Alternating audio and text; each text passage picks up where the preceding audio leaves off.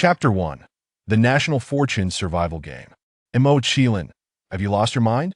Knowing full well that Baozhu is frail, how could you confine her in the restroom and douse her with icy water? You are utterly deranged. As Zhang Qiling opened her eyes, she was met with the furious gaze of a handsome man clad in a groom's attire, cradling a woman who was completely soaked. The woman's complexion was ashen, her lips tinged with blue, seemingly unconscious. What is happening? Zhang Qiling was utterly perplexed. Hadn't she been stabbed to death by a robber? How was she still alive? Moreover, where was this, and whose wedding was it? Glancing down at the pure white wedding gown she wore, a flicker of realization crossed her mind. It was her own. Noticing Zhang Qiling's disoriented demeanor, the man's fury intensified. Zhang Qiling, at this juncture, you display no remorse whatsoever. It is truly disappointing. I see no reason to continue our wedding. Do take care of yourself. With that, he turned on his heel, carrying the drenched woman away. Wait! Zhang Qiling instinctively attempted to follow.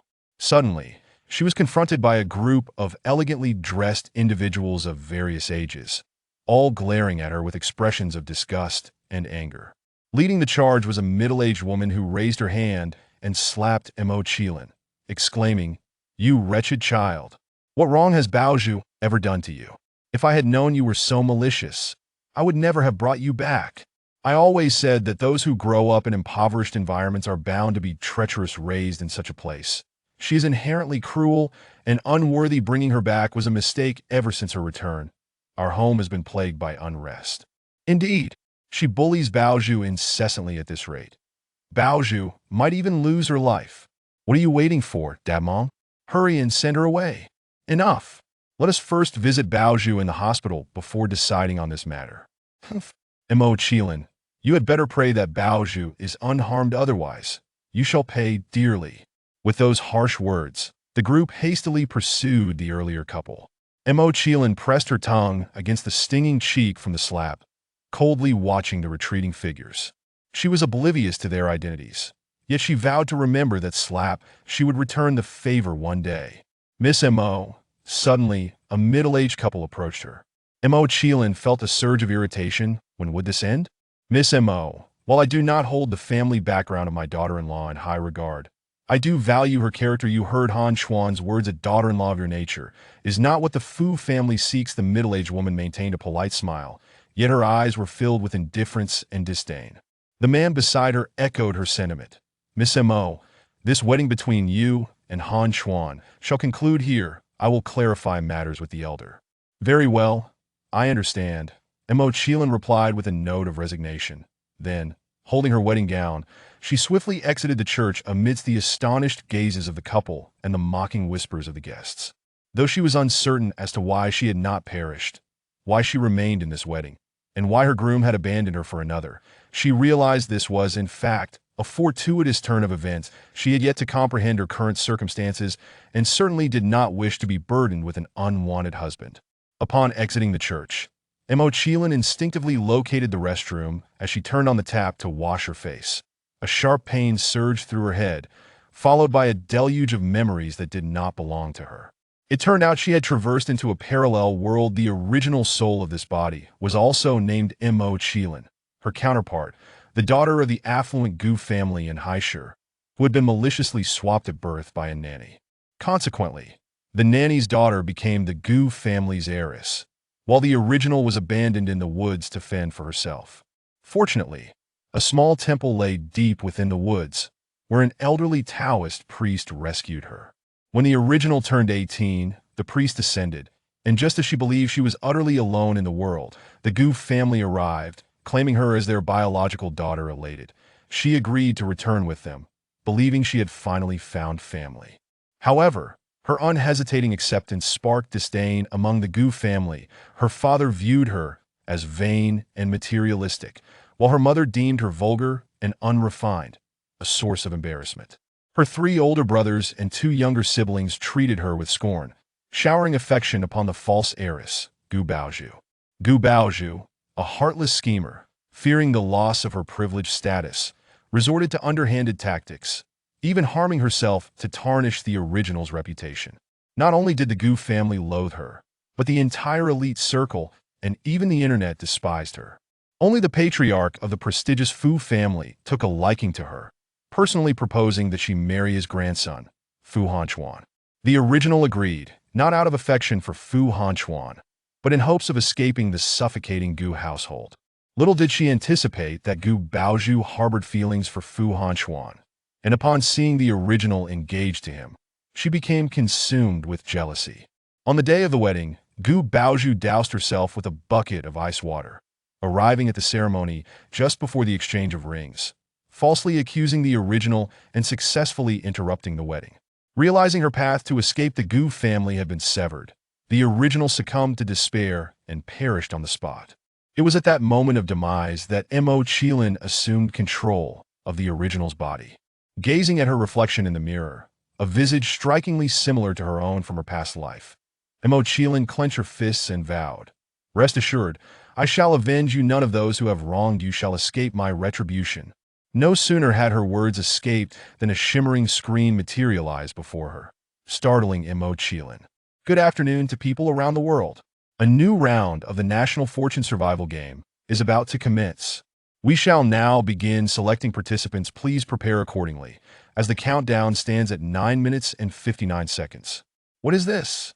As she beheld the screen, memories regarding the National Fortune Survival Game, inherited from the original, surged forth.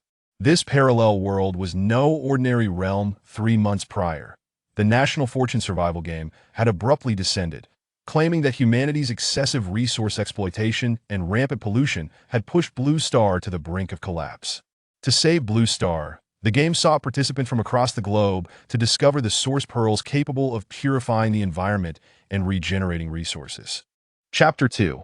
Playing the role of Zhang Qiling. Yet, people across the globe fervently wish not to be selected for the National Fortune Survival Game, as it is, in the most literal sense, a game of survival fraught with peril and inhabited by ferocious beasts. 3 months prior, the first batch of over 2,000 contestants met their demise within the game's treacherous confines, their bodies unable to return to the realm of reality.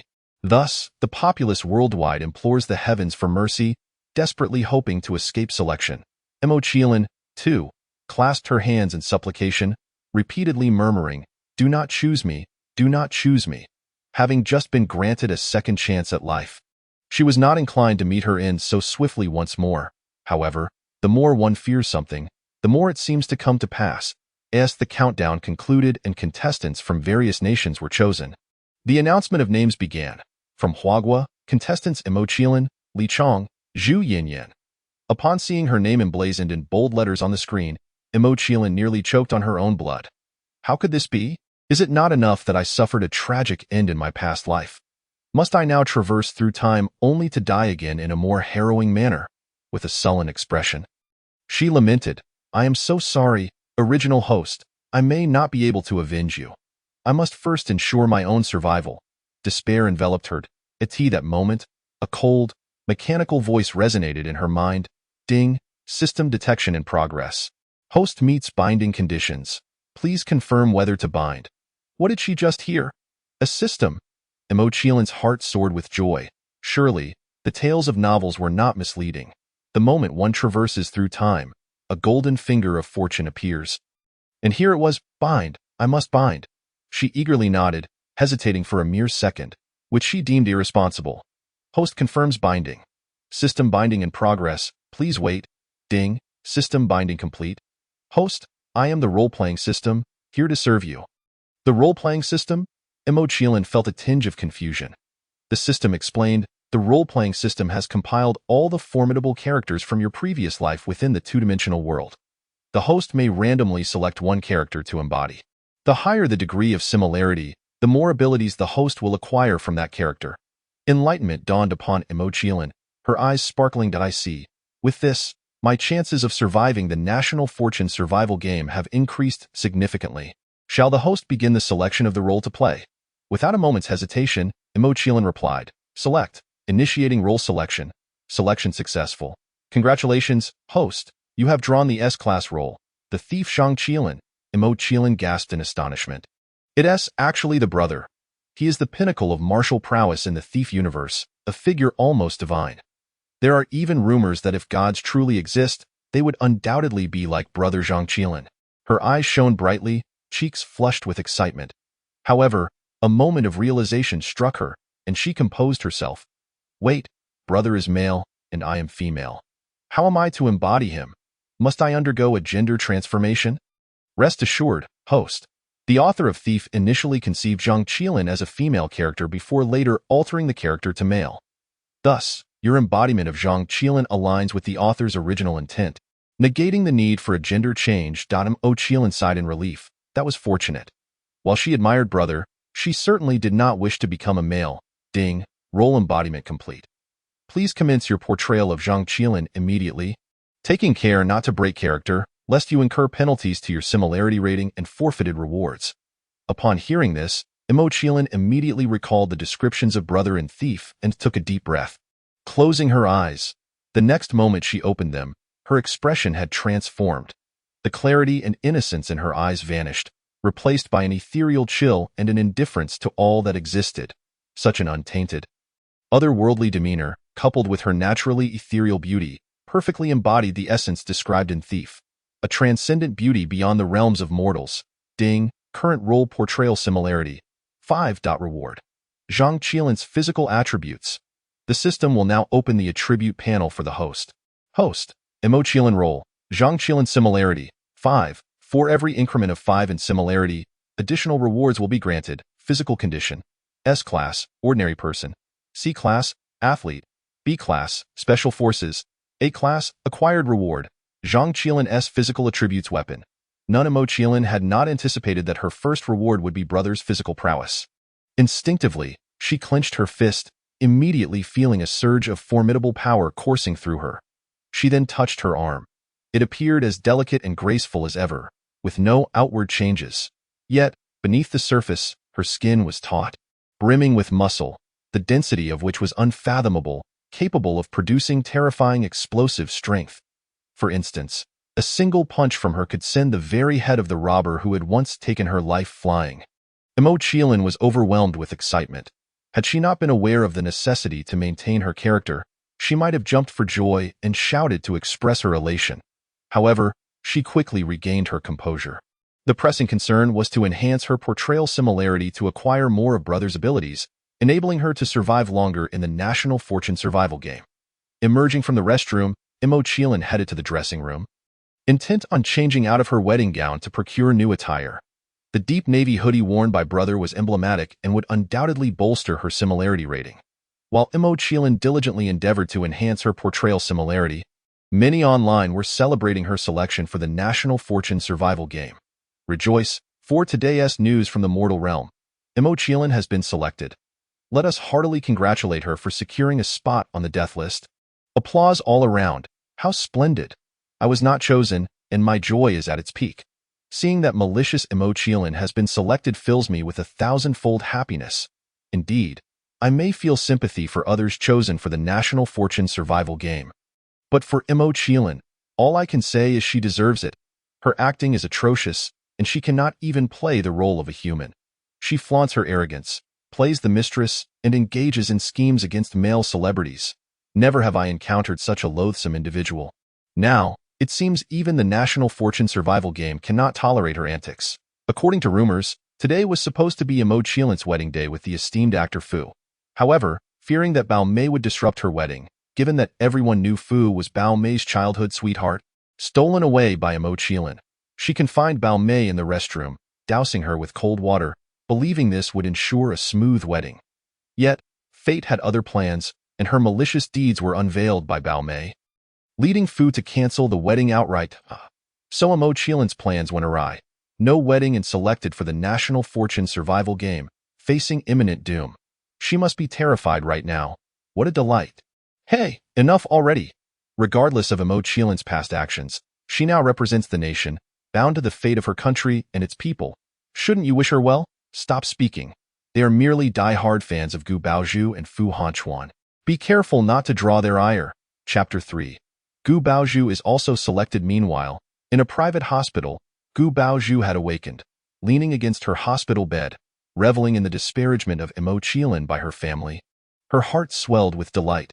However, she concealed her satisfaction, lowering her head and feigning guilt as she sobbed, "Father, mother, eldest brother, second brother, third brother, fifth brother, sixth sister. Please cease your rebukes towards my sister. This is not her fault. Had I not insisted on appearing at her wedding with Han Chuan to bless them, she would not have assumed I was attempting to steal her husband, nor would she have confined me in the restroom and drenched me with cold water. Thus, all of this is my fault. My actions not only caused her undue concern, but also led to the cancellation of her wedding. No, Bao Zhu, Gu mother, seeing her beloved daughter in tears, felt her heart shatter. This is not your fault. It is that wretched girl's own malice. Mother is correct, Bao Zhu. This has nothing to do with you. Even if you had not shown up today, she would have viewed you as a thorn in her side. It is her own guilt that drives her. Han Chuan was meant to be with you, and she stole him away. One can only wonder what kind of sorcery she cast upon old Master Fu to compel him to marry her. Otherwise, you would be the one walking down the aisle with Han Chuan today, not her, interjected Gu Er. Gu Jui. Jiu San, Gu Jing, chimed in. Indeed, Bao Zhu, you have done enough for her. She is the one who cannot accept you. Ever since returning, she has sought to bully you. You even tolerated her over the matter of the role swap, considering her lack of education and attempting to assist her in the entertainment industry. I cannot fathom what more she could want. Humph, she is nothing but an ungrateful wretch. Gu Lu, Gu Baoyue, exclaimed furiously. Father, we must devise a plan to deal with Zhang Qiling. She is becoming increasingly deranged. If she continues to reside under the same roof as Bao Zhu, it is only a matter of time before she truly harms her, suggested Gu Chun, adjusting his glasses with an authoritative gaze. Darling, let us send her away. After all, we never publicly acknowledged her as our biological daughter, merely stating she was adopted. Considering the multitude of wicked deeds she has committed, even if we were to send her away, the outside world would not fault us, Gu mother concurred. Jiu Mu proposed, her eyes filled with disdain, devoid of any affection for her biological daughter, Zhang Qiling. Jiu Fu nodded in agreement, just as Gu Lao Wu. Gu Yi, who was engrossed in the national survival game, suddenly clapped his hands and laughed. Dad, Mom, Big Brother, there's no need to send Zhang Qiling away. She has been chosen by the national survival game and won't last long. Ha ha, is that so? The Gu family, upon hearing this, turned to their screens and indeed saw Zhang Qiling's name, erupting into cheers, boldly proclaiming that even the national survival game could not tolerate her malevolence. Utterly indifferent to whether she would perish in it, their coldness truly chilling. Jiu Baozhu was also watching the screen, unable to suppress the smile creeping onto her lips. Zhang Qiling, oh Zhang Qiling, I told you. You cannot contend with me. Look, even the national survival game is aiding me. You must be feeling quite hopeless now, aren't you? However, before Gu Baozhu could revel in her joy for long, the next moment, more names appeared on the screen. Participants from Huagua, Zhang Qiling, Li Chong, Zhu Yinyan, Wang Defa, Zhang Shuebing, Gu Baozhu. What?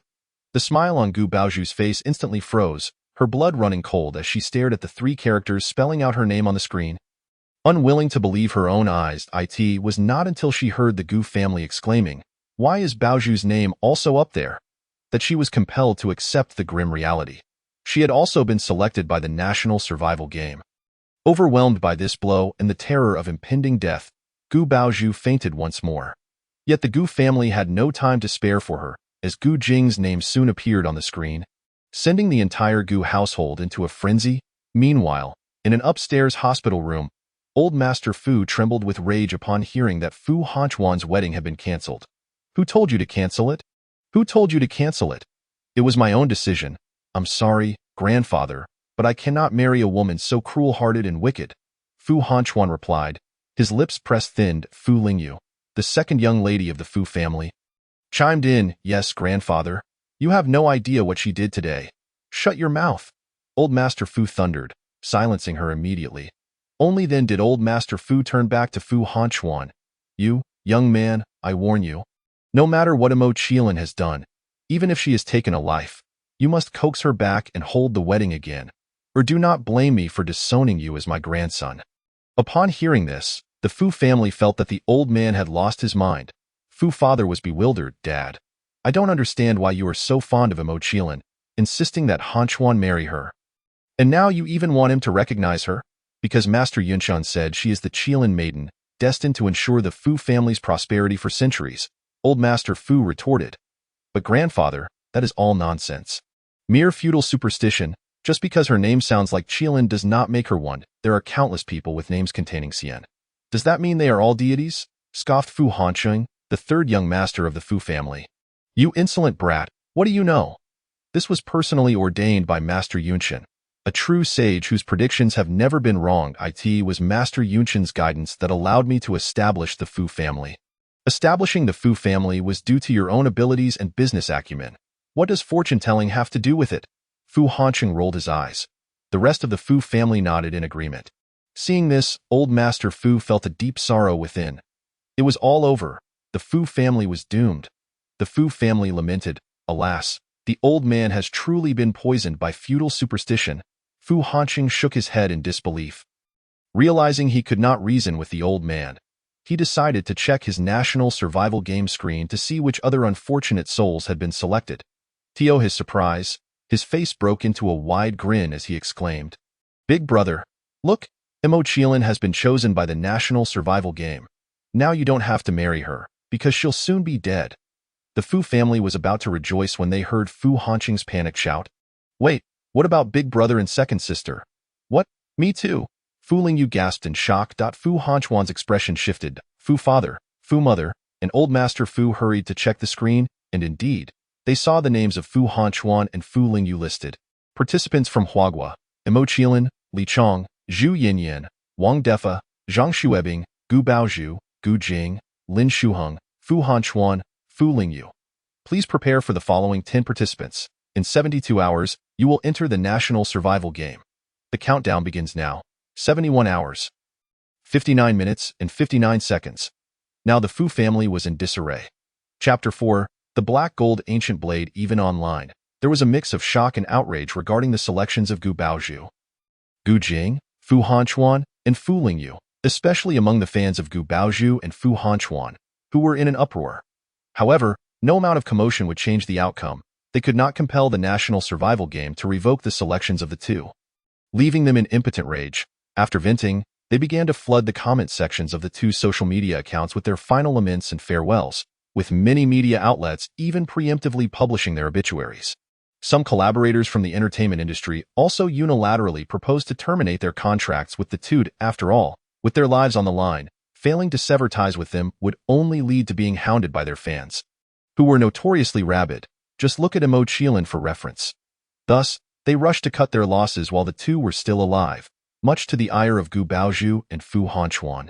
As for Zhang Qiling, although she was also a star, she was a minor celebrity with a tarnished reputation, lacking any partnerships, so no one would be terminating contracts with her. Simultaneously, the government was taking action, calling upon all selected participants to swiftly travel to the capital for rigorous training to enhance their chances of survival in the game. For the selected participants and ordinary citizens who were not chosen, the national survival game might merely seem like a simple life or death game. However, for the state, it was a battleground for resources, a reshuffling of power among nations. The rewards and punishments meted out to international contestants in the national survival game would resonate back to reality. For instance, if a contestant from a certain country discovered a gold mine in the game, that nation would be rewarded with a similar gold mine or a boost in economic growth. Conversely, if all contestants from a nation were eliminated, that nation would face economic regression or technological setbacks. Thus, the balance of power among nations would inevitably be recalibrated. Therefore, not only Huagua but countries around the world were gathering participants for training, hoping for their own representatives to survive a little longer in the national survival game, if not to gain rewards, at least to avoid penalties. The 9 selected participants responded promptly to the government's call. Heading straight to the capital, Zhang Qiling did not go, knowing full well that her elder brother would never engage with the authorities, as expected. Just as that thought crossed her mind, a chime sounded in her mind. Disguise similarity increased, current disguise similarity 15, reward, Black Gold Ancient Blade. The Black Gold Ancient Blade. Zhang Qiling gazed at the knife that had materialized in her hand, her expression neutral, yet her eyes widened slightly, betraying her inner elation.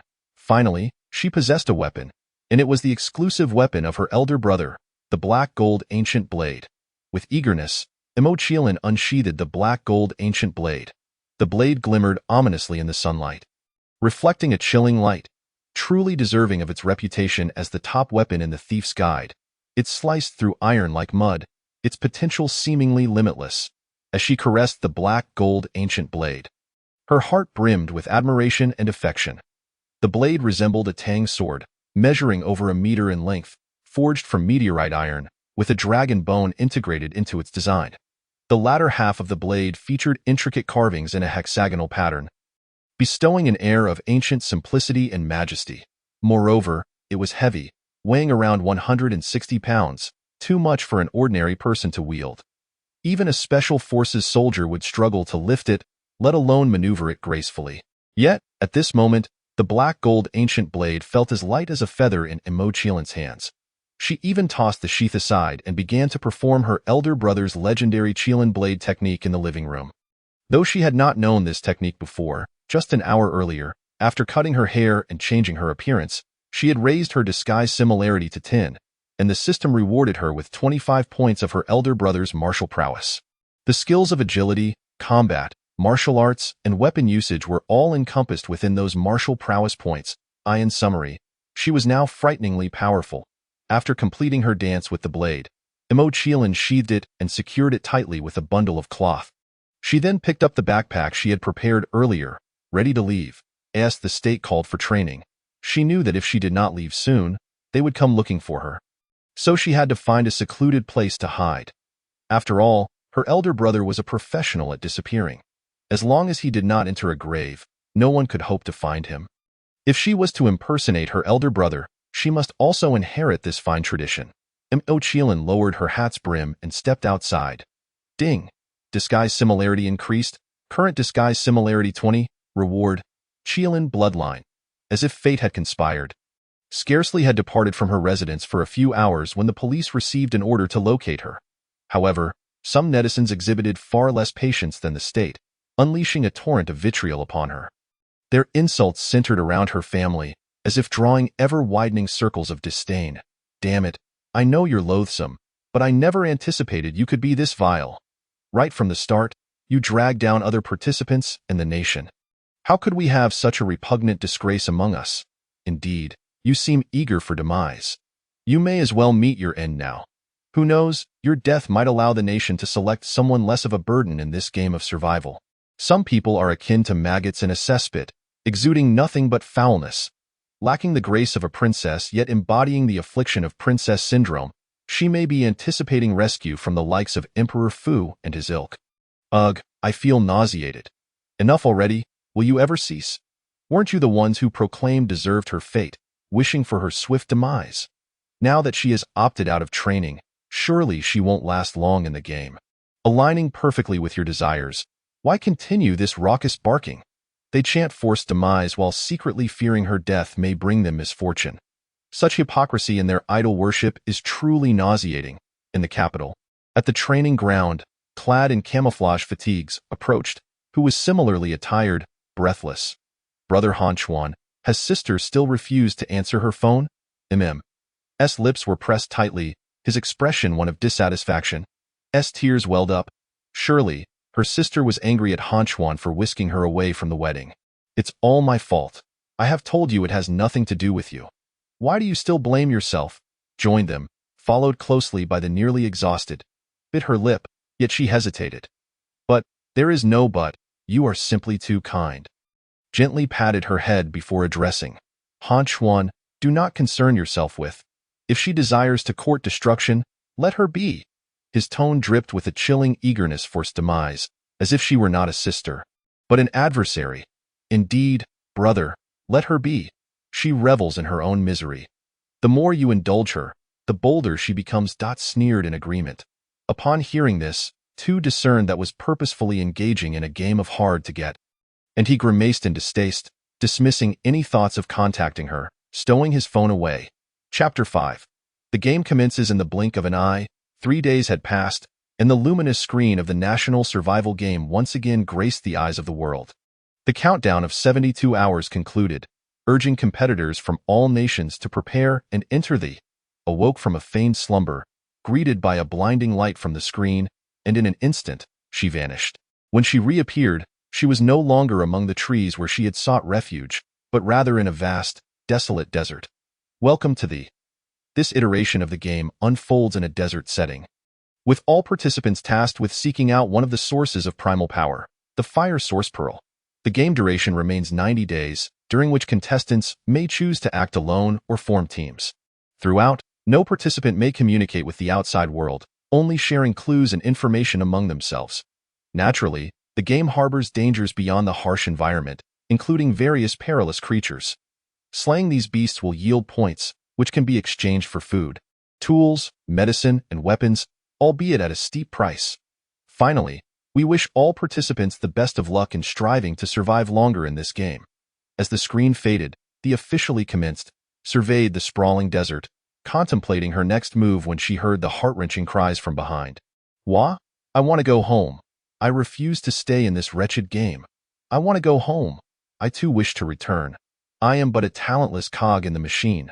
Why was I chosen? Me as well. I just graduated from university. I haven't even begun to savor life before facing death here. This is unacceptable. Indeed, we are all ordinary individuals. What use are we in this selection? They should have chosen special forces or even criminals. At least those could redeem themselves, turn towards the source of the voices, realizing that the other 9 selected individuals were also present. However, she noted the absence of participants from other nations, likely transported elsewhere. At this moment, half of the contestants were weeping for their impending fate, while the others, though silent, were equally engulfed in fear and despair about the path ahead. As wiped her tears, she inadvertently caught sight of standing not far away. Initially puzzled, then her mouth fell agape in astonishment. "Sister, why are you dressed like this?" At her exclamation, and siblings and turned to face. She was clad in a dark blue hoodie, paired with black cargo pants and black combat boots. A backpack slung over her shoulder and a stick wrapped in black cloth. The overall appearance was less that of a participant in a national survival game and more akin to a mountain climber.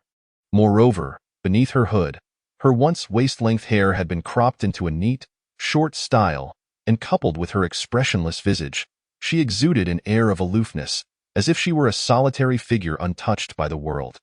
This was also the reason had failed to recognize her at first. What manner of attire is this? Neither masculine nor feminine, it is a disgrace to the scolded, adopting a lofty demeanor, did not spare him a glance. Turning her attention back to surveying the desert, setting aside her disdain for every member of the character she was portraying would not engage with others so casually. Seeing ignore him, S face darkened considerably. "Have you gone deaf?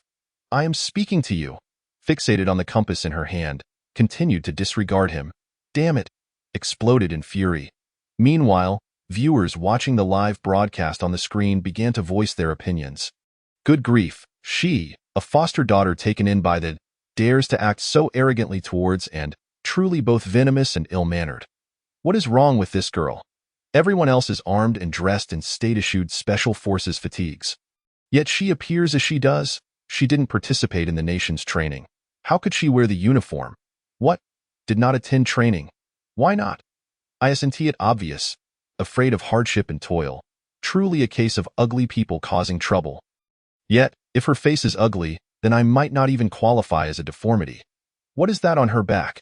Surely it is not a wooden stick. Ha ha ha, she intends to confront beasts with a stick. Is she eager for a swift demise? Come, come, let us place bets. How many days can survive? I wager 3 days. Up there, you overestimate her. At this rate, she may not last a single day. Not necessarily. I observe her calm demeanor.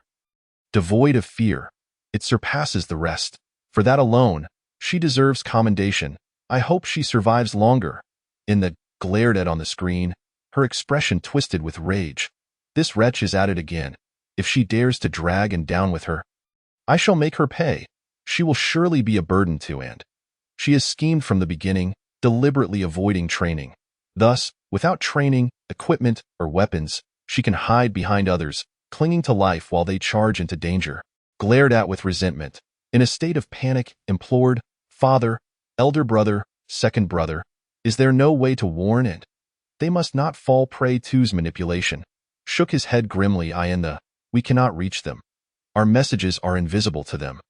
Side, only the state can send visible messages to assist the participants in evading danger, but they can only send 3 to each contestant. Setting aside whether the state would heed our concerns, they would never squander their opportunities on such matters. Slammed a fist on the table, then and are destined to be harmed by. Meanwhile, the family shared similar sentiments, fervently wishing for and to steer clear of. Even the National Observation Group expressed discontent towards.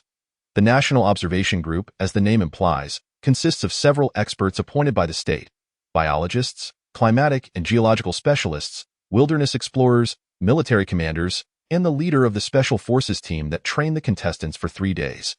All tasked with observing the participants' performances in the host, furrowing his brow, inquired of the Special Forces team leader, "Is it true that contestant did not attend training?"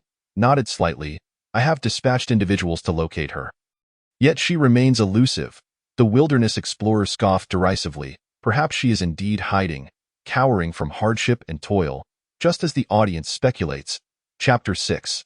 Acting alone, perhaps she encountered some unforeseen circumstance. The biologist, a kindly old man, was reluctant to entertain negative thoughts. Regardless of the situation, her refusal to participate in training or to collect equipment and weapons was a blatant disregard for her own life. The military commander, also an elderly gentleman, exhibited a more irritable temperament. "All right, enough of this bickering," he said, as the geomorphologist raised a hand to signal the military commander to calm down. At this juncture, further discussion would be futile. All we can do is hope she survives a little longer without dragging the other competitors down with her. Eye in the desert, Zhang Qiling stowed her compass, only to be confronted by a tall figure before her. "Where have you been these past few days? Why didn't you attend training or even answer your phone?" Fu Hanchuan questioned her, his face a mask of anger. Zhang Qiling remained expressionless, responding coldly, "It's none of your business." "What did you say?" Fu Hanchuan thought he must have misheard her. She spoke to him in such a detached tone, something he had never experienced before. As he felt a mix of surprise and discomfort, Zhang Qiling noted his reaction with a cold smile and sighed. The original owner had always catered to his every whim, yet he had taken her for granted. Now that the original owner was gone and she treated him with indifference, he seemed unsettled. How ridiculous! Zhang Qiling. From behind, Fu Lingyu, witnessing her idol being treated so by someone she despised, rushed forward and pointed an accusatory finger at Zhang Qiling. "And why, brother was only trying to be polite. What's with your attitude?" "My sister must still be angry at brother Hanchuan." Gu Baozhu chimed in. "I'm sorry, sister. It's all my fault. If I hadn't collapsed after being splashed with cold water, brother Hanchuan wouldn't have had to abandon you to take me to the hospital." Though she expressed remorse, her words were laced with self-aggrandizement and provocation. "Baozhu, why do you keep taking the blame? It's not your fault. She's the one being malicious. If she hadn't locked you up and splashed water on you, Hanchuan wouldn't have left her behind. She even has the nerve to be angry with us." Gu Jing remarked disdainfully, casting a glance at Zhang Qiling. Indeed, Fu Lingyu concurred. Fu Hanchuan also perceived Zhang Qiling as both wicked and pretentious, utterly lacking in understanding. Regardless, the wedding between his sister and him had been interrupted due to his need to take her to the hospital. He owed her an apology. "Sister, if you must be angry, let it be directed at me. Don't take it out on brother Hanchuan. You didn't attend training or acquire weapons. If you alienate him, who will protect you? What will you do then?" Gu Baozhu's face was a mask of concern. "Truly, my shining beacon, how exceedingly kind you are." Gu Baozhu's fans in the audience lauded her beauty and benevolence. Meanwhile, Zhang Qiling, uninterested in her theatrics, turned to leave. "Stop right there. Where do you think you're going?" Fu Hanchuan demanded coldly, but Zhang Qiling ignored him, not even glancing back. Gu Baozhu's eyes flickered with speculation. "Sister, you're not thinking of acting alone, are you? Acting alone? Have you lost your mind?" Fu Hanchuan was both astonished and furious, calling after Zhang Qiling's retreating figure. "Do you even realize where this is? Acting alone. Can you not stay put?" "Yes, sister, it's far too dangerous for you to be alone." "Come back," Gu Baozhu echoed, her face a mask of urgency, though inwardly she reveled in her triumph, knowing Zhang Qiling would disregard her pleas. The more they urged her to return, the more she would resist. As expected, Zhang Qiling continued onward, unfazed. Fu Hanchuan's expression darkened further. Mo Qiling, how long do you intend to cause a scene? I'm giving you one last chance to come back. Otherwise, don't expect us to look for you. Mo Qiling feigned ignorance as her silhouette grew more distant. The audience was left in stunned silence. What? She actually left. She's acting like a beetle on a scale.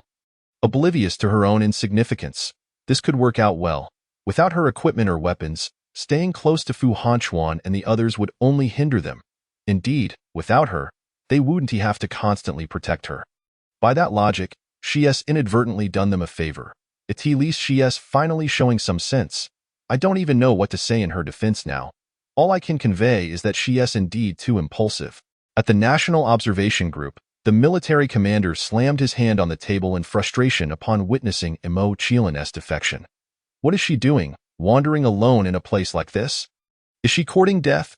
An ordinary person, stripped of any resources, would struggle to survive in the harsh desert of reality. It was even more perilous in the national survival game's treacherous landscape. The wilderness explorer shook his head, declaring, "This Mo Qiling is as good as dead." The biologist sighed, noting that their hopes now rested on the other 9 contestants. Let us just hope they make it into the top 20. That way, there will be no national punishment. The geomorphologist nodded in agreement. Only Chu Yunin, observing Mo Qiling on the display screen, squinted thoughtfully. For reasons unknown, he sensed something peculiar about her. In the desert, Mo Qiling's figure had vanished entirely from Fu Hanchuan and his companion's view. Fu Hanchuan furrowed his brow in disbelief. After everything he had said, she still hadn't he returned. Did she truly not fear he wouldn't come looking for her? Seeing Fu Hanchuan staring blankly in the direction Mo Qiling had departed, Gu Baoju felt a surge of resentment but feigned confusion. Brother Hanchuan, what if we go search for her? Search for her. She's probably hiding somewhere, watching us, waiting for us to find her. If we actually go looking, it would only inflate her ego, Fu Lingyu scoffed. Ji Yujing concurred. Lingyu is right, if we go after her now, she'll realize we want to abandon her, and she'll only become more reckless. Let us ignore her. She'll chase after us once she sees we're leaving. Indeed, she needs to learn that there's a limit to playing hard to get. Fu Hanchuan clenched his fists in anger. Subsequently, they all walked in the opposite direction from Mo Qiling. As they left, Gu Baoju stole a glance back at the direction Mo Qiling had taken, a smirk playing on her lips, though selected for the national survival game. Where death was a distinct possibility, she was determined that, if death must come, it would be Mo Qiling who met her end first, and in the most miserable manner possible, on the other side. After parting ways with Gu Baoju and her group, Mo Qiling felt the air around her grow considerably fresher. She had no desire to walk alongside those who looked down upon her. Moreover, in the original narrative, the protagonist had been a lone wolf before encountering Wuxia and Fatty. Thus, her decision to act independently was entirely justified. Ding, similarity in role-playing has increased. Current similarity is 25. Reward. 16-character Yin Yang Feng Shui Secret Technique, half volume. Chapter 7. A display of skills. The 16-character Yin Yang Feng Shui Secret Technique. Mo Qiling paused momentarily, unable to conceal her astonishment. System, ISNT. The 16-character Yin Yang Feng Shui Secret Technique from the Blowing Lantern. I am portraying the protagonist. This reward must be an error. The system promptly replied, please do not doubt the rigor of this system. It does not err. Is indeed a derivative work of the Blowing Lantern, making it reasonable for the son to utilize his father's resources. Mo Qiling subtly smirked. When it comes to shamelessness, you truly excel. But this is fine. In any case, I stand to benefit. System, open the attributes panel. Ding, the attributes panel opened. Host, Mo Qiling role being portrayed. Zhang Qiling similarity of portrayal, 25, every increase of 5 in similarity yields rewards, physique, S level, ordinary person C level, athlete B level, special forces A level, rewards obtained. Zhang Qiling S physical prowess, Zhang Qiling S combat power 25, black gold ancient blade, Qiling bloodline, 16-character Yin Yang Feng Shui secret technique, half volume. The attributes panel displayed significant changes. The rewards had multiplied, and the weapons section was no longer blank, with her physique elevated from S level to S level. What is happening? Mo Qiling inquired, perplexed. The system explained, previously, the host only acquired Zhang Qiling's physical attributes and not his combat power. Now, the host has obtained 25 of Zhang Qiling's combat power, along with the Qiling bloodline. The Qiling bloodline not only grants the host longevity and resistance to various poisons and malevolent forces, but also enhances combat power. Therefore, the host now possesses the equivalent of 50 combat power from Zhang Qiling, and as combat power increases, physical attributes will also rise accordingly. Otherwise, one cannot bear the corresponding strength. Mo Qiling understood. I see. However, I have one more question for the system I forgot to ask a few days ago. Does the Qiling bloodline come with the soul loss condition that the protagonist suffers from? Rest assured, the Qiling bloodline of Zhang Qiling is afflicted with soul loss due to inbreeding within the family and divine bestowal. The Qiling bloodline you possess is granted by this system, free from any side effects. That is a relief. Mo Qiling let out a sigh of relief. Subsequently, she stowed away her attribute panel and continued her journey forward. Before her lay an endless expanse of desert, surrounded by undulating sand dunes. The sand was loose and shifting, making it exceedingly laborious to traverse. Yet, Mo Qiling moved as if walking on solid ground, showing no signs of fatigue, which only served to reinforce Chu Yunyin's growing suspicion that he had misjudged her. We were all mistaken. She is not the selfish celebrity we presumed her to be, one who shuns hardship and training, indifferent to the life and death of herself and others. On the contrary, she is remarkably strong. Chu Yunyin squinted as he spoke. Who? The other members of the observation group turned to look at him, and the audience was left bewildered by his words. Indeed, who is this handsome major referring to? It couldn't possibly be that wickedly incompetent Mo Qiling, could it? How could that be? However, she is the only one who has avoided training that soon. Chu Yunyin confirmed everyone's suspicions by pointing at Mo Qiling on the screen, stating, I am speaking of her. Her? The members of the observation group were taken aback. After the audience's initial surprise, they erupted into ridicule. Extra. The biggest joke of the year has been born. Someone actually claims Mo Qiling is strong. Ha ha ha, this is too funny. Mo Qiling is strong. What an outrageous boast. If she were strong, I would immediately go live and eat the excrement of the entire nation. Another scam for food and drink, I suppose? No, who is this man? A major, no less, boldly speaking nonsense. Exactly, I even thought he was more handsome than Emperor Fu, yet he actually defends Mo Qiling. I can't fathom how he became a major. Surely he didn't use connections?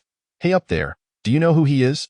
He is the captain of the most formidable special forces unit in our country, and he is the strongest special forces soldier in our nation.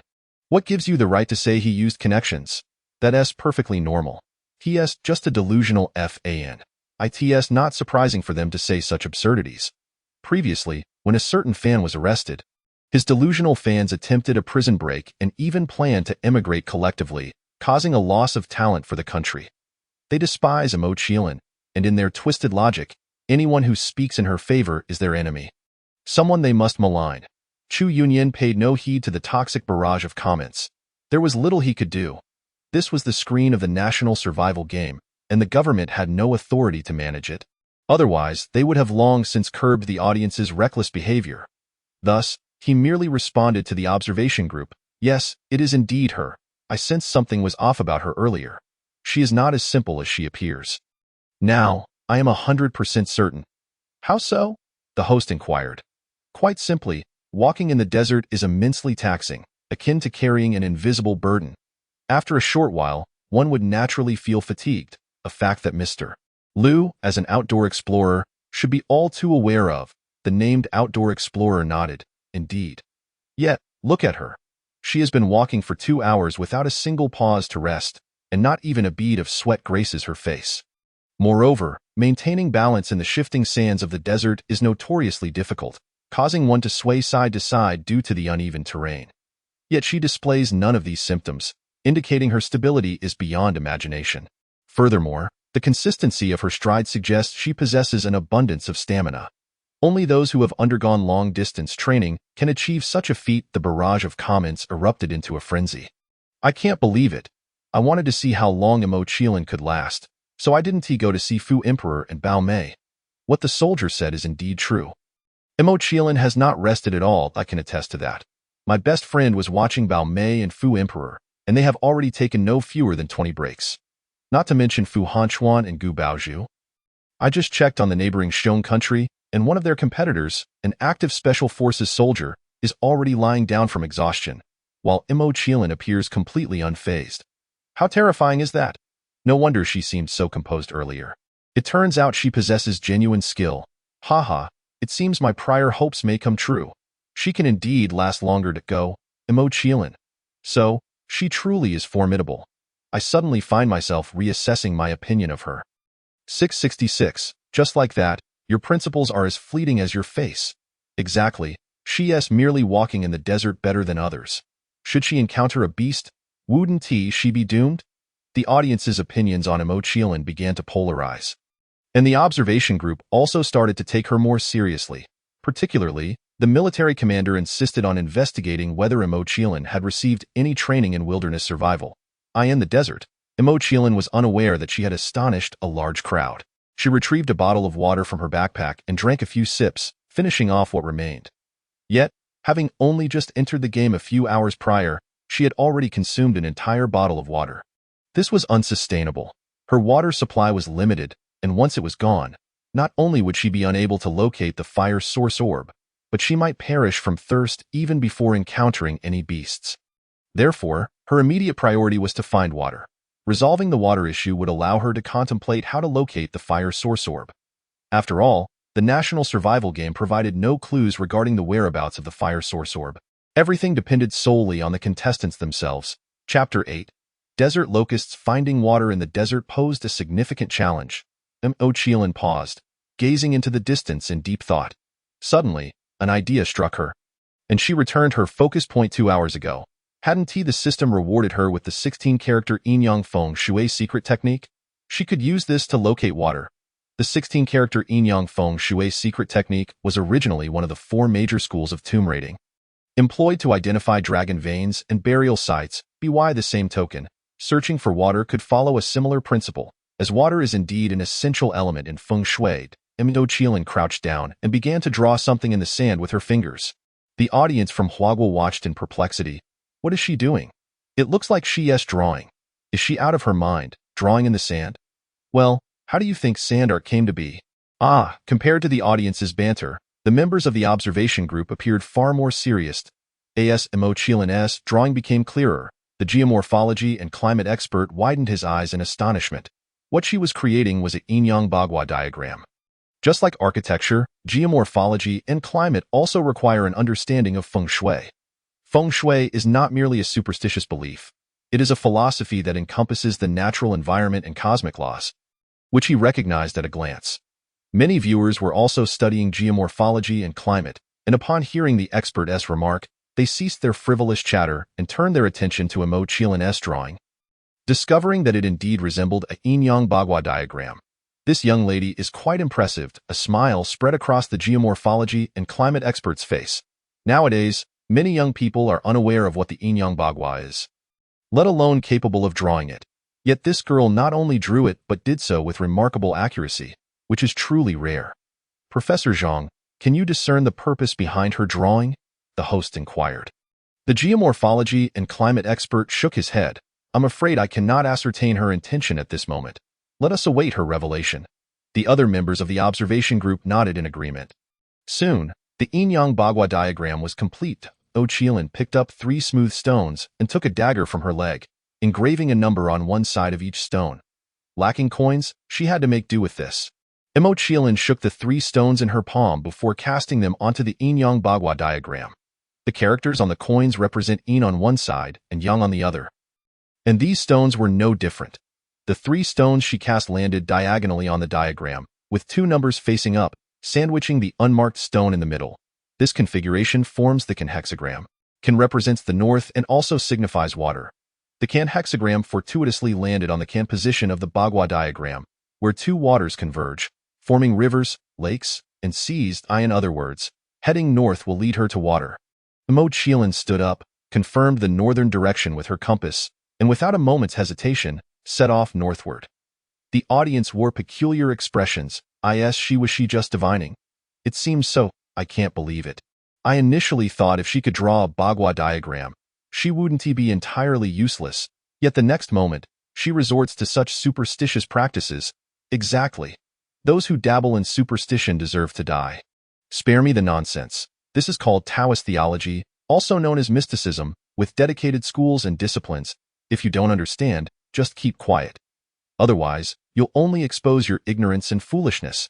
Indeed, seemingly to validate this viewer's assertion, Professor Zhao, a biologist, turned to Professor Zhang and asked, "Old Zhang, you are the only one among us who understands feng shui and the bagua. Can you discern what she is divining?"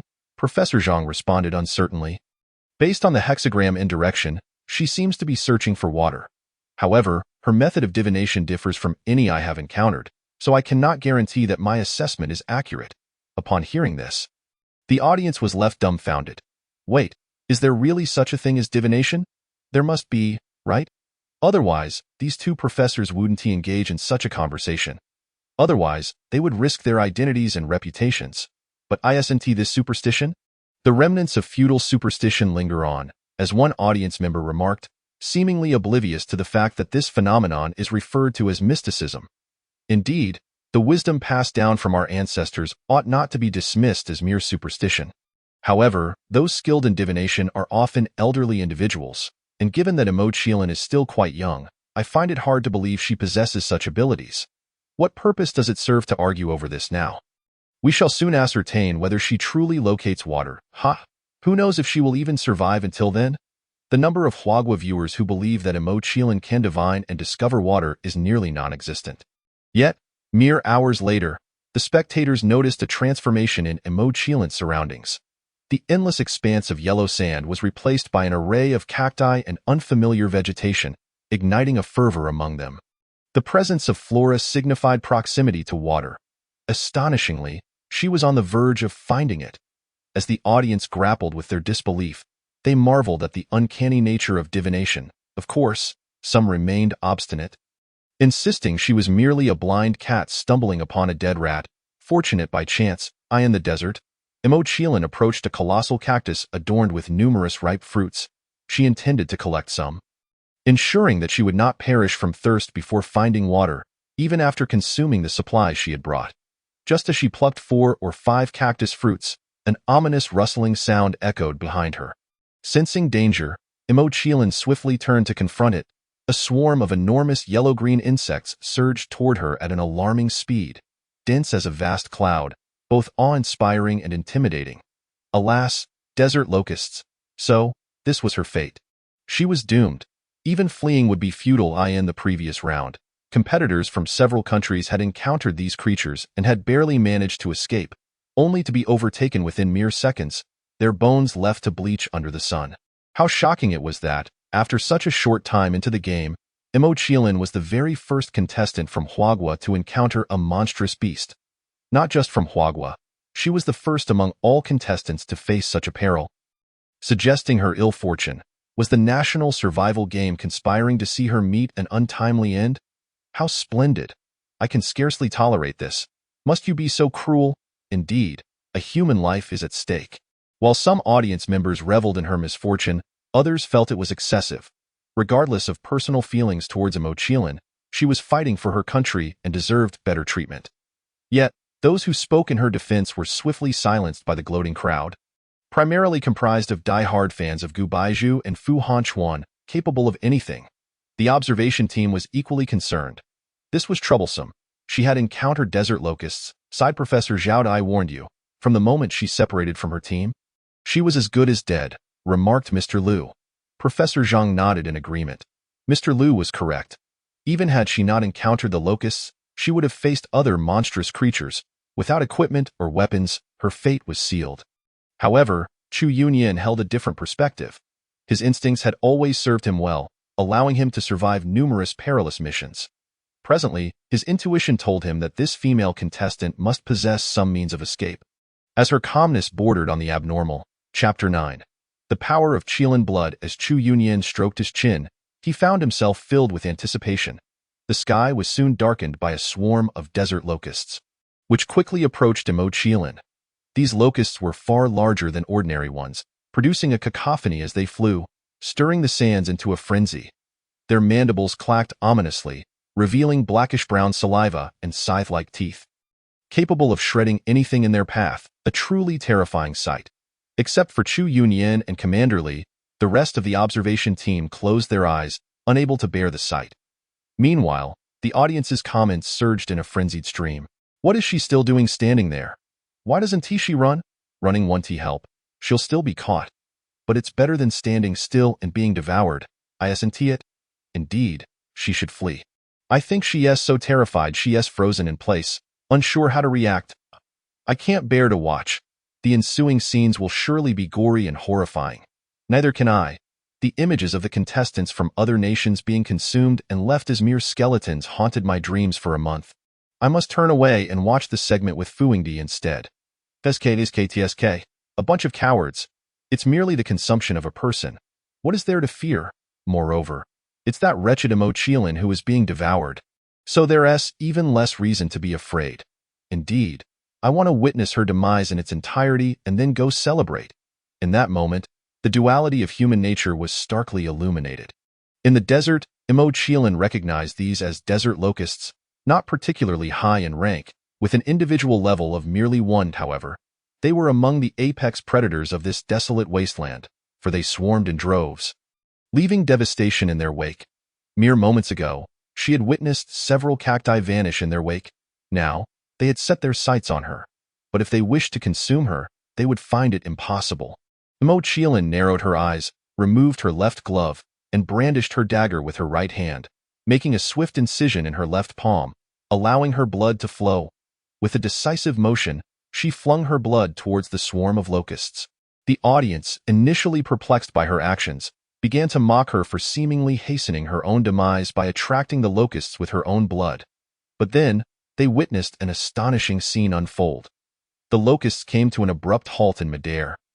As if encountering some dreadful force, the frontmost insects plummeted to the ground, falling like rain, twitching momentarily before lying still. They were evidently dead.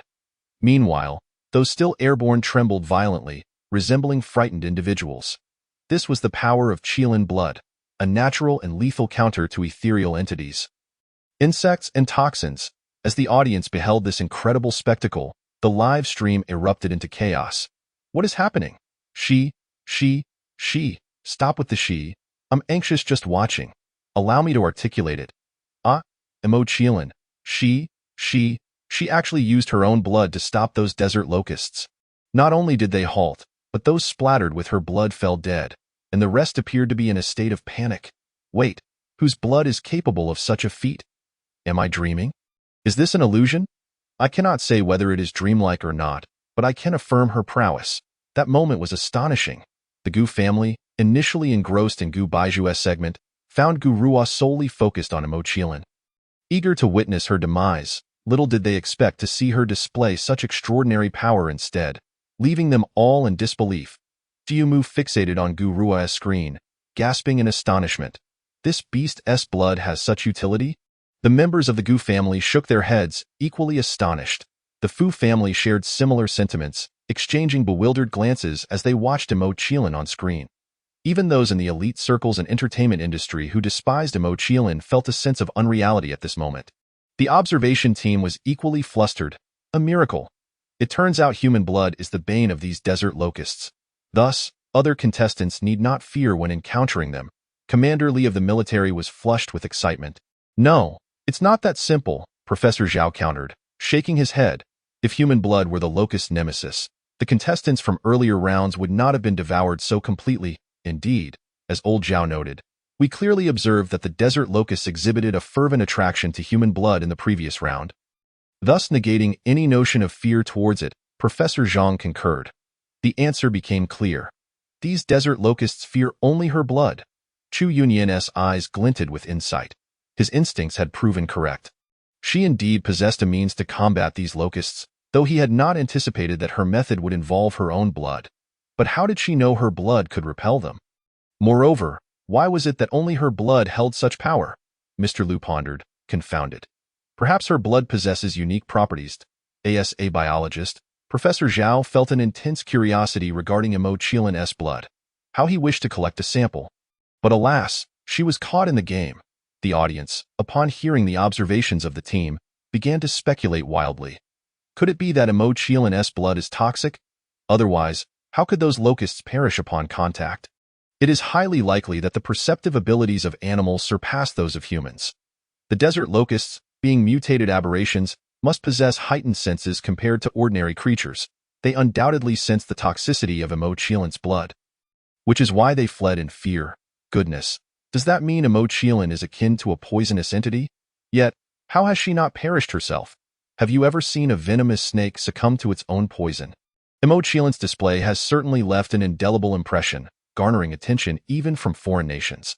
After all, each country's national fortune broadcast attracts viewers from around the globe, including spies sent by various governments to gather intelligence.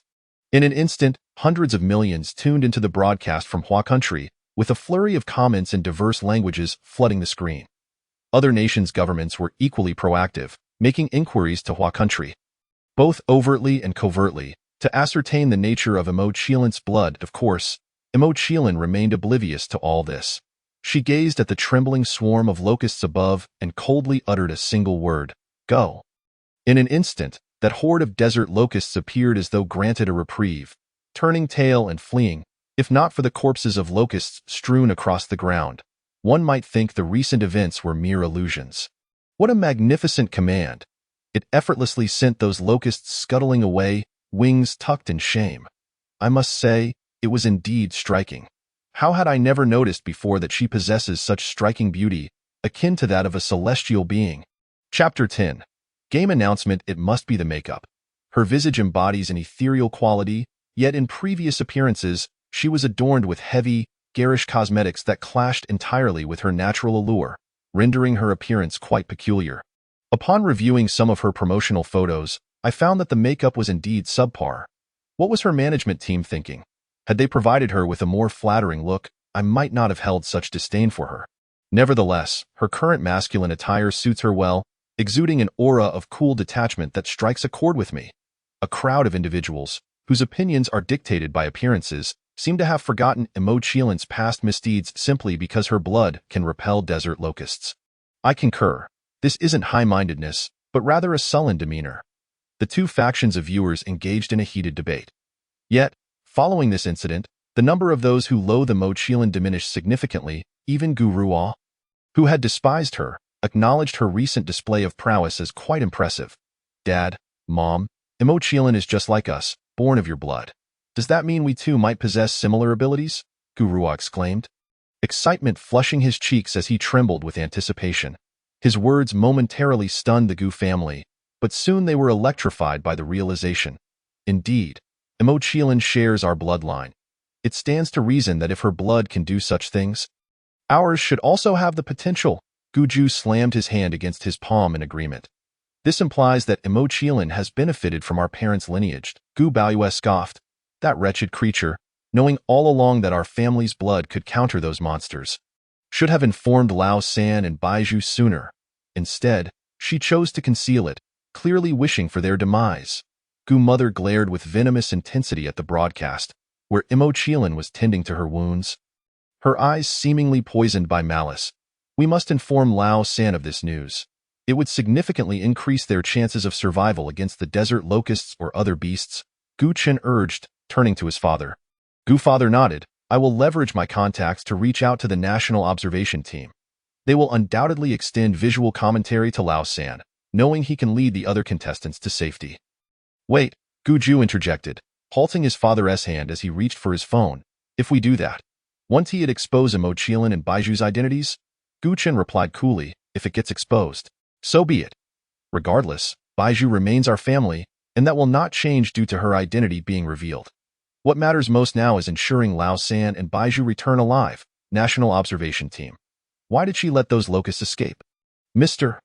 Liu exclaimed, rising in agitation as he watched the locusts flee on the broadcast. Shouldn't she have exterminated them all?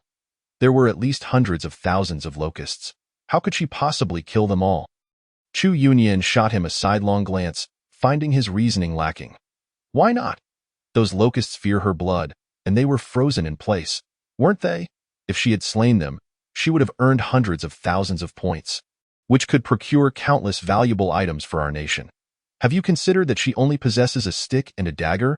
How long would it take to accomplish that? Chu Yunyan frowned. Commander Li chimed in. Xiao Chu is correct. With so many locusts, it would take days to eradicate them all. The crucial question remains. Does she have enough food and water to last that long?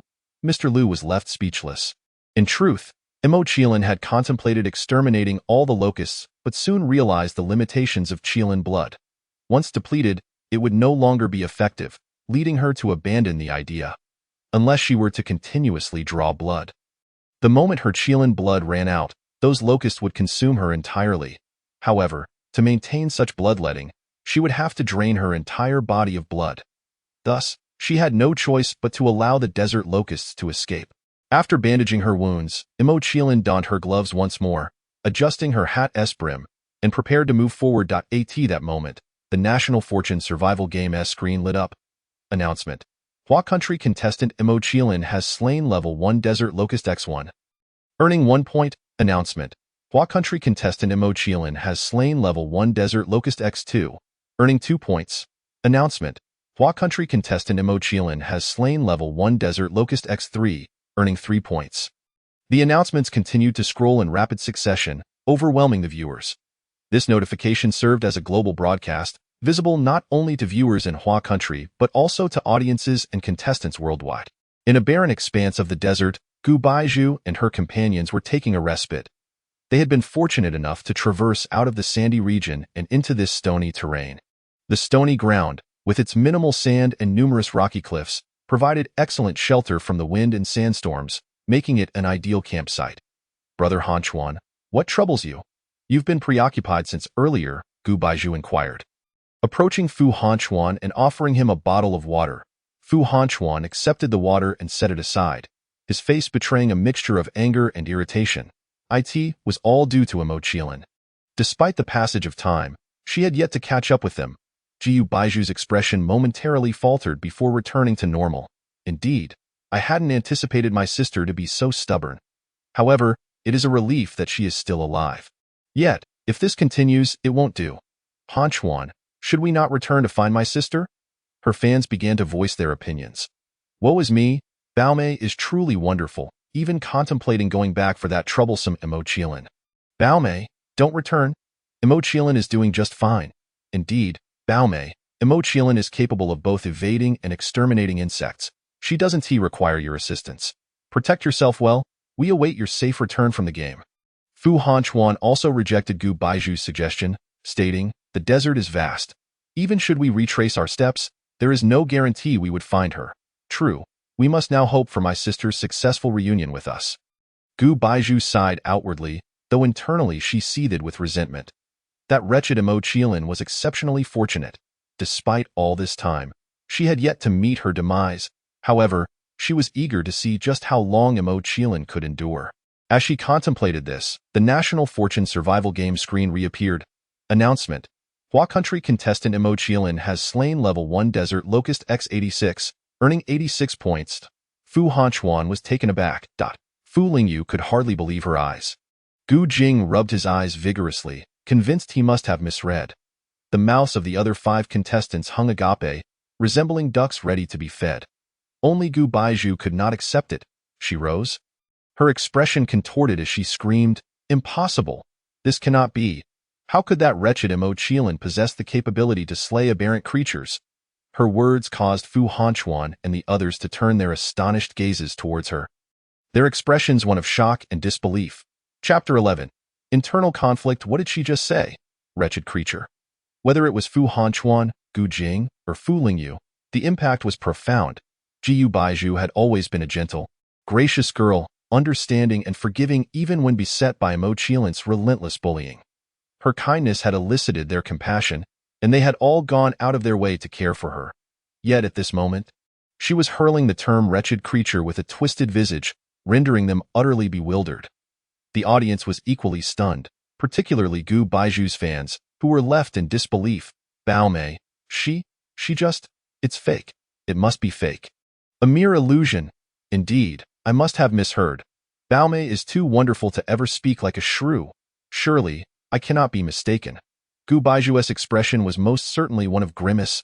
Ha ha ha, I've long suspected that Gu Baizhu was a bit too good to be true. No normal person would remain so amiable after repeated bullying. She seemed to have no temper at all.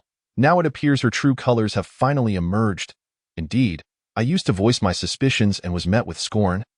But now I fearlessly speak the truth. Rumor has it that previously there were doubts cast upon Mo Qilin's management team for failing to provide her with an appropriate makeup look. However, the truth is that Mo Qilin does not possess a management team at all. Every time she engages in filming or attends events, it is the makeup artist Gu Baozhu who is responsible for her appearance. Thus, the question of who is truly bullying whom between these two remains to be substantiated. What nonsense are you spouting? How could Baozhu possibly bully that wretched Mo Qiling? Indeed, you must be fans of Mo Qiling, that 18-tiered nobody, and yet she still manages to have supporters. The comments section erupted once more. Gu Baozhu remains blissfully unaware that the flawless image she has meticulously crafted has begun to crack. Still gnawing on her nails and repeatedly muttering, "Impossible, absolutely impossible," Fu Lingyu felt a shiver run down her spine. "Brother, why does she seem a bit neurotic?" Fu Hanchuan did not respond, his thin lips pressed together as he cast a shadowy gaze upon Gu Baozhu. Lost in thought, observing their reactions, Gu Jing realized that if this continued, Baozhu might become regarded in the same light as Mo Qiling, prompting him to hastily approach. "Baozhu, cease your words." Gu Baozhu calmed herself. Suddenly aware of her recent utterances, her face paling as she tentatively asked, "Third brother, what did I say?" "You called Mo Qiling a wretched person," Fu Lingyu bluntly informed her. Gu Baozhu's pupils constricted.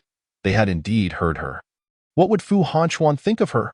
In a panic, she glanced at Fu Hanchuan, tearfully explaining, "I didn't mean it. I simply heard people say it so often that it slipped out. Hanchuan, you must believe me." "Third brother, please trust me, I believe you. I believe you," Gu Jing reassured her. She was his cherished sister for 20 years. If he couldn't trust her, who else could he trust? Gu Baozhu felt immensely touched. "Thank you, third brother." "And Hanchuan, yes, I believe you too." Fu Hanchuan offered her a faint smile. Perhaps he had overthought things. Everyone makes mistakes, and he could not dismiss her entirely for a single inconsistency with her usual demeanor. That would be unfair to her. Moreover, she had grown up under his watchful eye. Gu Baozhu's fans were once again emboldened. "Haha, I knew Bao Mei didn't mean it. She just spoke too candidly." Indeed, if both Gu Sanshao and Fu Yingdi believe her, doesn't that speak volumes? Let us all be more mindful in the future. Let us refrain from berating Mo Qiling on public platforms. We can criticize her in our fan group, but let us not lead Bao Mei astray. Understood. TSK, Gu Baozhu's fans are quite deluded. Whatever their master says is gospel, their self-deception is truly remarkable. Equally skeptical was Fu Lingyu. She regarded Fu Hanchuan with disbelief. "Brother, you truly believe her?" A woman's perspective on another woman differs from a man's. Gu Baozhu's recent actions had shattered her perception entirely. Once the illusion was broken, every aspect of Gu Baozhu appeared disingenuous to her. Gu Baozhu narrowed her eyes. That wretched person dared to sow discord between her and Hanchuan, lowering her eyelids to conceal the darkness in her gaze. She suddenly burst into tears. "I'm sorry, Lingyu. I've let you down. I think I shall take my leave. Just like my sister, to act alone and no longer trouble your eyes with that." She pretended to depart. "Baozhu!" Gu Jing urgently grasped her, simultaneously shouting at Fu Lingyu in anger. "Fu Lingyu, you are truly malicious," attempting to drive Baozhu away, pushing her towards despair. The Gu family was equally enraged. Had the Fu family not been more powerful, they would have demanded an explanation from them. "Are you out of your mind? When did I ever force her to leave? She clearly wishes to depart on her own. I have said nothing." Fu Lingyu retorted, exasperated. However, what truly infuriated her was Fu Hanchuan's reproach. "Lingyu, regardless of the circumstances, Baozhu is leaving because of you. Apologize to her at once." "Brother." Fu Lingyu's eyes widened in disbelief. "You want me to apologize to her? On what grounds? I haven't done anything wrong. Hanchuan, it's all right. Let us just say it was as Lingyu said, that I wanted to leave on my own. There's no need for her to apologize." Gu Baozhu tugged at Fu Hanchuan's arm, her expression bittersweet. Fu Lingyu felt nauseated. "Lingyu, I will say this once more, apologize," Fu Hanchuan asserted with the authority of an elder brother. "In a way, you expect me to apologize to her?" "Absolutely not." Fu Lingyu stormed off in tears. She had been blind all this time, unable to see Gu Baozhu's true nature, and had even wished for her to become her sister-in-law. Watching Fu Lingyu's retreating figure, Fu Hanchuan felt his authority as an elder brother had been challenged. his expression darkening. I'm sorry, Baozhu. Lingyu is simply immature, and I apologize on her behalf. It's all right. Lingyu is still young. I won't hold it against her. Gu Baozhu said graciously, though inwardly she reveled in her small victory. Her fans began to sing her praises again in the comments, as if they were determined to use every beautiful word in existence to extol her, while simultaneously launching fervent attacks against Fu Lingyu, much like they had against Zhang Qiling. The other 5 contestants had not participated in this conflict. Although they were 9 individuals traveling together, they were effectively 2 separate teams. Fu Hanchuan and his trio formed one, while the other 5 constituted the second, merely sharing the same path. Thus, when Fu Hanchuan's group had their quarrel, the other 5 contestants sat together, engrossed in the announcement. Wow, this young lady is amazing. She managed to kill over 100 desert locusts, exclaimed Zhu Yinyan, another female contestant, her gaze fixed on the screen in admiration. Indeed, she had no equipment or weapons. How did she manage that? The other 4 contestants marveled. Chapter 12. The eliminated contestants appear. Hearing this, Fu Hanchuan's group recalled the pressing matter and turned their attention back to the screen. Announcement. Hua Country contestant Zhang Qiling has killed a total of 105 desert locusts, earning 105 points. Gu Baozhu's jealousy nearly shattered her back teeth. Yet she maintained a facade of happiness for Zhang Qiling. Sister truly is remarkable, killing so many desert locusts. However, what Li Dage and the others said makes sense. How did she accomplish this without equipment or weapons? Fu Lingyu scoffed, having just called her a wretched person and now praising her. What hypocrisy! Fu Hanchuan and Gu Jing gazed at the screen, their emotions tangled. They, too, were perplexed by how Zhang Qiling had achieved such a feat. They had initially believed that upon her departure, she would be powerless and return to them in tears, yet, unexpectedly, she had quietly slain so many desert locusts. Those were otherworldly beasts. Moments later, Fu Hanchuan tentatively voiced a speculation. Perhaps she encountered contestants from other countries who aided her. I'll ask her, Gu Jing replied, tapping the screen in front of him. Beside the National Survival Game screen, another screen materialized. The contestants could not summon the National Survival Game screen. It would only appear in response to the slaying of otherworldly beasts or upon a contestant's demise. The only screen they could summon was the chat screen prepared for them by the National Survival Game. The chat screen was buzzing with activity, as contestants from around the world discussed Zhang Qiling's victory over the desert locusts. Smith from Beautiful Country, Wang Defa, a Hua Country contestant, killed over 100 desert locusts, and she is a woman. James from Zhang Country. Oh my God, this must be false. I refuse to believe it. Frankfurt from France, exactly. In the last round, our contestant encountered desert locusts and only managed to kill some with the latest flamethrower, but they were quickly devoured by the remainder. There's no way that Hua Country woman could survive the locust assault. Sato Dairo from the Pirate Nation. Therefore, it must be false. Hua people only have the ability to boast. Li Dashuan from Kimchi Country. Exactly. Only our great universe empire can slay otherworldly beasts. The National Survival Game must have misclassified her nationality. Zhang Qiling should belong to our great universe empire. I strongly demand that the National Survival Game correct her nationality. Sebin from the Third Country. Is there any contestant from another country willing to team up? The more of us there are, the greater our chances of survival. Wilson from Kangaroo Country. Get lost. Who would collaborate with you? Your weapons are too outdated. Ruan Huangwai were from Monkey Country. Ah, Hua people. We are also facing desert locusts here. Quickly share your method for killing them. Ramona from Luxury Country. We are too. Hua people, hurry up. At this moment, numerous countries were also facing desert locusts, eagerly tagging Hua Country contestants for their killing methods. Fu Hanchuan's group had no idea how Zhang Qiling had managed to slay the desert locusts, hence they remained silent. Zhang Qiling, even less likely to speak up, was about to close the chat screen when she noticed the number of participants at the center of the chat had changed, dropping from 2333 to 2221. A decrease of 112. Simultaneously, the National Survival Game screen displayed another announcement. Contestants from Monkey Country, Luxury Country, and Maori Country have been attacked by desert locusts and have all perished and been eliminated. The entire chat screen fell into an eerie silence, and the audience around the world became utterly still. Even though they were aware that someone would inevitably perish, the reality of a death occurring rendered them incapable of remaining composed. Moreover, this was far from over. The National Fortune Survival Game had issued a new announcement. Due to the complete elimination of contestants from several nations, they could no longer continue in the game. And as a consequence, these nations would face the punishment of a locust plague. Oh no! Why must our entire country suffer because of their losses? It's all the fault of the people from Hua country. They possess methods to slay the aberrant beasts yet failed to disclose them in a timely manner. The spectators from these nations were on the brink of madness, incessantly expressing their outrage in the comments. However, no matter their protests, the locust disaster in their countries could not be halted.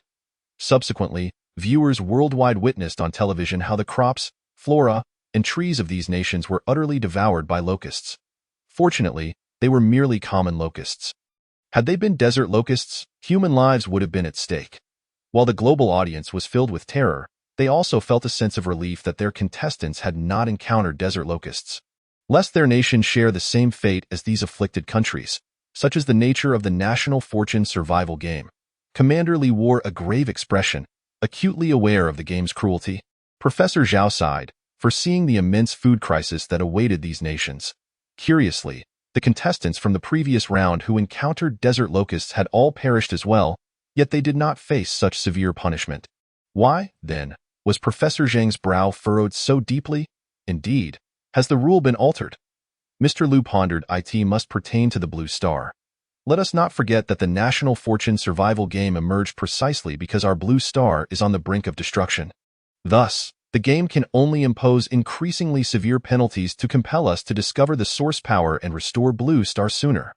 Chu Yunyan speculated somberly.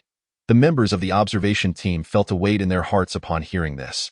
In the desert, Zhang Qiling paid no heed to the contestants who had mentioned her in the chat, instead opting to check her personal information. The details were straightforward, her name accompanied by points, with a leaderboard and exchange shop following the points tally. Upon entering the leaderboard, she found herself atop with a remarkable score of 105, a conspicuous achievement. Meanwhile, the remaining 2,000 contestants had scores of 0. Losing interest swiftly, Zhang Qiling exited the leaderboard and entered the exchange shop. The marketplace was brimming with a plethora of items, from food and water to aircraft and artillery, yet everything was astonishingly expensive. One bottle of water cost 100 points. This meant that the points she had painstakingly earned would only suffice to exchange for a single bottle of water. How infuriating!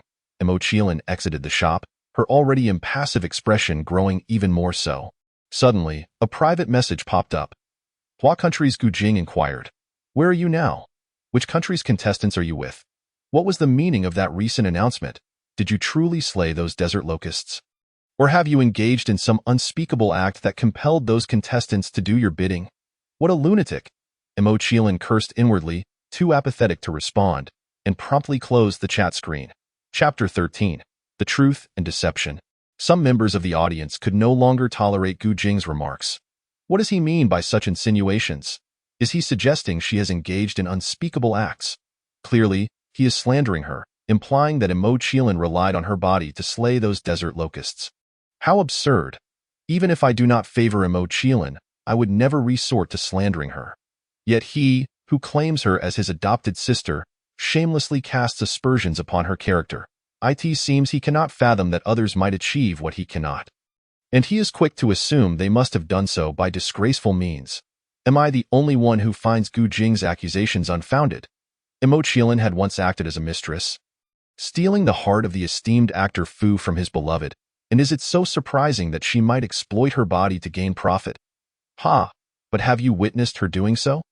The comments erupted in chaos in the desert expanse. Gu Jing fumed as he pounded his fist against a nearby stone pillar, frustrated by the lack of response to his private message. Jiu Baozhu, oblivious to the escalating tension, added fuel to the fire. What should we do, third brother? She is not replying. If she chooses not to respond, so be it. I shall see how long she can curry favor with the contestants from other nations. Gu Jing glared angrily. Fu Hanchuan's brow was tightly knit, brimming with fury and agitation. For reasons unknown, the mere thought of Zhang Qiling being with another man, or possibly having shared something with him, ignited a murderous rage within him.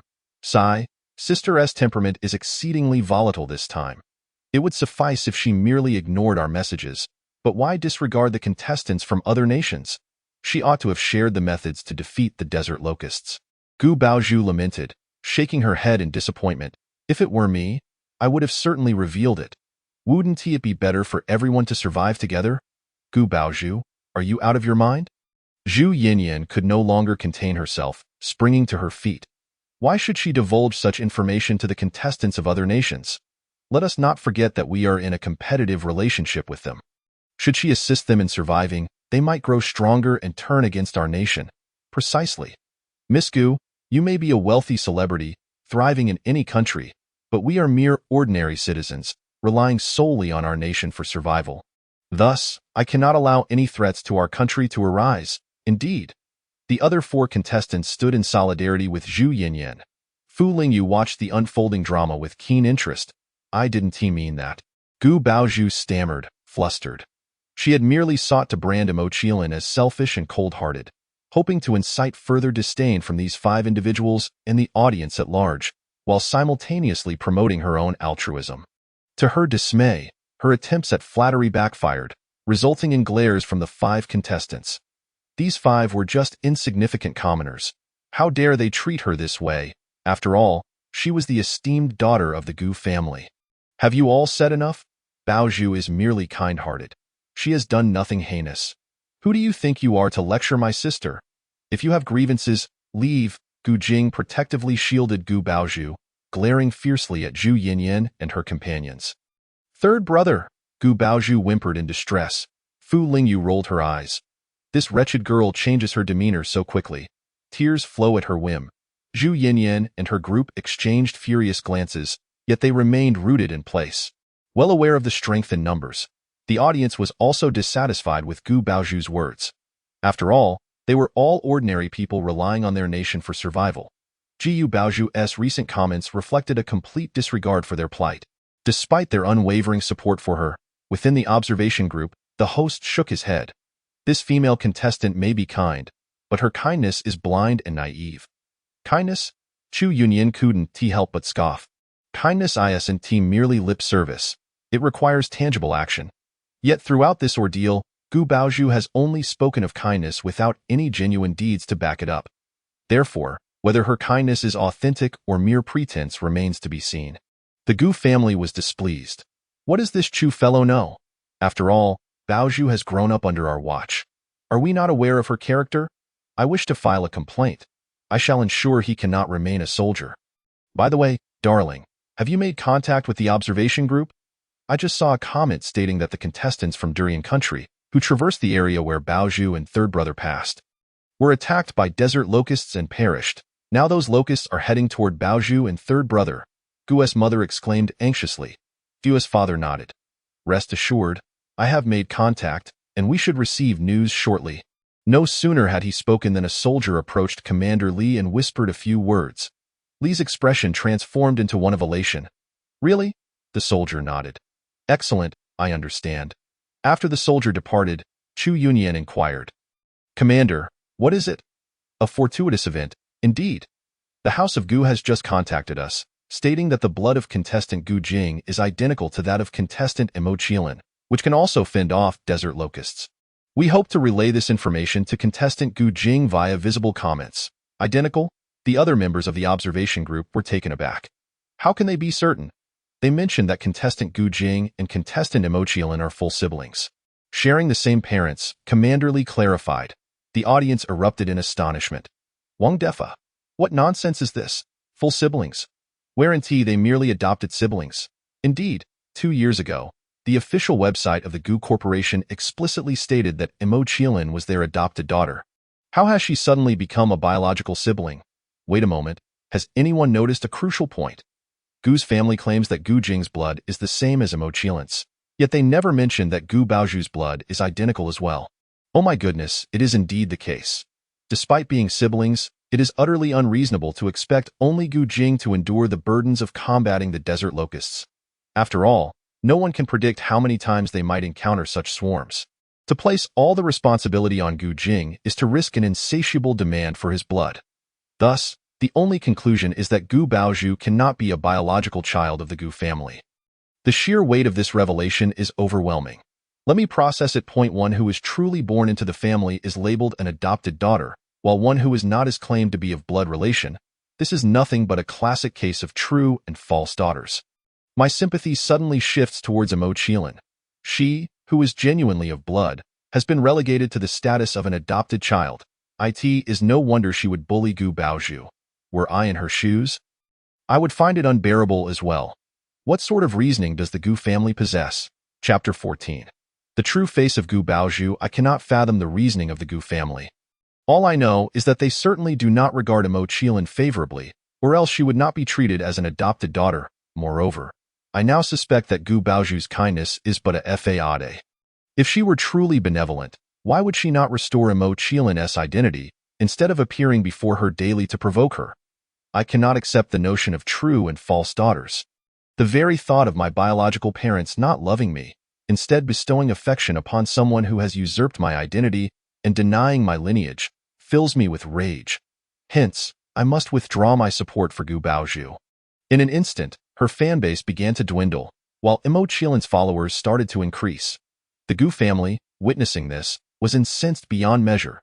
Jiumu solemnly declared, "This time, we have truly wronged Baozhu. Once she returns alive from the national survival game, we must make ample amends." The Gu family nodded in agreement. Although the observation group was equally astonished and confused by the situation of the true and false daughters, they recognized it as a family matter and chose not to intervene. After some deliberation, they sent a visual message to Gu Jing. Regardless of the circumstances, Gu Jing's blood could potentially fend off the desert locusts, which was beneficial for the other contestants and the nation. In the arid desert expanse, Gu Jing tenderly cradled Gu Baozhu, soothing her. There, Baozhu, do not cry. Third brother has already taught them a lesson." "Thank you, third brother," Gu Baozhu replied, her face a picture of gratitude as she stepped away from his embrace. Gu Jing handed her a piece of paper, and suddenly, golden words appeared before them. "Desert locusts are about to attack. Please prepare yourself. Your blood can repel the locusts, instilling fear in their advance." Gu Jing was taken aback. This was also seen by Fu Hanchuan and others, who hurriedly approached. "This is a visual message from the state," Fu Hanchuan informed. Gu Baozhu excitedly shook Gu Jing's arm. "This is wonderful, third brother. It means your blood can combat the desert locusts. Is it really?" Gu Jing was momentarily flabbergasted, realizing his blood possessed such an extraordinary capability. The others, initially apprehensive about the impending locust swarm, now felt reassured and began to extol Gu Jing's virtues. Only Fu Lingyu raised a question. Why is it only his blood that works? What makes him so special? This question sobered the others. "Indeed, this does not add up," they murmured. "Lingyu, I understand you may have reservations about me and third brother, but this is a message from the nation. It cannot be erroneous," Gu Baozhu asserted, casting a triumphant and taunting smile at Fu Lingyu when no one else was watching. Just as Fu Lingyu was about to protest, Fu Hanchuan interjected, "What Baozhu says is true. The state would not jest about this matter. Regardless of why only Gu Jing's blood is effective, our survival against the locusts hinges upon him." Fu Lingyu fell silent. "Look, the desert locusts are coming." Suddenly, Zhu Yinyan's expression changed dramatically as she pointed towards the sky. The others turned to see a vast swarm of locusts hurtling towards them like a tidal wave. "Run!" Fu Hanchuan commanded, and everyone sprinted forward, firing their weapons at the pursuing locust. Gu Jing did not shoot. Instead, he took the state-issued military dagger and made a small incision in his palm, enduring the pain as he smeared his blood onto each contestant. As the participants felt the warmth of his blood, a sense of relief washed over them. However, the last two contestants, feeling a sense of false security, hesitated and stopped, believing they could fend off the locusts and earn points by defeating them instead. Yet, the reality was that the locusts did not pause in their advance. Instead, they surged forward with heightened frenzy, enveloping the two contestants in an instant. They did not even have time to scream before being devoured, leaving behind only crimson skeletons. This horrific scene shocked not only Fu Hanchuan and the others, but also the audience and the observation group. "Ugh, I'm sorry, I couldn't hold it in. That was too horrifying. I am going to have nightmares tonight." "Wait, what just happened? Didn't Gu Jing just shed blood? Why didn't the locust retreat? Don't you get it? It means Gu Jing's blood was ineffective." "But why would it be ineffective? Aren't he and Mo Qiling siblings?" This was a question the observation group also pondered. Isn't the Gu family always claiming their blood is the same? Is this what they meant by the same? Commander Li's fury flared as he slammed his fist on the table. After all, he had trusted the Gu family's words and issued the visual messages to the contestants. Now, with the contestants' deaths, it meant he had indirectly caused their demise. How could he reconcile this within himself? More importantly, would the contestants still trust the state moving forward? The Gu family was equally taken aback, repeatedly exclaiming, "This is impossible. In the desert, run. Gu Jing's blood is useless." Fu Hanchuan, displaying some leadership, quickly regained composure and urged everyone to continue running, seeking a place to hide. The remaining 6 regained their senses and followed suit. "There's a cave ahead," Zhu Yinyan exclaimed. Pointing excitedly, Fu Hanchuan, seeing hope, called out, "Quick, into the cave. The locusts do not consume metal. Once inside, we can use the folding shields to block the entrance." No one opposed this plan. Soon, Fu Hanchuan was the first to dive into the cave, followed by Zhu Yinyan, Gu Jing, Fu Lingyu, and then a male contestant named Lin Shuheng. The cave was small. With 5 people, it was nearly full, leaving just enough room for one more, but no more than that. Gu Baozhu, observing this, felt a surge of malice. She, possessing only average physical abilities, was trailing behind and would surely be unable to enter the cave. However, she was determined not to die. With a steely gaze, Gu Baozhu reached out and seized the backpack of the contestant ahead of her. The contestant stumbled to a halt, turning to curse her, only to find Gu Baozhu wearing a sinister smile. He sensed peril and attempted to shake her off, but it was too late. Jiu Baozhu pushed him to the ground and dashed into the cave, hastily blocking the last gap at the entrance with the folding shield. Feigning ignorance of the shock and disbelief in Fu Hanchuan and the others' eyes, the unfortunate contestant outside was swiftly overtaken by the locusts, meeting a tragic end filled with resentment. Announcement: Contestants Li Chong, Zhang Qiling, and Wang Defa from Huagua have been eliminated due to an attack by desert locusts. Huh? Mo Qilin halted, staring at the suddenly appearing screen of the national survival game. Have Gu Baozhu and the others encountered the locusts as well? But why have only 3 people died? Why haven't the 4 of them perished? Mo Qilin scoffed inwardly, recognizing the stroke of luck the 4 had encountered. Chapter 15. Gu Baozhu provokes public outrage at this moment. The audience was in a frenzy. Oh my goodness. Did I just witness Gu Baozhu push Wang Defa out to save herself? I saw it too. She smiled while doing it, sending chills down my spine. No way, this can't be true. Bao Mei is not like this. If it's not true, then what is? Wang Defa's skeleton is still there, and it's an undeniable fact that Gu Baozhu sacrificed him to buy herself time to escape. Exactly. This is the gentle and kind-hearted Bao Mei you all speak of. I'd say even Mo Qilin is better. No matter how wicked she is, she hasn't caused anyone's death, while Gu Baozhu directly led to a fatality. Truly, the heart of the most toxic woman. From the moment the truth about Gu Baozhu and Mo Qilin being true and false daughters was revealed, I sensed Gu Baozhu was no simple character. Mo Qilin's reputation is so tarnished. Without her influence, I find it hard to believe. Now, I'm utterly convinced. Gu Baozhu can smile while sending Wang Defa to his doom without any grievances between them. What makes you think she would forgive Mo Qilin, who has wronged her? Wah, how could this happen, Gu Baozhu? I liked you so much. Why did you have to do this? I think Gu Baozhu's actions are justified. Come on, this is a national survival game. If one does not act for their own sake, they might as well invite disaster upon themselves. What could be more important than ensuring one's survival? While it is true that one must look after oneself, that should apply to enemies, not teammates. By doing this, who would dare to trust their companions in the future? Exactly. If you were chosen for the next round of the national survival game and a teammate treated you this way, would you still feel the same? The audience was filled with righteous indignation. This time, Gu Baozhu had truly overstepped their boundaries. Consequently, her fanbase plummeted from tens of millions to mere millions, and the decline showed no signs of abating. Even her family members were rendered speechless, unable to defend her. The recent incident of her pushing someone was still vivid in their minds, leaving them utterly shocked. They could hardly believe that the beloved daughter, sister, and friend they cherished could commit such an act. As for Gu Baozhu's friends, they were gripped by a sense of dread. Fortunately, Gu Baozhu had not betrayed them in private. Otherwise, they might have feared for their very lives. The observation team, composed of individuals like Professor Zhao, who were devoted to academia, had encountered various forms of malice, but nothing compared to the lethal intent exhibited by Gu Baozhu. They were momentarily rendered speechless by the shock. Only Chu Yunyan, Commander Li, and Mr. Liu, who had witnessed more darkness in their lives, managed to regain their composure swiftly. This contestant named Gu Baozhu seemed to have saved a life, yet in reality, she had already jeopardized her own.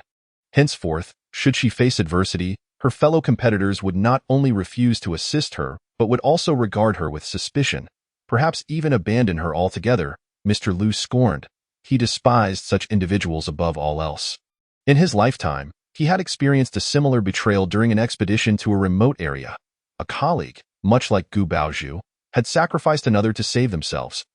Ultimately, when that colleague found themselves in peril, no one chose to rescue them, for no one could guarantee they wouldn't fall victim to their treachery. Commander Li nodded gravely, affirming, "You are right. At no time is it permissible to rely on the betrayal of one's teammates for survival." Xiaoxia, notify the Broadcasting and Telecommunication Administration to permanently ban this female contestant's works and contact the Haisher police to discuss compensation for Wang Defa's family, while also collecting blood samples from the Gu family for testing. "Yes, sir," a soldier responded. In the desert, amidst the caverns, Gu Baozhu remained blissfully unaware of her impending doom. She was huddled with 5 others, clutching a folding shield as they valiantly resisted the onslaught of desert locusts. The locusts outside, clearly aware of the food within, relentlessly battered against their shield, attempting to breach their defenses. The arms of Gu Baozhu and her companions grew numb from the impact, yet they persevered. Determined to avoid being devoured, at long last, after an indeterminate amount of time, the chaos outside ceased. Zhu Yinyan cautiously shifted the shield, peering outside to find a clear sky, devoid of any locusts. Overcome with exhilaration, she exclaimed that they no longer needed to shield themselves, for the locusts had flown away, realizing they could not break through. The group rejoiced, lowering their shield, and the cavern was once again illuminated, allowing them to feel the reassuring pulse of life within them. Fu Lingyu could no longer contain herself and burst into tears.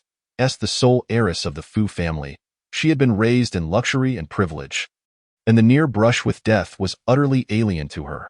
Meanwhile, her parents, watching from the real world, felt a pang of sorrow yet were powerless to intervene. The only one capable of comforting Fu Lingyu was Fu Hanchuan. He gently patted her head, allowing her to weep, knowing that she would feel better afterward. Zhu Yinyan and Lin Shuheng began to stretch their sore arms. At that moment, Gu Baozhu retrieved a bottle of muscle-relaxing spray from her camouflage bag. "I have a spray here that can soothe sore muscles. Would anyone like to use some?" Instantly, silence fell upon the group. Fu Hanchuan ceased stroking Fu Lingyu's head. She stopped crying, and Zhu Yinyan and Lin Shuheng halted their massaging. Even Gu Jing appeared at a loss for words, casting an oppressive atmosphere over the cavern. "Why is everyone silent?" Gu Baozhu tightened her grip on the spray, forcing a smile as she inquired. Deep down, she understood the reason for their reticence, yet she could not betray her awareness, hoping to maintain some semblance of maneuverability. "Why are we silent? Don't you have a clue?" After a few minutes, Fu Lingyu suddenly stood up, pointing an accusing finger at Gu Baozhu. "Gu Baozhu, you are truly malicious. To ensure your own safety, you pushed Wang Dage to feed the desert locusts. I refuse to associate with someone like you. I strongly demand that you leave our team." "I concur." Lin Shuheng raised his hand in support. "I too insist on her expulsion. Who knows if we might become the next Wang Defa?" Zhu Yinyan added. "I agree. I cannot entrust my safety to someone like her." At that moment, only Fu Hanchuan and Gu Jing remained silent. "Brother, what do you say?" Fu Lingyu turned to Fu Hanchuan. Before he could respond, Gu Baozhu began to weep. "No, it was not my intention to push Wang Dage. I almost fell and accidentally pushed him. Hanchuan, please believe me. Sangu, you must believe me." Chapter 16. The terrifying black storm. Fu Hanchuan and Gu Jing both fell silent, offering no reply. The recent scene had profoundly impacted them. They had witnessed clearly that she had indeed pushed him intentionally, laughing as she did so. Her claims of an accidental stumble were nothing but deceit. Moreover, after the act, she displayed no signs of guilt or panic, distinctly unlike someone committing misdeeds for the first time. For reasons unbeknownst to him, Fu Hanchuan suddenly recalled the times when Gu Baozhu had been bullied by Zhang Qiling. Each time, Zhang Qiling had insisted that she had never bullied Gu Baozhu, claiming instead that Gu Baozhu was deliberately framing her. He had never believed it. thinking her merely evasive and unwilling to admit her actions. But now, perhaps there was truth in her words. Jiu Jing, on the other hand, was unable to fathom such depths. He simply could not accept that his beloved sister had acted so atrociously, rendering her a stranger in his eyes. Seeing that the two no longer trusted her unreservedly as before, Gu Baozhu felt both anger and panic. Han Chuan, I am telling the truth. After 20 years of knowing me, do you not understand the kind of person I am? Desperately, she turned to Gu Jing. Sangu, I am your cherished little sister. Everyone may doubt me, but you cannot. Baozhu, allow me a moment to collect my thoughts, Gu Jing replied, wiping his face. Jiu Baozhu bit her lip, her expression one of utter despair. Fine, I understand. No matter what I say, you will not believe me and will think I intentionally caused Wang Deji's demise. Then, as Ling Yu suggested, I shall leave the team. If danger arises, I will gladly sacrifice myself in Wang Deji's stead. With that, Gu Baozhu slung her bag over her shoulder and stepped toward the cavernous entrance. Just as she reached the mouth of the cave, her body swayed and she collapsed to the ground. Baozhu! Gu Jing rushed over in a panic. Fu Hanchuan prepared to follow but hesitated, his expression turning complex as he sat back down. Zhu Yinyan and Lin Shuheng exchanged glances, bewildered. Only Fu Lingyu scoffed coldly, feigning. The observation team was rendered speechless by the scene, and the audience erupted in boos. Seriously? She fainted? How convenient. Didn't Fu Lingyu say she was faking it?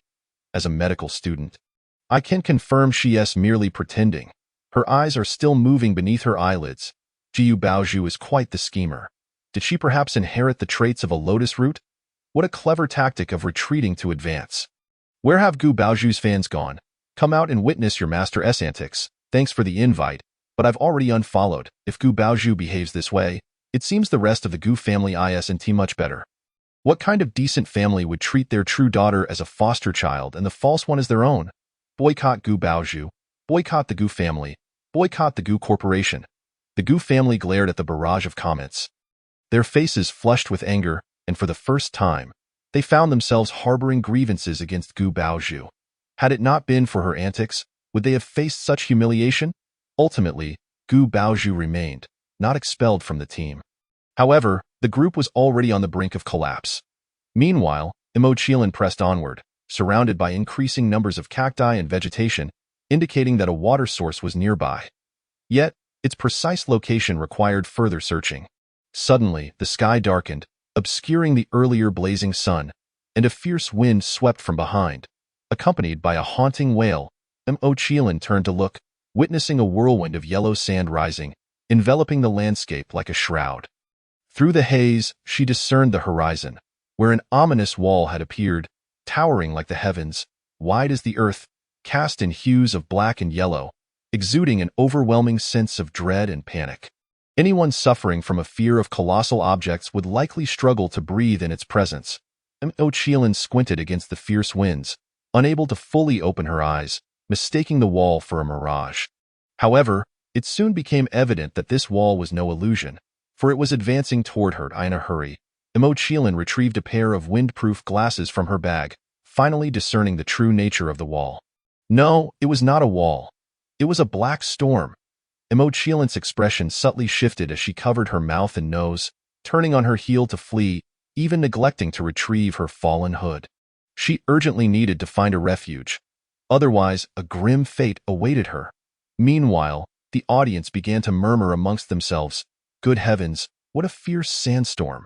I can't see a thing." Indeed, it was just bright daylight, and suddenly darkness engulfed us, accompanied by such a violent wind that it has lifted all the sand. I can barely breathe. I, too, am holding my breath, fearing that the sand will invade my nose and mouth. I've even closed my eyes. Now typing blindly. Wait, are you all missing the point? Isn't that ominous black wall the most pressing concern? Yes, what on earth is it? Not only is it here with Zhang Qiling, but also with the esteemed actor Fu and competitors from other countries. It looks terrifying, as though it intends to devour everything. I know, that is a sandstorm. No, that is not merely a sandstorm. Professor Zhang from the observation group suddenly shook his head, his expression grave. That is a black storm. Indeed, a black storm, Mr. Liu confirmed, his face taut. beads of sweat forming on his forehead, his eyes reflecting profound terror. Although a black storm is a variant of a sandstorm, it is far more dreadful, for while a sandstorm sweeps only fine sand, suffocating its victims, a black storm is different. It engulfs not only fine sand but also numerous stones. Should one be caught within, they would be shredded to pieces by the debris. Years ago, while I was on a desert expedition with a colleague, we encountered a black storm that I witnessed that colleague transform into a mist of blood. It was horrifying, a sight I can never forget. A collective gasp escaped from Professor Zhao, Commander Li, and the audience. "Mr. Liu, how did you survive?" Chu Yunyan inquired. "I was fortunate. Upon spotting the black storm, my colleague and I sought shelter immediately, hiding in an abandoned cave of a desert monitor lizard. The cave I found was deeper than the one my colleague chose, allowing me to avoid being swept away when the black storm passed." At this moment, Mr. Liu's gaze fixated intently on Zhang Qiling on the screen, hoping she would share the same fortune he had. "I'll send her a visual message to alert her," Commander Li suggested. "I believe that is unnecessary." Chu Yunyan shook her head. The moment she saw the black storm, she began to run. She must have recognized it, and she is scanning her surroundings, likely in search of a hiding place. Chapter 17. The lair of the exotic beasts. Upon hearing this, Commander Li remained still, anxiously watching Zhang Qiling alongside others. The audience shared their concerns for her. Following the recent events involving Gu Baozhu, many have begun to reassess their views on Zhang Qiling, and the hope for her demise had considerably diminished. Is there a hole in the ground ahead? Suddenly, a keen-eyed audience member noticed a sizable opening in the ground not far from Zhang Qiling. "Indeed, there is a hole. I see it too," others chimed in. "But how could there be a hole here? I also find it rather unusual. The opening appears to have a diameter of at least a meter and is exceptionally smooth, unlike anything naturally occurring. Is it safe? That is a possibility. It could very well be the lair of an exotic beast. With so much vegetation nearby a water source, it is likely that such creatures reside here. Goodness, if the opening is a meter wide, just how enormous must the beast be? Isn't she caught between a rock and a hard place? What can be done? Even if there is a beast in that hole, she must take refuge there. If the beast is absent, she might just save her life. But if she is caught in the black storm, there would be no escaping it." Zhang Qiling shared this sentiment. Regardless of whether the hole housed a beast, she resolved to enter. Faced with the black storm, she felt powerless. Yet against an exotic beast, her fate was not sealed. Zhang Qiling swiftly approached the hole and, without hesitation, leaped inside.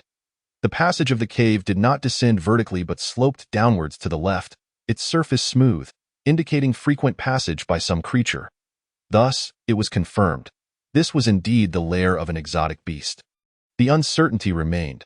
Was it a solitary creature, or one that dwelled in packs?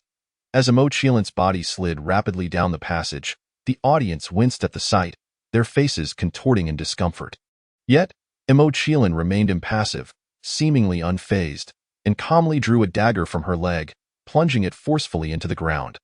Although the ground had been compacted and hardened over the years, it was still sand. And with her strength, she easily embedded the dagger. Instantly, Zhang Qiling's descent halted, and she quickly donned her hood once more, burying her head in her arms as torrents of sand and debris began to cascade into the passage. Failing to shield her head would result in being struck by falling debris, while the sand could suffocate her. Observation group. That young lady is impressive. In the face of peril, she remains composed and knows how to save herself. "Quite commendable," Commander Li exclaimed, clapping with a cheerful demeanor. His admiration for her grew. Despite lacking weapons or equipment, she displayed remarkable poise compared to her counterparts. At the very least, her calmness was unmatched. Indeed, she possesses knowledge of distant journeys, an understanding of geomancy, and a unique lineage. Truly remarkable. Professor Zhang and his colleagues nodded in agreement. Moreover, Chu Yunyan narrowed his eyes at Zhang Qiling. Just now, she was sliding down face up until she retrieved her dagger, then turned to face downwards. Ordinary individuals might not grasp the significance of this maneuver, but I can assure you that executing such a turn while sliding at high speed is exceedingly difficult, if not impossible. Yet she accomplished it effortlessly, indicating her proficiency. He then turned to the soldier beside him and inquired, "Xiao Xie, how is the research on Zhang Qiling progressing?" Reporting to the captain, "It should be nearly complete." "Hurry it along," Chu Yunyan urged. His curiosity about her grew exponentially. He was eager to uncover the secrets of her past and the origins of her abilities. The audience, too, marveled at her prowess. Wow, Zhang Qiling is incredible. At such a critical juncture, she can use a dagger to stabilize herself. If it were me, I would be utterly lost. Same here. I'd just scream while sliding down to a painful fall. Who claimed Zhang Qiling was pretentious, fearing hardship. Observing her performance, she surpasses the selected special forces from other nations. Where is the pretense? Where is the fear of toil? Indeed, traversing the desert in such oppressive heat. Facing locusts and black storms, a typical person would have crumbled. Yet she has not uttered a single complaint. Honestly, I find myself feeling sorry for her. Exactly. In the survival game for national fortune, Gu Baozhu and her companions have cried countless times. In comparison, are they not the truly pretentious ones? Desert. The sand and debris pouring into the passage increased, blocking Zhang Qiling's path ahead, and the weight of the sand pressed down on her dagger. Threatening to dislodge it. No. Zhang Qiling furrowed her brow. She could no longer remain here. Eventually, the incoming sand and debris would overwhelm her. Moreover, with the passage blocked ahead, even if she were fortunate enough to remain above. Once the black storm subsided, she would be unable to escape. Thus, the only option before her was to descend. Since this was the lair of exotic beasts, there must be a considerable space below. Even if she went down, she need not fear being buried alive by the incoming sand and debris. Zhang Qiling immediately took action, withdrawing her dagger. With the dagger no longer providing support, her body resumed its rapid descent.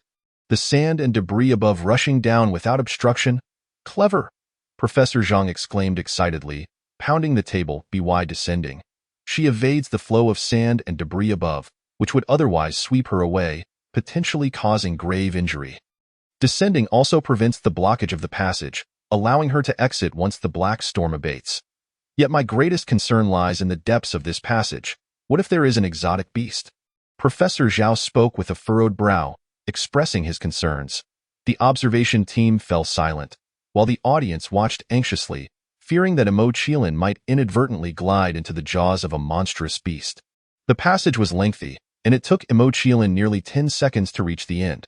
Unlike a slide that has a cushioned platform at the bottom, the end of this passage offered no such reprieve. Causing her to be propelled out of the tunnel by sheer inertia, she soared through the air, at least 4 to 5 meters above the ground. For an ordinary person, a fall from such a height could result in broken bones. If not worse. However, Zhang Qiling was no ordinary individual. She deftly twisted her waist mid-air, executing a graceful maneuver that caused her to rotate 720 degrees before landing securely on one hand and one knee. Chapter 18. Her remarkable skills. Quickly, she dropped to the ground without a moment's hesitation, as quicksand and debris began to pour in. This brief scene, lasting only a few seconds, left the observation team and the audience utterly speechless. Only Chu Yunyan clapped his hands with a smile, exclaiming, "Brilliant! I guessed correctly. She possesses remarkable skills." No, it's more than just that. Her abilities are truly extraordinary. That maneuver she executed in midair to adjust her body and cushion her descent is something I could never achieve. Wow, wow, wow. Is this really Zhang Qiling? You're telling me this is the same Zhang Qiling I know, the one infamous for her malice? I too found it hard to believe. Could she truly be the malevolent diva I was familiar with? Ah, so impressive. That spin she performed in the air was absolutely stunning.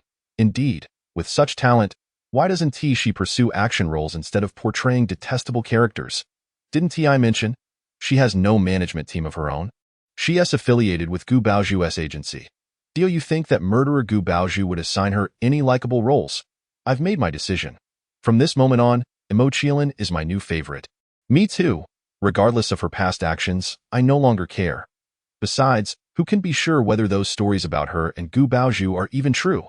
The majority of the audience was captivated by Zhang Qiling. While a small faction of detractors remained restless in the desert, the torrent of quicksand and debris pressed down upon Zhang Qiling. Fortunately, due to her exceptional physical prowess, she only experienced a modicum of pain and discomfort. Otherwise, the weight of such debris could have left her grievously injured. After a short while, when she felt the flow of quicksand and stones cease, she realized that the blockage had mostly settled. allowing her to rise from the ground. She brushed off the sand from her body and surveyed her surroundings. The cave was expansive, measuring roughly 100 square meters, littered with excrement and bizarrely shaped bones. Some fresh and others desiccated, emitting a foul odor. Zhang Qiling, suppressing her nausea, made her way to a relatively clean corner and leaned against the stone wall, waiting for the black storm to pass. The audience praised her good fortune, noting that she had entered just as the beast had departed. Furthermore, with the black storm raging outside, it was unlikely the creature would return soon, alleviating her fears of an encounter. "These bones are quite fascinating.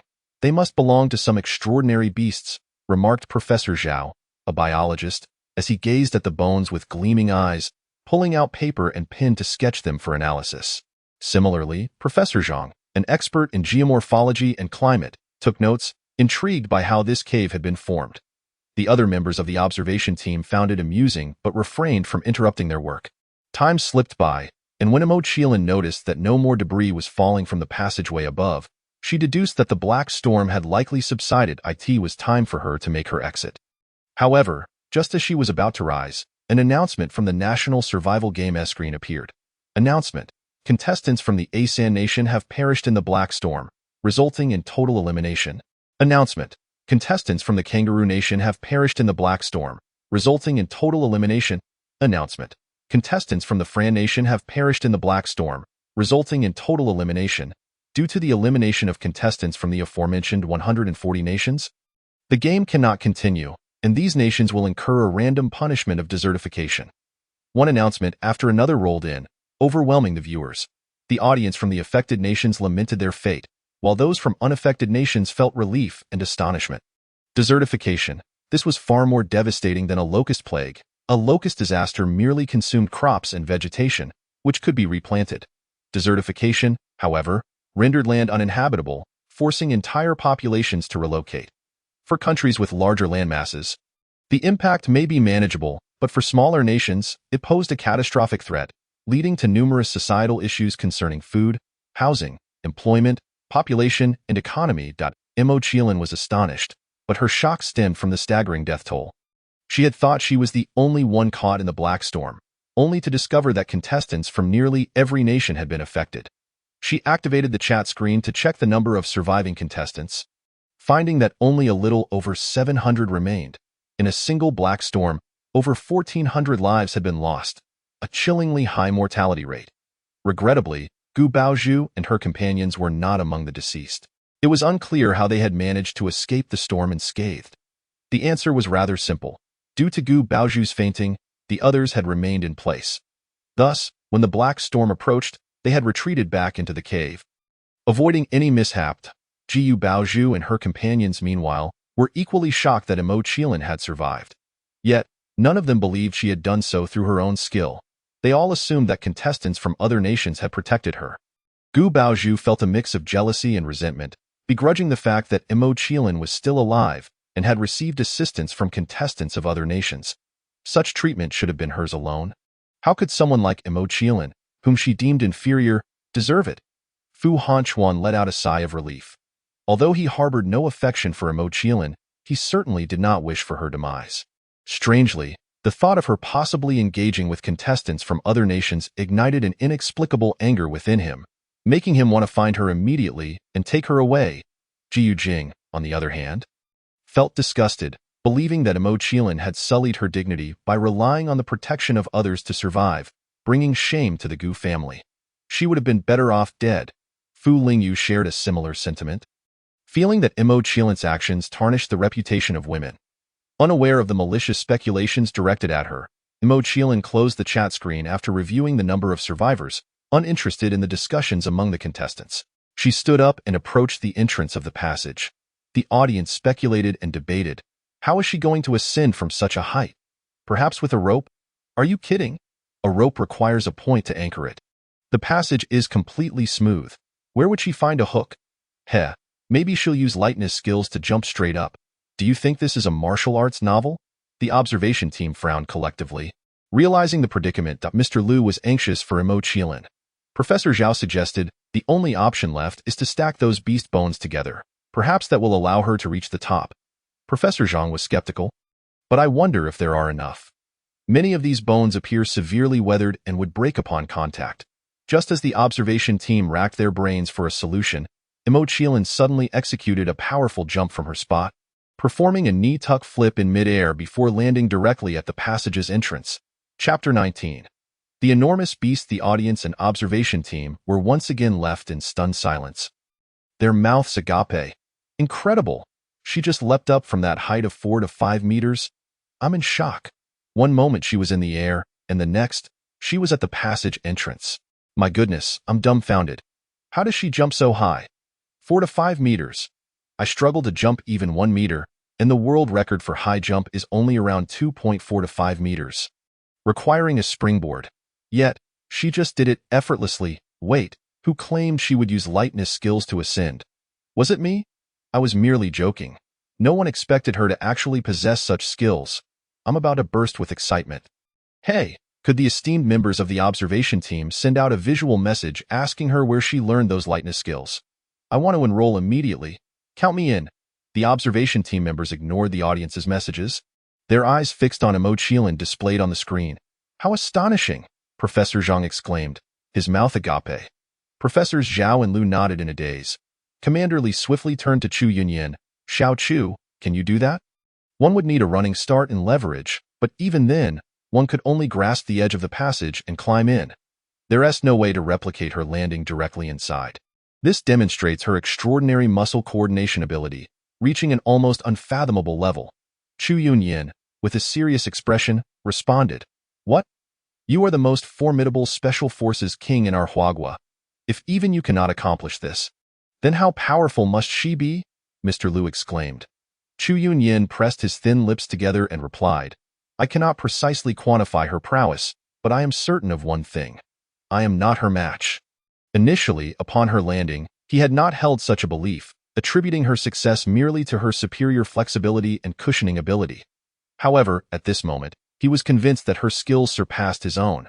Hearing his words, the other members of the observation team and the audience gasped in astonishment. Even you are no match for her. Mr. Lu swallowed hard, astonished.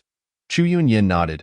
I, too, am quite astonished. I began training in combat under my father's guidance at the age of 3, endured brutal military training from the age of 6, and have not relented for over 20 years, facing near-fatal situations multiple times. Yet, she, at merely 20 years of age, has already surpassed my abilities. Moreover, being a woman, she contends with the well-known physical limitations that females face compared to males, including higher body fat and the difficulty of building muscle, let alone utilizing it.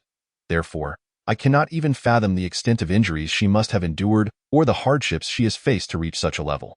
The other members of the observation team and the audience felt a wave of sympathy for Zhang Qiling upon hearing this. Oh dear. I had forgotten that Zhang Qiling is only 20 years old. Younger than I am, one remarked. Indeed, at 20, I was still indulging in my parents' affection, while she has already experienced countless brushes with death. Much like Chu Yunyan and I in contrast, I suddenly feel so ashamed. Another chimed in. I am only curious as to why the Gu family would train her in this manner. It is not necessarily the Gu family that trained her. The nation has invested over 20 years of resources into training Chu Yunyan, and yet he is still not as formidable as Zhang Qiling. How could a wealthy family like the Gu family possibly possess such capability? I agree with this statement. 2 years ago, the Gu family claimed Zhang Qiling was their newly adopted daughter, and now they assert that she is their biological daughter. Clearly, Zhang Qiling was not with the Gu family until she turned 18. Yet there was a false daughter, Gu Baozhu, in her stead, indicating that they were likely switched at birth. Thus, it is the individuals who raised Zhang Qiling who trained her. Yes, I recall an interview from a year ago where Zhang Qiling mentioned that her master discovered her and raised her. She only went to the Gu family after turning 18, at the time. I found it curious why the Gu family would still adopt her as an adult master. That suggests a reclusive expert who, after discovering Zhang Qiling's martial talent, likely trained her to inherit their legacy. Why have I not encountered such fortune? Is this truly fortune? She could have been a pampered heiress, yet instead, she has been usurped and subjected to unimaginable suffering and hardship due to her training. After finally returning to the Gu family at 18, she is still not welcomed and her identity is not acknowledged. How is any of this fortunate? Merely hearing this fills me with sorrow. Had I known of her plight earlier, I would never have spoken ill of her. While her past may evoke sympathy, should we overlook her actions of the past 2 years? If Gu Baozhu's identity and true nature had not been revealed, perhaps I would agree, but the truth of those events remains to be verified. I have already hired a detective to investigate the entertainment industry, and I trust we will soon have answers. Zhang Qiling would not have anticipated that her mere demonstration of skill would not only elicit sympathy from the majority of the audience, but also inspire them to advocate on her behalf. Once she entered the passage, Zhang Qiling immediately dropped to the ground, using her dagger for support, and swiftly crawled upward like a serpent. In less than 2 minutes, she emerged from the passage, which was at least 30 to 40 meters long. Back onto the surface, the ground had transformed dramatically, littered with debris of various sizes. Some hardened piles of sand and stone had been blown away, and cacti along with vegetation had vanished, either swept away by the black storm or reduced to fragments. Illustrating the storm's terrifying destructive power, Zhang Qiling looked down and brushed the sand off her body. Suddenly, her ears twitched beneath her hood. She heard something and her movements slowed. It was breathing. Something was behind her. With a sharp gaze, Zhang Qiling instantly turned to assess the situation, only to find a monstrous creature approximately 20 meters ahead of her, having appeared without warning. The creature was enormous, measuring about 1 meter in width and 4 to 5 meters in length, with a tail that alone spanned at least 3 meters. Its body was covered in rough, scaly, gray-black skin, resembling a lizard from the desert. However, its head was significantly smaller and more pointed than that of a lizard, covered in a snow-white exoskeleton that made it appear as if it were wearing a skull mask. Moreover, it possessed only 2 legs, long and robust, with sharp spikes bending upward at the joints. And its webbed feet were enormous, lifting its entire body upright as it let out a fierce roar directed at Zhang Qiling, its gaping maw filled with sharp teeth, continuously dripping yellow, viscous saliva. The foul stench reaching her from afar. Zhang Qiling had no idea what kind of mutated beast this was or its level, but she had intruded upon its territory and was now caught in its sights. Escape was impossible. The only viable course of action was to kill it. Chapter 20. The ancient blade unsheathed. The audience was equally startled by the sudden appearance of the beast. What on earth is that?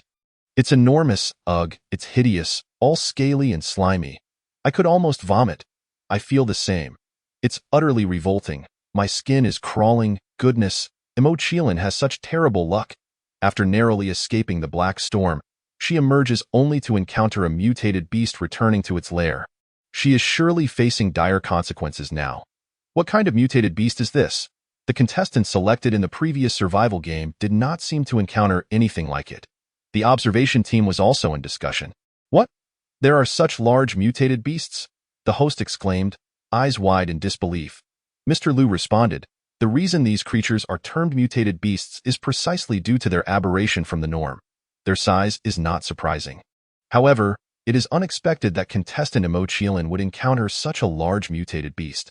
Even with her remarkable skills, she may still find herself in trouble. Could this beast be a mutated lizard? Professor Zhang inquired, glancing at Professor Zhao. Professor Zhao shook his head. While it bears some resemblance, it should not be a lizard, as lizards have 4 legs, and no matter how much they mutate, they cannot completely regress to 2 legs. At this moment, it is more critical to focus on the safety of contestant Zhang Qiling rather than debating the nature of this mutated beast. Commander Li reminded solemnly while tapping the table.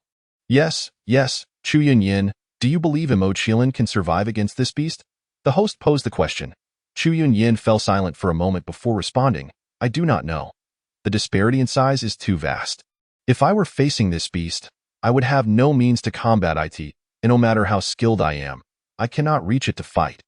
The only option would be to flee, but again, the size difference is too significant. You might run 10 meters, but it could cover that distance in a single stride. Unless equipped with a large-scale weapon, there might be a slim chance of survival. However, Zhang Qiling lacks any weaponry of that sort, so his meaning was abundantly clear. He too believed she might not survive this encounter. The other members of the observation team fell silent, joining the audience in mourning for Zhang Qiling.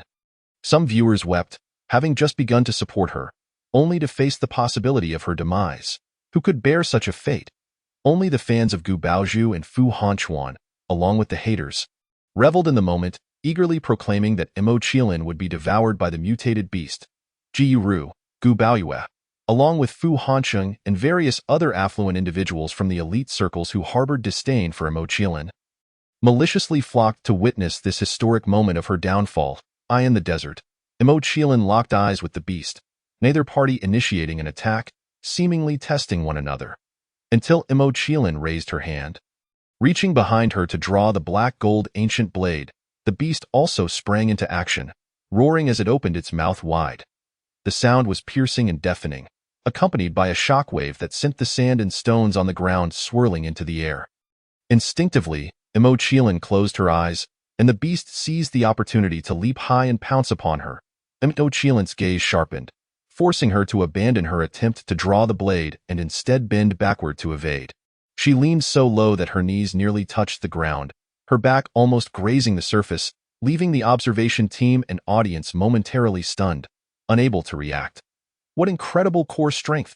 Chu Yunyin was once again astounded by the prowess exhibited by Mo Qiling. Some audience members, who were dancers, expressed that such a degree of flexibility in a backbend was beyond the capability of even the most elite dancers, leaving them to ponder the terrifying extent of her flexibility and skeletal elasticity. Just in time, Mo Qiling executed a flawless backbend, allowing the creature to leap over her without landing a blow. The beast, taken aback by this little ant's remarkable agility, roared even louder, its yellowish, viscous saliva splattering everywhere. Fixating its gaze on Mo Qiling, who had now regained her footing, it suddenly spun around and lashed out with its thick, long tail. Mo Qiling swiftly bent her knees and leapt, performing a backflip to land gracefully on the other side. The creature's tail swept through the air, crashing down where Mo Qiling had just stood, creating a deep trench in the hardened sand. It was not hard to imagine that had its tail struck a person, they would surely have been reduced to a pulp. Frustrated by its failure to capture the little ant, the beast began to thrash its tail wildly. In response, Mo Qiling executed a slick slide, spinning close to the ground to evade its assault. With no other options, given the creature's massive size and the speed with which it wielded its tail as a long-range weapon, she found it impossible to approach for an attack. She could only focus on evasion. However, remaining on the defensive was not a viable strategy. She needed to find a way to leap onto its back to inflict a serious blow. As she ran, Mo Qiling drew forth the black gold ancient blade from behind her. Gripping the tattered end of the black cloth wrapped around it and flinging it skyward, the ancient blade spun in the air, revealing its true form after several revolutions, while the black cloth fell to the ground in a small heap. Subsequently, Mo Qiling leapt into the air, catching the descending black gold blade. With a resounding clang, the blade was unsheathed, reflecting the blazing sunlight and casting a cold, silvery glare that illuminated her face, enhancing her icy demeanor and murderous intent. The audience widened their eyes in disbelief. Oh my, she was actually carrying a blade. I thought it was just a stick. A sense of shame washed over them, for not just one, but all had assumed it was merely a wooden stick, previously mocking her for seemingly courting death. Now, however, it was they who appeared foolish. That blade is incredibly striking. Where can I get one? Someone exclaimed. It was evident that it was a sharpened weapon, likely classified and not easily obtainable. What kind of blade is that? It resembles a tang sword. Yet, regardless of its type, in the face of such a formidable beast, only firearms would suffice. The observation team shared this sentiment. While they were relieved that Mo Qiling possessed a weapon, they understood that in this perilous survival game, the practicality of cold weapons was limited. Thus, the emergence of the black gold ancient blade did not ignite hope within the observation team. At a certain university's history department, a graduate student gazed at the black gold ancient blade in Mo Qiling's hands, his eyes gleaming with excitement. Professor, could this be an antique? Oh, the history professor, intrigued, adjusted his glasses and focused on the screen, his expression turning serious. Indeed, it is an antique, resembling a tang sword in style, yet it is not precisely a tang sword. The exact date and material of its casting remain unclear. Where on earth did this young lady acquire it? The graduate student shook his head, perplexed. The professor chose not to inquire further, his gaze fixated on the black gold ancient blade in Mo Qiling's grasp. Previously disinterested in the national survival game, he had declined the invitation from the national observation team. deeming it merely a dangerous place devoid of historical significance. However, the appearance of the black gold ancient blade sparked his curiosity, prompting him to contemplate studying it in the Gu family. Gu Ruo was instantly enamored with the black gold ancient blade upon seeing it. Men have an innate fondness for weapons, especially ones as striking as this. Mom, Dad, did you buy this blade for Zhang Qiling? Gu Ruo inquired, a hint of jealousy creeping into his voice. Gu father and Gu mother exchanged glances before returning their attention to the screen displaying Gu Baozhu and Gu Jing. Dismissing him, we must be insane to have purchased that for her. Then where did she get that blade? Gu Ruo pressed, it must be something she acquired herself. Gu Chun replied nonchalantly. Yu Ju added. Or perhaps it was left for her by that old Taoist she encountered. After all, Taoists do enjoy wielding blades and swords. When she was brought back, she had quite a few belongings to this. Gu Ruo's disdain for Zhang Qiling deepened. If she possesses such a remarkable weapon, why did she only give me a worthless talisman as a greeting gift? She clearly does not consider us family. In the desert, Zhang Qiling discarded the scabbard, gripping the blade in her right hand as she faced the beast. The creature sensed her killing intent, growing even more ferocious, and once again swung its tail at her with force. This time, rather than retreating, Zhang Qiling met the attack head-on. Just as the tail was about to strike her, she rolled forward, positioning herself beneath the beast's tail. Due to the extraordinary length of the creature's legs, its upper body remained upright, allowing space for her to stand beneath its tail. Rising to her feet, Zhang Qiling thrust the blade towards the base of the creature's tail. The inner scales were not as tough as those on its back. They were rather soft, allowing her to easily pierce the blade inside. With a fierce cry, she slashed towards its abdomen. Though the abdomen was also covered in scales, like the inner side of the tail, they were similarly soft. The black gold ancient blade cut through with ease, and she nearly cleaved through a meter of its belly before halting, unable to reach further. Had she been able, she would have split its entire body open. The creature let out a pained wail, its belly gaping, blood and entrails, along with the remains of other undigested beasts, spilling forth, sickening the audience. Zhang Qiling then leapt onto one of the creature's legs, striking at its ankle with her blade, severing its foot cleanly. The beast howled in agony, losing its balance and tipping to one side. Without hesitation, Zhang Qiling targeted its other foot, utilizing her nimble footwork to swiftly maneuver around and deliver a decisive blow to its other leg. With grievous wounds to its abdomen and the loss of both feet, the creature collapsed, raising clouds of dust. The audience watched with bated breath, speculating whether this beast might truly be slain by her single-handedly. Observing the severely injured creature, Zhang Qiling remained vigilant. After all, the most dangerous moments often come just before a creature's demise. Squinting her eyes, she leaped again, using the creature's back to propel herself higher. Soaring to a height of 7 or 8 meters before landing atop the beast, to ensure its complete annihilation, her best course of action was to strike at its heart. However, she needed a moment to discern precisely where its heart lay within its massive form. The creature, now aware that the little ant causing it such pain had climbed onto its back, disregarded its own agony, using its bloodied stump to propel itself upright. It roared and thrashed, attempting to dislodge the little ant from its back. Yet, Zhang Qiling's legs felt as though they were anchored in place. No matter how violently the beast struggled, she remained steadfast, her body unwavering. As Chu Yunyan had remarked, her core strength and balance had reached an unfathomable level of mastery. Thud, thud, thud. With the beast's increased movements, its heartbeat resonated louder. Found it. Zhang Qiling's gaze locked onto a specific spot on the creature's back, and she assumed a horse stance, gripping the hilt of the blade with both hands. Raising the black gold ancient blade high before driving it down with force, nearly embedding the entire blade, leaving only the hilt exposed. The creature emitted a cry of unprecedented anguish. No, it was not merely a roar. It was a shriek, one filled with resentment and despair in its final moments. This agonized cry persisted for several minutes before fading, as the creature's body ceased to struggle, the light in its eyes dimming until it vanished completely. With a resounding crash, the enormous body of the beast fell heavily to the ground, silent, unable to comprehend why it had perished at the hands of a little ant so much smaller than itself. Silence enveloped the observation team and the audience, all fixated on the lifeless form of the creature, rendered speechless that moment. An announcement flashed across the national survival game screen. Chinese contestant Zhang Qiling has slain a level 4 skeleton crawler, earning 400 points and a personal reward. 1 tint. The audience erupted in ecstatic cheers. Oh my gosh, she actually killed the beast, and in less than 10 minutes without sustaining a single injury. How is she even human? Exactly. We thought she was doomed, but it turns out the one doomed was the beast. I suddenly feel sympathy for that creature. I initially thought it was an eagle and Zhang Qiling an angry little bird. Who could have guessed she was a petite tiger, while it was merely a weakling among beasts, utterly powerless against her? I still feel as though I am in a dream. After all, it was a level 4 beast.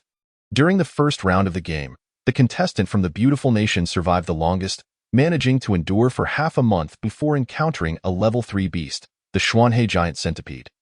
It was only through the use of explosives that they met their demise together. Yet, this skeletal crawler is an entire level higher than the centipede and is twice its size. How astonishing that she was able to slay it with such ease. This is simply outrageous. It's no wonder she has no need for training. The equipment provided by the nation serves as a hindrance rather than an aid, as it pales in comparison to her blade. How incredibly impressive and powerful she is. How could she be so remarkably extraordinary? Yes, I have decided. Henceforth, she shall be my deity. I shall support her alone. The title emotion suits her splendidly. In an instant, the phrase emotion flooded the screen with comments. Chapter 22. Reactions from around the world. The observation group chuckled. How outdated we are. The way the youth speak these days is truly entertaining. Professor Zhao remarked with a kind smile. Professor Zhang nodded in agreement, pleased that contestant Zhang Qiling was safe and sound. Indeed, we initially feared for her safety, yet she managed to turn the tables on a beast so vastly superior to her with nothing but a single blade. Quite remarkable, Commander Li added, his tone one of relief. Mr. Liu extolled her virtues, exclaiming, she is nothing short of divine. Chu Yunyan remained noncommittal, acknowledging that they had once again underestimated her. However, he believed that after this event, no one would dare to overlook her capabilities again. The audience concurred. If she could single-handedly take down a level 4 beast, what could she not achieve? From now on, they would never again question or belittle her. Their role was to believe in and support her, for she now embodied the hope of their nation. Their sole hope, as for the other contestants, they were merely fillers. Even the fans of Gu Baozhu and Fu Hanchuan fell silent, failing to defend their favorites in light of the comments flooding the screen. While they supported Gu Baozhu and Fu Hanchuan, they were acutely aware that in the realm of the national survival game, those two were utterly inconsequential compared to Zhang Qiling. The Gu family was rendered speechless, taking a considerable time to process the revelation. Is this truly that wayward child? Gu mother asked in a daze. Gu father's expression mirrored her confusion. Could it be true?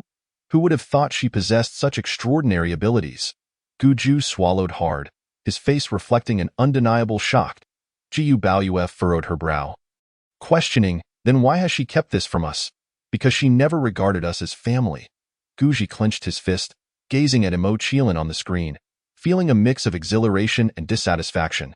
He was thrilled to discover that his biological sister was far from the weakling he imagined. Rather, she was incredibly formidable and impressive. Yet, he resented her silence. Had she spoken up sooner, he would not have harbored such animosity towards her. But isn't this a good thing? Gu Chen adjusted his glasses, reflecting light. The more powerful she became, the greater the chances of their third brother and Baozhu surviving. Indeed, Gu mother's expression brightened. Hurry, dear. Instruct the National Observation Group to send visual messages to Zhang Qiling, urging her to locate our third brother and Baozhu, and ensure their safety. Otherwise, we shall not acknowledge her. Very well, Gu father readily agreed. The Fu family was equally astonished by Zhang Qiling's prowess, even regretting not heeding their patriarch's advice to unite their eldest son with her. Had they done so, she would now be their daughter-in-law, and with her by their son's side, both his and their daughter's lives would be better safeguarded, alleviating their constant anxiety. Fu Hanqing felt the same. Had Zhang Qiling been his sister-in-law, he could hardly imagine the joy he would experience and the envy he would garner. Alas, it was all too late. Similarly, the wealthy heirs in their social circle felt a mix of emotions. Rather than regret, they were filled with dread. Previously, In their efforts to support Gu Baozhu, they had bullied Mo Qiling mercilessly. Thankfully, she had chosen not to retaliate. Otherwise, a single blow from her might have sent their heads flying. Soon, Mo Qiling's defeat of the Level 4 beast, alongside comments on the superiority of cold weapons over firearms, surged to the top of various online platforms, capturing the attention of envious celebrities. Audiences from other nations flocked to support Mo Qiling, drawn not by national allegiance but by her undeniable strength. However, the leaders of other nations wore grave expressions as they sent visual messages to their contestants, advising them to befriend Mo Qiling if possible, or to eliminate her if not. For she was far too powerful, transcending the bounds of humanity. As long as she lived, their nation would garner greater rewards in the national survival game. Growing ever stronger. Upon learning of the schemes devised by leaders from other nations, the leaders of their country were consumed with rage. They warned these leaders to retract their orders to avoid causing trouble, while simultaneously contacting the observation group to send visual messages to Mo Qiling for her protection. The observation group, upon receiving these directives, was equally incensed and hastily complied, as for the Gu family's requests. They were ignored entirely. They had thoroughly investigated Mo Qiling's past. From being switched at birth to growing up in isolation in the mountains without formal education, she had endured relentless training. Upon returning to the Gu family at 18, she had faced Gu Baozhu's schemes and the family's bias and indifference, which evoked sympathy even from outsiders. How could the Gu family still have the audacity to ask her to protect Gu Baozhu? Witnessing the observation group blatantly disregard their requests, the Gu family seethed with indignation, resembling clowns in their humiliation. Mo Qiling's slaying of the Level 4 beast not only sent shockwaves through the real world, but also reverberated throughout the national survival game, igniting fervent discussions among contestants. The chat screens were overwhelmed with astonishment and inquiries into her methods, while many attempted to privately message her, seeking to form alliances for protection and to fulfill national tasks. Gu Baozhu, Gu Jing, and Fu Hanchuan also bombarded Mo Qiling with private messages, yet she remained unresponsive, only glancing at the alerts from the nation. The messages indicated that the leaders from around the world were urging their contestants to win her over, or eliminate her if they could not. How amusing! Were it not for her current guise, Mo Qiling would have laughed aloud. She was eager to see if their contestants possessed the capability to do so. Turning off the chat screen, Mo Qiling extracted the black gold ancient blade from the heart of the skeletal crawler, swinging it forcefully to rid it of the clinging blood. She then leapt down from the skeletal crawler's back, retrieving the black cloth and scabbard from the ground, placing the blade back into its sheath. This time, she did not rewrap the black cloth around the black gold ancient blade, but fashioned a makeshift strap to carry it on her back. Following the trail left by the skeletal crawler earlier, when she had sliced open the crawler's abdomen, the undigested remnants that spilled forth were quite sparse, indicating that the creature had just returned from drinking water. This meant that by following the crawler's trail, she could locate a water source. Meanwhile, in the Gobi Desert, within a cave, Gu Baozhu noticed Fu Hanchuan staring blankly at the chat screen, messaging Mo Qiling, and her resentment bubbled over. Hanchuan, do not be upset. Sister's silence is likely due to her busy expressing gratitude to the contestants from other nations who protected her. After all, they assisted her in defeating a beast of such high rank and earned a substantial amount of points. It would be unreasonable not to show her appreciation. Chapter 23. Zhu Yinyan's outburst. Aside from Zhu Yinyan and Lin Shuheng, the two ordinary contestants, everyone present, Fu Hanchuan, Gu Jing, and Fu Lingyu, firmly believed that Mo Qiling's survival and ability to slay beasts were due to the assistance of contestants from other nations. As for why these contestants willingly protected Mo Qiling and aided her in slaying beasts, it was undoubtedly because she had offered something in return. And what could a woman possibly offer to elicit such loyalty? The answer was simple: her body. Thus, Gu Baozhu's insinuation was clear. On the surface, she claimed Mo Qiling was merely thanking the contestants from other nations, while implying that Mo Qiling was engaging in intimate relations with them. Consequently, Fu Hanchuan, who had initially been anxious over Mo Qiling's lack of response, was now filled with rage as he shut off the chat screen. His animosity towards Mo Qiling intensified, morphing into resentment. He loathed her for her lack of self-respect and for daring to betray him. Even though their wedding had not been completed, they were still nominally engaged. Her actions felt like a betrayal. Beside him, Gu Jing's expression darkened, feeling that she had brought shame upon the Gu family. Third brother, do not speak like that. Sister is merely trying to survive. Her actions are understandable. Gu Baozhu feigned sympathy in her tone. Gu Jing glared at her, his expression fierce. Understandable? What do you mean by that? Which girl from the Gu family would stoop so low as to abandon her dignity and limits merely to survive? Such a person would be better off dead. Enough. Zhu Yinyan, who was busy organizing equipment and supplies with Lin Shuheng, could no longer contain herself and abruptly stood up, startling everyone present. Clenching her fists and casting a scornful glance at Gu Baozhu and her companions, she declared, I have had enough of you all, day in and day out. You indulge in infighting and malicious speculation about your teammates. And no wonder there is a saying, when venturing out into the world, one should be more wary of their own compatriots than foreign foes, for the malice among compatriots is the most insidious. Have you all witnessed Miss Zhang Qiling walking alongside competitors from other nations? Have you seen her selling her body for protection from them? You have seen nothing and yet insist on declaring it as truth. I implore you to exercise some common sense. This is a game of survival for national fortune, not a mere child's play. Every competitor from every nation is a rival, so, tell me, which country would be foolish enough to not only protect its opponents wholeheartedly, but also aid them in slaying beasts? Her words instantly resonated with the audience. Well said. From the very beginning, when that vile man Gu Jing speculated about my emotion, I wished to slap him twice and knock some sense into him. To stop spreading slander about emotion. Indeed, I longed to retort, but it was utterly infuriating to remain silent. Thankfully, Miss Zhu Yinyan could no longer tolerate it and spoke up on my behalf. Finally, I can breathe. If this continues, I might very well develop breast cancer. Admittedly, some female competitors lacking survival skills may resort to selling their bodies for protection, but other competitors merely see them as playthings, believing that having the upper hand is their right. After all, those without survival skills are merely burdens to them. They would never genuinely protect them, let alone assist in slaying beasts. Hence, it is evident that Gu Baozhu and her companions are utterly brainless. Indeed, for 100 points, I would be insane to hand them over to someone else. Keeping them for myself would be far more beneficial. Even if I do not help the country acquire good resources, I could at least secure something for myself to enhance my chances of survival.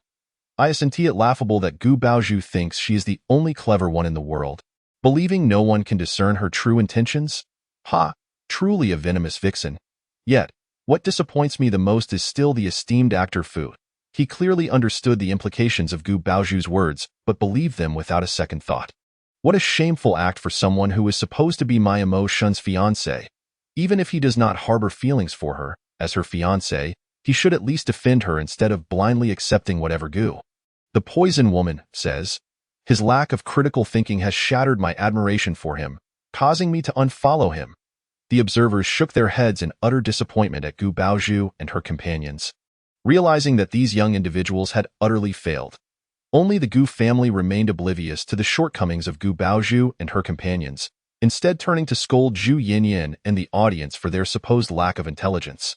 They claimed that Gu Baozhu and her group had not witnessed how Zhang Qiling dealt with the beasts, so what was wrong with their speculations? Moreover, given Zhang Qiling's past actions, such despicable deeds were certainly within her capacity. In the desert, within a cave, Gu Baozhu and her companions, including Lin Shuheng, were taken aback by Zhu Yinyan's sudden outburst. Once they regained their composure, Gu Jing roared like an enraged lion, Zhu Yinyan, are you out of your mind? Since when did it become your place to speak here? Fu Lingyu also shouted, exactly. Who do you think you are to meddle in our affairs? Feigning tears, Gu Baozhu lamented, Sister Yinyan, it seems we haven't wronged you in any way. So how can you speak of us like this? Fu Hanchuan cast an unhappy glance at Zhu Yinyan and commanded, Zhu Yinyan, apologize. I'll be damned if I apologize to you. Zhu Yinyan retorted coldly. Do you still think you are celebrities or privileged heirs? Pfft. You are no different from me. You are merely ordinary competitors in this national survival game. So I implore you to recognize reality. As for me speaking out, I can speak whenever I wish. If you try to silence me, I will persist. I intend to expose your false facades. You four are nothing but trash. One is venomous. One is scummy, one is foolish, and one is despicable, especially you, Gu Baozhu. She pointed at Gu Baozhu, who appeared harmless on the surface yet harbored a heart more poisonous than anyone else asked. You keep insisting you did not intentionally push contestant Wang Defa to his death. But tell me, have you ever shown remorse or guilt for his fate? Have you ever apologized at his remains? You have not. You act as if nothing has transpired, which is exceedingly malicious. Then, Zhu Yinyan turned her gaze towards Fu Hanchuan. And you, the scum. Everyone claims the sister is the third party intruding on your relationship with Gu Baozhu, but I recall you have never been with Gu Baozhu. How, then, is she the third party? After you began seeing the sister, she was subjected to relentless online harassment. Did you ever support her? Did you ever utter a word on her behalf? Even at her wedding, you abandoned her to embrace Gu Baozhu. What? Did all the guests perish, and you had to comfort her? A scoundrel who straddles two boats. You know nothing. Before Fu Hanchuan could respond, Fu Lingyu interjected to defend him. Zhang Qiling deserves the online abuse she receives for her numerous vile deeds. Is it wrong for my brother not to help her? Moreover, my brother never wished to be with her, let alone marry her. It was my grandfather who forced him. Why do you accuse my brother of being scum? Zhu Yinyan chuckled. So what if he was forced? He could have resisted. Does your grandfather have the power to kill him? If he could not stand up for himself and chose to be with the sister while treating her poorly and maintaining ambiguous relations with other women? Scum does not even begin to describe him. He deserves to be called a coward. As for you, you are the foolish one, unable to distinguish right from wrong, blindly believing your scummy coward of a brother is the victim. Have you ever considered how the sister feels being forced by your grandfather to be with your cowardly brother? Fu Lingyu's eyes brimmed with tears, speechless from anger. Fu Hanchuan's pupils constricted, and he remained silent. Feeling guilty, just as Zhu Yinyan had articulated, he despised Zhang Qiling not only for her numerous vile acts, but also because her very existence constantly reminded him he was not the illustrious Fu Yingdi, but rather a hypocrite. He neither wished to marry her nor lose his status as the heir of the Fu family, yet he could find no elegant solution to this dilemma. Thus, he concealed his true self, to the point where he had forgotten who he genuinely was. As Zhu Yinyan silenced Gu Baozhu and her companions, the audience erupted into applause. Haha, Zhu Yinyan's eloquence is unmatched. She is truly my voice. Zhu Yinyan, you are amazing. I give you my full support. It cannot be denied that Zhu Yinyan had indeed enlightened me. Fu Yingdi and Gu Baozhu frequently appeared together on camera, leading many to question whether they were in a relationship, which they both denied. Thus, Zhang Qiling being with Fu Yingdi does not constitute an intrusion. However, this raises the question, how did the rumor of Zhang Qiling being a third party emerge? I have no idea. It seems to have appeared out of nowhere. That only indicates something is amiss here. Most likely, it was Gu Baozhu's doing. Although she was never with Fu Hanchuan, her gaze towards him was anything but innocent. Given her rivalry with my emotion, as well as the complicated dynamics of being a true and false daughter, I would not believe anyone else. Yet the most disgusting of all is Fu Hanchuan, who knows full well emotion is not a third party yet never clarifies, causing me to have scolded emotion in the past. Damn, it infuriates me. Who can argue against that? Though he is being forced by his grandfather to be with emotion. Zhu Yinyan is correct. He neither rejected nor resisted, so he should fulfill the responsibilities of a boyfriend. Instead, he engages in a relationship with emotion while simultaneously flirting with Gu Baozhu. Truly a scummy coward. Now, Fu Hanchuan's reputation has crumbled, and his fans are rapidly dwindling, leaving his agent and management team in disarray. Even the Fu Group stock suffered a significant blow, causing discontent among shareholders. The Gu Group faced similar turmoil, with stock fluctuations even more severe than that of the Fu Group. Jiyu father and Gu Chun could no longer focus on their precious daughter and sister's national fortune livestream and hurried back to the company to take charge. Gu mother, along with twins Gu Ju and Gu Baoyue, remained at home, cursing Zhang Qiling, Zhu Yinyan, and the audience, refusing to hold their precious daughter and sister accountable. In the desert, within a cave, after tearing away the facade of Gu Baozhu. Fu Hanchuan and Fu Lingyu, Zhu Yinyan redirected her ire towards Gu Jing. You, the most despicable of them all as a man, have such a low opinion of women, spreading rumors about them. It is utterly vulgar and repugnant. As a brother, your treatment of your foster sister is appalling, filled with baseless conjecture. You are nothing but a disgrace. Have you finished your tirade? Gu Jing roared in a fit of rage, forcefully kicking a rock towards Zhu Yinyan. Zhu Yinyan narrowly dodged it. What's the matter? Feeling anxious? It seems you are aware of your own worthlessness. Jiu Jing's eyes were blood-red, seemingly ravenous, as if she were ready to devour someone. Yes, we are all worthless. Since you look down upon us, then why the hell are you still here? If you have the capability, just leave. Go ahead. I don't care if I am with you. I fear becoming as much of a waste as you all. Zhu Yinyan let out a cold laugh, gathered her belongings, and turned to Lin Shuheng. Will you stay or come with me? Lin Shuheng hesitated, his mouth opening and closing in indecision. I think I'll stay. There is strength in numbers. You shouldn't leave. Don't joke with your life. I am not jesting with my life. Staying here, who knows when I might be thrown out like some venomous snake to meet my demise? If I am to die, I might as well choose how I go. At least it won't be in vain. After speaking, Zhu Yinyan cast a glance at Gu Baozhu and turned to leave, not insisting that Lin Shuheng follow her. After all, everyone has the right to choose their own path. Zhu Yinyan departed, and while some spectators deemed her actions rash, many more supported her. As she herself stated, remaining in this group would only render her a tool for Gu Baozhu's survival. It was better to walk away. Moreover, she had already offended everyone except Lin Shuheng, making her continued presence pointless. The observation group did not condemn Zhu Yinyan's decision. The team was simply too disappointing. They were disunited, suspicious of one another, selfish and ruthless. What was labeled a team was, in truth, a mere collection of scattered individuals. Were it not for the nation's orders, they would have preferred to observe only Zhang Qiling's performance. Meanwhile, on Zhang Qilin's side, after climbing a steep slope, she finally discovered a water source. The water was located at the base of the incline, forming a small puddle. This area should have been a vast expanse of water, but due to the black storm, it had been filled with sand and stones. Reducing it to a small puddle, Zhang Qiling retrieved an empty water bottle from her bag, jumped down the slope, and approached the puddle. The water was murky, as the sand had yet to settle, but she did not mind and began filling her bottles. Just as she filled both empty bottles and placed them back in her bag, an announcement from the National Survival Game appeared. Congratulations to Huagua contestant Zhang Qiling for discovering a water source in the desert, earning the National Fortune reward of a desert oasis. The reward distribution begins now. A desert oasis has emerged in the Xinjiang desert region of Huagua, covering an area of 200,000 square kilometers. Upon this announcement, the nation was stunned, and the world was taken aback. All contestants in the game were equally astonished. Even Zhang Qiling herself was momentarily flabbergasted. She merely found a water source and, in turn, earned a National Fortune reward? Chapter 25. Desert Oasis. Oh my goodness, this cannot be real. I must report this. Huagua players must be cheating. Exactly. Otherwise, how could such a frail woman from Huagua possibly receive a National Fortune reward? The National Survival Game must investigate thoroughly and retrieve Huagua's National Fortune reward.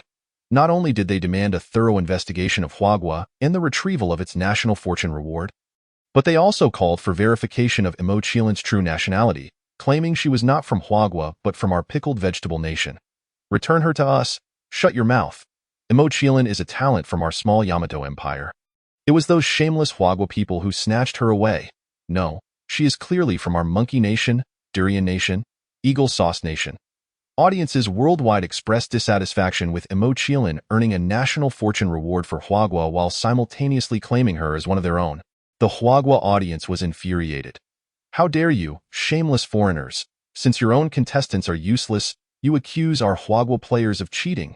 Truly, you cannot bear to lose. Indeed, your own contestants are worthless, yet you come to take our people. How utterly shameless! Zhang Qiling could hardly have imagined that merely finding a water source would lead to her nationality being contested. I can't take this anymore. I'm going to buy balloons and learn from the Chow Nation to throw dung bags. If they want us to return Zhang Qiling, I'll give them my excrement. Let us see if they want it. Count me in. I'm wealthy enough to rent a plane. I can throw dung. The Huagua audience and audiences from around the world began hurling insults at one another, while leaders from Huagua and other nations were equally engaged in heated exchanges. For Huagua's leaders, Zhang Qiling's acquisition of the National Fortune reward was a monumental achievement. Moreover, the reward amounted to a desert oasis covering 200,000 square kilometers. How vast is that? The entire desert area of Huagua spans over 700,000 square kilometers, with the Xinjiang desert alone covering over 400,000 square kilometers. larger than the territory of the Yamado Nation, which is only 370,000 square kilometers. Thus, the desert oasis rewarded in the national survival game equates to half the territory of the Yamado Nation. It is evident how many projects could be launched and how many lives could be improved with such a significant expanse of desert oasis. However, for leaders of other nations, this was hardly a positive development. This would only serve to elevate Huagua's power, placing them further above others. Consequently, leaders worldwide reiterated to their contestants the urgency of locating Zhang Qiling. They either needed to grow stronger together or not at all. Huagua must not be allowed to thrive independently. At that moment, Gu Baozhu and her companions stared blankly at the glow of the national survival game screen, the atmosphere palpably awkward. Perhaps due to Zhu Yinyan's remarks. Despite their astonishment at Zhang Qiling's remarkable feat, they refrained from suggesting that she had relied on foreign contestants for assistance. The announcement of the National Fortune Reward made it clear that the national survival game was not solely a life-and-death contest among contestants, but also a reflection of their nation's strength and decline. Recognizing this, they understood that no matter how much foreign contestants contributed, they could not genuinely protect them, let alone assist them in slaying beasts for points and rewards. Therefore, Zhang Qiling had indeed relied on her own strength to kill those beasts and earn her rewards. Upon realizing this, Fu Hanchuan experienced a flicker of guilt towards Zhang Qiling for the first time. Feeling relieved that she had not betrayed him, Jiu Jing, on the other hand, was in a daze. In his memories, his biological sister had always been gloomy and malicious, lacking any commendable skills, merely bullying Baozhu. Yet now, she was creating miracles in such a perilous national survival game time and again. This revelation made him suddenly aware that he had never truly understood his own sister. Fu Lingyu's emotions were equally complex. Having idolized her older brother for as long as she could remember, she hoped her sister-in-law would be an exceptional woman rather than someone like Zhang Qiling from the countryside.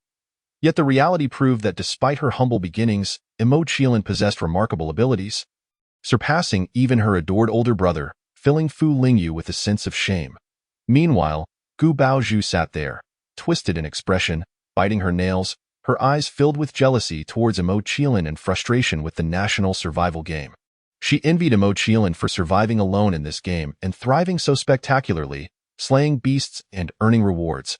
She resented the game for not sending more formidable beasts to eliminate Zhang Qiling, as if it were designed solely to taunt her.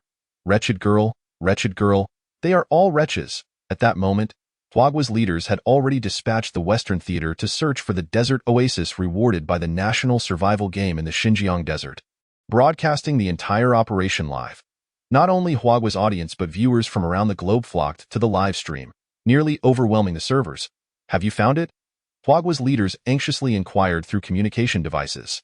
The Western Theater dispatched several helicopters, and as the pilots prepared to report their lack of findings, they suddenly spotted a hint of lush green right at the horizon, creating a stark contrast against the yellow sands below. The pilots' hearts raced as they accelerated the helicopters toward that verdant patch. Upon flying above it, they were left awestruck by the breathtaking scene before them, their eyes wide and mouths agape, momentarily forgetting to react. The Huagua audience and viewers worldwide were equally astonished, so much so that they forgot to send messages in the chat. The once barren desert had vanished, replaced by a boundless expanse of flowers, grass, trees, and lakes stretching endlessly. The viewers felt as though they could inhale the fragrant blossoms and the sweet scent of the trees through their screens. The pilots, moved to tears, reported, "Commander, it is indeed a desert oasis." Excellent. The leaders of the Huagua nation were also visibly stirred, their faces flushed with excitement, nodding repeatedly. At that moment, the entire nation of Huagua was engulfed in a euphoric celebration. Oh, I am overwhelmed with emotion and joy. With the establishment of this desert oasis, I can scarcely imagine the magnitude of transformation that awaits our country. Indeed, the changes in the lives of the people, the economy, the power supply, and the population are remarkable. People from other nations are enviously inquiring how they can acquire citizenship in our country. What can they do? It is not our fault that their representatives are inept. Yes, the National Fortune Survival Game has already entered its second round, and no other country has received the National Fortune Reward yet. We are the pioneers. I am from the Xinjiang region, and our local government has already planned to erect a statue of the deity Mo to forever commemorate Mo Qiling's contributions. This is what Mo Qiling rightfully deserves to be. By the way, has your Xinjiang government decided on a name for that desert oasis? Chapter 26, named after the Qiling. The question was answered by Professor Zhang from the observation group. I have just been in contact with the local government of Xinjiang, and we have unanimously decided to name that desert oasis Qiling Oasis. There are two reasons for this. One is that it is derived from the name of the contestant Mo Qiling, as Qiling sounds like Qiling, and the other is that the Air Force pilots have preliminarily scanned and mapped the terrain of the oasis, discovering that it resembles a Qiling. Thus, the name Qiling Oasis was chosen. This name is quite fitting, simple yet memorable. Indeed, from now on, whenever the desert oasis is mentioned, people will think of the deity Mo. Quite right. I wholeheartedly agree. The audience unanimously endorsed this name. Only the Fu family appeared uneasy, their expressions betraying their inner turmoil. Qiling Oasis. Fumu anxiously glanced at Fu. Dear, the elder mentioned that Mo Qiling is the Qiling girl, and now the nation has named the oasis she acquired after the Qiling. Could it be that she truly is the Qiling girl? How could that be? Fu Hanqing was the first to deny it is merely a coincidence. Did you not hear that the expert on terrain and climate stated that the oasis was named after Mo Qiling? But he also mentioned that the terrain of the oasis resembles a Qiling. Once is a coincidence, but twice. Is that still a coincidence? Fumu retorted. Fu Hanqing opened his mouth, momentarily speechless. After a long pause, he sulkily muttered, regardless, I still refuse to believe in the so-called Qiling girl. It is all mere superstition. If I were to believe it, I would have to admit how shallow my initial understanding was and how narrow my perspective has been. Fu shared the same sentiment, thinking, Hanqing is right. Is there truly anyone who can ensure the prosperity of a family for centuries? Not to mention that she lacks the capability to manage a group. How could she possibly live for hundreds of years? Fumu found some logic in that, yet for reasons unknown, her anxiety and fear did not dissipate at that moment. Commander Li also spoke up, stating that the high-ranking leaders had contacted him as well, preparing to bestow upon Mo Qiling the prestigious honor medal for outstanding achievement. Since she is an extraordinary contributor, we will not allow anyone to insult or harm Mo Qiling. Furthermore, she must not endure slander and persecution any longer. At this point, his tone turned stern, and he proclaimed, therefore, I have decided to make public the entirety of Mo Qiling's experiences from childhood to the present, especially the past 2 years since her return to the Gu family. The entire nation can view this on various official platforms. For those who have verbally assaulted or threatened Mo Qiling, I expect you to apologize where necessary and make amends. Otherwise, you shall face imprisonment. Additionally, for those who have inflicted the deepest harm upon Mo Qiling, I urge you to reevaluate your position and refrain from profiting off her suffering. If discovered, there will be no mercy. Upon hearing this, the audience hurriedly visited the official platforms to review Mo Qiling's past experiences, and they were left utterly shocked, with tears streaming down their faces. Oh, heavens! How has our deity Mo endured such oppression and injustice? My heart aches in agony. Gu Dufu, may you meet a dire fate. Indeed, all the negative news surrounding Mo Qiling over the past 2 years was fabricated. Disseminated by Gu Baozhu. I reviewed the transaction records. My goodness, she spent several tens of millions. What immense wealth! Let me clarify, that money belongs to Mo Qiling. She is the true heiress of the Gu family, while Gu Baozhu is merely the daughter of a maid. Had her mother not switched her with Mo Qiling, she would be an ordinary citizen incapable of amassing such wealth. It is utterly repugnant that she occupies Mo Qiling's identity while subjecting her to relentless bullying. What kind of logic is this? Why does she not join her deceased maid mother in the afterlife? Gu Baozhu is vile, but the most despicable are the Gu family members. If they had not condoned her actions, would she have dared to bully our deity Mo? One wonders if the Gu family members' minds are functioning normally. They neglect their own daughter while cherishing another's, even swapping their own daughter with the enemy's. Do they not find it repugnant? You mentioned that the Gu family members do not possess normal intellect. It remains uncertain whether they grasp the meaning of repugnance. Haha, quite right. Their minds are not only abnormal but ineffective as well.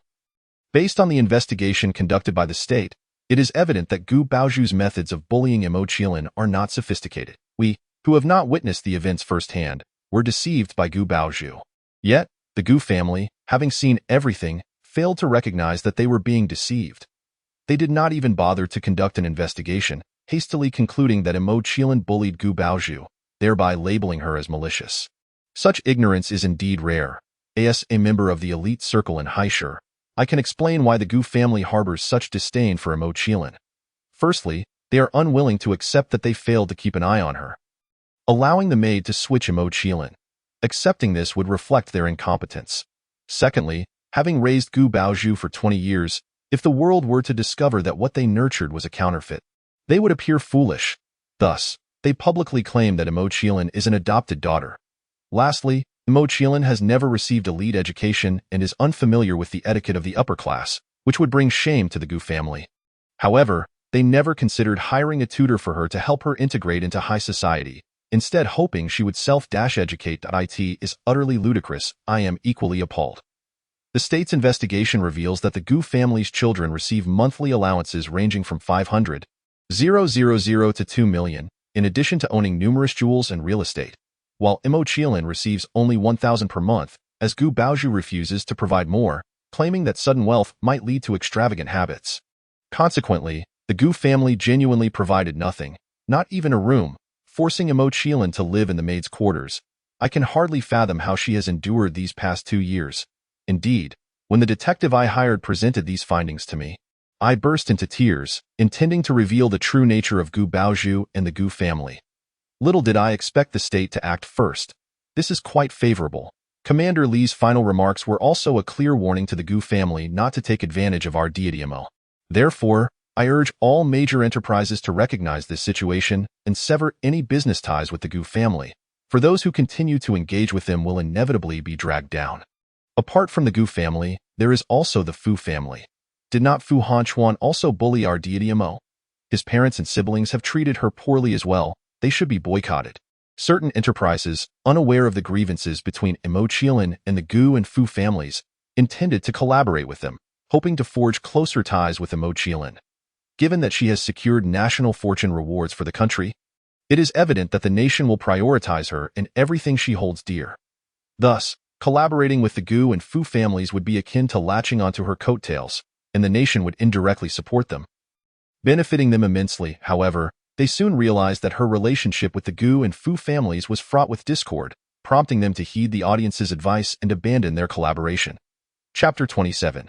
The Sign of the Tomb Robber. Other enterprises that had partnered with the Gu and Fu families also hastily withdrew their cooperation.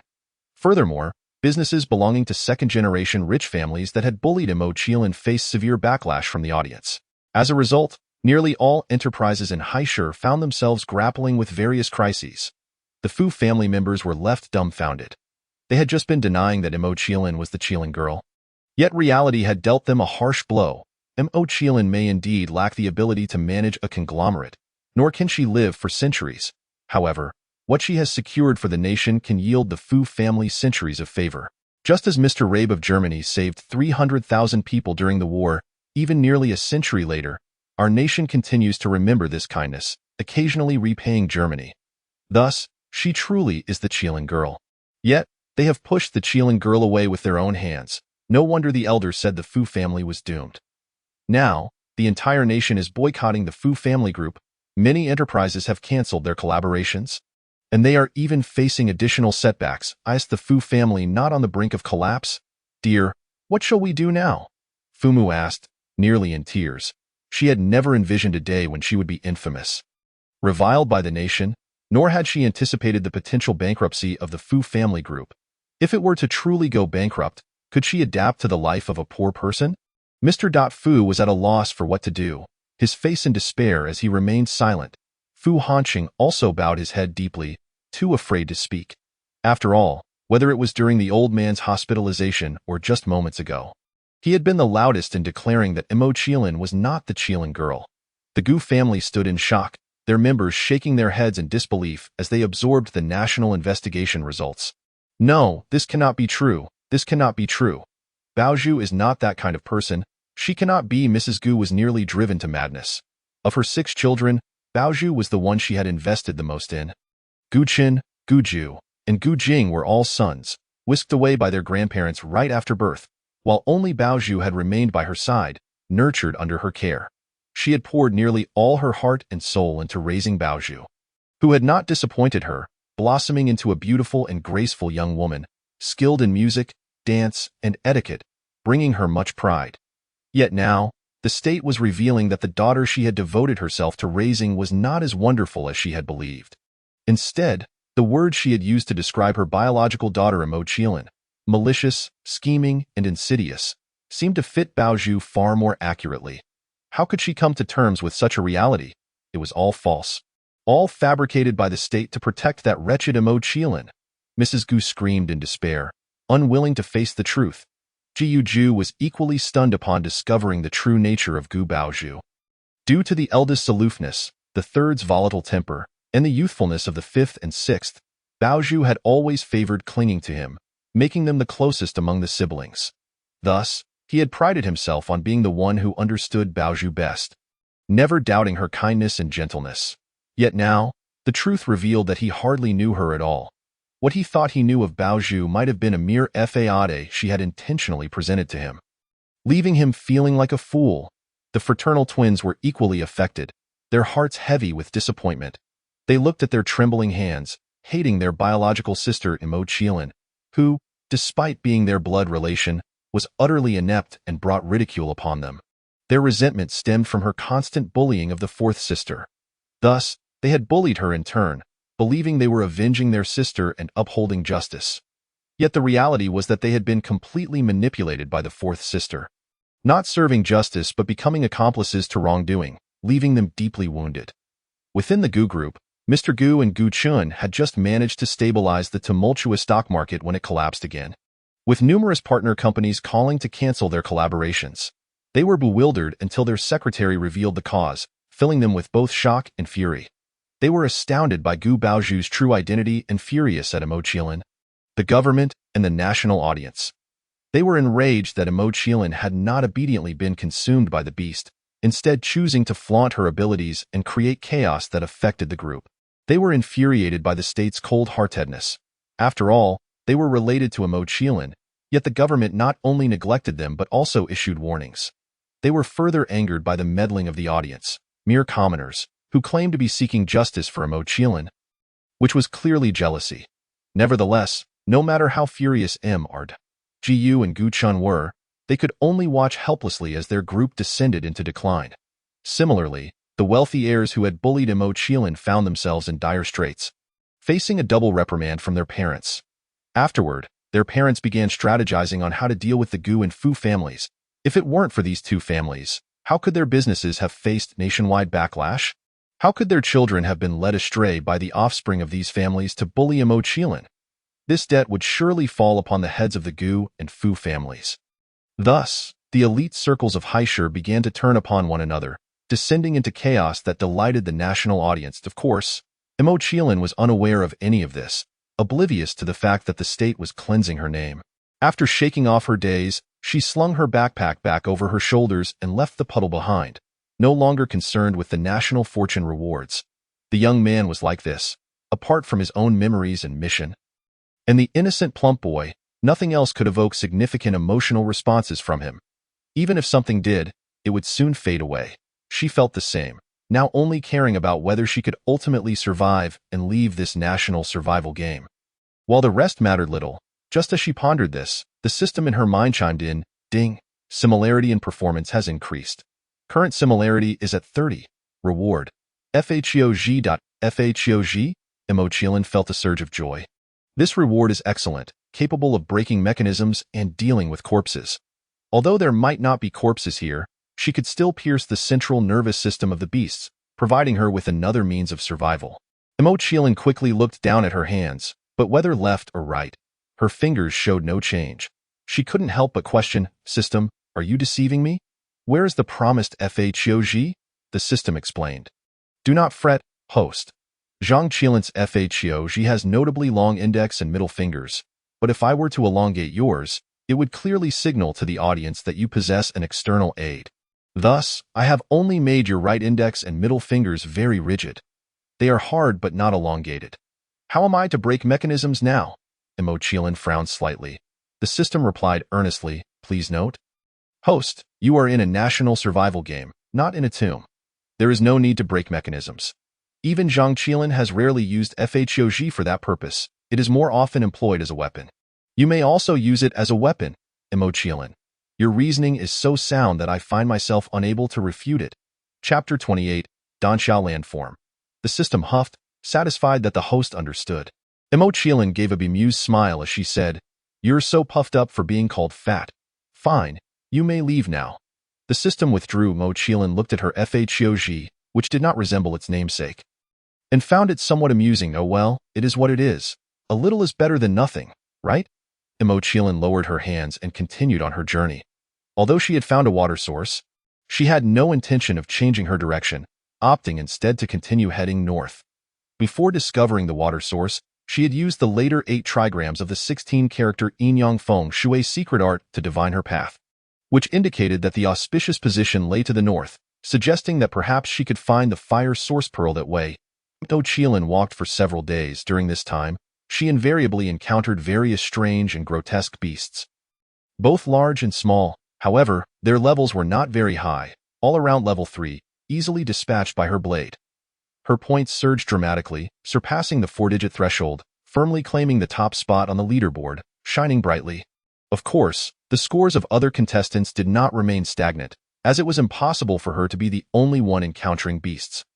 Thus, during these days, the national survival game not only announced the beasts she had slain, but also those defeated by other contestants. Consequently, the scores of the other contestants were also rising, yet no matter how much they increased, they could not compare to Zhang Qiling. She boasted a total of 1,236 points, while the second and third place contestants had only managed to accumulate just over 400 and 300 points, respectively. Further down the list, the scores dwindled, with many contestants still sitting at 0. To Zhang Qiling's surprise, Gu Baozhu and her companions had also accrued points. Fu Hanchuan led with 68 points, placed at 48th, while Gu Jing followed with 57 points, in 52 ND. Next was Lin Shuheng with 32 points, ranked 79th, and Zhu Yinyan with 25 points, ranked 9th. RD. Gu Baozhu and Fu Lingyu both had single-digit scores of 8 points. Far beyond the 200 mark. It appeared that these few had experienced extraordinary luck, encountering not only low-level beasts but weak individuals as well. Otherwise, how could they all still be alive? Unlike contestants from other nations, who suffered heavy casualties, especially the second and third place competitors, whose teammates had all perished, at present, only 416 contestants remained alive, with over 300 having died in just a few days. This starkly illustrated the fragility of human life in this national survival game. One day, Zhang Qiling stopped at a peculiar place, characterized by a striking landscape with little sand, only undulating peaks resembling sand dunes. These peaks varied in shape, not particularly tall, and devoid of any vegetation. Starkly bare yet brilliantly red, creating a captivating sight. The audience was left in awe. Wow, I thought the environment in the national survival game was only dangerous and harsh. I never expected to see such beautiful scenery. Indeed, the crimson expanse resembles a fairyland, truly magnificent. Goodness, I almost wish to be selected for the national survival game just to witness such sights firsthand. Perhaps it's best to refrain. Beauty is one thing, but life is far more precious. Well said. I am but a useless being. All I desire is to survive. Observation Group. Professor Zhang was trembling with excitement as he gazed at the peaks on the screen, exclaiming, "This is Danxiao Landform." Danxiao Landform? The other members of the observation group looked at him. Professor Zhang nodded vigorously. Indeed. The Danxiao Landform is primarily composed of sandstone and mudstone, with sandstone containing a wealth of iron oxide minerals, resulting in a wide array of colors, predominantly red. Our country also boasts several Danxiao landforms, most of which are red, especially after rainfall when the red becomes more pronounced. Yet, none can compare to the vividness found here. I am eager to study it. As he spoke, Professor Zhang's eyes brimmed with yearning. Professor Zhao was taken aback and hurriedly advised him, "Old friend, do not entertain such thoughts.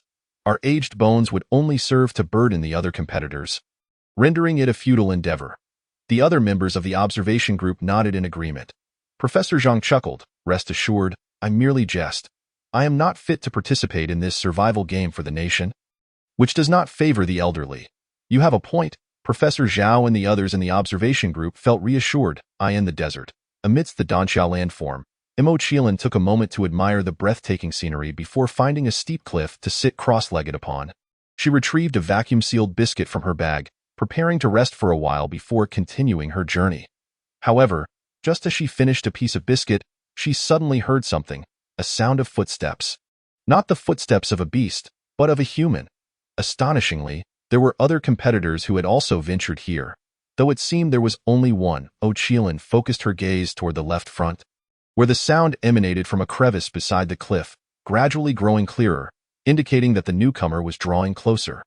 Indeed, within 2 minutes, a figure of short stature clad in heavy combat gear emerged from the crevice. Swaying slightly, clearly in a compromised state. Seeing this person, Zhang Qiling was taken aback, for she recognized her. This individual was none other than Zhu Yinyan, the last female competitor from Huagua besides herself, Gu Baozhu, and Fu Lingyu. Why was Zhu Yinyan here? Could it be that Gu Baozhu and the others were also present? Realizing this possibility, Zhang Qiling pressed her lips together, feeling a sense of foreboding, that moment. Zhu Yinyan also spotted Zhang Qiling, initially thinking her eyes were deceiving her, as if she were hallucinating. She quickly rubbed her eyes and looked again, discovering that Zhang Qiling was indeed there, which filled her with excitement. Although she could not clearly see the face of the individual before her, nor did she know whether they were friend or foe, she could not afford to ponder such matters. With a hoarse voice, she cried out, "Please, help me!" Like a drowning person grasping for a lifeline. She extended her hand toward Zhang Qiling and hastened her steps. Yet, her frail body could only manage a few strides before she collapsed heavily to the ground. Observing this, Zhang Qiling wasted no time. She set down her biscuit and water, rising to rush toward Zhu Yinyan. Such was her nature. If someone wished to live and she had the capacity to save them, she would certainly not stand idly by. Of course, had it been Gu Baozhu and her companions, she would have preferred to have her resemblance to them diminished by the system and forfeit some reward rather than offer assistance. Zhang Qiling reached Zhu Yinyan and knelt beside her, flipping her over to face up. The audience gasped in astonishment. "Ah, it's Zhu Yinyan. How did she end up here?" Few had been watching Zhu Yinyan's live stream, so most were unaware of how she had arrived. Only a handful of viewers knew and began to comment. "I'll answer that. She arrived here even before Zhang Qiling, I can attest to it. She came 2 days ago but seemed unable to find her way out." "Exactly. I remember she marked a cliff, yet no matter how she tried to navigate, she always returned to that same cliff. Goodness, is this not a national survival adventure? How is it that she is stuck in a loop? Indeed, I have goosebumps. My spine is tingling. Wait, if you say there's a looping phenomenon here, does that mean Zhang Qiling is also trapped? How can that be good?" Panic ensued among those who had initially thought Zhu Yinyan fortunate to have stumbled upon Zhang Qiling, fearing for their safety. The observation group, upon seeing the audience's barrage of comments, wore anxious expressions. They had spent the past few days watching Zhang Qiling's live stream, occasionally checking in on Gu Baozhu and Zhu Yinyan. The last they had seen of Zhu Yinyan was 2 days prior. Who could have imagined that in such a short span, she would encounter such an extraordinary predicament? Now they worried that if this Danxiao landscape truly proved impassable, perpetually trapping them in place, it would be perilous even for Zhang Qiling. Despite her prowess in slaying beasts, she might be capable of defeating the creatures, yet she could not contend with the forces of nature. Should she, like Zhu Yinyan, find herself unable to escape, she would face the grim fate of starvation or dehydration. Realizing the potential outcome Zhang Qiling might soon confront, Zhu Yinyan urgently inquired, "Professor Zhang, does such a phenomenon occur in the real Danxiao landscape?" The others listened intently. Professor Zhang shook his head. In reality, the Danxiao landforms, with their towering peaks and intricate pathways, can indeed cause one to lose their sense of direction and become lost. However, being lost does not imply one is perpetually circling in place. There is always a way out, though it may lead to an unexpected destination.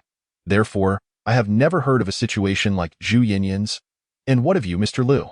Not receiving a definitive answer from Professor Zhang, Zhu Yinyan turned to Mr. Liu. As an outdoor adventurer, you must have encountered such Danxiao formations, correct? Mr. Liu nodded with difficulty. I have indeed been there, but I have never experienced a situation like Zhu Yinyan's. I have never even gotten lost. Zhu Yinyan fell silent. The other members of the observation group and the audience were fraught with anxiety. Even the dragon and phoenix twins, Gu Zhu and Gu Ji, found themselves at a loss for words, unable to utter sentiments wishing for Zhang Qiling's demise. Only Gu Father and Gu Chun remained gleefully anticipating Imo Qilin's downfall, for regardless of the rewards she might earn or the esteem she garnered from the nation, they would reap not a single benefit. Thus, they would prefer her swift demise. As for Gu Mother, she remained ensnared in her disillusionment that Gu Baozhu was not the daughter she had envisioned. Unwilling to awaken from her stupor in the desert, amidst the Danxia terrain, Imo Qilin reached out with 2 fingers to touch the side of Zhu Yinyan's neck, confirming her survival, before retrieving another bottle of water from her bag. Adding a pinch of salt and slowly administering it to Zhu Yinyan, she observed that Zhu Yinyan's condition was a result of severe dehydration, which had caused her to faint. A bit of water and sodium would suffice. After quenching her thirst, Imo Qilin placed the remaining water in Zhu Yinyan's hand and returned to her previous position, resuming her meal. Time passed, and Zhu Yinyan's eyelids fluttered as she began to awaken. However, upon opening her eyes, the glaring sun compelled her to shut them once more. What is happening? Am I still alive? Zhu Yinyan lifted her hand to pinch herself for confirmation, only to feel something roll from her palm. Turning her head to look, she was astonished to find a bottle of water. She picked it up, her heart swelling with joy, yet confusion soon clouded her expression. How did this water come to be?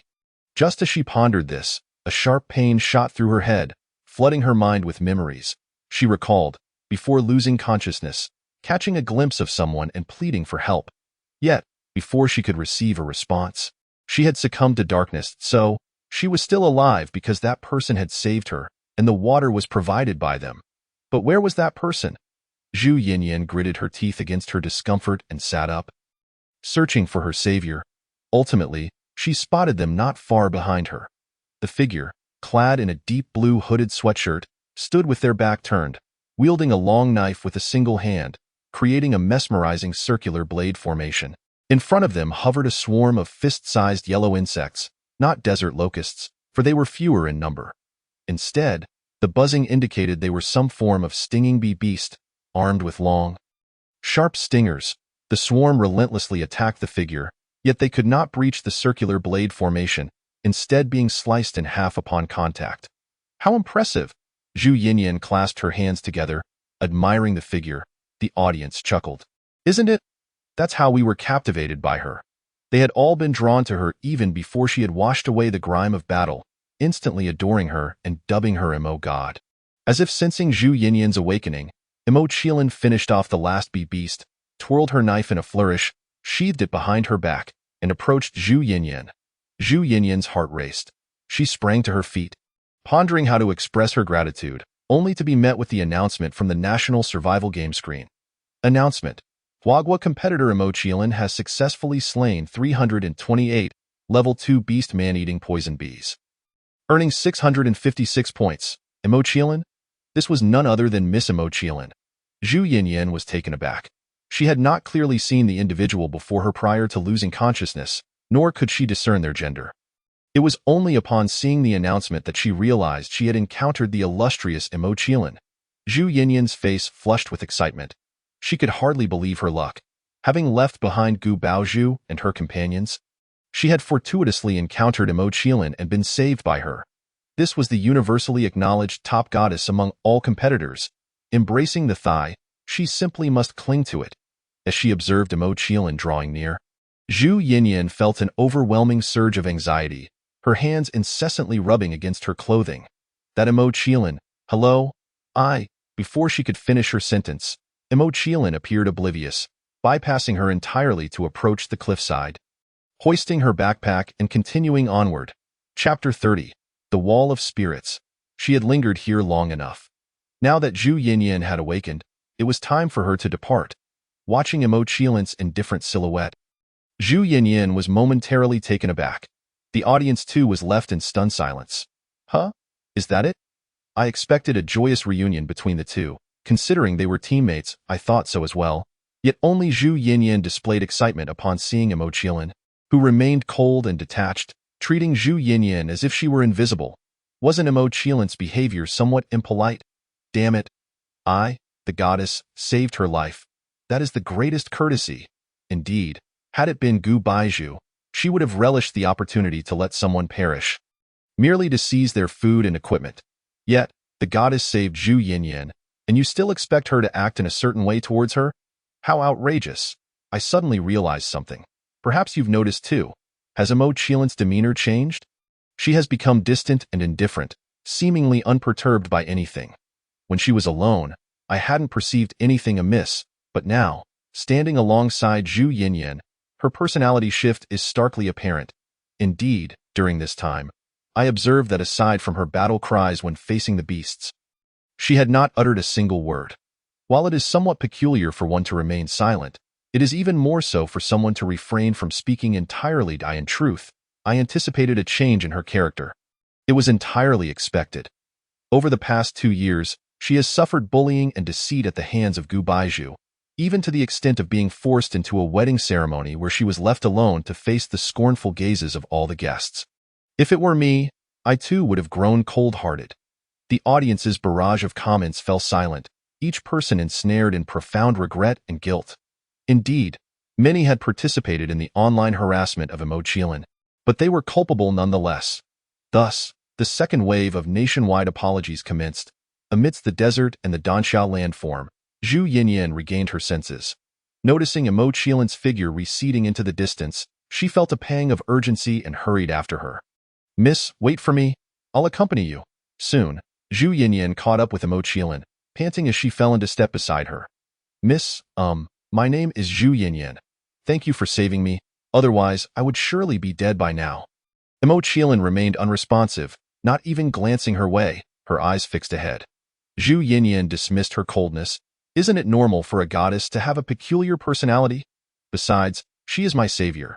Zhu Yinyan adjusted her slightly askew helmet and continued. "Miss, what a coincidence it is for us to meet in this vast desert. By the way, you've been alone all this time, right? Humph. I knew I wasn't wrong to criticize those worthless people from Gu Baizhu." Worthless? At last, Imo Qilin bestowed a modicum of attention upon Zhu Yinyan. In a wonder, she had not seen Gu Baizhu and her group for hours. It turns out Zhu Yinyan had a falling out with them. Perceiving Imo Qilin's thoughts, Zhu Yinyan chuckled. "Yes, I severed ties with those worthless people. You have no idea how disgusting they are." She began to recount her grievances, relaying every incident that had transpired thus far. The audience chimed in with additional details, their omniscient perspective allowing them to provide insights even Zhu Yinyan was unaware of. Even though Imo Qilin and Zhu Yinyan could not see their contributions, the audience relished the opportunity to add to the narrative. Upon hearing the rumors that Gu Baizhu had spread about her, claiming that her kills and rewards were acquired through unsavory means, Imo Qilin found the allegations laughable and could hardly muster any anger. After all, it wasn't the first time Gu Baizhu had resorted to such tactics. However, upon learning that Gu Baizhu had sacrificed her teammates to save her own skin, Imo Qilin was momentarily taken aback. She had known Gu Baizhu was malicious, but she had underestimated the depths of her depravity. Ultimately, Zhu Yinyan, unable to tolerate their behavior any longer, had a fierce argument with them and left. She shrugged as she concluded her tale. Imo Qilin halted, turning to face her. "Thank you." Learning that Zhu Yinyan had argued with Gu Baizhu and distanced herself from them touched Imo Qilin's heart. After all, not everyone possesses the courage to speak up for someone infamous. Most would choose to stand against such a person or merely observe with indifference. "Ah!" Zhu Yinyan suddenly clenched her fists, her excitement bursting forth. "Miss, you spoke to me. I'm so happy." Even the audience and the observation team shared in her joy. It was truly wonderful. She was still capable of communication, indicating she had not succumbed to silence due to her past traumas. This was indeed a monumental blessing. Imo Qilin could not comprehend why her simple thank you elicited such elation. She did not inquire further, turning her gaze back to the path ahead and resuming her walk. Zhu Yinyan followed suit, grinning foolishly as she trailed behind. Throughout the journey, Zhu Yinyan was exceedingly talkative, managing to converse on a multitude of subjects. Even though Imo Qilin offered no responses, she continued her incessant chattering. Imo Qilin felt overwhelmed and was about to ask her to quiet down when she recognized the familiar surroundings ahead. A sense of foreboding washed over her, prompting her to sprint forward. "What's wrong?" Zhu Yinyan, bewildered, followed suit. After a challenging chase, they arrived at a cliff where Imo Qilin stood, her typically serene expression now replaced with seriousness. "Phew, I'm so tired," Zhu Yinyan gasped, hands on her knees. "Miss, Why did you suddenly take off running? We're back, Mo Qiling stated succinctly. Huh? Back? What do you mean? Zhu Yinyan was confused. Mo Qiling pressed her lips together, refraining from elaborating. The audience was on the edge of their seats. Of course, we VE circle back. Exactly. I understood that. Zhu Yinyan, how did you not catch on? Isn't this something you've experienced before? The observation team sighed at Zhu Yinyan's delayed realization, and they had no choice but to send her a visual reminder. Upon receiving the message from the authorities, Zhu Yinyan finally grasped the situation, slapping her forehead. Darn it! How did I forget? Miss, this place has a wall of spirits. Mo Qiling turned to look at her. Zhu Yinyan's expression turned grave. I'm serious. I've been trapped here for 2 days, unable to escape. Taking a day off. More tomorrow. Chapter 31. The Misty Trapped Array. Subsequently, she began to recount how she discovered she could not escape. 2 days ago, I teamed up with an abandoned contestant from the Pickled Vegetable Nation. We encountered a group of second-level beasts, the two-sided kissing sand locusts, blood-red, worm-like creatures resembling large earthworms, but much larger and moving at incredible speeds. Specifically blood-sucking and exceedingly difficult to kill. Unless pulverized, as long as a fragment of their body remains, they won TDI that moment. The contestant from the Pickled Vegetable Nation was turned into a desiccated corpse by a bullet that struck a small part of a two-sided kissing sand locust. At this point, Zhu Yinyan couldn't help but shiver. Fearing I might meet the same fate, I ran for my life, sprinting until I stumbled into this place. The two-sided kissing sand locusts didn't pursue me further, and I was relieved to have spared my life. Little did I know, I couldn't escape. No matter how I tried to leave, I always ended up back where I started. I was frantic and desperate, searching for an exit, trying every method, but none worked. In the end, I ran out of water and nearly collapsed. If you hadn't arrived, I would have either succumbed to the two-sided kissing sand locusts or withered away. Miss, do you know what is happening? She felt utterly helpless, placing her hopes in Mo Qiling. Surely, the formidable Mo Qiling could devise a way out. Yet, Mo Qiling remained silent, her gaze fixed on the cliff as if lost in thought. Zhu Yinyan dared not disturb her and could only wait in silence. Meanwhile, the audience speculated about the situation at hand. In a way, could there really be ghosts? I think so. Otherwise, how would one explain this wall of spirits? Indeed, the national survival game had never claimed there were no ghosts. This raised the question. How does one defeat a ghost? Exactly. Ghosts are ethereal. You can't even touch them, let alone see them. It seemed Mo Qiling was at a loss as well. Observing the audience's comments, the observation team exchanged glances. The host awkwardly inquired, So, do you believe that the circumstances faced by Mo Qiling and Zhu Yinyan are indeed caused by ghosts? Under ordinary circumstances, even if he were given 1,000 times the courage, he would not dare to pose such a question. After all, as a public servant of the state, to utter the word ghost is to openly promote feudal superstition, which would inevitably lead to severe disciplinary action. Professor Zhang shook his head, asserting, No, I stand by my conviction that ghosts do not exist in this world. The survival game of national fortune is intrinsically linked to the fate of the nation, and thus it would not conjure up ghosts. Therefore, I believe that the so-called ghost wall encountered by competitors Mo Qiling and Zhu Yinyan must be attributed to other causes, either an illusion or an inherent issue with the Danxiao landform itself. And I lean towards the latter. Why? The host pressed. It was Chu Yunyin who responded this time, because illusions often reflect the most genuine aspects of a person's inner self. The more one desires or is fixated on something, the more likely they are to perceive it. Mo Qiling was unfamiliar with Zhu Yinyan prior to this, and although Zhu Yinyan had heard of Mo Qiling, she was not well acquainted with her either. Even if both experienced an illusion simultaneously, they would not see one another, thereby naturally eliminating the possibility of an illusion. Professor Zhang nodded in agreement. Precisely. Therefore, the cause of the ghost wall must lie within the Danxiao landform itself. This brings to mind an incident. The others and the audience fixated their attention on him. A hint of trepidation crossed his face as he continued. I previously mentioned that this is the first time I have heard of a case like Zhu Yinyan's encountering a ghost wall in the Danxiao landform. However, in my youth, I experienced a situation quite similar to a ghost wall. That time, I had just graduated and was conducting field research in the wilderness with my mentor. During a break, I wandered away from the camp to relieve myself and was suddenly enveloped by a dense fog. rendering me unable to see anything. With no other choice, I had to wait for the fog to clear before returning to camp. However, when the fog finally dissipated, I found myself utterly lost, unable to locate the camp. "Did you not retrace your steps?" Professor Zhao inquired. "Of course I did," Professor Zhang replied, but the path had inexplicably lengthened, stretching on interminably. After what felt like an eternity, I finally completed the journey only to find I was in a place I had never been before. Not the camp. I was terrified and quickly turned back, calling out for my mentor, but received no response. I could not return to where I had relieved myself, instead finding myself in an entirely unfamiliar area. At that moment, I was utterly distraught, flailing about like a headless chicken in search of the camp. Yet it remained elusive. Eventually, I thought to descend the mountain, but no matter how I attempted to go downhill, I remained trapped in that mountainous terrain. You must understand, the mountain I was surveying was scarcely 1,000 meters high. It should have taken only a few hours to descend, let alone a few days. It was simply impossible. Yet, that was the reality I faced. "So how did you finally make your way out?" Chu Yunyan was eager to know.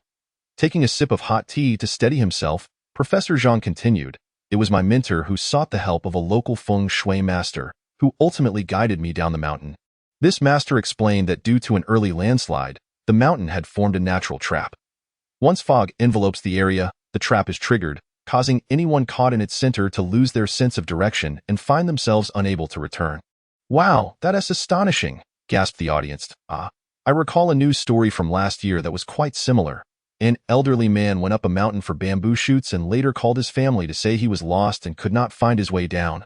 Yes, I'm familiar with that story," another chimed in. That elderly man was well acquainted with the mountain, having gone there every year to forage. He could navigate it with his eyes closed, yet on that occasion, he inexplicably lost his way in the end.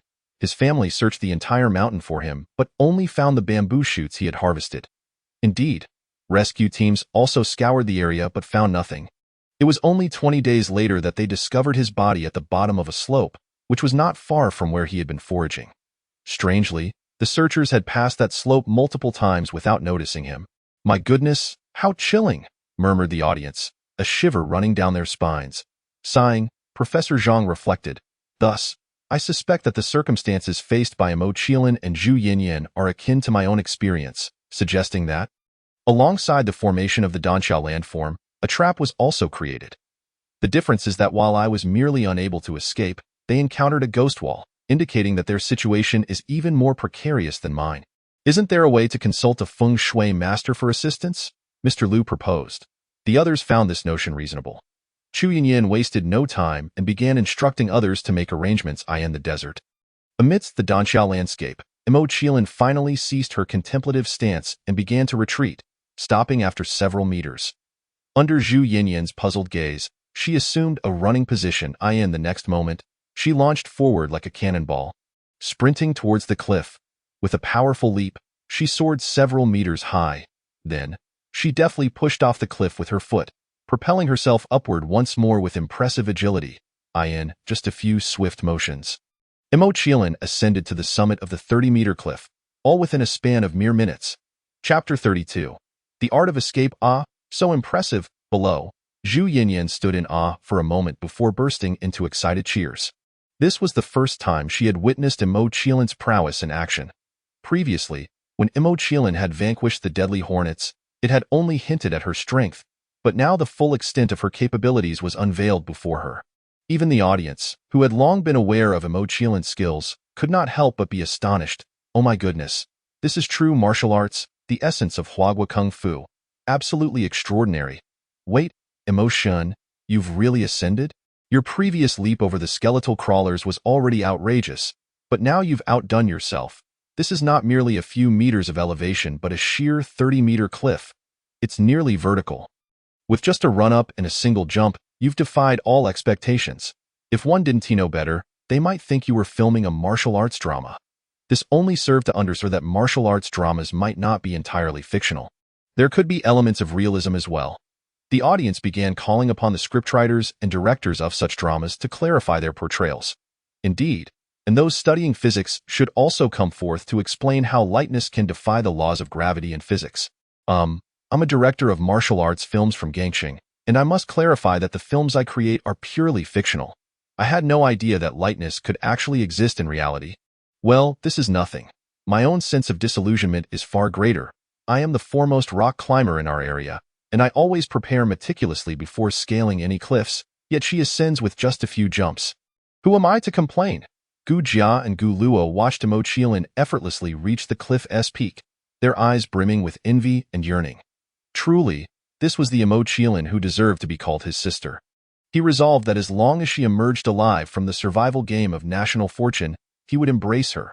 However, this was contingent upon her giving him that knife and teaching him her skills.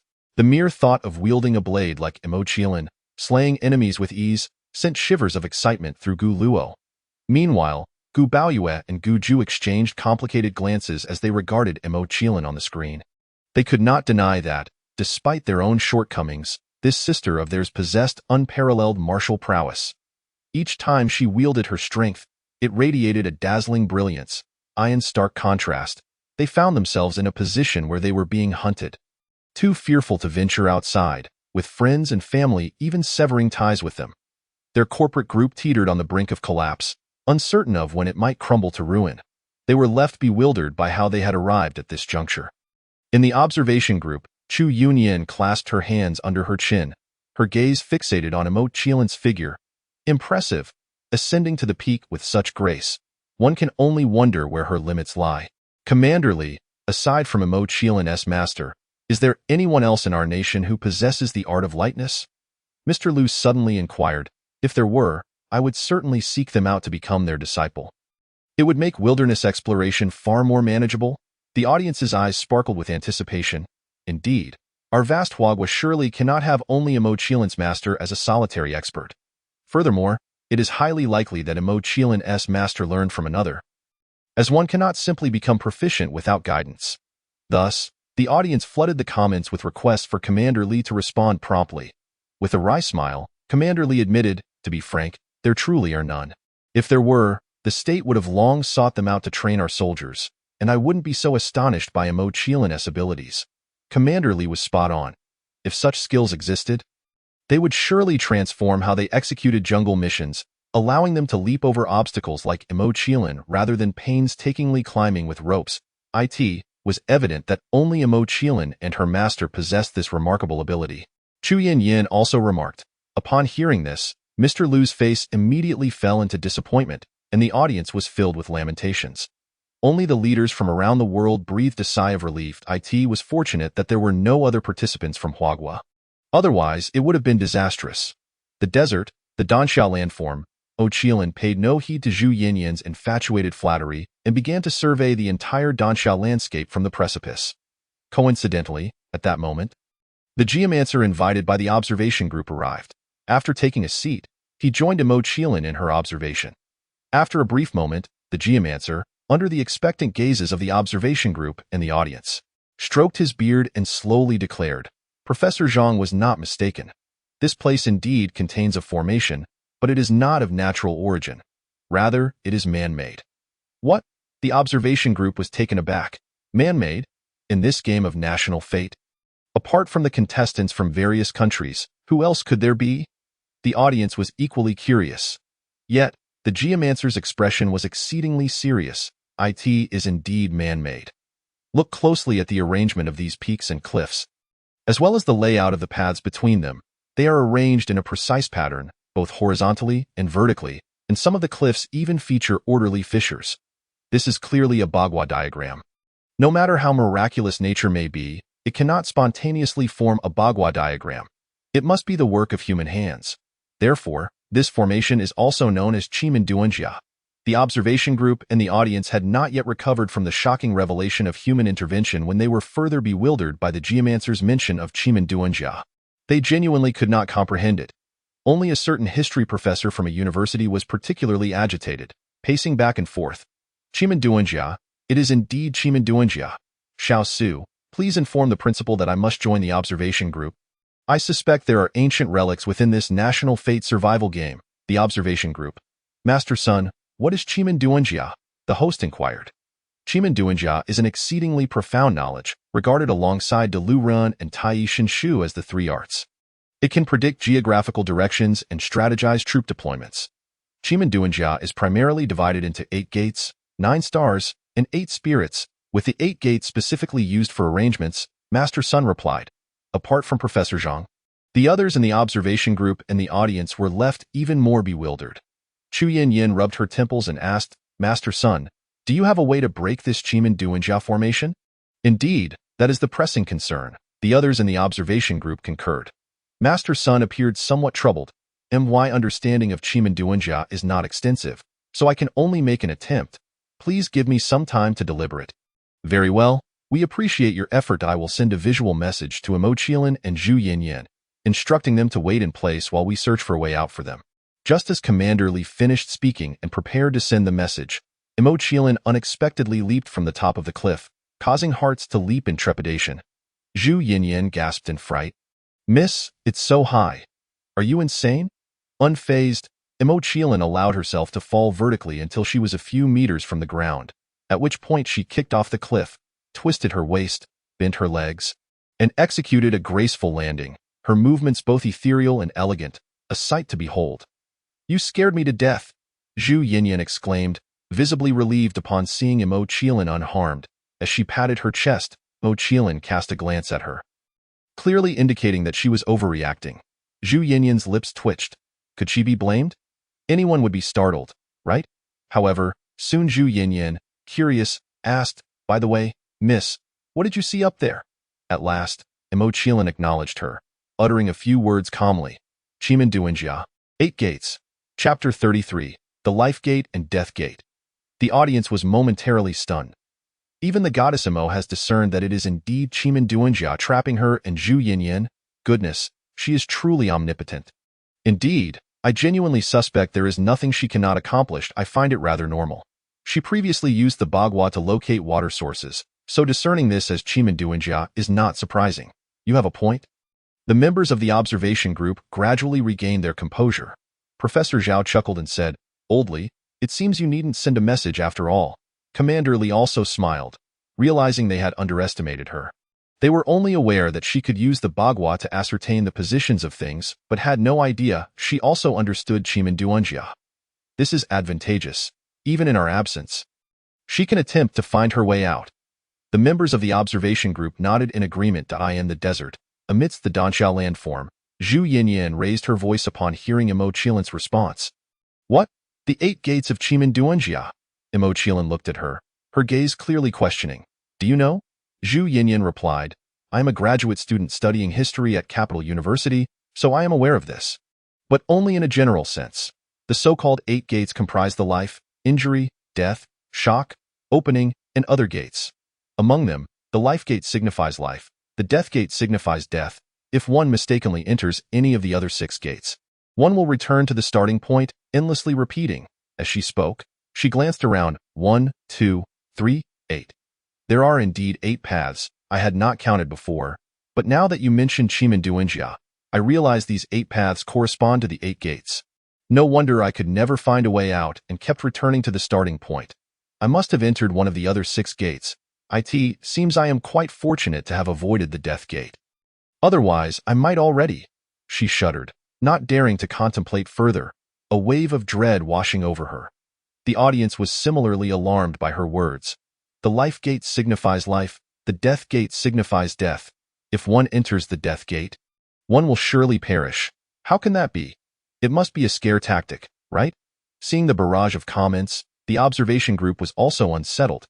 Mr. Liu hastily asked, Master Sun, the audience is saying that if Zhang Qiling and Zhu Yin enter the death gate, will they truly die? That is indeed the case.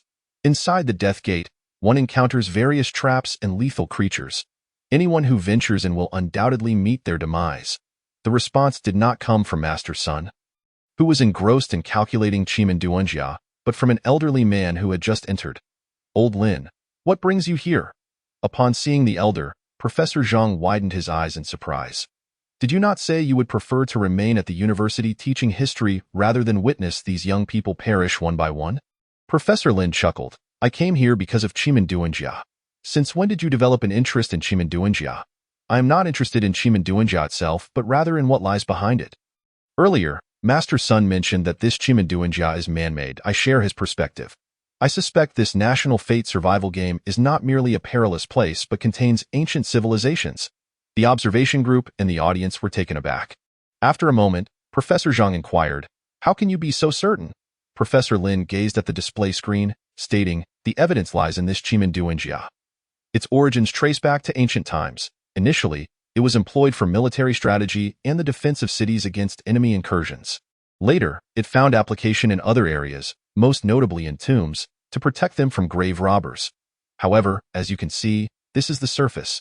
Where are the tombs? Moreover, the undulating peaks and cliffs do not lend themselves to being a battlefield. Thus, this place can only serve as a defensive barrier for a city. Therefore, there must be a civilized nation or tribe hidden behind this Danxiao landscape. That would be astounding. Setting aside when this Danxiao landform formed, just the man-made fissures that create the Bagua diagram must date back at least several thousand years. If there truly is a civilization, it would be one from millennia ago." Professor Zhang marveled. Professor Lin's smile grew even more radiant. "Exactly. That is the very reason I came here." The other members of the observation group inhaled sharply. The audience was also in a daze. "Wait, isn't this an adventure game? How does it involve archaeology?" Only Chu Yin was now more concerned about how Zhang Qiling and the others would escape, inquiring of Master Sun, who was still calculating Chimanduanjia. "Master Sun, since the death gate signifies death, does the life gate signify the way out?" "You are correct. As long as we find the life gate, these two female contestants will be able to escape this Chimanduanjia formation," Master Sun affirmed. "However, the problem is that the life gate is not easy to locate. The odds are only 1 in 8, which is rather low." Miss Zhu Yinyan pointed to the stone markers beside 5 of the paths. Addressing Zhang Qiling, "These 5 paths are the ones I have traversed. The life gate must be among the remaining 3 paths." Despite having taken only 5 paths in 2 days, she had spent several hours on each one before returning. The Danxiao landform was simply too vast. Cast her gaze towards the 3 paths pointed out by Zhu Yinyan. Indeed, one of them led to a way of life. Yet, simultaneously, one also led to death. And another was an entirely different door. Choosing incorrectly would either result in demise or a return to the starting point, indicating that their trial and error costs had escalated significantly. "Sister, do you have a way to discern the path to life?" Zhu Yinyan inquired, her eyes filled with hope as she stood beside. The observation team and the audience watched her with eager anticipation. Remained silent, crouching down to pick up a stone, sketching the entirety of the Danxiao landform's Bagua map from her earlier observations. Zhu Yinyan, uncertain of her intentions, wisely refrained from speaking, instead quietly observing her. Before long, completed her drawing, preparing to employ the 17-character Yin-Yang Feng Shui secret technique known as the dragon-seeking method to deduce the path to life. The dragon-seeking method is derived from the Hanlong Classic, which is renowned as the pinnacle of geospatial measurement, divided into 2 volumes that assess dragon veins, evaluate feng shui, establish myriad formations, and dismantle countless arrays. The dragon-seeking method is the essence distilled by Master Zhang San from the Hanlong Classic, effortlessly navigating through the intricate formations of the mysterious doors, stood, clutching the stone, and stepped into the Bagua diagram. Positioning herself at its center, closing her eyes to silently recite the incantation. The dragon-seeking method's emergence, discerning the life and death of human affairs, places utmost importance on the 8 doors. In the absence of direction, the 8 doors revolve around humanity, measuring the matters of heaven and earth, observing the life and death of the cosmos. The audience, witnessing this, looked on in confusion. What was she doing? Was she deciphering the mysterious doors? After completing the Bagua diagram, she had remained still, unlike Master Sun, who constantly paced and muttered incantations as if performing a ritual. "Who said my divine has stopped? Look at her fingers. They are clearly engaged in some calculation." Indeed, the movement was subtle, easily overlooked without careful observation. Thus, it was evident she was deciphering the mysterious doors, albeit through a method distinct from Master Sun's. At that moment, the audience was eager to discover who would unravel the mystery first. "Well, it must be my divine." Compared to the audience's delayed realization, Zhu Yinyan was the first to confirm that was deciphering the mysterious doors. And she held her breath, fearful of disturbing. Soon, completed her incantation, ceasing her calculations, and without hesitation, cast the stone away. Logically, given the terrain was not sandy, the stone should have rolled several times before coming to a halt. However, it landed with precision on a specific hexagram position within the Bagua diagram. "Sister, how is it?" Zhu Yinyan asked, her hands clasped anxiously in anticipation. Offered no response, her gaze fixed upon the hexagram. The stone, having landed in the hexagram representing Jin, was associated with Earth, hence the path of life was referred to as the Earth Door. Furthermore, Jin corresponds to the northeast direction, indicating that the road leading northeast was indeed the path to life. Consequently, decisively proceeded towards the central path among the three remaining options. Zhu Yinyan was momentarily stunned, but quickly realized that had discovered the path to life, her face lighting up as she hurriedly followed. "Sister, wait for me!" The audience gaped in astonishment. Wait, did she just decipher the mysterious doors and find the path to life? What did you expect? Goodness, that was incredibly swift. It hasn't even been half an hour. While Master Sun has been calculating for over 30 minutes without arriving at any conclusion. What does that signify? It simply indicates that is more adept than Master Sun. Haha, I was right in my earlier guess. Indeed, my divine cracked the mysterious doors first. The observation team was equally astounded by his remarkable speed, especially in contrast to Master Sun, whose ongoing calculations only intensified their astonishment. Finally, Commander Lee chuckled wryly. Under normal circumstances, our contestant should be fighting for our country, and we, as her support, should be doing everything possible to assist her. Yet now, aside from clearing her name, it seems we have contributed little else. Indeed, others from the observation team side in agreement. There's nothing we can do. Our contestant is simply too exceptional. This left them, as guardians, feeling both proud and somewhat defeated. Meanwhile, the audiences from various nations, along with the secretly infiltrated leaders seeking intel, were furious. Damn those Wagwa people. They actually find too outstanding. If that's the case, why not hand her over to us? We certainly would not complain. Only wish she were even more exceptional. That, of course, the observation team was oblivious to the leader's sentiments. They turned their attention back to Master Sun. All right, Master Sun, no need to calculate further. Has already found the path to life. What? Master Sun exclaimed, rushing to the screen. She truly found it. Yes, they have already ventured forth. Mr. Liu confirmed with a nod. Master Sun's mouth opened and closed as he struggled to accept this disheartening truth. Alas, I am growing old. The younger generation is indeed outpacing us. I had barely calculated 3 hexagrams. And this female contestant has already completed her analysis. Clearly, her mastery of the mysterious doors is exceptionally high. She may rival Master Hong from Gangcheng. How did she deduce this? Someone, provide me the recording. Military personnel promptly supplied him with the recording. Upon viewing it, Master Sun expressed confusion. What method of calculation is this? I have never seen anything like it. However, this positioning is intriguing. Could it be human-centered? No, it's not the Hanlong Classic. I don't know what it is, but I must study it thoroughly. As he muttered to himself, Master Sun retreated to a corner to delve into his research. The others, amused by his obsession, shook their heads, leaving him to his devices. They were now simply eager to discover whether and Zhu Yinyan could indeed escape the Danxiao landform. Zhu Yinyan, however, held no such concerns. For in her eyes had transcended humanity. She had become divine. The path chosen by the divine could not be anything but a means of escape. Thus, Zhu Yinyan followed with complete trust, singing cheerfully along the way. Her spirits soaring. This infectious positivity eased the tension among the observation team and the audience, allowing them to relax somewhat. Yet, their reprieve was short-lived, as Zhu Yinyan's piercing scream jolted them back to alertness. Sister, a corpse! There's a corpse here.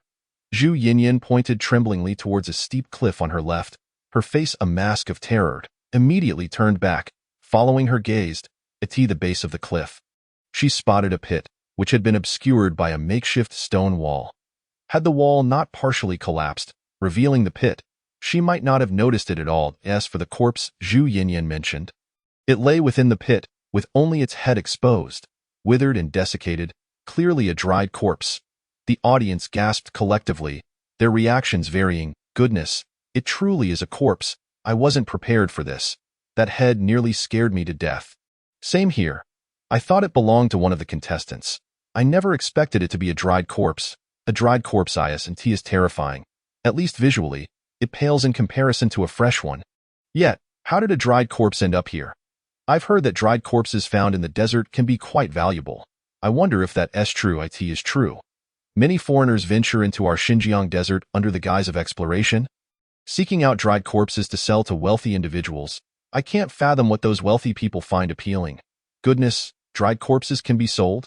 I'm tempted to go look for one myself. Go ahead.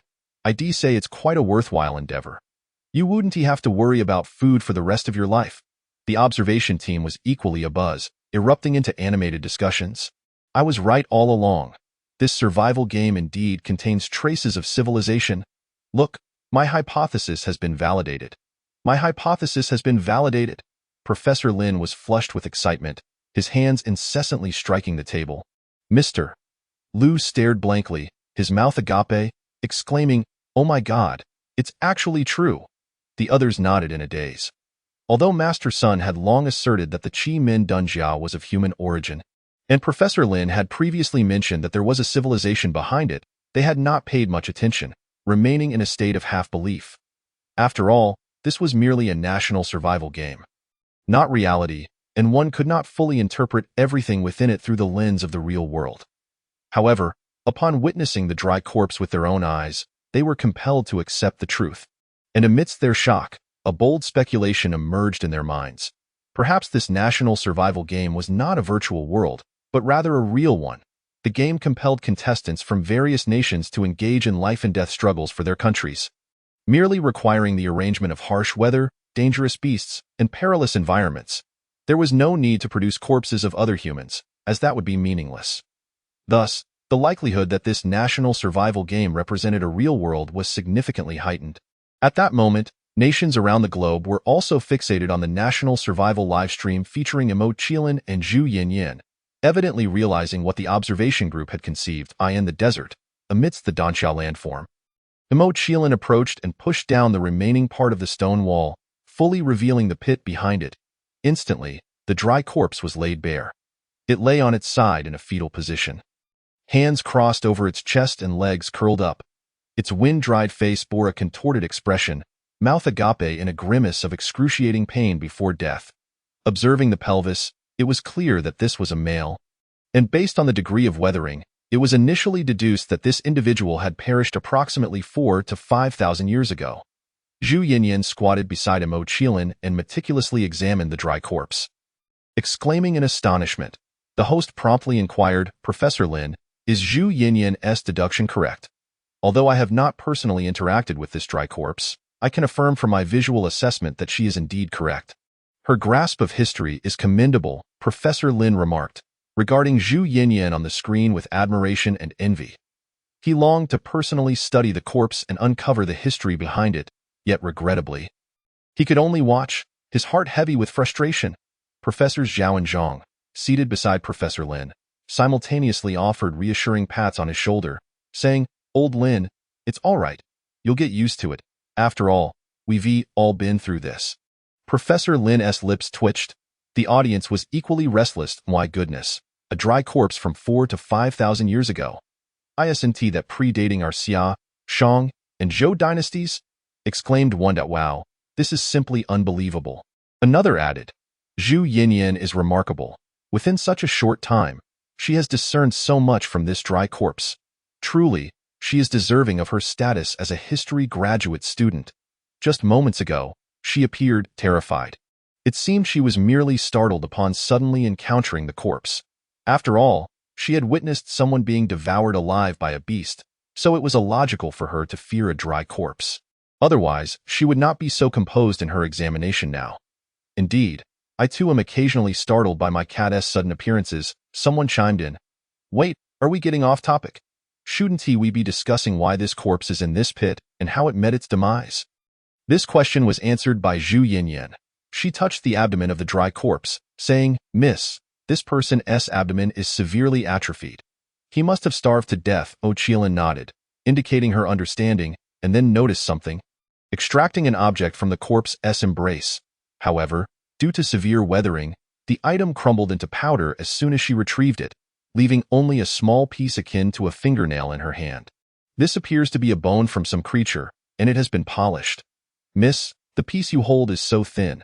If I'm not mistaken, it's a weapon crafted from the bone of some creature. Clearly, this individual was not an ordinary person in life. Zhu Yinyan continued her careful examination of the dry corpse. The clothing had weathered extensively, clinging to the skin, having fused with it over the millennia, rendering the specific form of the attire indiscernible. However, it was evident that the clothing at the limbs had been bound, presumably to facilitate movement. Coupled with the bone weapon, it suggested that this individual had likely been a soldier. At this juncture, Zhu Yinyan turned to Zhang Qiling, saying, "Miss, I have a hypothesis I haven't shared with you.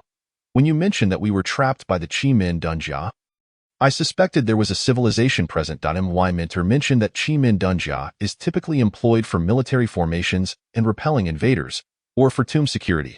Yet, there is no tomb here. Nor is it suitable for battle, which only leaves the possibility of resisting invaders.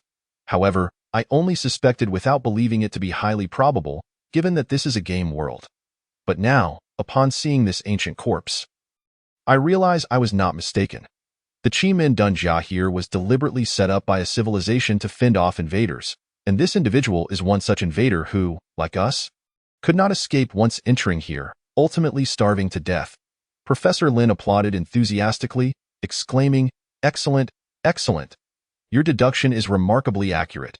Since this person is an invader, there cannot be only him. There must have been an entire army," suggested Zhu Yunyan. Professor Zhao nodded in agreement, stating, "Indeed, however, when this individual starved to death, it's likely that few of the entire army remained. Otherwise, he would not have been given a proper burial. After all, in such places, the fewer people there are, the lower the chances of surviving and leaving.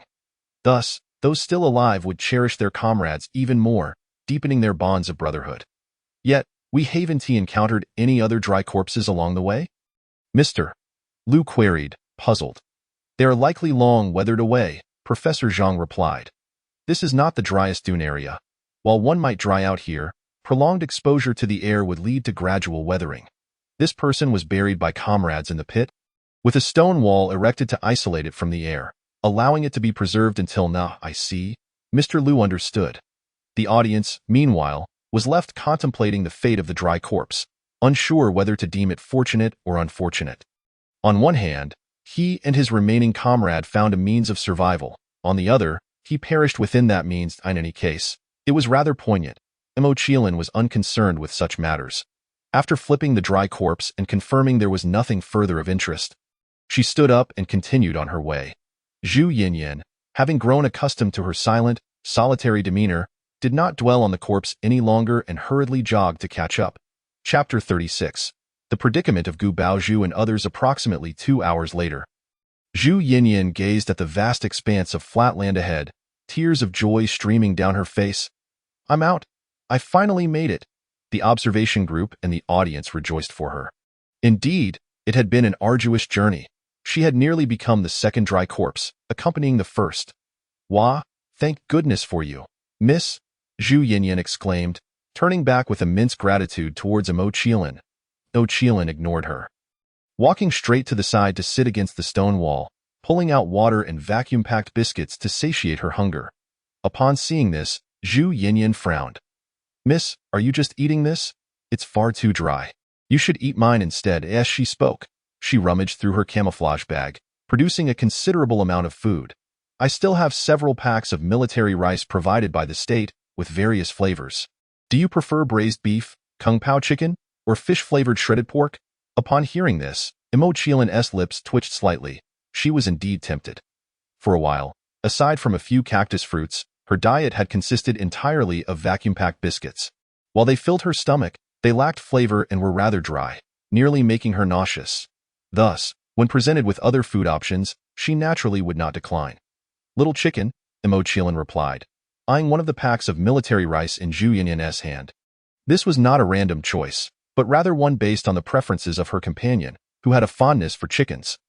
Evidence of this included the chicken-themed underwear bought for him by Wu Xia and Fatty, as well as the numerous chickens he raised after he and Wu Xia moved to Rain Village, clearly indicating his deep affection for them. as expected. No sooner had Mo Qilin's thoughts concluded than the system chimed in. Ding! Similarity in role-playing has increased. Current role-playing similarity, 35. Reward, 25 combat points for the Qilin bloodline.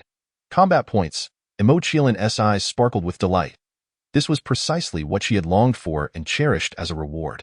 Although she appeared formidable now with 25 combat points, sufficient to single-handedly defeat a level 4 beast, she knew that within this national survival game, many beasts of higher levels awaited her. Thus, 25 combat points were far from sufficient. Fortunately, having gained an additional 25 combat points, coupled with the combat enhancement from her Qilin bloodline, the path ahead would now hold greater assurance. Mo Qiling felt elated, while Zhu Yinyan beside her wore a puzzled expression. Little chicken? Miss, what little chicken? Noticing her confusion, Mo Qiling pointed to the military rice in her hand. Ah, so it's this little chicken. At last, Zhu Yinyan grasped the situation, smiling as she nodded. All right, I shall heat up this little chicken and bring it to you shortly. Referring to Kung Pao chicken as little chicken was rather amusing, and the audience found it endearing, playfully renaming various chicken dishes in the comments, thoroughly enjoying the banter. Zhu Yinyan took 2 packs of military rations to a nearby open space to heat them. Mo Qiling appeared to be resting with her eyes closed, yet she was secretly inspecting her attribute panel. Host. Mo Qiling role. Zhang Qiling similarity to role. 35. Every increase of 5 in similarity grants a reward. Physique. S grade. Ordinary people. C grade. Athletes. B grade. Special forces. A grade. Rewards acquired. Zhang Qiling's physical prowess. Zhang Qiling's combat power 50. Black gold ancient blade. Qilin bloodline.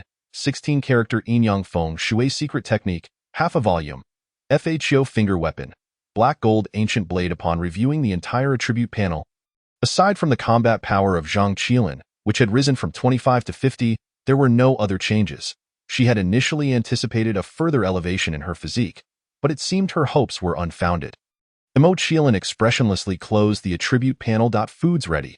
Zhu Yinyan soon returned with the heated military rations, beaming as she approached.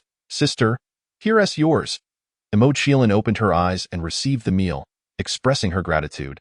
Thank you. You're too polite. Zhu Yinyan waved her hand, plopping down beside her and indulging heartily. Mo Qiling, too, picked up her spoon. After a long time without a proper meal, this military ration felt like a divine delicacy. The two of them devoured their food, relishing every bite as Zhu Yinyan entertained Mo Qiling with gossip and jokes, creating an atmosphere of serene bliss. Conversely, Gu Baozhu and her companions found themselves in dire straits. Cornered by a colossal beast, the audience was equally petrified. What on earth is that? A stick insect or a spider? It must be a spider. Look at those 8 legs. Oh my gosh, this creature is enormous. Even larger than the skeletal crawler Mo Qiling encountered, especially those legs, at least as thick as an adult and over 10 meters long. Goodness, this is no longer a beast. It's a monster. I can hardly breathe just watching from my screen. I can't imagine how Gu Baozhu and her companions feel facing such a colossal entity. Just look at Fu Lingyu's reaction to know. She was completely paralyzed with fear, standing frozen in place. If it weren't for Fu Zhaonan dragging her away, she would have been skewered by that beast's long legs. Indeed, this creature was not only massive but also possessed 8 remarkably agile legs. Relentlessly lunging at Gu Baozhu and her companions, attempting to impale them, leaving them no opportunity to even fire their weapons, forcing them to flee constantly. Who could possibly defeat it? Perhaps even Mo Qiling would struggle against it. The expressions of the observation group were grave. Indeed, when it comes to beasts, there's no limit to their size, Mr. Liu lamented. Professor Zhao analyzed. Based on the beast's morphology and limb structure, it appears to be a spider-type creature. However, it is peculiar that both its body and 8 limbs are strikingly smooth, devoid of any hair, resembling both stick insects and centipedes. Let us not dwell on what this beast resembles. We calculated its dimensions.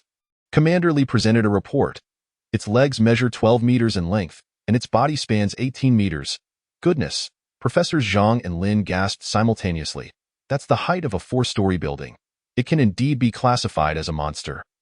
Now, let us discuss how to assist these contestants in dealing with this beast. Otherwise, death is the only fate that awaits them, Commander Li stated solemnly. Our knowledge of this beast is limited.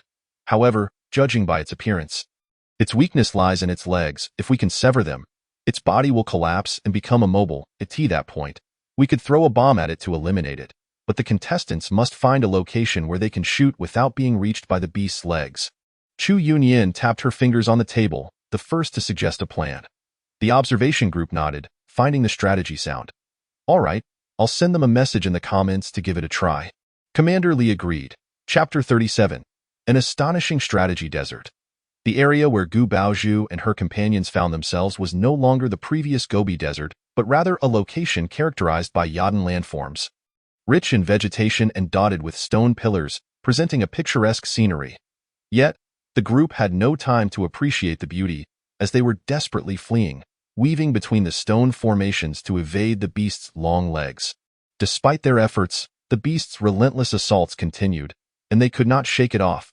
The creature loomed just above them, and they were unable to escape the vast shadow of its body or the range of its 8 limbs. It was akin to being trapped in a cage, with the beast as the cage and Gu Baozhu and her companions as the prey, perpetually fleeing within the confines. Damn it, this thing is relentlessly pursuing us. Intent on our demise, Gu Jing cursed loudly as he ran, glancing up at the creature. The beast seemed to have heard him. It opened its serrated maw and emitted a shrill, mechanical-like roar before raising one of its long legs to strike at him. His expression shifted dramatically as he rolled to the side just in time, narrowly avoiding the attack. However, the spot he had just vacated was now marked by a deep hole created by the beast's leg. Feeling a chill run down his spine, Gu Jing was left in a state of terror. Thank goodness I dodged that. Otherwise, I would have been split in two, he cursed again, continuing to flee along the stone formations. Not far off, Gu Baozhu was panting heavily, on the verge of exhaustion, her face pale. San, I'm so tired. I can't run anymore. Baozhu, listen to me. Just hold on a little longer. Whatever you do. Danti, stop. Stopping means certain death, Gu Jing shouted back. Jiu Baozhu was infuriated. This fool, who asked for his encouragement, she wished he would just carry her. However, despite her anger, she refrained from directly asking him to do so. In such dire circumstances, every individual was focused solely on their own survival, and carrying another would undoubtedly hinder their escape. If she were to request that Gu Jing carry her, even if he complied, he would likely harbor resentment, making him less inclined to protect her in future dangers. That simply wouldn't he do. In this survival game, her only allies were Gu Jing and Fu Hanchuan. Losing even one protector could spell disaster for her. With no other choice, Gu Baozhu took a deep breath, gritting her teeth to continue running. Jiu Mu watched in anguish. Oh my Baozhu, Gu Ju, Gu Ji, and Gu Baoyue shared similar sentiments, discomfort gnawing at their hearts. Despite Gu Baozhu's previous deception and manipulation, she remained their cherished sister whom they had doted on for 20 years. Seeing her in such a plight stirred their concern. The Fu family was equally troubled. Witnessing their daughter's precarious state, elder brother Fu Lingyu slowed down, despair etched across her face. I can't run anymore. Can I just? No. Fu Hanchuan barked, his expression dark. You best dismiss that thought. Even if you can't run, you must keep going, unless you truly wish to perish. Fu Lingyu managed a bitter smile. I certainly don't wish to die, but no matter how we run, we can't escape. What is the point of this? Fu Hanchuan fell silent, acutely aware that their current course was unsustainable. Yet, he too was at a loss for what to do. Just then, a line of golden text appeared before him, igniting a spark of hope in his eyes. The state has sent a message. What did they say? Lin Shuheng inquired eagerly. The state advises us to find a location where the beast's legs cannot reach, and to shoot down all its legs before throwing a bomb to eliminate it. Fu Hanchuan replied. What are we waiting for? Let us closely examine our surroundings for such a spot, Lin Shuheng urged. Jiu Jing scoffed. You actually believe in the state. Last time, they claimed my blood could repel desert locusts. And what happened?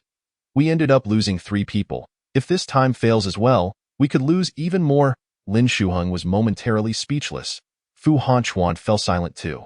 The observation group's expressions darkened. Indeed, they had erred previously. However, the greatest fault lay with the Gu family, which had asserted that Gu Jing and Zhang Qiling were siblings, sharing the same blood. It was this claim that prompted the visible comments, hoping for the contestant's survival. Yet in the end, Gu Jing's blood proved ineffective. Have the blood test results for the Gu family come back? Professor Zhao inquired with a grim expression at a nearby staff member. The staff member nodded. Yes, the results indicate that the Gu family members all have the most common O-type blood, with no special traits found. Thus, it follows that only Imo Qilin possesses something unique in her blood. Professor Zhang concluded. Does that mean she is not the biological daughter of the Gu family? Commander Li furrowed his brow. Professor Zhao shook his head, asserting that it should be a matter of blood relations. The Gu family would not dare to toy with the lives of Gu Jing and Gu Baozhu. Yet, why was it that only the blood of contestant Imo Qilin was unique? Chu Yunyan stroked her chin, pondering whether her master, being an extraordinary individual, might have administered something to her, altering the very nature of her blood. It seemed likely.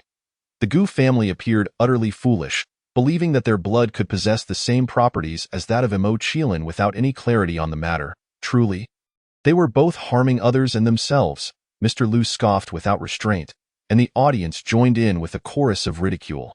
The Gu family, upon witnessing this, could hardly lift their shame-ridden faces. I in the desert's Yaden land. Fu Hanchuan pursed his lips, acknowledging that after the recent events, it was apparent that the state was not omnipotent. We could not place our complete trust in it. Moreover, we remained within the hunting grounds of these exotic beasts, rendering it nearly impossible to locate the areas the state spoke of. But if we disregard the state's suggested approach, do we possess any alternative? Lin Shuheng, feeling agitated, rubbed his face. Yes, we do have another method. Gu Baozhu suddenly interjected ominously. Fu Hanchuan and the others took cover behind a stone pillar. They turned to her upon hearing this, recalling her ruthless demeanor, reminiscent of when she had pushed Wang Defa into danger. It seemed she was once again plotting someone's demise. Fu Hanchuan and the others felt their vigilance heighten, yet they were intensely curious about her proposed solution. Jiu Jing, with a complex expression, inquired, Baozhu, what is this method? It's quite simple, Gu Baozhu declared boldly. These exotic beasts have relentlessly pursued us, intent on devouring us. Oh, why not strap a bomb to someone and present them as a meal? Once the creature has the person in its jaws, we can detonate the bomb and obliterate it. Her shocking words left Fu Hanchuan and the others in stunned disbelief. The audience erupted in uproar. Good heavens! Although I suspected Gu Baozhu was scheming against someone again, I was still taken aback by her audacity. How could a person be so vile and malicious?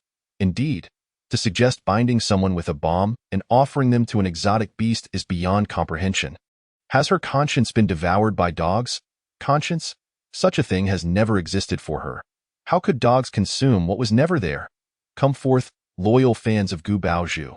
This is your beloved sister, who previously pushed Wang Defa into danger, and you staunchly believed she did not do it intentionally. Now, with the state presenting evidence of her bullying Imo Qilin, you claimed the state was fabricating lies. How can you still defend her now that she has openly declared her intent to feed someone to the beasts? Ha! They would love to find a hole to bury themselves in right now. Am I the only one who thinks Gu Baozhu's plan has merit? In their current situation, if they do not make sacrifices, they are likely to perish. Sacrificing one for the sake of others is clearly a pragmatic choice, just as contestants from other countries have done. Be quiet. You mentioned other countries' contestants, but our nation has always valued unity and the principle of not abandoning or giving up on one another. Otherwise, our ancestors would not have driven away the invaders. How dare you utter such words? The observation group was equally incensed. Commander Li slammed his fist on the table, declaring, this female contestant is utterly inhumane. Chu Yunyan gazed at Gu Baozhu on the screen, her face betraying unmasked disgust. Indeed, in such dire circumstances, sacrificing one to preserve the greater good might seem fitting. Our nation has witnessed similar examples, particularly during the War of Resistance. However, unlike Gu Baozhu, our forebears never suggested who should sacrifice themselves. They chose to make the ultimate sacrifice themselves. There is a fundamental difference between the two. The former seeks to trade another's life for their own, while the latter wishes to give their life for the hope of their comrades and the populace. The distinction between selfish malice and noble sacrifice is clear. The implication was that should the need arise to sacrifice one, I would volunteer, but you cannot demand that I be the one to do so. Professor Zhao nodded, affirming that the distinction between voluntary and coerced sacrifice is significant. No one wishes to be compelled to die. And Gu Baozhu has effectively opened Pandora's box. The ensuing conflict among the contestants will reveal the most grotesque facets of human nature. In the desert's Jotunland. Gu Jing stared at Gu Baozhu in disbelief. Baozhu, are you serious? Gu Baozhu lowered her gaze. Of course not. I was merely speaking offhandedly. However, third brother, this truly is our only option. Isn't it? Gu Jing fell silent. Fu Hanchuan, Fu Lingyu, and Lin Shuheng also remained quiet, fully aware that she spoke the truth. It was either one person dies, or they all perish, and it was evident which option a rational person would choose. After a moment, Lin Shuheng took a deep breath and, with a trembling voice, asked, "So, among the five of us, who will be the human bomb?" That's obvious. It should be Gu Baozhu. She proposed the plan, so it's only fitting that she executes it. Besides, she is the least useful among us. Her absence would be a benefit. Fu Lingyu was the first to respond, pointing at Gu Baozhu. The audience echoed their agreement. Exactly. Whoever suggests it should naturally be the one to carry it out. Though Gu Baozhu inwardly loathed Fu Lingyu, she outwardly accepted the judgment with apparent composure. She acknowledged that it was indeed her turn, both morally and logically. That one to do. If you wish for Baozhu to die, you must first ask for my consent. Gu Jing stepped protectively in front of Gu Baozhu, glaring fiercely at Fu Lingyu. Fu Hanchuan also wore an unhappy expression. Lingyu, stop this. Baozhu has grown up with us. How can you say such things? Gu Baozhu smiled faintly, knowing that neither Gu Jing nor Fu Hanchuan would allow her to perish. Thus, she dared to propose this method. Fu Lingyu, frustrated, stomped her foot. Fine. You all protect her. So who do you suggest should go? Should it be me? You cannot go either. You are my sister and the youngest among us. It makes no sense for you to be the one. Fu Hanchuan stated solemnly. Gu Baozhu concurred. Brother Hanchuan is right. You cannot go. As for who should go, we need to discuss it thoroughly. First, Brother Hanchuan, as our captain, must remain to lead us, so he cannot go. Next is third brother. His marksmanship is exceptional, making him indispensable, so he cannot go either. That leaves. All eyes turned to Lin Shuheng. Lin Shuheng's mind exploded. What do you mean, me, Brother Lin? You are the only one here who fits the criteria? Gu Baozhu bit her lip, feigning reluctance. Yet, in her heart, she hoped Lin Shuheng would hurry and die. She was exhausted and no longer wished to run. Lin Shuheng felt nauseated. What nonsense, we are all capable. Why am I the only one suitable? You simply want me to die for you. His thoughts struck a chord, and aside from Gu Baozhu, the other three felt a twinge of guilt. However, that feeling evaporated in an instant.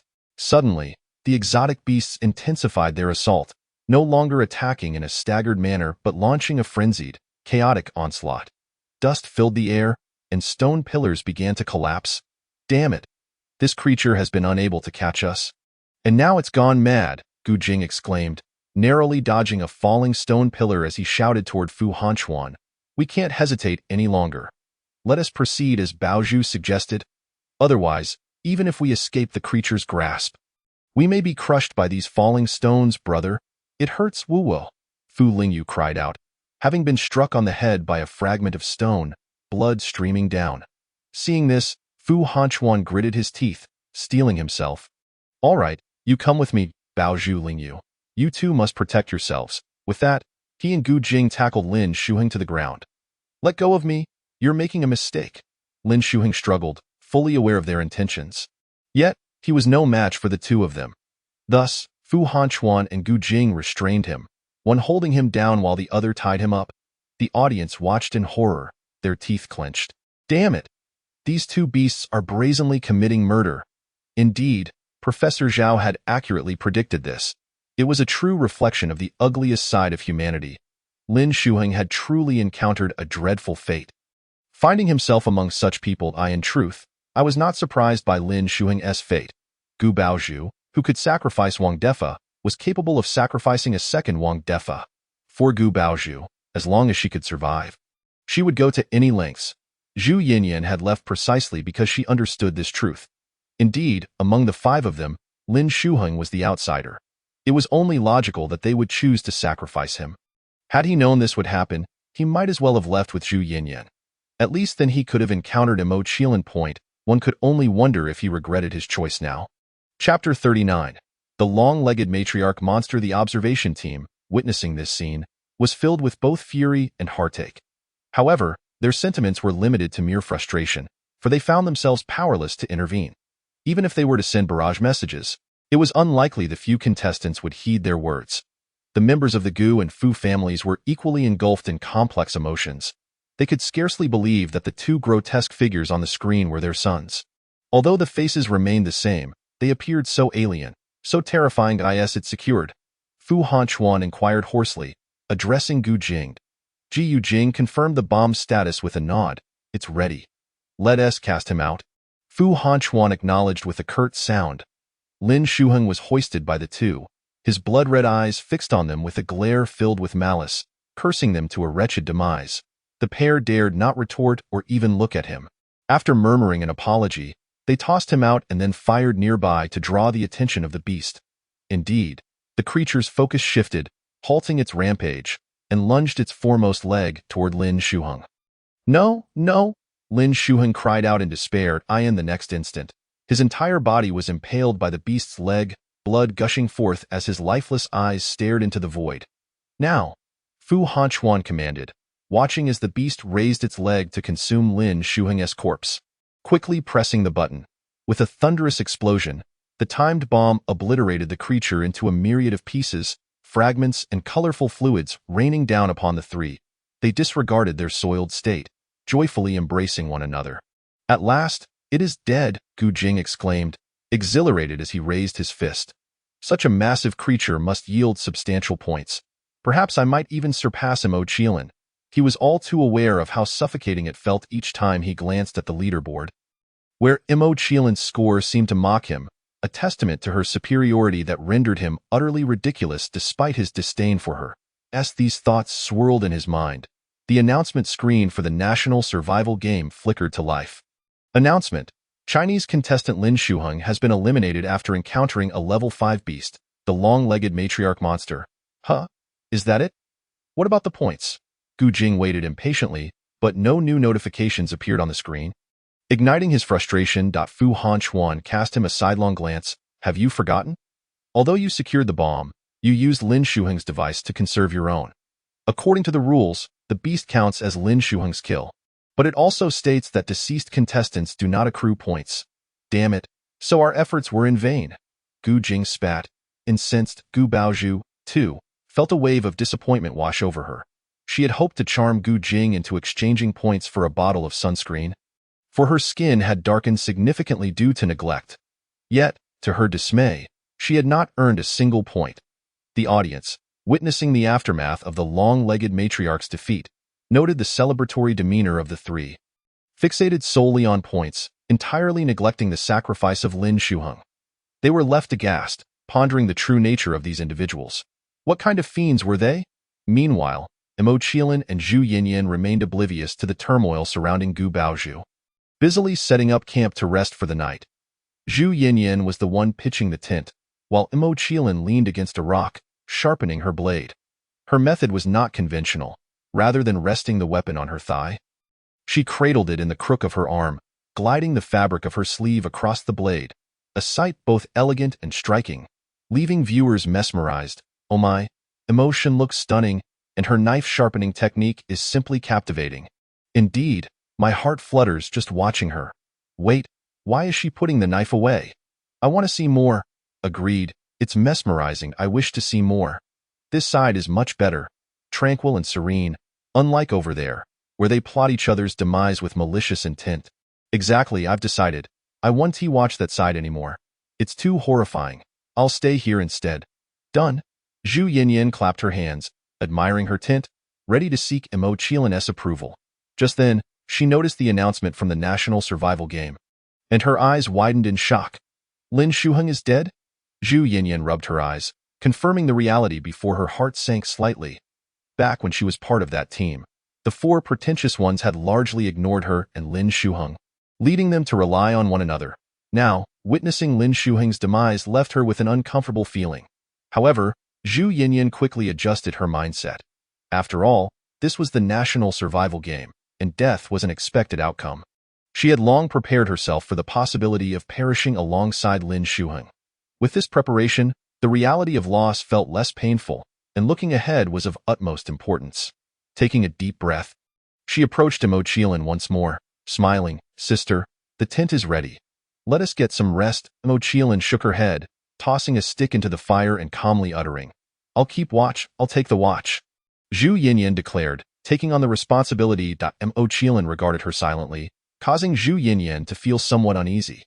For reasons unknown, despite Mo Qiling's silence and impassive expression, Zhu Yinyan felt as though she was being reprimanded for her lack of self-awareness regarding her abilities.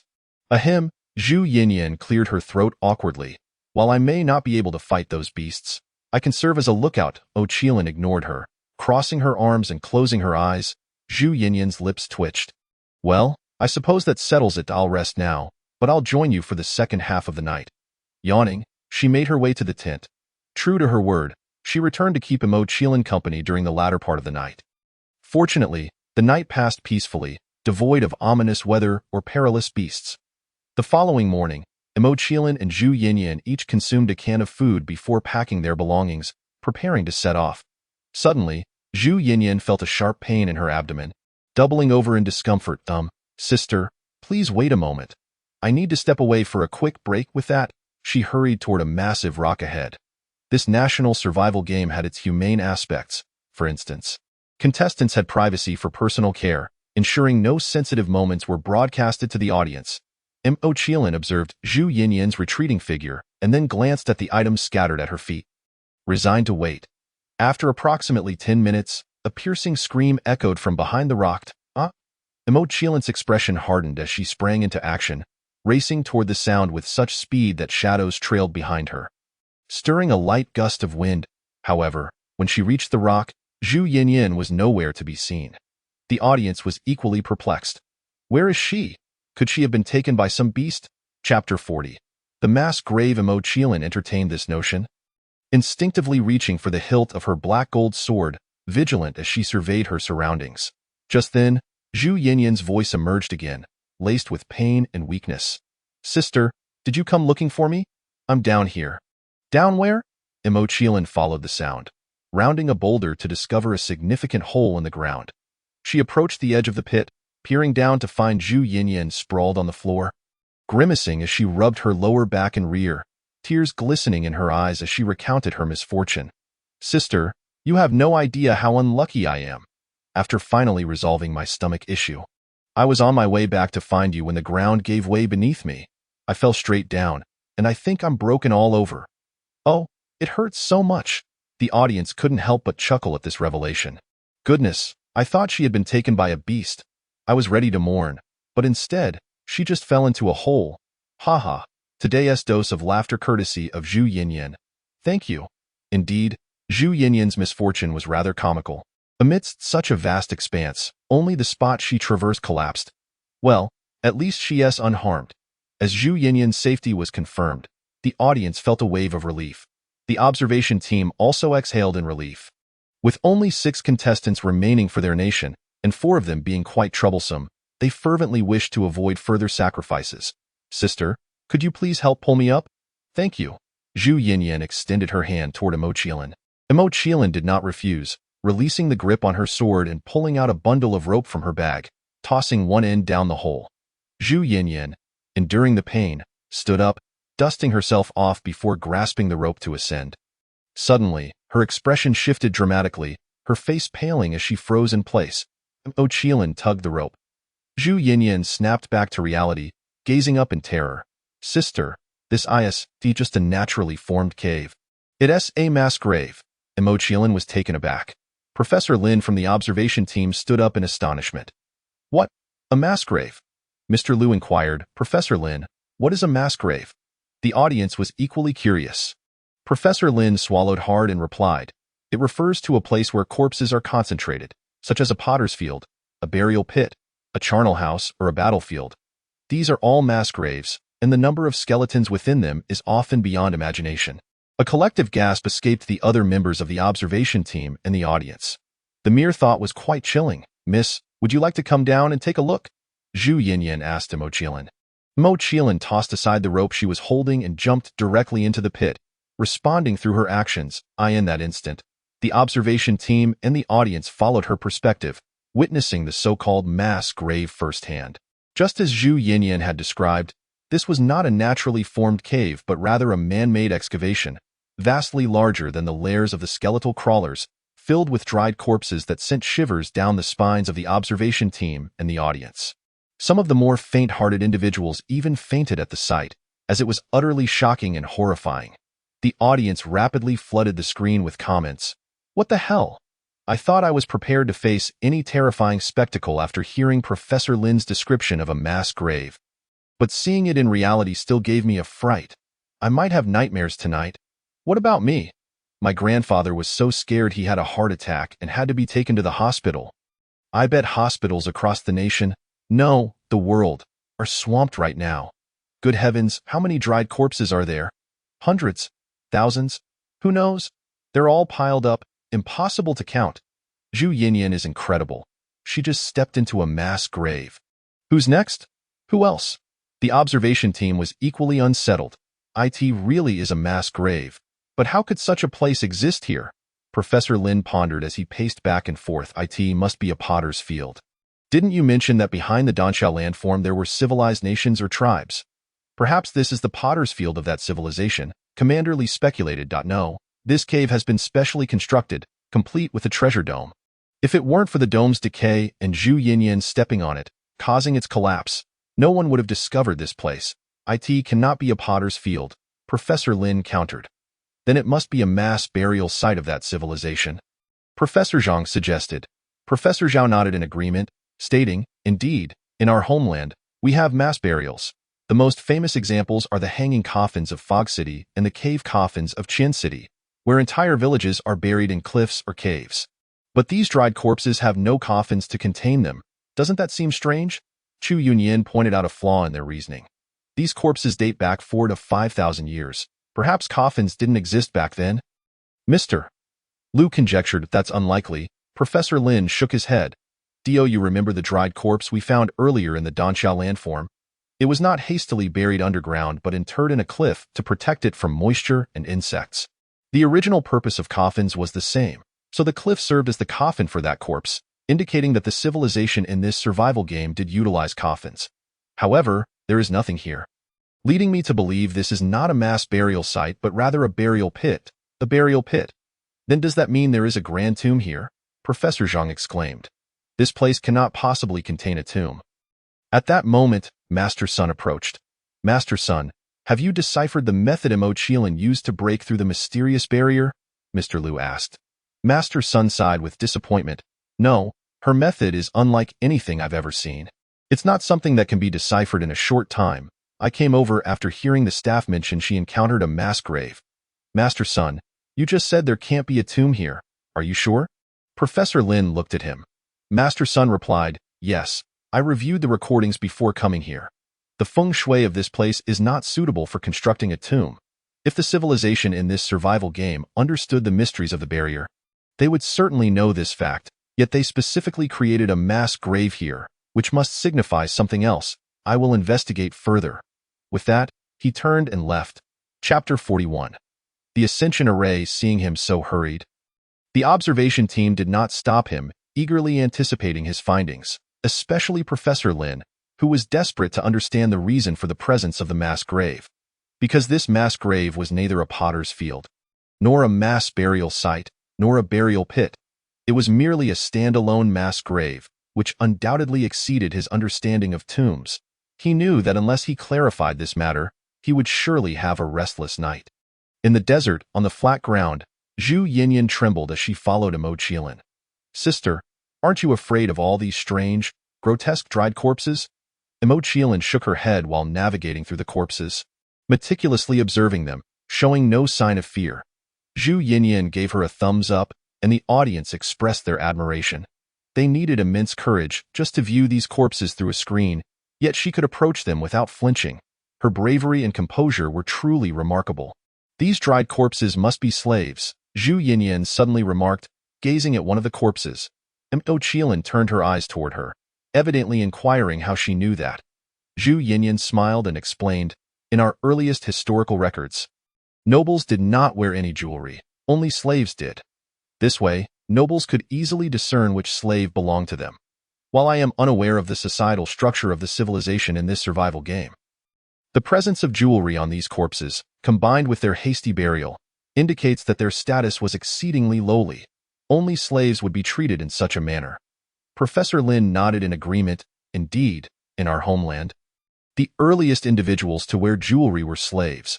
The audience exclaimed in surprise, realizing they were emulating slaves. However, the sight of so many slaves buried here is indeed spectacular. I wonder what the purpose is. Zhu Yinyan pondered. Ascension, Zhang Qiling stated. Ascension? Zhu Yinyan blinked in confusion. What ascension? Who is ascending? Zhang Qiling shook her head and fell silent again. Zhu Yinyan's smile appeared quite forced. Sister, I know you aren't fond of talking. But since you've spoken, please complete your thought. It can be quite infuriating when you leave things half said. The audience nodded in agreement. Zhang Qiling looked at Zhu Yinyan, pursed her lips, feeling somewhat wronged. Did she wish to communicate in such a manner? No, it was not her intention. She was merely compelled. If not for her role as a mute character, could she not express herself fluently? At that moment, the observation team noticed Master Sun returning, his face flushed with excitement, his beard bristling. I understand now. The mass grave indeed holds profound significance. It is related to ascension. Ascension? The observation team was taken aback.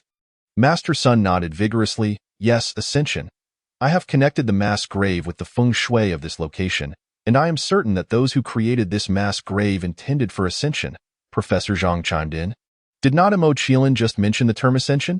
She did, but we all failed to grasp its meaning. It seems she was referring to this very concept. Professor Zhao added. I didn't expect her to discern the purpose of this mass grave so quickly. Commander Li praised. Chu Yunyan gazed at Zhang Qiling on the screen, her eyes filled with admiration. Had she not always been this remarkable? The observation team chuckled in agreement, acknowledging that having her in their homeland was indeed an honor. By the way, Master Sun, you just mentioned that the purpose of this mass grave is for human ascension. Can such a thing truly lead to ascension? The host inquired. Indeed, such a ludicrous notion is hard to believe. I too find it hard to believe. If merely digging a pit and burying a group of people could lead to immortality, our homeland would have countless immortals by now. To be fair. Throughout our history, many have sought immortality and made numerous extravagant sacrifices in pursuit of it. For instance, that king from Yunnan who sacrificed his 100,000 subjects to attain immortality, yet in the end, he failed to achieve it. Besides immortality, many emperors sought elixirs for eternal life, going to great lengths, yet none succeeded. Speaking of elixirs for eternal life reminds me of a joke. Searching for the elixir in someone else's tomb. Hilarious. Thus, notions of ascension and eternal life are mere fabrications, futile superstitions. The audience dismissed the idea. Master Sun smiled upon hearing this. You are correct. Ascension and immortality are indeed fabrications. However, those of the past did not share this belief. And for the sake of ascension and longevity, they were willing to pay any price. The individuals behind this mass grave are of this mindset. Moreover, I have not yet mentioned that this mass grave is not the only one. There are a total of 9 locations. What? There are 8 other locations? The observers were astounded. Indeed, I once perused an ancient text that chronicled a formation known as the 9-9 Ascension Array. This intricate array necessitates the establishment of an array eye at each of the 8 cardinal directions of the Bagua, as well as at the central Pisces position. Furthermore, it requires the offering of 999 living sacrifices at each array eye. Once the array master reclines in the Pisces position, the 9-9 Ascension Array can be activated, drawing upon the vital energy of the 9 living sacrifices at the array eyes, thus allowing for ascension in broad daylight. The location of this mass grave coincidentally aligns with the can position of the Bagua. And with the presence of so many corpses, it unequivocally meets the criteria for the 9-9 Ascension Array. Hence, I assert that those behind this mass grave aspire to transcend to immortality. What a nefarious array. Commander Li's face darkened as he struck the table. 9 array eyes amount to nearly 10,000 lives. Sacrificing a multitude for one's own ascension is indeed infuriating, even for Professor Zhao. This exemplifies the cruelty and horror of the slave system. The existence of slaves is not merely to perform the dirtiest and most arduous tasks, but primarily for various sacrificial rites. Professor Lin's reaction, however, was less pronounced, as he had encountered such matters extensively in historical literature. Fortunately, we were not born in the era of slavery. Otherwise, Mr. Liu would have shuddered. The audience shared this sentiment. Had they lived in that time, they would undoubtedly be enduring great hardships, perhaps never reaching adulthood. Boldly, relay this 9-9 ascension array to contestant Zhu Yinyan. I suspect that given Mo Qiling's temperament, she will not disclose it directly, proposed Professor Zhang. Soon, Zhu Yinyan noticed the barrage of messages sent by Commander Li and leapt up, exclaiming, "What on earth? To use thousands as sacrifices for the ethereal notion of ascension. Are they mad?" Mo Qiling also observed the messages, subtly raising an eyebrow. It was evident that the state apparatus was not to be trifled with. They had quickly discerned this as an ascension array. "Miss, what you just referred to as ascension is indeed this, isn't it? When did you realize it?" Zhu Yinyan inquired curiously, glancing at Mo Qiling. Chapter 42. The mysterious script. Mo Qiling gazed at the corpses before her. She had understood the moment she descended and beheld these cadavers. They lay in disarray, appearing chaotic at first glance. However, upon closer inspection, it became apparent that their positions were systematic, perfectly situated at the 8 corners of the cavern, aligning with the 8 directions of the Bagua. Moreover, the expressions of these corpses were contorted and grotesque, their postures odd and unnatural, yet devoid of any external injury, indicating they had perished from asphyxiation. The question then arises, under what circumstances would such a multitude succumb to asphyxiation while positioned at the Bagua points? The only answer is living sacrifice. Hence, she connected the scene within the cave with the orientation of the expansive plain outside. Immediately recalling the records of the 9-9 ascension array in the 16-character Yinyang Feng Shui secret arts. After Zhu Yinyan recognized the identities of the corpses, she counted them and ultimately confirmed that this indeed was one of the array eyes of the 9-9 ascension array. Observing that Mo Qiling was ignoring her once more, Zhu Yinyan felt dejected. "Miss, it is exceedingly difficult to hear you say a single word." The audience nodded eagerly in agreement. Ever since she entered this national survival game, they had not heard her speak again. Although Zhu Yinyan eventually arrived and spoke, her words had not exceeded 20 in total, rendering it akin to silence. They yearned for her to revert to her former self. Realizing their error with dismay, Mo Qiling disregarded Zhu Yinyan's remarks and reached to remove the necklace from the neck of one of the corpses. The necklace was substantial, crafted from various animal teeth and bones, with a palm-sized flat yellow agate pendant, intricately engraved with the design of 2 entwined serpents spewing fire. The reverse bore a similarly intricate and mysterious pattern resembling mosquito legs. Lo and behold, this necklace possesses a certain wild beauty, she mused, indeed, especially the serpent motif, which, albeit somewhat crude, exhibited clarity and distinct scales, indicative of commendable craftsmanship for several millennia ago. A necklace from thousands of years past should be quite valuable, one might think. However, as a historian would inform you, this artifact is merely fashioned from animal bones and agate. Despite its antiquity, it holds little commercial value, possessing only research and collection significance. A certain luxury brand quipped. "Who says it lacks commercial value? Once I borrow this design for inspiration, I could sell it for an astronomical price. And let us not forget a certain universe's thievery. If they lay eyes on it, they would shamelessly claim it as their own." The audience chuckled at the jest. Professor Zhang from the observation group also teased. "Ha!" At a critical moment, old Lin dashed off to the restroom. Otherwise, witnessing this necklace, he would have been immensely excited. Indeed, I would love to see his reaction. Professor Zhao laughed.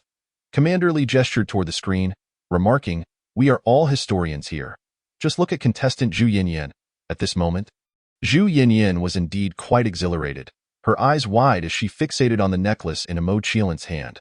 "Miss, may I see the necklace you hold?" Mo Qiling presumed her interest stemmed from a scholarly fascination with antiquities, and without hesitation, she handed it over. Zhu Yinyan received it with both hands, meticulously cradling the necklace, wiping and blowing on it, then repeatedly raising it above her head for inspection, unable to contain her excitement. Indeed, this is Qiu Tsiwen. I have discovered Qiu Tsiwen," Zhu Yinyan exclaimed, pointing to the pattern on the back of the necklace for Mo Qiling to see. "Qiu Tsiwen?" Mo Qiling expressed her surprise. "Is this a script?" The audience was equally bewildered. "What is this? Is it not merely a decorative pattern? And you tell me it is a script?" "Exactly. What is this Qiu Tsiwen? I have never heard of it. I know of Kucha Our Huagua Xinjiang was once referred to as the Western regions, which were divided into 36 states in ancient times, one of which was Kucha. Could this script be from the Kucha state? Let me assure you, it is absolutely not. I am from Xinjiang and possess Kucha lineage. We have retained some of Kucha's script, but it does not resemble this. Although there are some similarities, no. The focal point is how Zhu Yinyan knew this was Qiu Tsiwen. It should be noted that this is a civilization within the national survival game, not from our reality. Indeed, the audience began to grasp the gravity of the situation. The observation group also recognized that this matter was far from simple. Coincidentally, at that moment, Professor Lin returned. Professor Zhang waved him over. Old Lin, you have returned just in time. Just now, contestant Zhu Yinyan discovered a script on a corpse's necklace, claiming it to be Qiu Tsiwen. As our nation's foremost authority on history, please verify its authenticity. Old Zhang, you must be mistaken. How could there be Kucha script here? Professor Lin chuckled. After all, how could a civilization within the national survival game possess the script of a long-extinct ancient civilization from the real world? Moreover, this civilization existed 4,000 to 5,000 years ago, while Kucha was prominent during the Han Dynasty, a vast temporal gap between the two. If the national survival game civilization indeed held Kucha's script, it would be a reversal of cosmic order. However, both Professor Zhang and the other members of the observation group insisted they had not misheard. Zhu Yinyan had indeed mentioned Qiu Tsiwen. Consequently, Professor Lin, though skeptical, had to concede and hurriedly return to his seat, preparing to discern the matter at hand. Once he did, he was rendered speechless. The others in the observation group noticed his prolonged silence and grew curious. Old Lin, what troubles you? Professor Zhang placed a hand on his shoulder, only to discover that Lin's body was trembling. Alarmed, he rushed to examine his face, only to find tears streaming down his cheeks. The observation group and audience were left in a state of confusion. Professor Lin wiped his tears, apologizing, I beg your pardon for this display. I am simply overwhelmed with joy. I initially thought you were referring to Kucha's script from the 36 states of the Western regions. But upon seeing it with my own eyes, I realized it is indeed Qiu Ci, the Qiu of sand dunes, the Ci of kindness. Simultaneously, Zhu Yinyan was elucidating the matter to Zhang Qiling. Yes, it is Qiu Tsiwen. However, the Qiu Ci I speak of is not from the Kucha of the 36 states, but this Qiu Ci has profound connections to Kucha, to the extent that it would not be an exaggeration to say it is the ancestor of Kucha. Chapter 43. The State of Qiu Ci Ancestor? Zhang Qiling glanced at the corpses. She was familiar with the Kucha of the 36 states, but had never heard of this Qiu Ci. Zhu Yinyan nodded affirmatively. Yes, ancestor. 3 years ago, while researching for my graduate exams, I chanced upon a book regarding the Qiu Ci state in the library. The author of that book is our nation's most esteemed history professor, Lin Qingwen. In his youth, Professor Lin was utterly fascinated by the culture of the 36 states of the Western regions, even traversing the Xinjiang desert to reconstruct the entirety of their history. One fateful day, he and his team were beset by a ferocious sandstorm, during which he was swept away into a canyon. There, he stumbled upon numerous stone tablets engraved with enigmatic patterns, which piqued his interest immensely. Upon being located by his team, he had all the tablets transported away. After a period of diligent research, he was astounded to discover that these intricate designs constituted a form of writing, what he termed Qiu Ci. Is this true, Professor Lin? The observation group inquired in unison, gazing intently at him.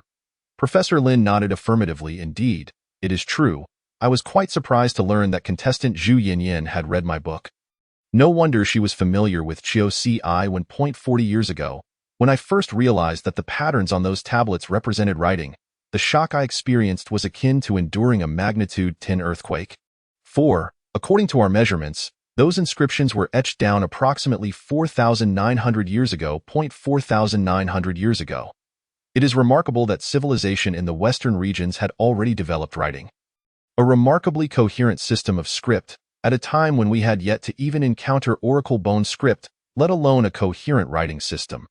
Had I not witnessed it with my own eyes, I would have found it utterly unbelievable. Moreover, it is peculiar that throughout history, no records have documented the existence of such a civilization in the Western regions so long ago. Indeed, while our illustrious nation boasts a history of 5,000 years, it was not until 3,700 years ago that writing began to emerge. Therefore, The truly recorded history spans merely over 3,700 years. Had I learned that a complete writing system existed over 4,900 years ago, I too would have struggled to remain composed. Professor Zhang expressed his understanding. Precisely. Thus, I am fervently eager to decipher the inscriptions on the tablets, to uncover the civilization behind them. One that possessed writing so long ago must have been extraordinarily powerful and glorious. However, despite dedicating 10 years to this endeavor, I had yet to achieve any breakthroughs. It was not until one of my Xinjiang students mentioned that the script bore resemblance to some ancient Chiozi characters passed down through his family that I finally had a breakthrough. I immediately boarded a train to his home, where I confirmed that the Chiozi characters inherited by his ancestors shared similarities with the writing on the tablets. Yet, Professor Lin sighed, the kingdom of Chiozi is a civilization long vanished from history. And after millennia of geographical migrations, few remain who could read Chiozi script. Even those who could were hardly numerous. Thus, I endeavored to locate individuals capable of understanding Chiozi script, to consolidate their knowledge and decipher the inscriptions on the tablets. This deciphering process took another decade, during which I indeed managed to decode a portion of it, acquiring some key information, such as references to the kingdom of Chiozi, the heavenly fire, the fire god, and the serpent servant. It was then that I understood these inscriptions represented a language from a realm known as the kingdom of Chiozi, and thus I designated this script as Chiozi I. Truly astonishing. Our nation's history from 5,000 years ago was predominantly tribal for nearly 13 centuries, only transitioning to a feudal civilization 3,700 years ago, wherein the concept of a nation began to take shape. Yet, the kingdom of Chiozi had already been referred to as a kingdom over 4,900 years ago, exclaimed Chu Yunyan, raising her eyebrows in surprise. Indeed, I vowed to decipher all the Chiozi when inscriptions on the tablets. In pursuit of this goal, I consulted many descendants of the kingdom of Chiozi. Ultimately, an elder advised me to seek out a temple, located deep within the desert's Gobi, isolated from the world. According to the elder, some descendants of Chiozi, after suffering grave illness, would suddenly experience memories that did not belong to them, memories from a distant past. These individuals were referred to as heavenly memory bearers. Once one became a heavenly memory bearer, they would relocate to the temple, their families unable to intervene. The elder informed me that if I wished to learn more about the kingdom of Chiozi, I could seek out the heavenly memory bearers at the temple. The audience erupted in excitement. Is this truly the case? Heavenly memory bearers? Our nation possesses such miraculous phenomena? Wait, wasn't there someone claiming to be a descendant of Chiozi just now? Step forward and verify the authenticity of this matter. Indeed, suddenly falling gravely ill and gaining other people's memories. Could this not be a case of possession?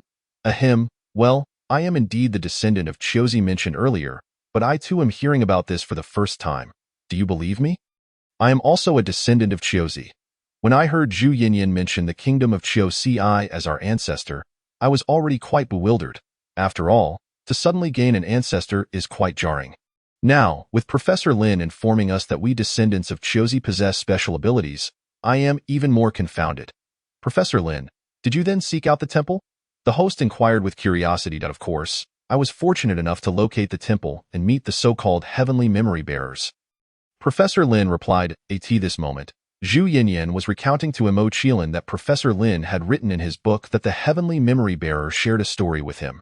5,000 years ago, there existed a group of people who revered flames and were adept at serpent cultivation, for their ancestors had once received a powerful artifact from the fire god, granting them mastery over heavenly fire.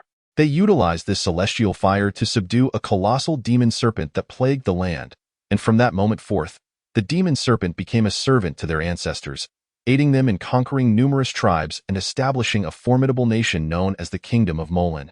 Zhang Qiling furrowed her brow. What is this Kingdom of Molan?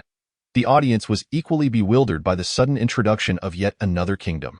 Zhu Yinyan continued her narrative. However, the Kingdom of Molan did not endure for long before its demise. Upon the death of their ancestors, they failed to bequeath the artifact that controlled heavenly fire or the serpent's servant to their progeny. Consequently, those tribes defeated by their ancestors rose against them, leading to the swift downfall of the Kingdom of Molan. The survivors were driven from their homeland, forced to migrate until they ultimately settled in the western regions, where they founded a new realm known as the Kingdom of Chiozi. Though this kingdom too met an untimely end. Zhang Qiling regarded her with a look of inquiry, silently asking why. Chapter 44. The truth behind the National Destiny survival game. Zhu Yinyan smiled, not intending to keep her audience in suspense. The heavenly memory bearer recounted that the last ruler of the kingdom of Qiu was an extravagant and indulgent tyrant, whose reign plunged the populace into suffering and despair. As the ruler aged, he grew increasingly avaricious, aspiring to rival the fire god who had bestowed gifts upon their ancestors. Yearning to ascend to divinity, in pursuit of this ambition, he summoned sorcerers from far and wide, eventually acquiring a method to attain godhood, albeit at the cost of countless lives. Initially, he sacrificed only the lives of slaves, but as the demand for victims grew, he decreed the capture of his own people to fulfill the dire need for offerings. This incited the ire of the populace, who rose in rebellion, leading to the collapse of the kingdom of Qiu. The survivors were condemned to a life of wandering for a millennium until, after 1,000 years, they managed to establish a new realm with a similar name yet different characters, one of the 36 nations of the western regions, known as the Kingdom of Qiu. Zhang Qiling nodded slightly, indicating her understanding. The audience was equally enlightened. So, it follows that the Kingdom of Qiu was indeed the ancestral realm of the Kingdom of Qiu among the 36 nations of the western regions. Professor Lin continued from where Zhu Yinyan left off. The story recounted by the heavenly memory bearer perfectly aligns with the content described on the tablets. Upon hearing it, I was compelled to seek out the ruins of the Kingdom of Qiu and the Kingdom of Molan to explore the histories of these two enigmatic realms. However, the heavenly memory bearer further informed me that following the fall of the Kingdom of Qiu, the fire god, who had once bestowed treasures upon the Kingdom of Molan, eradicated all traces of both kingdoms from the earth, rendering their locations untraceable. At that time, I was skeptical, believing that whether it was the fire god, heavenly fire, or the serpent servant, these were mere exaggerations, a narrative employed by ancient peoples to instill fear in their adversaries and assert their strength. Thus, I presumed the Kingdom of Qiu and the Kingdom of Molan had not truly vanished from existence, but were merely buried beneath the sands of time. Zhu Yinyan sighed, and thereafter, Professor Lin bid farewell to the heavenly memory bearer and commenced leading his team in search of the Kingdom of Qiu and the Kingdom of Molan. Their initial destination was the canyon where the tablets had been discovered. Convinced that if the tablets were found there, the ruins of the Kingdom of Qiu must also lie within the vicinity. However, the reality proved otherwise. Professor Lin spent over a decade searching, employing technological means, yet he failed to locate the ruins of the Kingdom of Qiu, let alone the more mysterious ruins of the Kingdom of Molan. This lack of success drew the ire of higher authorities, who accused him of squandering resources and ordered him to cease the project. Professor Zhang and Professor Zhao comforted him with reassuring pats on the shoulder. Old Lin, you have endured much, as fellow researchers. They empathized deeply with his plight. They too had experienced similar frustrations, where projects exceeding budgetary limits faced termination without yielding substantial results, leaving them to seek alternative means to continue their studies. Professor Lin smiled and waved his hand dismissively. Though they have ordered me to cease my endeavors, I have not given up. I have continued to fund my search for several years, yet I remain without results. And what transpired thereafter? Commander Li inquired. Professor Lin smiled bitterly, recalling how my still-living mentor had urged me to abandon my pursuits, claiming that the Kingdom of Qiu and the Kingdom of Molan were mere figments of my imagination, not grounded in reality. After all, aside from the stone tablets and the tales recounted by those with the divine memory, there exists no literature to substantiate the existence of these two realms in our world. I was persuaded and chose to relinquish my quest, subsequently pinning my experiences into a book that was published 2 years ago. However, in light of recent events, it appears that all of this may not merely be a product of my imagination. Zhu Yinyan gestured towards the desiccated corpses displayed on the screen, pointing out that the contestant Zhu Yinyan had just stated that the people of Qiu are descendants of the Molan, who hold a profound reverence for flames and are adept at serpent husbandry. The necklaces worn by these slaves embody the elements of fire and serpents and bear the insignia of Qiu. Furthermore, the last sovereign of Qiu was singularly devoted to attaining immortality. Thus, the purpose of these slaves in this place is also to facilitate the ascension of their master. All of this aligns perfectly with the descriptions of Qiu, affirming its existence in reality. Indeed, Did we not previously speculate that the world within the National Fortune survival game is a genuine one? Yet, from which real world it originates remains a mystery. Reflecting on this, why could it not be our own world? Mr. Liu slammed his hand on the table. Exactly. Old Lin, did you not assert that after the fall of Qiuzi, the fire god erased all traces of Qiuzi and Molan from existence? Perhaps this erasure merely involved relocating them into the National Fortune survival game, which is why you have been unable to locate the remnants of Qiuzi. They have transcended our realm. Professor Zhang's eyes sparkled with realization. Professor Zhao also grasped the implication, his expression one of astonishment. That's so? You are suggesting that the fire god is, in fact, the National Fortune survival game? Certainly, Commander Li affirmed with a nod. In contrast to the enthusiasm exhibited by the other members of the observation group. Professor Lin remained remarkably composed, a smile gracing his lips. In truth, the notions you are discussing occurred to me the moment I beheld the Qiuzi inscription. That is why I could not suppress my tears. For in that moment, I realized that Qiuzi and Molan were not mere figments of my imagination or a fleeting dream. I had unearthed Qiuzi. Though I cannot physically reach it through the screen, it lies before my very eyes, and at that moment, my heart's burden was entirely lifted.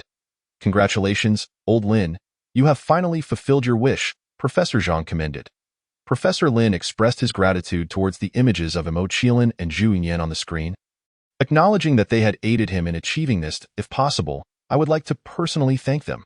The audience was left in shock by the dialogue of the observation group. What? The world within the National Fortune survival game is real? Wow, I had always assumed it was virtual. It must be virtual. How could it possibly be real? But these esteemed figures have stated it themselves. Surely there is no falsity. What does it matter if they are esteemed? Who says they cannot err? A considerable number of audience members remained skeptical of its authenticity. In the next moment, the screens of all contestants within the National Fortune survival game illuminated, delivering a resounding revelation to the audience. Announcement. The Hua Nation Observation Group has unveiled the truth behind the world of the National Fortune survival game. The realms within the National Fortune survival game are all derived from various civilizations throughout the epochs of the Blue Star. Due to the inherent dangers, they were relocated into the National Fortune survival game, transforming it into a trial ground for the salvation of the Blue Star. Announcement. The Hua Nation Observation Group has unveiled the truth behind the world of the National Fortune survival game. Earning a gold mine as a reward. Since the gold mine is classified as a wartime resource, its location will not be disclosed. However, the address has been privately communicated to relevant departments in the Hua Nation.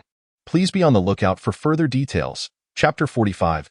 Journey to Qiuzi. Oh my, miss, did you see that?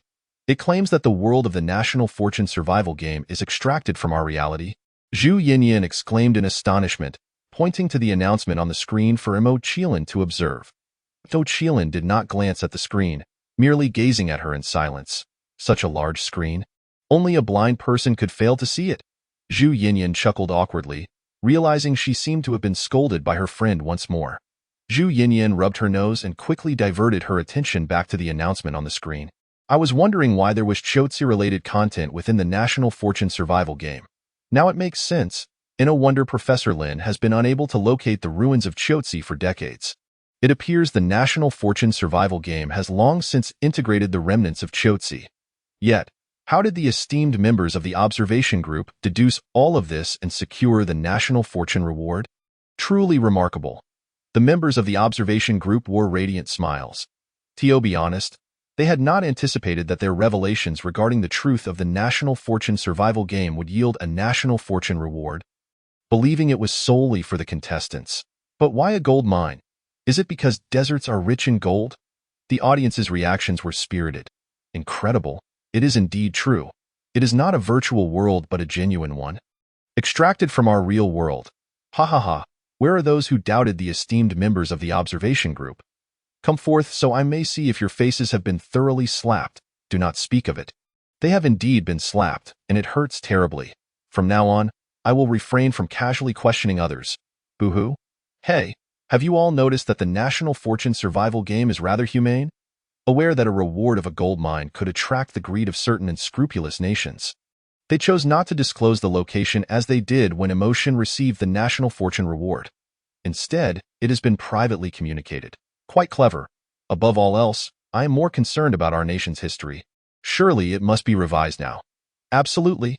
The stone tablets discovered by Professor Lin were located within our Hua nation, indicating that Chotzi, and even its ancestral kingdom of Molan, belong to our nation. Moreover, Chotzi existed over 4,900 years ago, while Molan must have existed even earlier, over 5,000 years ago. Henceforth, our Hua nation's history will no longer be confined to 5,000 years but will extend beyond that, enriching our historical legacy.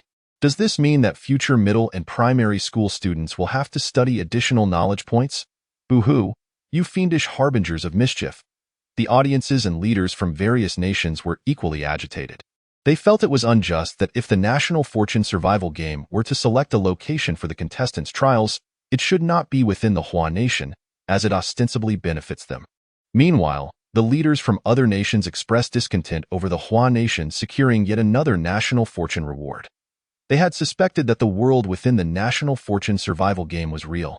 They simply failed to realize it derived from their own reality, thus missing out on the National Fortune reward, which left them infuriated. The contestants from various nations, upon seeing the announcement regarding the National Fortune survival game, felt a complex mix of emotions. However, they were far more rational than the general audience. As being participants in the National Fortune survival game, they understood it was more prudent to focus on survival rather than concern themselves with the Hua nation's acquisition of rewards.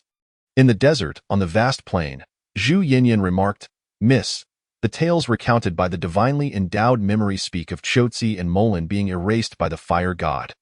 Yet, we now understand that Chotzi and Molan were, in fact, integrated into the National Fortune survival game, implying that the National Fortune survival game is the fire god. Furthermore, the fire god once bestowed upon Molan a treasure capable of controlling heavenly fire. Could this treasure be the fire source pearl we seek?" Zhu Yinyan boldly speculated. Mo Qiling nodded, indicating that it was highly plausible. Wonderful. The National Fortune survival game has been ongoing for quite some time now. And at last, we have a lead on the fire source pearl. Zhu Yinyan joyously clenched her fists. However, in the next moment, her brow furrowed tightly. But according to the tales of the divinely endowed memory, the treasure was never passed to Chotzi, which means it remains in Molan. If the treasure truly is the fire source pearl, we must venture to Molan. Indeed, the members of the observation group concurred with her analysis. Yet, we have no idea where Molan is located. The stories from the divinely endowed memory only mention that the people of Chotzi migrated from elsewhere, but they do not specify where they originated. Zhu Yinyan removed her multifunctional special helmet in frustration, ruffling her hair into a chaotic mess. At that moment, Mo Qiling raised her gaze and calmly uttered 3 words, "The Kingdom of Chotzi." "The Kingdom of Chotzi?" Zhu Yinyan asked uncertainly. "Do you mean we should first go to Chotzi?" Mo Qiling nodded affirmatively. Zhu Yinyan finally grasped the implication, striking her palm with her fist. "Yes, we should first go to Chotzi. The people of Chotzi are descendants of the Molan. They are bound to possess records regarding Molan. From there, we can trace the path to Molan. Truly, my sister is brilliant." Zhu Yinyan praised her effusively. Mo Qiling lowered her head, adjusting the brim of her hat to shield her face further. The audience cooed in delight, speculating that she might be feeling shy. The observation group shared a light-hearted chuckle. "This is indeed a commendable approach, and quite possibly the only one," Professor Lin remarked. "Let us hope they succeed." The others offered their well wishes. The leaders from various nations were not idle either. They sent messages to their contestants, urging them to hasten to Chotzi and subsequently seek out Molan, determined to secure the fire source pearl before Mo Qiling and Zhu Yinyan. "Miss, shall we set forth?" Zhu Yinyan donned her helmet once more.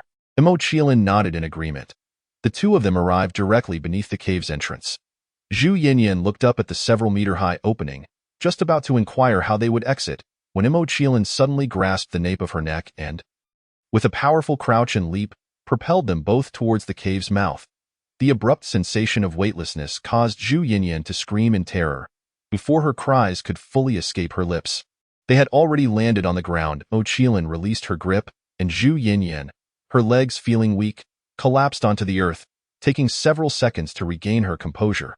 Astonished and exhilarated, she gazed at Mo Qiling and exclaimed, "Sister, I know you can jump several meters in one bound, but I never expected you could carry someone weighing over 100 pounds while leaping so high. That is truly extraordinary." The audience cheered in support, envious of her experience of being swept away by Mo Qilin's remarkable agility. Lucky girl, what a fortunate fate! Mo Qilin paid no heed to Zhu Yinyan's admiration, instead turning and leading the way back to the campsite. Holding the brim of her hood, Zhu Yinyan hurried to her feet and followed closely. Upon returning to the campsite, Zhu Yinyan donned her gear and backpack. Sister, which direction should we head to find the ruins of Chotsigua? Southwest, Mo Qilin replied, gazing toward that direction. Chapter 46. Rescuing the competitor from another nation. This place was merely one of the nodes of the Jujio Ascending Heaven Array, located at the northeast camp position. Those behind the Jujio Ascending Heaven Array had already discerned that it was the last monarch of Chosiguo. As a monarch, he would undoubtedly remain within the capital city, thus the central node of the array. The Pisces position corresponded to the location of the capital. Consequently, to traverse from the northeast camp position to the central Pisces node, one must head southwest. Southwest, is it? Zhu Yinyan said as she retrieved a compass, eventually pointing to a direction behind her left side. It's this way. She did not question how Mo Qilin knew that heading southwest would lead them to the ruins of Chotsigua. In her mind, Mo Qilin was a deity, and every word she spoke was the absolute truth. This was beyond doubt. The two began their journey toward the southwest. The audience and observation team prayed for their safe passage, hoping they would indeed find the ruins of Chotsigua. Professor Lin, in particular, had dedicated 40 years of his life in search of the ruins of Chotsigua and Molingua. Thus he wished more than anyone for them to succeed. Eager to witness the true nature of Chotsigua and Molingua, as Mo Qilin and Zhu Yinyan progressed, several hours passed without a glimpse of the Chotsigua ruins. The surrounding environment grew increasingly harsh, resembling the initial sandy dune region. However, unlike the dunes composed solely of sand, this area was littered with numerous rocks of various sizes, as if meteorites had fallen and shattered upon impact. It's so hot. Sister, are you not feeling the heat? Zhu Yinyan paused, glancing up at the sun radiating a prismatic glow, panting uncomfortably. Mo Qilin also halted. Her face was slightly flushed, yet not a drop of sweat had emerged. Zhu Yinyan looked on with envy, feeling as if she might soon be drenched, estimating she could wring water from her combat suit. Sister, should we take a break? Zhu Yinyan plopped down in the sand. Using her helmet as a fan, I can hardly move. Mo Qilin said nothing, instead stepping over to a rock half her height, effortlessly leaping atop it, and settling down on one knee, clearly in agreement. Zhu Yinyan took a sip of water and couldn't help but reflect. When I was at home, I would take 3 showers a day without feeling I was wasting water, but now, I can hardly even drink without feeling parched. The disparity is truly remarkable. At this moment, she turned to Mo Qilin and asked, Sister, were you scared when you were chosen for the National Fate survival game? Mo Qilin, fiddling with the dagger in her hands, remained silent. Zhu Yinyan returned her gaze forward. Of course, you're so formidable. How could you be afraid? I, on the other hand, was terrified to the point of contemplating suicide to escape, but ultimately, I lacked the courage to do so. Thus, I entered the game engulfed in endless panic, thinking I would soon perish at the jaws of a beast. I never expected to have survived to this point, but the road ahead is still long. And I don't know how much longer I can endure. Sister, do you think if I were to die later on, the people would remember me? Would the nation honor me as a martyr? After all, I am here for my country and its people, even though I haven't achieved anything significant for them. Mo Qilin continued to remain silent. Zhu Yinyan didn't mind. She was well aware of her sister's nature. In the observation team, Commander Li, observing the screen, suddenly stood and saluted. Rest assured, Zhu Yinyan, regardless of how this concludes, you are one of the most remarkable competitors from our Huagua, second only to Mo Qilin. I believe our nation and its people will undoubtedly remember you. This sentiment resonated with the others in the observation team, who also stood and saluted, paying their highest respects to Mo Qilin and Zhu Yinyan. The audience echoed their respect in the comments, lauding the two as for Gu Baozhu and her companions. Both the observation team and viewers tacitly chose not to mention them, much to the frustration and indignation of the Gu and Fu families. Why was it that these individuals only expressed gratitude toward Mo Qilin and Zhu Yinyan, neglecting their own children? Their offspring had sacrificed their humanity for the glory of the nation. Such greatness should not be overlooked. If the observation team and the audience were aware of these families' thoughts, they would burst into laughter. The very reason Gu Baozhu and her companions lacked humanity was why they were not supported. These four individuals, in their desperation to survive, would dare to harm their fellow teammates, who knew if they might betray their country and the people next. Thus, no one dared to place the hopes of the nation and its people in their hands. Unbeknownst to Zhu Yinyan, her words had sparked a national tribute movement. She capped her water bottle and stowed it in her backpack, preparing to lie down for a brief respite. Suddenly, a figure caught her eye not far away, prompting her to sit up, rub her eyes, and her expression shifted. "Sister, do you see that? Isn't there a hand over there?" Zhang Qiling's dagger, which had been spinning in her hand, came to an abrupt halt as she looked in the direction Zhu Yinyan pointed. The audience gasped in unison. "Oh my, it truly is a hand. And not just any hand. It was fresh. Wow, there are competitors from other nations who arrived here before Zhang Qiling and the others. Ah, I remember who that hand belongs to. It's a competitor from Beiyangguo. No wonder this place seemed familiar. It is indeed where the Beiyangguo competitors have stayed," Zhu Yinyan exclaimed. Upon confirming that the hand Zhu Yinyan indicated belonged to a person, Zhang Qiling swiftly sheathed her dagger and leaped down from the rock, racing toward the hand. Zhu Yinyan followed closely behind. Upon reaching the hand, they finally discerned its condition. It belonged to a man, with the wrist and body buried beneath the yellow sand. "Sister, do you think he is dead?" Zhu Yinyan asked. Zhang Qiling, remaining silent, crouched down and touched the hand, detecting a faint warmth. Her expression turned serious, and she began to dig rapidly through the sand. Realizing the man was still alive, Zhu Yinyan quickly joined her in the effort. Fortunately, he wasn't buried too deeply, and they soon unearthed him. Though his face and mouth were covered in sand, it was evident that he was a competitor from a Middle Eastern nation. "Sister, you've worked hard. You rest for a moment. I'll take care of the rest," Zhu Yinyan said, laying the man flat on the ground. Zhang Qiling did not refuse. She stood and moved aside, gazing into the distance. Zhu Yinyan knelt beside the man, administering first aid. He bore no apparent external injuries, merely suffering from asphyxiation due to prolonged burial. After a few moments of CPR, he began to recover. Chapter 47. The Qiling tattoo cough, cough, cough. The man coughed violently several times, expelling the sand from his mouth, nose, and lungs before gradually opening his eyes. However, his weakened state caused his vision to blur, and upon seeing Zhu Yinyan, he mistook her for some monstrous beast, screaming in terror as he kicked her in the stomach. Amidst Zhu Yinyan's cries of pain, he scrambled backward, desperately shouting, "Help! Help! There's a beast! There's a beast! A beast?" Zhang Qiling's gaze sharpened, and she swiftly drew the ancient black gold blade. However, upon turning around, she found not even a shadow in sight. The audience erupted in laughter. If the hilarity of the contestant from the Baiyang kingdom kicking Zhu Yinyan away upon waking was rated at 50%, then the absurdity of mistaking Zhu Yinyan for a mythical beast was undoubtedly a full 100%. Yet the amusement did not end there. When they later witnessed Zhang Qiling standing there with her sword, utterly bewildered by the absence of any beast, the level of hilarity soared beyond 1,000%. At that moment, the audience's barrage of comments was filled with laughter, and even the observers could hardly contain their amusement.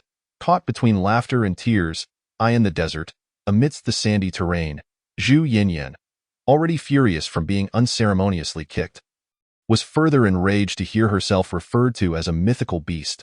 Clutching her stomach, she rose from the ground and began to curse.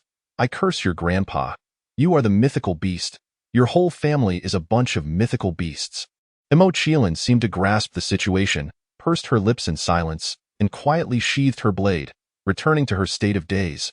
Meanwhile, the contestant from the Baiyang kingdom, having run a distance away, halted abruptly upon hearing Zhu Yinyan's curses. Not a mythical beast, but a person, a Huagua person. The contestant from Baiyang became ecstatic, quickly turning back to look. Upon seeing Zhu Yinyan clad in her Huagua camouflage combat uniform, it was as if he had spotted a long-lost relative, tears welling in his eyes. He was overjoyed. Firstly, because she was not a mythical beast, he no longer had to fear being torn apart and devoured. Secondly, because she was from Huagua, he need not worry about being killed and having his equipment stolen. After all, Huagua individuals would never resort to such shameless acts as those from other nations. Moreover, Huagua was their elder brother. Long live the friendship between Huagua and Ba Yong. Wiping away his joyful tears, the contestant quickly raised both hands, giving a thumbs up, and expressed his nationality in somewhat clumsy Huagua language. Indeed, upon hearing this, Zhu Yinyan's anger diminished considerably as she looked at him in surprise and asked, "You are a contestant from Ba Yong?" "Yes, yes. I come from Ba Yong. My name is Ada Raf." Ada jogged over to her, grasping her hand. "Huagua's sister, thank you for saving me, thank you. Also, I didn't mean it earlier. I thought you were a mythical beast, and I acted on instinct. I am truly sorry. Please forgive me, forget it. For the sake of our two countries' relationship, I forgive you." Zhu Yinyan waved her hand grandly, indicating that she was unconcerned. Then, she pointed to Mo Qiling not far away, "But it was not I who saved you. It was her. If she hadn't discovered you were still alive, I wouldn't have administered first aid, so you should thank her." All right, Ada nodded repeatedly and hurried over to Mo Qiling, eager to shake her hand. "Thank you for saving me, truly thank you." Mo Qiling stepped back, avoiding his hand and offering no response to his gratitude. Ada found himself at a loss. Zhu Yinyan approached and explained with a smile. "Don't take it to heart. She's just like that. She's a really good person. By the way, don't call her little brother. She's a girl, just like me. A girl." Ada's eyes widened in disbelief as he examined Mo Qiling from top to bottom. Only upon noticing her feminine form did he reluctantly accept that she was indeed a girl. "Oh my gosh, she's so cool and carries a stylish blade. I thought she was a little brother. I never expected her to be a girl." Ada quickly apologized to Mo Qiling and then turned to Zhu Yinyan. "So how should I address her, and you?" "I'm Zhu Yinyan. You can call me Yinzi." As for Miss, Zhu Yinyan paused, realizing she had never formally addressed Mo Qiling, always referring to her as Sister Mo Qiling. The term sister was typically used by strangers, clearly unsuitable for their current teammate relationship. "Wait a moment." Zhu Yinyan gestured for Ada to pause, then turned to Mo Qiling. "Sister, how do you think we should address you? You're younger than me, so I should call you little sister, but you are my savior. An incredibly powerful deity, and calling you little sister feels like it would shorten my life. However, calling you by name seems even less appropriate, as it feels disrespectful to a savior and a deity." Zhu Yinyan found herself in a dilemma. Mo Qiling shot a glance at Ada. Zhu Yinyan immediately realized something, her mouth agape in disbelief. "Sister, you wouldn't actually prefer the title he just called you, would you?" Mo Qiling pressed down the brim of her hat. At this moment, Zhu Yinyan was thoroughly convinced that she indeed favored that title. The audience too was dumbfounded, unable to comprehend why Mo Qiling would favor a masculine designation, which had come as a complete surprise. Previously, she had shown no inclination towards masculine titles at all. However, since she liked it, what could they do but indulge her? If they couldn't satisfy her with such a trivial matter, how could they ever dare to claim affection for her? Consequently, whether addressing her by her name or calling her Mo Xin, the audience unanimously changed their tune. Naturally, Zhu Yinyan also nodded in agreement, smiling. "All right, then sister, from now on, I shall call you little brother." As she spoke, she reminded Ada, "Remember, from now on, call her little brother." Ada blinked in confusion. "But didn't you just tell me not to call her little brother?" Zhu Yinyan's expression darkened. "That was then, this is now. Just do as you're told." "Oh," Ada said, somewhat aggrieved, but complied obediently, calling out to Mo Qiling, "Little brother." Ding, similarity in role-playing increased, current role-playing similarity at 40, reward, Qiling tattoo. Qiling tattoo. Mo Qiling felt invigorated. When Ada misidentified her gender and called her little brother, she had been contemplating whether letting people address her as little brother would boost her role-playing similarity, since little brother was a title exclusive to Zhang Qiling. Thus, when Zhu Yinyan inquired how to address her, she unhesitatingly chose the title little brother. It turned out her speculation was accurate, the role-playing similarity indeed increased, and the reward was a Qiling tattoo, Chapter 48. She is the first deity. This was a treasure second only to the Qiling bloodline, manifesting with heat, complementing the Qiling bloodline, providing both martial enhancement and deterring fierce beasts and poisonous insects. Besides, it also served as a symbol of status. Lost in thought, Mo Qiling felt her body begin to heat up, especially on the left side, radiating warmth from her left chest, shoulder, back, and arm, accompanied by a prickling pain. Had she not constantly reminded herself that little brother was the type to silently nurse wounds, regardless of the severity, she might have cried out in agony, "System, What is going on? Mo Qiling clenched her fists. Enduring the immense pain while questioning the system internally, the system replied calmly, "Do not panic, host. This system is currently implanting the tattoo. Given the extensive area, some discomfort is inevitable. Please bear with it, as the first time is always like this." Mo Qiling suspected that this unreliable system was pulling a fast one. Upon realizing that the unusual sensations were due to the tattoo being implanted, Mo Qiling felt a bit more at ease. She simply closed her eyes and allowed herself to endure the discomfort. Fortunately, the pain only lasted a few minutes before subsiding. However, during those minutes, neither Zhu Yinyan, Ada, nor the observers and audience comprehended the ordeal she had just endured. Assuming she was merely resting and not daring to disturb her at that moment, the system's voice chimed again. "Congratulations, host. Tattoo implantation complete." Mo Qiling released her fists and opened her eyes, reaching to touch her left shoulder. Although the sharp pain had faded, the warmth on her left side persisted, indicating that the tattoo was still manifesting. She longed to strip off her clothing to take a look in her past life. She had wished to see the tattoos on little brother firsthand, and how wonderful it would be to touch them. Now that she possessed little brother's tattoo, she naturally wished to fulfill that desire from her previous life. However, Mo Qiling ultimately dismissed that thought. Not to mention Zhu Yinyan and Ada, the entire audience around the world was watching. Moreover, such an impatient urge to inspect something did not align with little brother's character. Therefore, she decided to wait until later. Mo Qiling adjusted the brim of her hat and turned to walk forward. Zhu Yinyan quickly followed. "Sister? No, little brother, wait for me."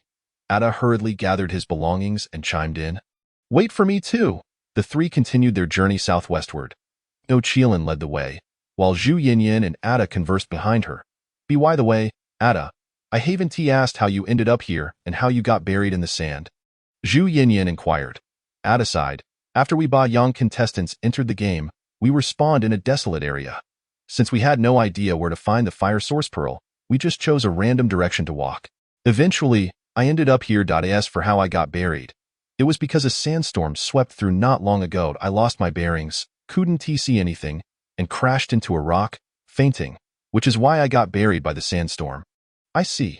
What about your teammates? Did they leave you behind?" Zhu Yinyan inquired once more. Ada's face displayed an expression of sorrow. They had all perished on the road at the hands of various beasts, leaving only him as the sole survivor. Zhu Yinyan immediately apologized, saying, "I am sorry, Ada. I did not intend to think ill of your teammates. Please do not be angry. It's quite all right," Ada replied with a smile.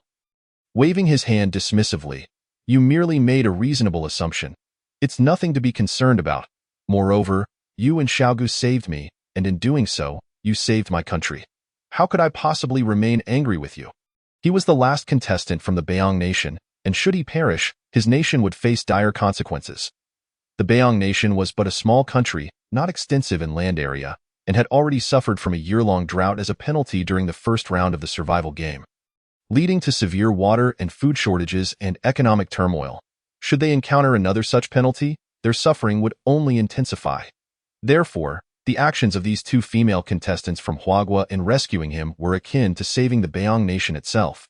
At that moment, the leaders of the Beong nation were also expressing their gratitude to the leaders of Huagua via telephone, though neither Mo Qiling, Zhu Yinyan, nor Ada were aware of this at this juncture. Ada was extending an invitation to form a team with Mo Qiling and Zhu Yinyan. "Xiaogu, Yanzi, may I join your team? Rest assured, I possess some weaponry and, being a man, I can protect you in times of danger." Zhu Yinyan chuckled. "Protect us? Do you know who she is? She is our #1 deity, Mo Qiling." "What?" Ada halted in his tracks, astonished, gazing at Mo Qiling's figure ahead. "Mo Qiling. She is the Mo Qiling, the one who tops the leaderboard and slays beasts as effortlessly as drinking water?" "Indeed." Zhu Yinyan nodded. "Oh my gosh." Ada was utterly dumbfounded, unable to believe his fortune in encountering the very deity every contestant dreams of allying with, and having had his life saved by her. The audience erupted in laughter at the sight. "Ha ha ha, this is the moment I most wanted to witness. Me too." I had been eagerly anticipating the reaction of our Beong brother upon realizing that the one who saved him is the unattainable #1 deity. It is indeed amusing. His eyes are about to pop out. Zhu Yinyan was quite composed, only revealing this now. Otherwise, they would have been treated to his bewildered expression much earlier. In one moment, Ada declared, "You can rest assured, I am a man. I can protect you," and in the very next, he exclaimed, "Oh my gosh, deity, shield me. I want to cling to your thigh. Ha ha ha, upstairs, your description is so vivid. Next, Ada will surely cling to Xiao Ji's thigh.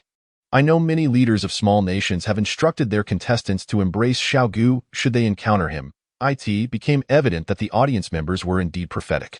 Once Ada regained his composure, he felt an overwhelming urge to find a crevice to hide in, recalling his earlier boastfulness. After all, the deity was so formidable, and he had made such a presumptuous claim to protect her without even clarifying her identity. Ada buried his face in his hands but soon rallied his spirits, excitedly running toward Zhang Qiling. "Xiao Gu, Xiao Gu," he approached her, his demeanor a mix of nervousness and adoration. "Xiao Gu, I am your fan. Would you accept me as your junior? I promise, I will not hinder you. I just wish to follow you. Oh please," Zhu Yinyan interjected, uncovering his true intentions. "You are just seeking the deity's protection." Ada sheepishly rubbed his nose and chuckled. "With someone as powerful as Xiao Gu, not just me, all contestants wish to seek her protection. However, I am not the type to take advantage without contributing. I possess considerable strength and can handle the physical tasks in our team." As he spoke, he intended to demonstrate the strength he was proud of. Zhang Qiling showed no interest and simply walked past him. Ada assumed she was rejecting his request and lowered his head in disappointment. Zhu Yinyan patted his shoulder and reassured him, "It's fine. Xiao Gu is not the type to dismiss others, I am proof of that. You may join us, but you must keep your word and not be a burden. Henceforth, all physical tasks in the team will be your responsibility." Ada's eyes sparkled as he eagerly nodded, "Yes, yes, do not get too excited yet. This is not over." Zhu Yinyan's expression turned serious, even bearing a hint of warning. "Listen carefully. We are not contestants from the same nation. Although the relationship between our countries is very friendly, within this survival game, we are competitors. You may seek our protection, but you had best not entertain any improper thoughts toward Xiao Gu. Should I discover any such intentions, I will risk my life to eliminate you." Zhang Qiling paused, astonished, and turned her head to look at Zhu Yinyan, who was aiming a gun at Ada. After a prolonged gaze, she lowered her hat's brim and resumed her walk. This time, her pace slowed considerably, no longer following her own rhythm, indifferent to whether those behind could keep up. The observation team and the audience were taken aback by Zhu Yinyan's actions and resolve. However, despite their surprise, no one deemed her actions inappropriate. On the contrary, they found her approach commendable. They were aware that many countries had instructed their contestants to forge alliances with Zhang Qiling, with some even issuing commands to eliminate her should they fail to secure her allegiance. Although the Beiyang nation had not given their contestants such orders, it was impossible to ensure that the contestants themselves would not have such thoughts. Ada, gazing at the gun barrel pressed against his throat, turned pale with fear. He raised his hands, repeatedly assuring her, "I would never. Xiao Gu is a deity. I am too eager for her protection to entertain any improper thoughts. Yinzi, you must believe me. Let us hope so." Zhu Yinyan scoffed, lowering her weapon. Ada finally exhaled in relief and excitedly opened his chat screen. Zhu Yinyan frowned. "What are you doing?" Ada grinned. "Now that I am Xiao Ji's junior, of course, I must send messages to other contestants from different countries to boast." "Boring. Hurry up and catch up." Zhu Yinyan rolled her eyes and chased after Zhang Qiling. "Here it comes! Here it comes!" Ada hurriedly sent the message and jogged after her. Contestants from various countries erupted in excitement upon seeing Ada's message, filled with envy. Yet, jealousy ran deeper, particularly among contestants from countries that harbored grievances against the Beiyang nation, who unleashed a torrent of sarcastic remarks. Jiyu Baozhu also saw Ada's message, her expression darkening as she bit her lip. She had not anticipated that Zhang Qiling would genuinely team up with contestants from other nations. Previously, Zhang Qiling had survived without forming alliances, so wouldn't she now be even more invincible? Gu Baozhu's eyes turned red, though her voice feigned sorrow. "Third brother, I saw my sister's message. She truly resents us. She would rather team up with contestants from other nations than with us."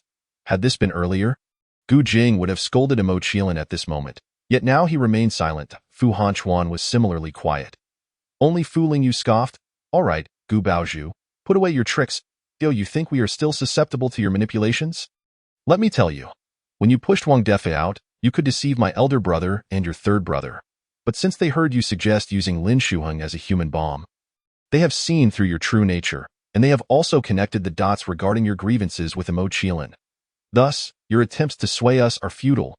Gu Baozhu's face stiffened. Fu Hanchuan closed his eyes and stood up. Since Lingyu has laid everything bare, let me ask you, Baozhu, why did you deliberately set Mo Qilin up? In the past, whenever Mo Qilin told him that she had never bullied Gu Baozhu, he had always dismissed her claims, believing her to be inherently deceitful and malicious. Now, however, it seemed that Lingyu was indeed correct. He had been a fool. Ji Yujing also regarded Gu Baozhu with a complex gaze. He had long assumed that this sister had only become cruel after entering the survival game. While he found it difficult to accept, he could understand it. After all, this place was survival of the fittest. Without a little ruthlessness, one could not survive. He himself had changed as well. However, it was only after the human bomb plan that he realized his sister had not become cruel only after entering the game. Rather, she had been this way from the very beginning. She had merely been adept at disguising herself, wearing her mask so tightly that he had never detected it. This revelation was what he found most difficult to accept. Every time he thought of how defenseless he had been against her, he felt a wave of fear wash over him. Facing the accusations or distancing behaviors from the two, Gu Baozhu's expression darkened, and she felt an overwhelming sense of regret. She regretted having tried to trip up Mo Qilin at this moment, as that had given Fu Lingyu the opportunity to exploit her. Fu Hanchuan and Gu Jing would no longer consider confronting her about her actions against Mo Qilin. Thus, she would remain in their minds as the pure and innocent Gu Baozhu. However, with the situation thus, all she could do now was to seek a remedy, because she could not afford to lose their attention. Otherwise, they would no longer protect her with genuine care. Jiu Baozhu suddenly knelt down with a thud, tears streaming down her face. Brother Hanchuan, third brother, I'm so sorry. I never intended to treat my sister that way, but I felt utterly helpless and terrified. I feared that if my sister returned, I would lose my parents and you all, which led me to act against her. However, I now realize my mistakes. I truly understand my wrongs. As she gazed at the sobbing Gu Baozhu, Gu Jing's initial trepidation was instantly overshadowed by a profound sense of compassion and guilt. He pondered if he had shown more care towards Baozhu after Mo Qilin's return. Perhaps she would have felt more secure and refrained from such actions. Fu Hanchuan's heart softened as well. After all, she was the neighbor girl he had watched grow up. All right, Baozhu, stop crying, he said, pulling Gu Baozhu up. What you need to do now is apologize to Mo Qilin. This scene left Fu Lingyu utterly perplexed. Wait, have these two fools lost their minds? Just because Gu Baozhu shed a couple of tears? They willing to overlook her true nature? Chapter 50. The mediocre Fu Hanchuan. Fu Lingyu found the situation absurd, stamping her foot in frustration and moving aside to avoid the spectacle. Jiu Baozhu felt a surge of satisfaction within her, yet maintained a facade of obedience. All right, Brother Hanchuan, I will apologize to my sister right away. She opened the chat window and messaged Mo Qilin. Sister, I'm sorry I was wrong in the past, and I now recognize my mistakes. I apologize to you, and I promise to be a good sister and never oppose you again.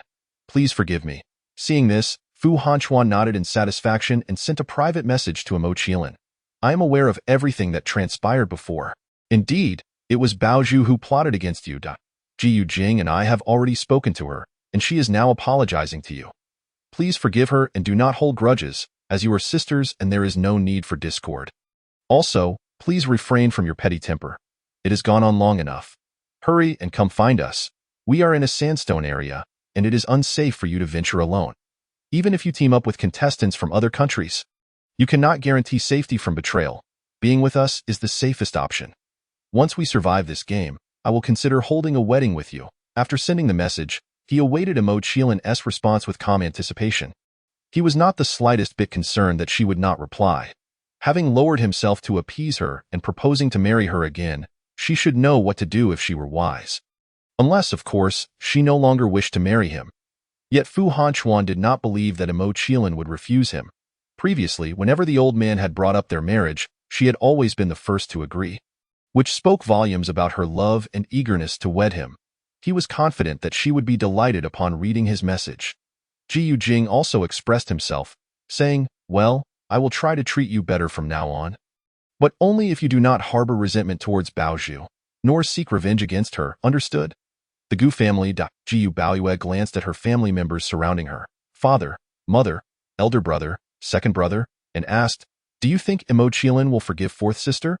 Gu mother scoffed. "Your fourth sister and third brother have already taken the initiative to apologize and seek peace with her. What more does she want? If she had any sense, she would step down gracefully and ensure the safety of your fourth sister and third brother. Otherwise, do not expect me to acknowledge her as my daughter." The rest of the Gu family nodded in agreement. The Fu family shared similar sentiments. As long as Imo Qilin safeguarded their children, they would agree to her marrying their son. Imo Qilin noticed the private messages from Gu Baozhu and the others, which popped up like notifications, leaving her no choice but to see them. However, after reading them, she promptly closed the chat window, feeling little reaction. The absurdity of it all rendered her too apathetic to be angry, akin to the uninspiring skits of recent spring festivals that failed to engage the audience's emotions. However, Imo Qilin's lack of anger did not mean the audience shared her indifference. Damn, in my lifetime, I have encountered despicable individuals, but none as revolting as Gu Baozhu, Fu Hanchuan, and Gu Jing, who all seem to congregate together. Who can argue otherwise? I need not elaborate on Gu Baozhu. A venomous vixen is already more than enough to describe her. As for Fu Hanchuan and Gu Jing, they are the most devoted sycophants of Gu Baozhu. Worshipping her without a shred of dignity, it is evident to anyone how feigned Gu Baozhu's tears are. Yet these two sycophants are blind to it. You've identified them as Gu Baozhu's sycophants. So it's no surprise they engage in such bizarre behavior. What is truly infuriating are the words these two scoundrels directed at our brother. I could vomit. That Fu scoundrel says Gu Baozhu has acknowledged her mistakes and apologized, suggesting our brother should let bygones be bygones. How absurd. He thinks he has some sort of authority. Really, with such a commanding tone, he ought to look at himself in the mirror. Furthermore, if he wants Gu Baozhu to apologize to our brother, why is he not taking responsibility himself? It is not just Gu Baozhu who has caused our brother harm. While she is the mastermind, he is an accomplice. Yet, he washes his hands of it, placing all the blame on Gu Baozhu. What a hypocrite. I can't help but wonder how his fans can still support him. Not only is he hypocritical, but also a male chauvinist, as a man. He expects our brother to join them, yet he does not lead the way to find our brother himself. Instead, he tells our brother to come to them and claims it is safer to be with them. Otherwise, he risks betrayal from teaming up with contestants from other countries. I'm laughing in anger at such shamelessness. Is he not afraid Lin Shuheng would seek revenge on him at night? The most shameless part is his line about, "Once we get out alive, we'll hold a wedding with our brother." That condescending expression is enough to make me want to slap him, then tell him that he is unworthy of our brother. Honestly, I have never been more grateful to Gu Baozhu. If she hadn't ruined the wedding, our brother would have been married to that Fu scoundrel. I would have wanted to gouge my eyes out. Come on, don't just criticize Fu Hanchuan. Gu Jing deserves some blame too. His statement about trying to treat our brother better in the future is enough to shatter my worldview. As our brother's own sibling, should he not treat him well? The audience unleashed their frustrations, their ire uncontainable. The observation team was equally disgusted by the actions of Fu Hanchuan and his companions, their expressions sour. Only the Gu and Fu families, witnessing their beloved children being criticized so harshly, were seething yet dared not reveal themselves. Fu Hanchuan and his companions, equally enraged, had waited for a considerable time without a reply from Imo Qilin. Even the dimmest would realize she still refused to acknowledge them, igniting their anger and disbelief. Especially Fu Hanchuan, whose eyes turned red. What did she mean? Did she no longer wish to marry him? Fu Hanchuan, in disbelief, was about to send another message to Imo Qilin for clarification when he spotted numerous small, long-legged creatures suddenly emerging from the crevices of the surrounding rocks. At this point, Fu Hanchuan could no longer contemplate asking Imo Qilin for clarification. Their survival against the onslaught of these small creatures was now in question. Meanwhile, Imo Qilin and her companions reached a flat area and took a brief rest. Zhu Yinyin was preparing food, while Imo Qilin sat on the sand with one leg tucked under her, lost in thought, and Ada walked around, vigilant of their surroundings. Suddenly, he spotted something, his expression lighting up as he turned back and exclaimed, "Brother, Yinzi, guess what I found? Please don't tell me it's water." Zhu Yinyin instinctively replied. After all, in the desert, Water was the rarest and most exhilarating discovery. Chapter 51. The Eerie Waterhole. Ada nodded vigorously. Yes, I found a water source. Is that for real? Zhu Yinyan, forgetting about her food, hurried over and snatched the binoculars from him, asking, where? 2 o'clock direction, Ada replied. Zhu Yinyan adjusted the binoculars and indeed spotted a waterhole at the 2 o'clock direction, estimating it to be just a few dozen meters away. It's true, Zhu Yinyan exclaimed, her face flushed with excitement. Zhang Qiling furrowed her brow, sensing something amiss in such a dry place. How could there possibly be water? However, as she stood up and looked through the binoculars, she was taken aback.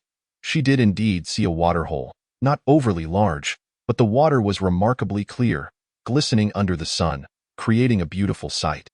The audience and the observation team rejoiced at the good fortune of Zhang Qiling and her companions. Only Professor Zhang, like Zhang Qiling, found the situation perplexing. This is impossible. They are currently in the desert's plains, where the climate is extremely dry. There should not be any water here. Yet we all see it. That is indeed water, the host replied. Professor Zhang stammered, but continued to shake his head, insisting, this is not right. This is absolutely not right. He is the most authoritative expert on landforms and climate in the country. He firmly believes in his knowledge and judgment, asserting that there should be no water source in this place. When something unusual occurs, there must be an underlying cause. Thus, this water source undoubtedly harbors issues. Observers, noticing Professor Zhang's grave expression, could not help but speculate. Could it be a mirage? Impossible. Mirages only reflect in the sky, never on the ground. Then, is it an illusion? Even less likely, for if there were indeed an illusion, only the younger fellows would perceive it, not us. Precisely, and illusions merely reflect the innermost truths of one's heart. Hence, each person witnesses a different illusion. If that is the case, then what the younger fellows see must be genuine water. Why worry then? Indeed, Zhu Yinyan and Ada at the scene displayed no concern. And judging by their demeanor, they were eager to investigate. In fact, Zhu Yinyan was currently suggesting to Zhang Qiling, brother, let us go take a look. Our water supply is nearly depleted, and we ought to replenish it. Zhang Qiling nodded in agreement. Despite the peculiar appearance of the water puddle, it was indeed prudent to check it out. Otherwise, if they missed this water source, they might not encounter another for quite some time. Hooray! Zhu Yinyan and Ada joyfully high-fived and hurried back to camp to gather all the empty water bottles. The trio hastened toward the puddle, halting just a few meters away when Zhang Qiling suddenly stopped. Ada, perplexed by her gesture, was about to inquire, but Zhu Yinyan urged him to keep moving, saying, brother is keeping watch for us. Let us hurry and fill our bottles. We haven't tea eaten yet. All right, Ada nodded repeatedly. The two approached the puddle, gazing at the modest expanse of water, their faces blooming with joy. Soon after, they crouched down to fill their bottles. Just as Zhu Yinyan dipped her bottle into the water, she sensed something amiss. Strange, why is this water so slimy? Touching it felt akin to dish soap or laundry detergent. Oh my goodness, this isn't water. Nearby, Ada also noticed the anomaly, scooping a handful to scrutinize closely. Though the liquid trickled through his fingers, it flowed sluggishly, stretching into long strands. Most alarmingly, it reeked of a foul odor. Oh heavens, what grotesque substance is this? Ada nearly fainted from the stench, shouting in outrage. Not far away, Zhang Qiling, hearing the commotion, turned her gaze toward the two, only to witness the sand behind them sinking ominously. Not only that, but the sand behind the puddle was also sinking in a peculiar manner. Rather than swirling like quicksand, it sank in an arc, resembling two insects beneath the sand tracing half-circles, ultimately forming a complete circle. Zhu Yinyan and Ada were positioned within this circle, right at its center. Yet, both were preoccupied with drying their hands, entirely oblivious to this bizarre phenomenon. Only Zhang Qiling noticed, observing a ring of sharp spikes emerging from beneath the circle. Uncertain of what these spikes were, she was convinced they were no good. Swiftly, she raced toward Zhu Yinyan and Ada, urgently calling out, be careful. Huh? Zhu Yinyan and Ada looked up, confused about what was happening. Zhang Qiling bit her lip, suddenly lunging toward them, wrapping her arms around their necks and pulling them away from the circle of spikes. The three tumbled onto the sandy ground several meters away. Zhu Yinyan and Ada, dazed from the fall, groaned in discomfort. Zhang Qiling rose from atop them, about to brush off the sand, when a thunderous noise erupted behind them. A loud bang. Zhu Yinyan and Ada, startled, quickly sat up to see what had happened. To their horror, they beheld a gigantic, flesh-colored monstrosity where they had just been standing. No, to be precise, it was only the head that was exceptionally large and round, measuring at least 2 meters in diameter, covered in grotesque, fleshy lumps that were too hideous to behold. Moreover, this creature had no eyes, only a nose and a mouth, the latter being extraordinarily wide, nearly as broad as its head, filled with sharp, pointed teeth that were truly terrifying. The audience was equally horrified. Ah, my eyes, my eyes! Indeed, in this realm of grotesque creatures, there was no limit to their ugliness. What on earth is this abhorrent creature? It's utterly chilling. I don't know, but it resembles a large-headed, fleshy worm with 4 legs, its body appearing all soft and covered in veins. Who would have thought that Zhu Yinyan and Ada had just been inside this beast's mouth? Fortunately, the brother reacted swiftly. Otherwise, they would have been swallowed whole by this monster. Indeed, I feel a wave of relief for the two of them. The observation team now sighed in relief. Thank goodness, Zhang Qiling has saved them again. Commander Li wiped his brow. Professor Lin chuckled. Yes, with Zhang Qiling around, one can truly rest easy. Others nodded in agreement. Professor Zhang pounded the table. I told you there could not be a water source here. As expected, this water source is a trap, a scheme by this creature to lure prey into its jaws. Professor Zhao chimed in. You are absolutely correct. This creature has no eyes, and its body and limbs are exceedingly short. Not even half the size of its head, indicating it is a subterranean being. Its eyes, body, and limbs have regressed, with only its head and mouth evolving in such a manner, particularly that mouth, which can open to a full 180 degrees. Perfectly camouflaged underground, using saliva to hunt, truly terrifying. Thankfully, such creatures do not exist in our real desert. Otherwise, who knows how many lives would be lost to this beast's maw? Mr. Liu shuddered. Chapter 52. The Great-Mouthed Monster in the Desert. On the plain, Zhu Yinyan gazed at the creature crawling about in front of her, seemingly searching for something, sweat beading her forehead as she trembled and sought confirmation from Zhang Qiling. Brother, that puddle we just saw couldn't possibly be. Zhang Qiling nodded. Indeed, that puddle was the saliva of this creature. It has been hiding beneath the sand, its mouth opening like a bear trap, secreting a pool of saliva to masquerade as a water source to attract prey. For creatures in the desert, water is an irresistible temptation. Once they see this creature's saliva, they will unwittingly step into its mouth. At that moment, the creature will either swallow them whole or crush them. So, the loud noise we heard earlier was the sound of its teeth clamping together. Oh my goodness, we were actually inside this creature's mouth the whole time? Ada realized, covering his face in horror. At that moment, Zhu Yinyan exclaimed, Oh no, the creature is coming toward us. Damn it, brother. Step back and watch me and Yinyan take it down. Ada cursed as he removed his rifle from around his neck, urging Zhang Qiling to retreat. Zhu Yinyan nodded in agreement, saying, Yes, you stay back. We will handle this creature. Observing the two resolutely standing before her, Zhang Qiling felt a surge of emotion and slowly loosened her grip on her black-gold ancient knife. The audience and observation team fully supported their actions, believing they were right to do so. While the brother was strong, she could not face everything alone. After all, she was human, capable of injury and death. Ada, you take the right side. I'll take the left. This creature's head is too heavy for its body to support, so it crawls slowly, making it a perfect target for us. We can definitely take it down. Zhu Yinyan directed. All right, Ada nodded. The two then readied their weapons, taking aim at the creature. In a burst of gunfire, they unleashed a barrage. The sounds of gunfire echoed as the creature roared in a frenzy, shaking the sand around them. Zhu Yinyan and Ada could no longer see the creature clearly, but Zhang Qiling, standing atop a rock, had a clear view. It was unharmed. It wasn't that Zhu Yinyan and Ada had missed their shots. Rather, the bullets simply could not penetrate the creature's skin. How can this be? Mr. Liu exclaimed. This creature resembles a fleshy worm, its body soft and lacking scales or exoskeleton. How can the bullets not penetrate? It is indeed peculiar. This defies the laws of physics. Professor Zhang was equally astonished. Professor Zhao, what are your thoughts? Zhu Yinyan inquired. Professors Lin and Li also turned their attention to Professor Zhao. After a moment of contemplation, Professor Zhao replied, "You all are familiar with non-Newtonian fluids, right? They appear to be liquids, but when force is applied, they transform into solids, and the harder you hit, the firmer they become. I believe this creature's situation is akin to that of a non-Newtonian fluid. Which is why no matter how much Zhu Yinyan and Ada shoot, they cannot inflict harm. Their only option now is to attack from the inside. To put it simply, they would need to throw explosives into the creature's mouth."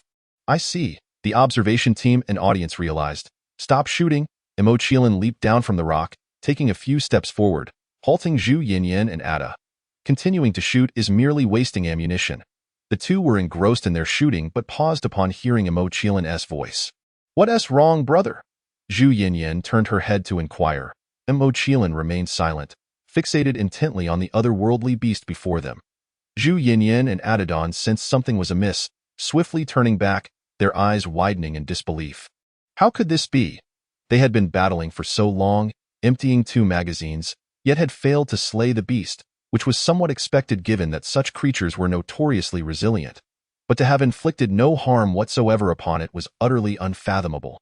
"Oh my goodness, could this beast be immortal?" Adadon, undeterred by superstition, raised his firearm and fired several shots at the creature. This time, with no sand obstructing their view, he and Zhu Yinyan finally comprehended the situation. It became evident that the beast possessed a hide of copper and bones of iron. What the hell was this monster? Frustrated, Adadon cast his weapon aside, declaring, "If I cannot kill you, then I refuse to believe I cannot blow you to bits." With that, he drew a grenade from his waist. However, before he could pull the pin, the beast suddenly opened its massive jaws, extending a long, slimy tongue toward him. "Be careful." Zhu Yinyan's expression changed, and she shouted a warning. But it was too late. The beast's tongue ensnared Adadon's neck and began to drag him towards its gaping maw. "Save me, brother! Yinzi, help me!" Adadon clawed at the creature's tongue with one hand while reaching out desperately toward Mo Qiling and Zhu Yinyan. His face contorted with fear, tears and snot streaming down his visage. Zhu Yinyan's eyes reddened in panic, about to ask Mo Qiling what to do, when a shadow darted in front of her. It was Mo Qiling. She had taken action. In a swift motion, she dashed forward a few steps, then knelt and executed a grand somersault, landing in front of Adadon, drawing her black-gold ancient blade to sever the beast's tongue. With a swift slash, the tongue was severed, causing the beast to emit a piercing shriek and thrash its head violently. They were saved. Overwhelmed with gratitude, Adadon wept tears of joy as he tore the severed tongue from around his neck and tossed it aside. Scrambling to Mo Qiling's side, "Brother, thank you. You saved me again. I am truly grateful." Mo Qiling ignored him, flicking the blood from her blade before sheathing it on her back, then turned and grasped his shoulder, tossing him toward Zhu Yinyan amidst his bewildered gaze. "Ah!" Adadon screamed in fright as he soared through the air before landing beside Zhu Yinyan. Her mouth fell agape. Although she was already aware of her brother's immense strength, capable of leaping several meters with her in tow, witnessing him hurl a man who outweighed her by dozens of pounds with one hand was still astonishing. The observation team and audience shared the same sentiment. They knew Mo Qiling was strong, yet they had not anticipated such a display. After casting Adadon aside, Mo Qiling turned her attention back to the monstrous beast, deftly retrieving a grenade from her pack. This was a gift from Zhu Yinyan, who had mentioned that grenades could save considerable trouble at times, prompting her to attach one to her bag. She had not expected to employ it so soon. With a swift motion, Mo Qiling pulled the pin and hurled the grenade into the beast's mouth before sprinting away and dropping to the ground. Zhu Yinyan and Adadon quickly followed suit. A resounding explosion erupted, scattering the beast's remains in every direction. Despite its massive size and impenetrable hide, the creature was surprisingly weak. Its speed was astonishingly slow, and it lacked eyes, relying solely on its hearing to detect their positions and attack with its tongue. This was its only means of assault. Once that was neutralized, even without her intervention, Zhu Yinyan and Adadon could easily obliterate it. Chapter 53. The Serpent's Night Assault. At that moment, Zhu Yinyan was just about to ask if the beast was dead. Adadon lifted his head, preparing to check, when the survival game screen for the nation's fortune materialized before them. Announcement. Chinese contestant Mo Qiling has slain the level 4 beast, the Great Mouth Monster, earning 400 points and a reward of 10 bottles of mineral water. Oh my god, This is actually a level 4 beast? Adidon exclaimed. Zhu Yinyan rose from the ground, brushing off the sand, and remarked nonchalantly, "What is the fuss? So what if it's level 4? It was still defeated by my brother. Besides, this isn't the first level 4 beast he has slain. Did you not see the previous announcements?" "I did. But this is the first time I've encountered a level 4 beast. So it's only natural to be somewhat astonished," Adidon replied as he stood up. Zhu Yinyan paused, suddenly realizing that this was also her first encounter with a level 4 beast. But why did she not feel astonished? Could it be that her brother was so formidable that she instinctively perceived even the highest-tier beasts as trivial? Zhu Yinyan tilted her head, dismissing the thought, and quickly approached Zhang Qiling. "Brother, you were so close to the explosion. Are you all right?" Zhang Qiling shook her head, handing her the mineral water she had been holding, before turning toward the resting area. Zhu Yinyan and Adidon each clutched a few bottles of water, delightfully trailing behind her. They had come here for water, and after learning that it was actually the saliva of a beast, they had feared they would return empty-handed. To their surprise, the nation's fortune survival game was considerate enough to reward them with 10 bottles of water after they defeated the beast. Making their trip worthwhile, the audience and observation team were equally elated for the trio. However, the leaders of the audience from various countries, along with contestants from around the globe, were far from pleased. Zhang Qiling, once again, Zhang Qiling. While others received announcements of their demise at the hands of various beasts, hers were always about slaying creatures or obtaining rewards. Had she never experienced a blunder, Fu Hanchuan and his team were equally discontent. They had toiled exhaustively, expending considerable ammunition to take down a few level 3 female monsters, while Zhang Qiling effortlessly dispatched a level 4 great-mouthed monster. They racked their brains, unable to fathom how she managed such feats. Upon returning to the camp, Zhu Yinyan busied herself preparing a meal. Zhang Qiling sat on the ground, lost in thought, while Adidon tended to the wound on his neck, which had nearly been strangled by the great-mouthed monster. "Brother, here is your favorite chicken rice," Zhu Yinyan announced, soon approaching with 3 portions of food, handing the Kung Pao chicken to Zhang Qiling. Zhang Qiling glanced at her and replied, "Thank you, You're too polite." "Brother," Zhu Yinyan waved her hand before handing the other portion to Adidon. The 3 of them sat side by side to enjoy their meal, creating a warm and beautiful scene that compelled many audience members to capture screenshots. "By the way, brother, I see the sky is darkening. Shall we camp here for the night?" Zhu Yinyan looked up at the sky, noting that the sun was no longer scorching. Zhang Qiling nodded in agreement, not declining the suggestion. "Then after we finish eating, Adidon, you shall set up the tent." Zhu Yinyan assigned him a task. Adidon readily slapped his chest, declaring, "Leave it to me." He was not only responsible for setting up the tent, but also for keeping watch during the night. Of course, he would only be on guard for the first half of the night. Zhang Qiling and Zhu Yinyan would take over for the latter half. However, before it was time to switch, Zhang Qiling suddenly heard a rustling sound. She abruptly opened her eyes and sat up, listening intently for a moment before confirming that the sound was emanating from some creature crawling over the sand. Drawing nearer from all directions, Zhang Qiling turned and tapped Zhu Yinyan's shoulder a few times. Zhu Yinyan groggily sat up, asking, "What is it, brother? Is it time to switch?" Zhang Qiling said nothing and lifted the tent flap to step outside. Zhu Yinyan, thinking it was indeed time to change shifts, followed her out, yawning and rubbing her eyes. The audience couldn't help but speculate. Why did the brother wake up and also rouse Zhu Yinyan? It's still too early for a shift change? Indeed, but it seems like the brother is quite vigilant. He must have noticed something. At other contestants from different countries, or is it the otherworldly beasts? No contestants from other countries have arrived here. It must be the beasts. Oh no, a night raid by the beasts? At this moment, only Professor Zhao and Chu Yunyan from the observation team remained, as the others had gone to rest. They, like Zhang Qiling's trio, were stationed for the first and second halves of the night, taking turns during the day, as watching the nation's fortune livestream all day was simply unsustainable. The audience's speculation seemed accurate. After Zhang Qiling awoke, she pressed her ear closer to the tent's edge, likely having heard some commotion. Professor Zhao analyzed. It seems she has detected something. Chu Yunyan nodded solemnly, acknowledging martial artists possess exceptional hearing. They can hear farther and more clearly than ordinary people. She indeed heard something, and I caught a hint of it too. Something is approaching them, and in considerable numbers. "What? In considerable numbers?" Professor Zhao exclaimed, his expression shifting to one of concern. They may be in danger now. If it were locusts or man-eating poisonous bees, Mo Qiling could possibly drive them away with her blood. However, if it were a horde of high-level large beasts, it would likely be quite challenging for her to handle. The audience listened to the conversation between Professor Zhao and Chu Yunyan, growing increasingly worried for the trio. Outside the tent, Adidon was dozing off behind the campfire. Zhu Yinyan, filled with frustration, marched over and slapped his forehead. "What are you doing? I told you to keep watch, yet here you are dozing off. What if danger arises?" Realizing his fault, Adidon rubbed his forehead and apologized. "I'm so sorry. I was just too tired to resist. By the way, why are you and the brother out here? Isn't it still too early?" "Too early?"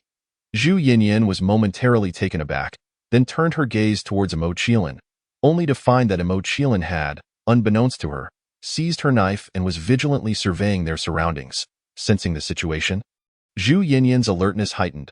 "Little brother, is there trouble?" she inquired. Mo Qiling nodded. Instantly, Zhu Yinyan and Adidon braced themselves as if facing a formidable adversary, hastily retrieving their firearms. Just then, a shadow suddenly darted from the night, aimed directly at Zhu Yinyan's face. Zhu Yinyan gasped, startled, unable to discern what it was, when a flash of silver caught her eye, and the shadow collapsed to the ground. Lowering her gaze, Zhu Yinyan was astonished to discover that the shadow was a jet-black snake.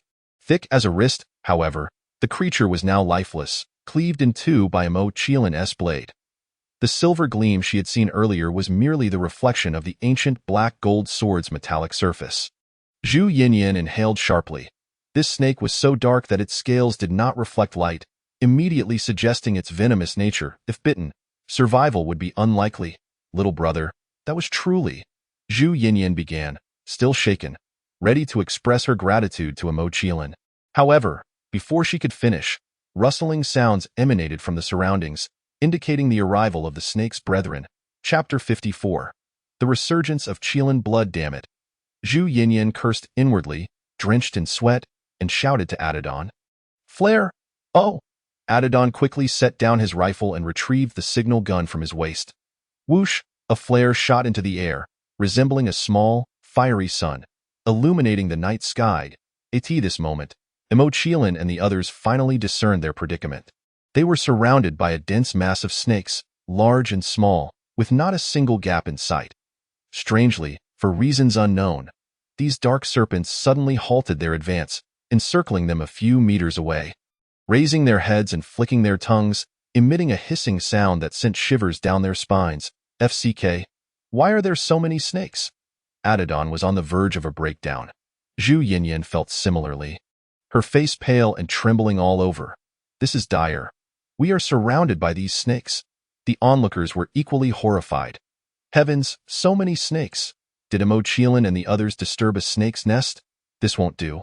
I have a phobia of clusters. I can't bear to look at this scene. It makes my skin crawl. I'll go check on the poison women and return shortly. It's over. It's over. With so many snakes? Even little brother might be at a loss. After all, there have been cases where ants have killed elephants in reality. Indeed, the numbers are overwhelming, and these snakes can leap to attack. It's utterly unpredictable. Most importantly, we don't even know if these snakes are venomous. If they are, the consequences could be dire. They should have an antidote, right? Even if they do, it's useless. These snakes are exotic beasts, and the antidotes for real-world venomous snakes won't work." The spectator was correct. Professor Zhao sighed, acknowledging that the venom of exotic beasts could not be neutralized by conventional antivenoms. Chu Yunyan furrowed her brow, realizing that they could only rely on themselves for a solution. Everyone was worried for Mo Qiling and her companions, while the spectators and families from various nations, as well as the Gu and Fu families, reveled in their misfortune. The Gu and Fu families sneered at Mo Qiling on the screen, mocking, "This is what you get for ignoring Baozhu and Han Chuan. Now that you're faced with a horde of venomous snakes, it serves you right." In the desert, Adidon was close to tears. "Little brother, Yinyan, what should we do now?" Mo Qiling remained silent. Zhu Yinyan took a deep breath, stating, "What else can we do? We fight. While they're not moving, we must take them all down." Adidon retorted, "That's impossible. There are at least thousands of snakes, and our ammunition combined isn't enough to match that." "Then what do you suggest?" Zhu Yinyan's eyes were reddened. Adidon gritted his teeth. If he knew what to do. He wouldn't be asking. Suddenly, the sky darkened again. The flare had burned out, and at that moment, the rustling sounds resumed, signaling that the black snakes were once again on the move towards them. Zhang Qiling had a revelation and whispered a word. Light? Zhu Yinyan immediately understood, hope igniting in her eyes. Yes, these snakes only come out at night. They clearly fear the light, which is why they halted earlier. Adidon, fire another flare. Understood. Adidon trembled as he reloaded the signal gun. Meanwhile, Zhang Qiling and Zhu Yinyan prepared to confront the snakes, one wielding a knife against the airborne serpents, while the other shot at those advancing on the ground. However, this strategy could only hold them off temporarily. Zhu Yinyan was already nearing her limit. There were too many snakes, continuously advancing. Even as she spun and fired, several snakes managed to slip through her defenses. If not for Zhang Qiling's vigilance in attending to the ground snakes and assisting her in dispatching those that broke through, she would have already been overwhelmed by the swarm. Adidon, what are you doing? Are you done yet? Zhu Yinyan was on the brink of losing her mind. Adidon hurriedly responded, almost there, almost there.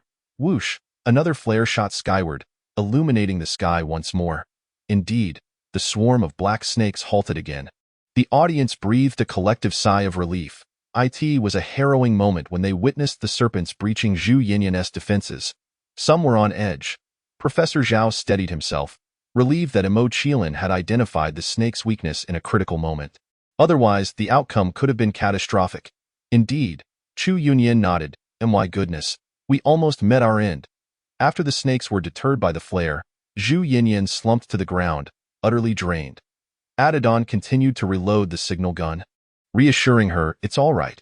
We now know these beasts fear the flares. We'll keep firing them until dawn, and they will eventually disperse. You're oversimplifying. We have at least 4 to 5 hours until dawn. But our flares will last only 2 hours at most, Zhu Yinyan countered, dousing his optimism. Adidon fell into despair, so we just wait to die. Zhu Yinyan lowered her head, contemplating. There is one other option. Though its feasibility is slim, before the flares burn out, we could shoot our way out of here. However, passing through the snake horde would certainly expose us to bites. After all, these snakes were deterred only by the light of the flares. Should they approach, the snakes would certainly attack. Adidon rubbed his face in frustration. That suggestion is as good as useless. That's why I said its feasibility is low. I'll do it, Zhu Yinyan began, but was interrupted by Zhang Qiling. Zhang Qiling looked at them. I will clear the path. With that, she sheathed her black gold sword and drew a dagger, removing her left-hand glove. Zhu Yinyan and Adidon were puzzled by her intentions, but the observers and audience recognized her plan. She meant to draw blood. But would it work? Desert locusts are insects, while black snakes are reptiles, completely different classifications. Unbeknownst to Zhang Qiling, the audience and observers doubted whether her blood would have any effect on the snakes. She opened her left palm and swiftly slashed it with the dagger. Instantly, blood gushed forth profusely. Zhu Yinyan gasped in shock, her voice rising. Little brother, what are you doing? Oh my God! Adidon exclaimed. The audience was moved to tears. My heavens, how much blood is she losing? I can't even fathom how deep she cut. Moreover, she did it with an expressionless face, as if she felt no pain at all. Indeed, it's painful to watch. Who says she doesn't feel pain? I saw her furrow her brow when she cut herself. My heart aches for her, I saw that too. It means she is in pain, so don't think she is expressionless and not feeling it. She is human, not a deity. Moreover, I noticed a scar on her palm that hasn't healed, clearly from a previous bloodletting. Little brother? Chapter 55. Escape from death. The observers, Professor Zhao and Zhu Yunyan, were equally taken aback. Professor Zhao remarked, Zhang Qiling's self-inflicted wound is quite severe. It could result in significant harm to her health. Zhu Yinyan nodded. Fortunately, we prepared blood-replenishing medicine for the contestants. Zhu Yinyan should provide it to her, which might help her recover somewhat. Little brother, are you insane? Why harm yourself for no reason? Zhu Yinyan rose to her feet, gazing at the bloodied hand of Zhang Qiling, her voice choked with emotion. Zhang Qiling remained silent, merely splattering blood onto her and Ada. Subsequently, she clenched her fist tightly again, forcing more blood to flow, and, under the bewildered stares of Zhu Yinyan and Ada, she scattered it towards the swarm of black snakes ahead. Instantly, The serpents recoiled as if confronted by some dreadful force, swiftly retreating to the back and sides, creating a pathway. This spectacle left Zhu Yinyan and Ada utterly astonished. Even the audience and observers, who had previously witnessed the power of Mo Qilin's blood, were momentarily at a loss for words. It became evident that her blood was not merely effective against insect-like beasts, but could also contend with reptilian creatures. The potency of her blood was astounding. Professor Zhao was particularly exhilarated, eager to conduct research. If he could ascertain the composition of her blood and replicate it, it would be an immense boon for the nation and its people. "Brother, look at the blood on Mo Qilin's hand," Zhu Yinyan pointed out, gesturing towards the retreating snakes, her astonishment rendering her speechless. Ada, standing beside her, shook his head in disbelief, exclaiming, "Unbelievable!" Regardless of their current sentiments, Mo Qilin paid them no mind. After uttering a single word, she dashed into the path she had carved with her own blood. Seeing this, Zhu Yinyan cast aside her astonishment and hastily grabbed her backpack to follow, calling out to Ada. "What are you waiting for? Let's go. We can leave the tent," Zhu Yinyan asserted decisively. While the tent was significant, life was far more precious.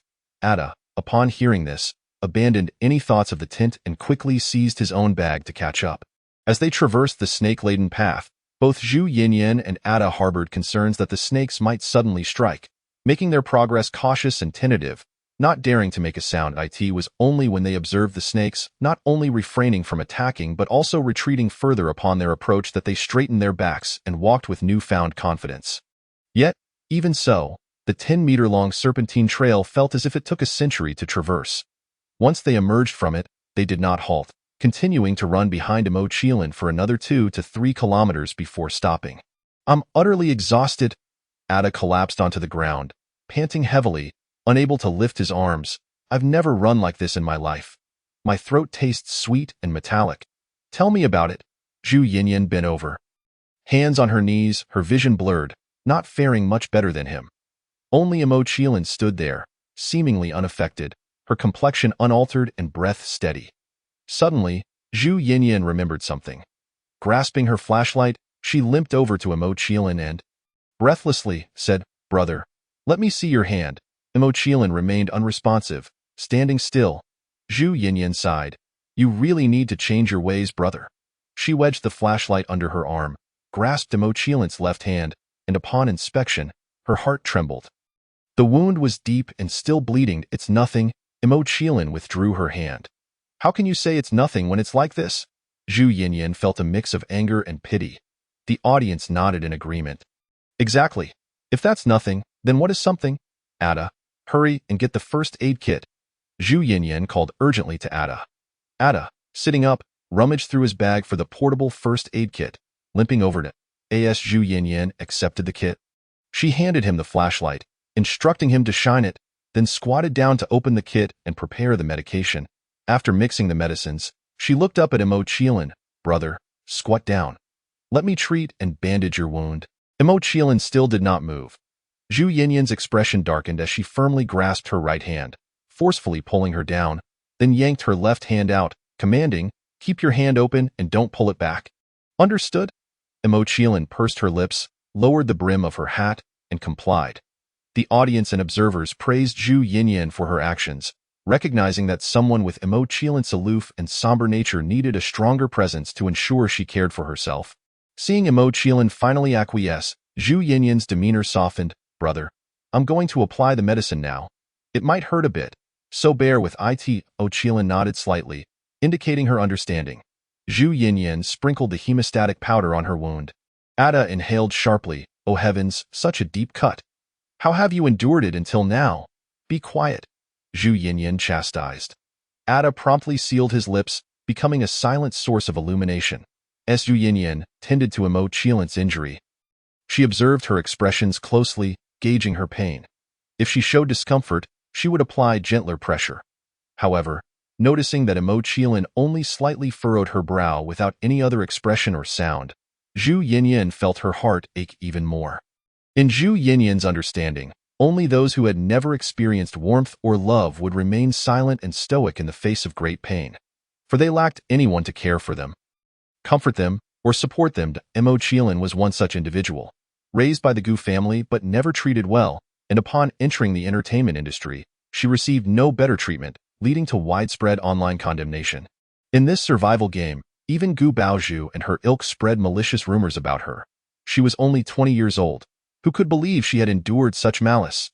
The more Zhu Yinyan thought about it, the more sorrowful she felt for Mo Qiling, and she could not help but shed tears. Mo Qiling looked at her in confusion, unsure why she was crying. All right, try not to use this hand too much now, or the wound might reopen, Zhu Yinyan sniffled, tying a butterfly knot on the back of Mo Qiling's hand before advising her. Mo Qiling withdrew her hand and stood up straight, seemingly unaware of whether she had absorbed the advice. As Zhu Yinyan tidied the first aid kit, glancing at the blood-stained cotton balls and recalling the earlier scene, she could not suppress her curiosity. By the way, brother, I haven't asked yet. What's the deal with your blood that made those black snakes retreat? Indeed, I was utterly stunned by the sight, Ada chimed in, excitement evident in his voice. Your Hua country truly lives up to its reputation as a mysterious ancient nation. Not only do you possess extraordinary martial arts, but even your blood is remarkable. Mo Qiling donned a new pair of combat gloves from her bag, showing no intention of answering. Zhu Yinyan did not press the matter further, pulling Ada back from asking as well. After all, everyone harbored their own secrets. Brother, let us wait here until dawn. Those black snakes should no longer pursue us, Zhu Yinyan suggested, looking at Mo Qiling. Mo Qiling nodded in agreement. Ada settled back down, exclaiming, damn, I wonder where those snakes came from. Where they came from is irrelevant. What matters is that they have brought us good news, Zhu Yinyan smiled. What good news can snakes bring? They can't even speak. Ada retorted, finding her words humorous. Zhu Yinyan dismissed his comments, turning to Mo Qiling, brother, do you remember me saying that the people of Chochi country revere flames and excel at serpent keeping? Mo Qiling nodded, clearly recalling.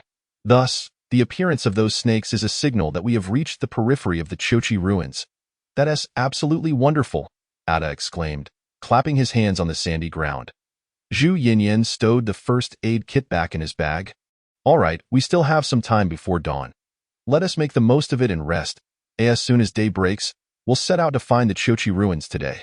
Yes, Ada nodded vigorously, then promptly flopped back, closing his eyes and snoring. He sleeps like a pig. Just like that, Zhu Yinyan rolled her eyes at him and moved closer to Mo Qiling. Brother, drink this. She handed over a vial of oral solution. Mo Qiling did not take it, merely looking at her with curiosity. Zhu Yinyan insisted, pushing the vial into her hand. This is a blood-replenishing medicine, specially formulated for the military. It's highly effective. You've lost so much blood, you must replenish it. Hurry and drink. Under Zhu Yinyan's watchful gaze, Mo Qiling complied and consumed the remedy.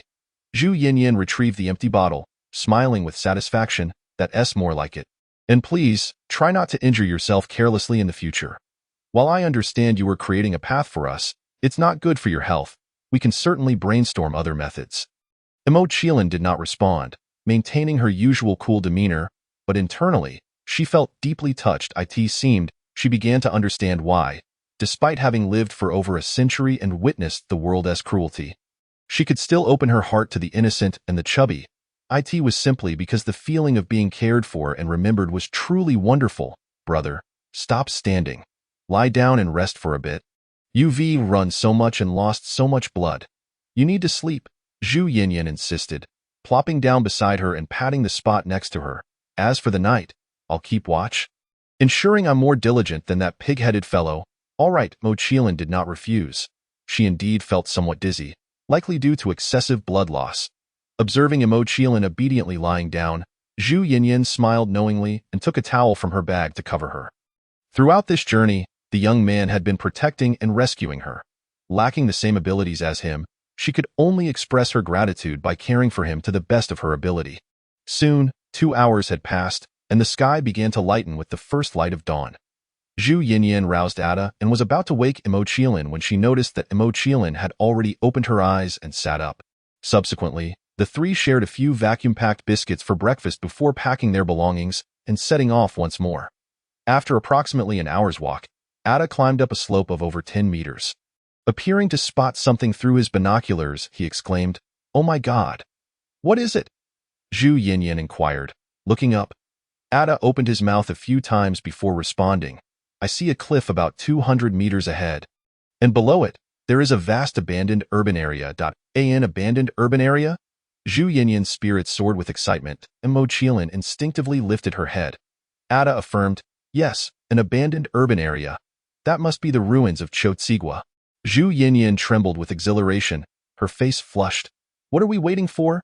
Let us hurry over with that. She dashed ahead. Mo Qiling followed suit at a measured pace. Hey, wait for me, Ada exclaimed, startled, and hurriedly slid down the slope to catch up. A few minutes later, the trio arrived at the cliff's edge. A gentle breeze swept through, dispelling their exhaustion and bringing a refreshing coolness. Yet, they were all too captivated by the sight below to enjoy the relief. The spectators were equally entranced. Wow, this is the ruins of Chotsigua. How magnificent! Indeed, it's my first time witnessing the remnants of an ancient kingdom. This feeling is something even the Forbidden City cannot provide. Exactly, the Forbidden City is merely a few hundred years old and represents only the royal palace, allowing us to experience its grandeur and the opulence of royal life. However, the ruins of Chotsigua date back nearly 5,000 years, allowing us to truly grasp the passage of time and the transformation of landscapes. Absolutely, as a history enthusiast, I am utterly enthralled, wishing I could dive into the screen. However, the ruins of Chotsigua are rather small, not much larger than the Forbidden City. That's quite normal. How many people could there have been 5,000 years ago? Take the Woka country during the Warring States period 500 years ago as an example. A village could be considered a nation. Observation team. Professor Lin gazed at the ruins of Chotsigua on the screen, tears welling in his eyes. This is truly Chotsigua. Congratulations, old Lin, you've finally seen it. Professor Zhang chuckled, commanderly stroked his beard. The contestants, including Mo Qiling, should be the first to find this place, right? Not quite. Chu Yunyan shook his head. According to intelligence gathered by our operatives, 3 nations contestants found this place last night. One group stumbled upon it by accident, while the other 2, like Ada from the Baiyang country, have been walking in one direction since the survival game began, eventually arriving here. In short, it was merely luck. Moreover, last night, Gu Baozhu and her group also discovered a crucial point of the Juju Ascension Array and are headed this way. It won't be long before they encounter Mo Qiling and her team. Professor Zhao added. Mr. Liu frowned. This is not good news. Those 4 will undoubtedly cause trouble for Mo Qiling. Master Sun's lips twitched. Am I the only one concerned about the feng shui here? Desert, cliffs. Zhu Yinyan finally regained her senses and eagerly looked at Mo Qiling. Young man, shall we descend? She could no longer contain her desire to immerse herself in the ruins and feel the historical aura from 5,000 years ago. But how do we get down? It seems there's no way down, Ada remarked, glancing around. This is a cliff with no visible ends. Slide down. Mo Qiling retrieved a bundle of rope with a hook from her bag, secured the hook to the edge of the cliff, and let the other end drop. It seems we have no choice. I'll go first. Zhu Yinyan stepped forward. Fortunately, the cliff wasn't too high, only about 10 meters. She grasped the rope with both hands, pressed her feet against the cliff's stone wall, and slowly slid down, successfully landing on the ground. Ada was next. Initially, Ada had intended to adhere to the principle of ladies first, allowing Mo Qiling to descend while he followed. This would not only showcase his gentlemanly demeanor but also highlight his charm. However, upon seeing Mo Qiling's expressionless finger pointing at the rope, urging him to go down, he faltered. Chapter 57. Crisis at the Ruins. Ada descended much faster than Zhu Yinyan, reaching the ground in just 2 to 3 minutes. The moment he landed, Mo Qiling unhooked the rope from the cliff edge and jumped down directly. Oh, heavens! Ada was left dumbfounded by the scene. Only Zhu Yinyan and the spectators, as well as the observation team, maintained their composure, even revealing proud smiles. Don't worry. The young man will be fine, Zhu Yinyan reassured, patting Ada's shoulder. How can that be? It's over 10 meters high, Ada protested. Before he could finish his sentence, he witnessed Mo Qiling, just before reaching the ground, push off the stone wall with her legs, twist her body, and then, with arms outstretched and legs slightly bent, she spun gracefully twice in midair, landing steadily on the ground and calmly retrieving the rope. Ada was left speechless. What? Zhu Yinyan chuckled, giving his shoulder another pat. See? I told you the young man would be fine. Ada stammered, struggling to regain his composure. Oh, Chinese martial arts? Unbelievable. Enough with the unbelievable. The young man has already headed towards the ruins. Let us quickly follow, Zhu Yinyan said, lowering her hand and chasing after Mo Qilin. Before long, the three found themselves within the ruins, observing their surroundings as they walked. Due to the passage of time, the ruins of Chotsigua had suffered severe damage, eroded by the elements or petrified, leaving only the outlines of windows and rooftops discernible from the crumbling walls. Professor Lin's gaze was fixed intently on the ruins of Chotsigua displayed on the screen, not daring to blink for fear of missing any detail. He simultaneously instructed the staff to record the screen, take screenshots, and scan the area. This way, he could later attempt to restore the former appearance of Chotsigua and the lives of its citizens. The other members of the observation team couldn't help but chuckle at Professor Lin's fervor. The spectators were equally restless with excitement. How envious I am of the young man and his companions. They can walk through such ancient ruins and personally experience the allure of history. Upstairs, you truly seem to be mad with envy. Have you forgotten how many life and death encounters the young man and his team endured to uncover the ruins of Chotsigua? You make it sound as though they are merely on a leisurely trip, stumbling upon the ruins. Honestly, I believe that during the survival game, the ruins of Chotsigua and the ruins of Molin should not have been removed. No matter how dangerous it is, the country possesses ample weapons. What is there to fear? I agree. Then we could truly explore and witness the ruins of Chotsigua. More than that, I am now eager to find out where to locate the clues to Molin. This was a question that Ada also pondered. Zhu Yinyan confidently responded, it must be in the royal palace. Chotsigua practiced slavery, and the common people were not much better off than the slaves. So they likely could not read, making it impossible to find clues about Molin. And where is the royal palace? Ada inquired again. This time, Zhu Yinyan was genuinely stumped. She knew of the slavery system in Chotsigua but was unaware of its cultural customs and beliefs. Naturally, she could not possibly know where the kingdom of Chotsigua would have established its palace. However, Mo Qilin spoke up, uttering two words, the center. The center? Zhu Yinyan blinked, then quickly realized. Young man, are you saying the palace is in the center of the city? Mo Qilin nodded. Professor Lin praised, indeed, in ancient times, every emperor would construct the royal palace in the safest location. The kings during the era of slavery did the same. The ruins of Chotsigua are not extensive.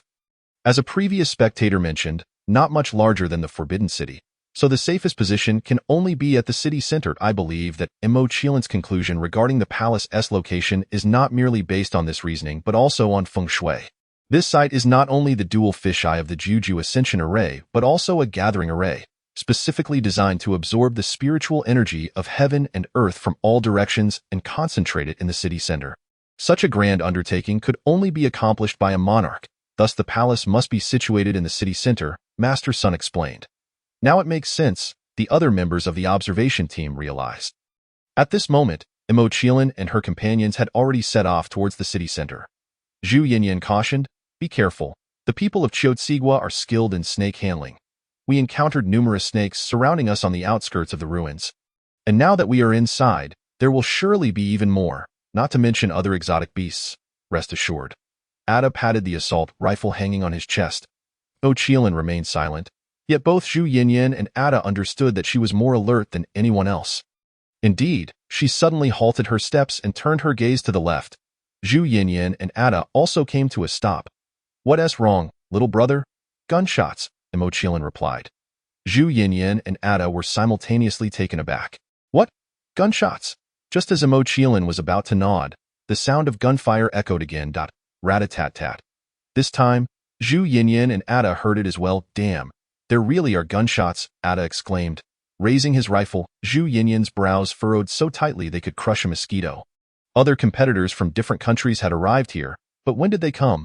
Let us go, Mo Qilin urged, quickly heading towards an alley on the right. Zhu Yinyan followed closely behind, affirming, yes, we must leave, if competitors from other countries are firing. They must have encountered something, and the gunfire is getting closer to us. We cannot let ourselves be ensnared. Exactly, Ada echoed. However, fate was not on their side. They had not retreated far when they heard gunfire ahead. Accompanied by the sound of frantic footsteps, in the next moment, the trio saw 5 individuals running towards them, 4 men and 1 woman. all clad in Special Forces combat gear with fair skin and deep-set features. Unmistakably competitors from a Western nation, as these 5 ran, they fired at the ground and walls behind them, uttering various profanities that revealed their anger, panic, and fear. Not good. They're coming towards us. We can't continue forward. We have to retreat to the junction behind us and take another alley, Zhu Yinyan said, her expression urgent as she glanced at Zhang Qiling. Without a word, Zhang Qiling turned back. Zhu Yinyan and Ada closely followed her. The 5 individuals spotted them and their eyes lit up. Quick, there are no snakes there. Follow them. Right, keep up, hurry. The 5 raced after Zhang Qiling and her companions. Ada, hearing the commotion behind, turned to look, furious. Damn it. They brought danger with them. Ignore them, just run. Zhu Yinyan shot back. Yet, when Zhang Qiling and the others reached the junction they had mentioned earlier, they were met by another 6 individuals running towards them, 4 men and 2 women. Clad in 2 different colors of Special Forces combat gear, clearly competitors from 2 different nations. Now, competitors from 5 nations had gathered at the ruins of Qiling country. Chapter 58. The venomous snakes aside from Zhang Qiling and her companions. The 11 competitors from the remaining 3 countries were momentarily stunned upon seeing each other, evidently not expecting so many people to be here. However, given the urgency of the situation, the competitors from these 3 nations had no intention of mingling. Once they regained their composure, they tacitly followed Zhang Qiling and her companions, exchanging only a few hurried words as they ran. Damn, were you chased by a bunch of snakes too? Yes, you too? Yes, we were cooking when suddenly a swarm of snakes appeared out of nowhere and killed 2 of our teammates. Same here. We lost several teammates to these snakes. Oh, damn. They're coming after us again. Rat-a-tat-tat. The sounds of gunfire and frantic curses intertwined incessantly. At that moment, Zhu Yinyan's expression changed as she pointed ahead, shouting, "Little brother, be careful. There are snakes ahead." What? Ada was about to lose his mind. Zhang Qiling furrowed her brow as well before them. Along the T-shaped alley, a multitude of snakes suddenly surged forth, slithering rapidly towards them. These were not the black snakes they had encountered the previous night. These snakes were blood-red, with triangular heads and a row of sharp spines along their backs. They were significantly larger and faster than the black snakes, indicating that they were more formidable and venomous. Most alarmingly, these snakes were not afraid of light. Oh my god, these snakes are deliberately trying to cut off our escape route. Aren't they? Ada fumed, raising his rifle to fire at the snakes. Zhu Yinyan did not lag behind. The 2 positioned themselves firmly in front of Zhang Qiling, shielding her completely. The competitors from the 3 nations behind them immediately grasped that snakes were ahead and were filled with despair. The audience watched in sheer terror. Goodness, how many types of snakes does Qiling country have? The black snakes from last night, and now these red ones. It's been nearly 5,000 years since Qiling country fell. How are these snakes still around? If there are no natural enemies here, they will only continue to breed. How could they possibly go extinct? What kind of snake is this, with barbs on its back? I don't know. All I know is that these snakes are incredibly intelligent. They even employ flanking tactics. Indeed, snakes are far cleverer than humans can imagine, capable of ambush and counter-surveillance, equipped with heat-sensing abilities that allow them to locate humans no matter where they hide. I just want to know how they're going to break this situation.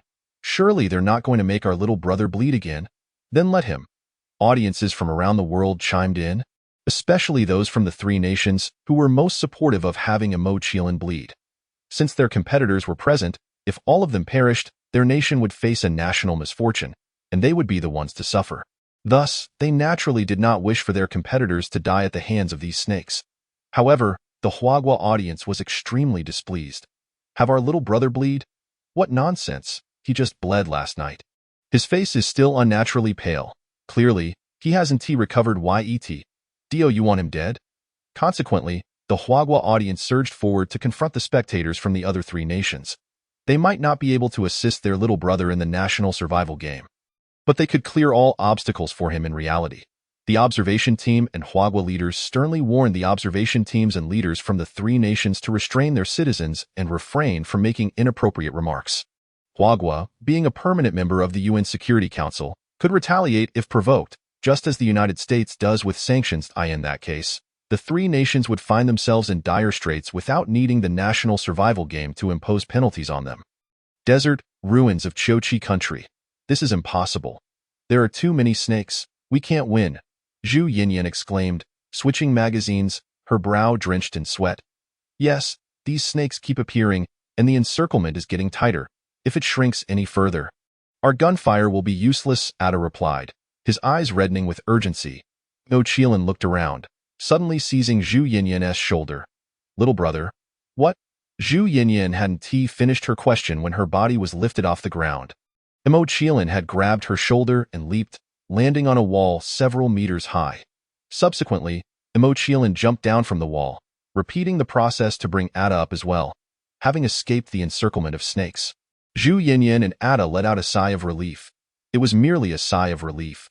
After all, these snakes could climb walls and leap just like the black snakes from the previous night, attacking from above. Thus, being on top of the wall did not guarantee their safety. It merely provided a relative safety compared to the ground.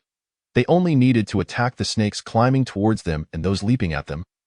Unlike the competitors from the three nations below, who were required to defend against threats from all sides. Moreover, with Zhu Yinyan and Ada's firepower absent, the remaining competitors from the three nations faced heightened danger and reduced attacking capability. Damn it, those three Asians actually left us behind and climbed the wall. Indeed, those Asians are a selfish lot. The competitors from the three nations below cursed as they hurriedly adjusted their formation to fill the gaps left by Zhang Qiling and her companions climbing the wall. Feeling a deep sense of anger and dissatisfaction towards them, one competitor even raised his gun towards Zhang Qiling, threatening viciously, "Hey, you filthy woman, hurry up and get us up there, or I'll blow your head off." Damn! The audience erupted in outrage, not to mention Zhu Yinyan and Ada. Are they seriously forcing me to kill? Zhu Yinyan's eyes turned bloodshot. Ada, keep an eye on this side and don't let any snakes climb up. I'll take care of him. All right, Ada nodded. However, before Zhu Yinyan could aim her gun at that competitor, he had already paid the price for his actions. As another snake lunged towards Zhang Qiling, instead of slicing it in two as she had with the others, Zhang Qiling used the blade of her Heijin ancient sword to swat the snake away, sending it flying directly towards the threatening competitor. Aw! The competitor screamed in agony as the snake bit into his neck. This scene unfolded so swiftly that everyone present failed to comprehend how the snake had reached the competitor, even the audience with a bird's eye view. Damn it! Damn it! The contestant was indeed a formidable character. Although he was initially taken aback and flustered the moment he was bitten, he quickly regained his composure. Seizing the snake with a firm grip, he yanked it forcefully from his neck and smashed it onto the ground, then lifted his foot and brought it down with great force, obliterating the snake's head into a gruesome pulp. Chapter 59. Disguise techniques. Ha! You wretched creature, daring to bite me. This is your fate. The contestant removed his foot and gazed triumphantly at the mangled remains of the snake's head, bursting into hearty laughter. Yet, as he chuckled, an unsettling sensation washed over him. Something was trickling down his neck. Upon touching it, he was horrified to discover it was blood, black blood at that. This instantaneously recalled the grim fate of his teammates who had been bitten before, sending him into a frenzy. The trio standing against the wall, Zhang Qiling and the others, could clearly see his neck rotting, the decay spreading rapidly towards his head and body. In mere moments, he was reduced to a puddle of black liquid, leaving behind only a pile of clothing and gear. The onlookers were left dumbfounded. Zhu Yinyan gaped in shock, unable to articulate a single word. Even in Zhang Qiling's typically impassive eyes, a glimmer of astonishment emerged. The audience was in utter disbelief. I knew those snakes were venomous, but I never anticipated such lethality. That contestant from France was bitten just once, and he turned to blood. Oh my God, if I hadn't seen it with my own eyes, I wouldn't have believed it. Thank goodness we don't have such snakes in reality. Otherwise, we wouldn't even have time to reach the hospital. Not even that. I bet the victim wouldn't even have a chance to call for help before succumbing. Honestly, that French contestant had it coming. Instead of focusing on the snakes, he chose to provoke trouble with our guy.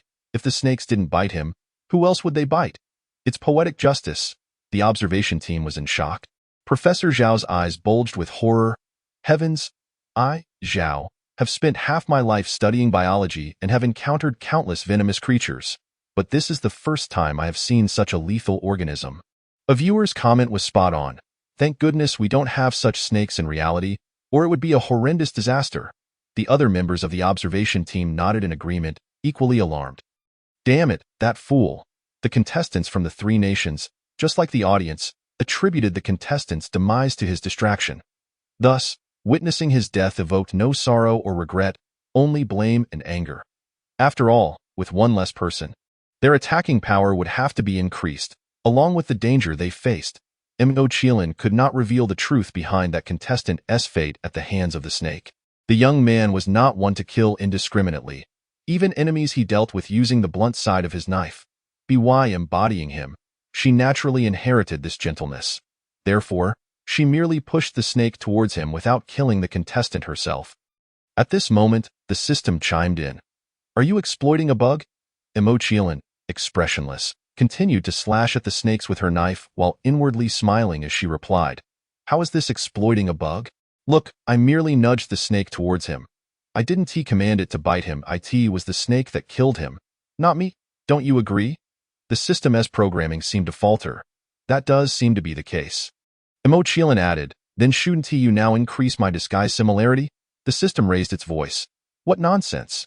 Your recent actions do not warrant an increase in disguise similarity. It's fortunate I haven't decreased it. Zhang Qiling huffed, knowing it was petty revenge.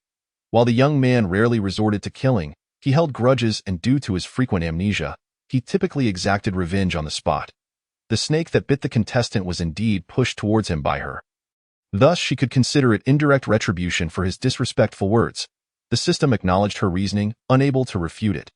After a brief pause, the system's voice rang out again. Ding, disguise similarity increased. Current disguise similarity, 45. Reward, disguise techniques? Disguise techniques? Zhang Qiling frowned. This seemed rather useless, at least in the context of this survival game. The system smugly interjected, You think you can obtain a better reward through such flimsy reasoning? Dream on with that. The system logged off. Zhang Qiling cursed the system internally, realizing it had intentionally granted her this reward. Nevertheless, she shrugged it off. Better than nothing. Suddenly, 2 more contestants from the 3 nations were bitten, following the fate of the previous one, and were reduced to pools of black liquid, leaving no intact corpses behind. Thus, only 8 contestants remained. These remaining 8 were teetering on the edge of despair. Captain, what should we do? We can't keep this up. Yes, Captain, please think of something. We're running low on ammunition. Why don't we use bombs to blow these beasts to smithereens? No way. Are you trying to get us all killed? Then what do you suggest? If worst comes to worst, let's blow up the alleys in front and behind us. The snakes are crawling from those passages. If we destroy them, perhaps no more snakes will appear. And we can handle the ones still in front of us more easily. All right, then 2 of us will handle the bombs while the rest continue firing. On the wall, Zhu Yinyan overheard the contestants' conversation. After dispatching a snake, she turned to Zhang Qiling and said, Young man, they're planning to use bombs. They must. Otherwise, at this rate, we'll have no idea how long this will drag on, and we'll run out of supplies. Atala believed the contestants were making the right call. Zhang Qiling said nothing, only uttered 2 words, Stand firm. The impact of the explosions would be significant. Without steadiness, it would be akin to falling into a den of vipers. Soon, a series of violent explosions erupted, leaving the ruins of Chotzi Nation utterly unrecognizable. Professor Lin and the other historical experts, archaeologists, and students studying history and archaeology watched with hearts heavy as blood. Cough, cough. Zhu Yinyan was choked by the dust and smoke from the bomb blasts, causing her to cough incessantly, her vision obscured. Atala was similarly affected. Only Zhang Qiling remained largely unfazed, continuing to strike down the snakes. Suddenly, thunderous sounds erupted from both sides. Atala hurriedly inquired, What's that noise? Did those people throw more bombs? No, it seems to be the sound of a collapse. Zhu Yinyan quickly responded. Collapse? Atala was taken aback. This was a ruin. Didn't that mean the ruins were collapsing? Indeed, as visibility improved slightly, Atala saw the ruins on both sides crumbling into disarray, especially the ground, which had split open with a substantial fissure. The cracking continued, and the most severe splits occurred in the alley where the 8 contestants stood, widening to the width of the passage itself until it reached them in no time. Then, with a cacophony of screams, the 8 contestants, along with numerous snakes, plummeted into the chasm. Zhang Qiling and her companions were fortunate. The wall they stood against did not collapse, allowing them to witness the scene with clarity. "Is it empty down there?" Atala exclaimed in astonishment. Chapter 60. Underground Passage. Zhu Yinyan's expression mirrored her surprise. This isn't a fissure caused by tectonic shifts. The stone walls exhibit signs of human excavation, and both ends are hollow. Clearly, this is an underground passage. It must be quite deep. "I can't see the bottom." Atala strained his neck to peer downwards, but after a long while, he could neither see where the 8 contestants had fallen nor hear any sounds. "The snakes!" Zhang Qiling suddenly uttered a single word. Zhu Yinyan and Atala quickly redirected their focus, having momentarily forgotten about the snakes and their fixation on the underground passage. However, when they returned their attention to the snakes, they were taken aback. "Strange, why are all the snakes retreating?" Atala exclaimed, his eyes wide in disbelief. After the emergence of the underground passage, a portion of the snakes had followed the 8 contestants down, leaving only a small number above. Yet now, this small group of snakes showed no intention of advancing towards them. Instead, they turned and fled, swiftly disappearing into various crevices. Were it not for the carcasses of the other snakes he had slain still lying around, he might have thought the recent snake wave was but a mirage. "I don't know, but this clearly isn't a good sign." Zhu Yinyan shook her head, her expression grave. "The fact that these snakes are retreating so quickly indicates they are afraid of something." Atala shivered. If these snakes felt fear, did that not imply the presence of an even more terrifying entity? "It seems so." Zhu Yinyan nodded. "Oh, we're doomed." Atala rubbed his face vigorously, on the verge of tears. "Enough with the pessimism. What's meant to come will come, and we can't escape it. Just try to relax." Zhu Yinyan comforted him with a pat on the shoulder, then turned to Zhang Qiling. "Young man, we've been surrounded by the destruction caused by those 8 contestants. There's no way forward.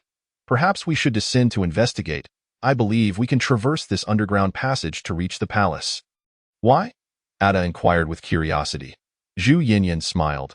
"For it has been a long-standing tradition in our Hua nation for emperors to construct a concealed escape passage within the palace. Thus, when enemies invade, they can make a timely escape. King Qiuzi would undoubtedly follow suit. Although the Qiuzi royal palace is situated at the heart of the city, making it difficult for foes to penetrate, should they indeed succeed, the king would have no choice but to flee through the escape route. Therefore, I suspect this underground passage serves as King Qiuzi's means of escape, as only he possesses the manpower and resources to excavate such a tunnel." "Ah, I see." Ada nodded in understanding. The observation team. Professor Lin smiled with satisfaction, acknowledging Zhu Yinyan's astute analysis. The passage indeed connects the western and eastern ends, with the west pointing towards the center of the city and the east leading to the entrance where the 3 of them entered the ruins. Hence, this underground passage is indeed an escape route. It seems that they have found a flicker of hope amidst the darkness. Professor Zhang chuckled. "Indeed, this means they will not be trapped here any longer." Zhao Professor remarked. The others nodded in agreement. The audience, upon hearing this, expressed their gratitude to the 8 contestants in the comments, acknowledging that it was those 8 who had vanquished the snake tide and unveiled the escape route. These brave contestants sacrificed themselves to secure the safety and new opportunities for the trio. Such noble deeds surely deserve a heartfelt thank you, don't they? Of course, it would be even better if such heroism occurred more frequently. In the desert at the Qiuzi ruins, "Xiao Gu, what do you think of my proposal?" Zhu Yinyan asked for Zhang Qiling's opinion. Zhang Qiling nodded in agreement. As she mentioned, the path above has been obliterated. If we do not traverse the underground passage, where else can we go? All right, I shall descend first to scout the way. Zhu Yinyan retrieved the previously used rope with a hook. She secured the hook to the wall. Tugging firmly to ensure its stability, took a deep breath, and prepared to descend. However, Zhang Qiling extended her arm, blocking Zhu Yinyan's path, shaking her head, her eyes conveying a clear message. "I shall go with that." Zhang Qiling lowered her arm and leapt down. Zhu Yinyan quickly leaned over the wall and shouted, "Xiao Gu, be careful. There are still many snakes below." Zhang Qiling did not respond, swiftly landing and surveying the state of the passage. The tunnel was deep, several meters high, and the ground was remarkably level, clearly a product of meticulous construction. However, sections of the passage had been ravaged by the fallen debris of the ruins. By the way, what about the 8 individuals who fell alongside the ruins and those snakes? Zhang Qiling glanced towards the remnants of the ruins, but saw only a few crushed snakes and 6 puddles of black water. With no sign of any other snakes. Perhaps they fled like the others above. As for the 6 puddles of black water, they were likely the remains of 6 individuals from the 8 who fell, bitten by snakes during their descent. The remaining 2, though not bitten, were trapped beneath the heavy debris, motionless, leaving their fate uncertain. Zhang Qiling made no move to investigate further. Instead, she raised her head and calmly called, "Come down." Above, Zhu Yinyan and Ada were increasingly anxious, fearing for her safety. Upon hearing her voice, their apprehension finally eased. "Wonderful, Xiaogu is unharmed. Let us hurry down," Zhu Yinyan exclaimed joyfully. Ada replied, "You go first, I'll follow." He believed he could display his gallantry and charm here. Unlike with Xiaogu, however, reality proved otherwise. Zhu Yinyan didn't spare him a glance and was already descending the rope.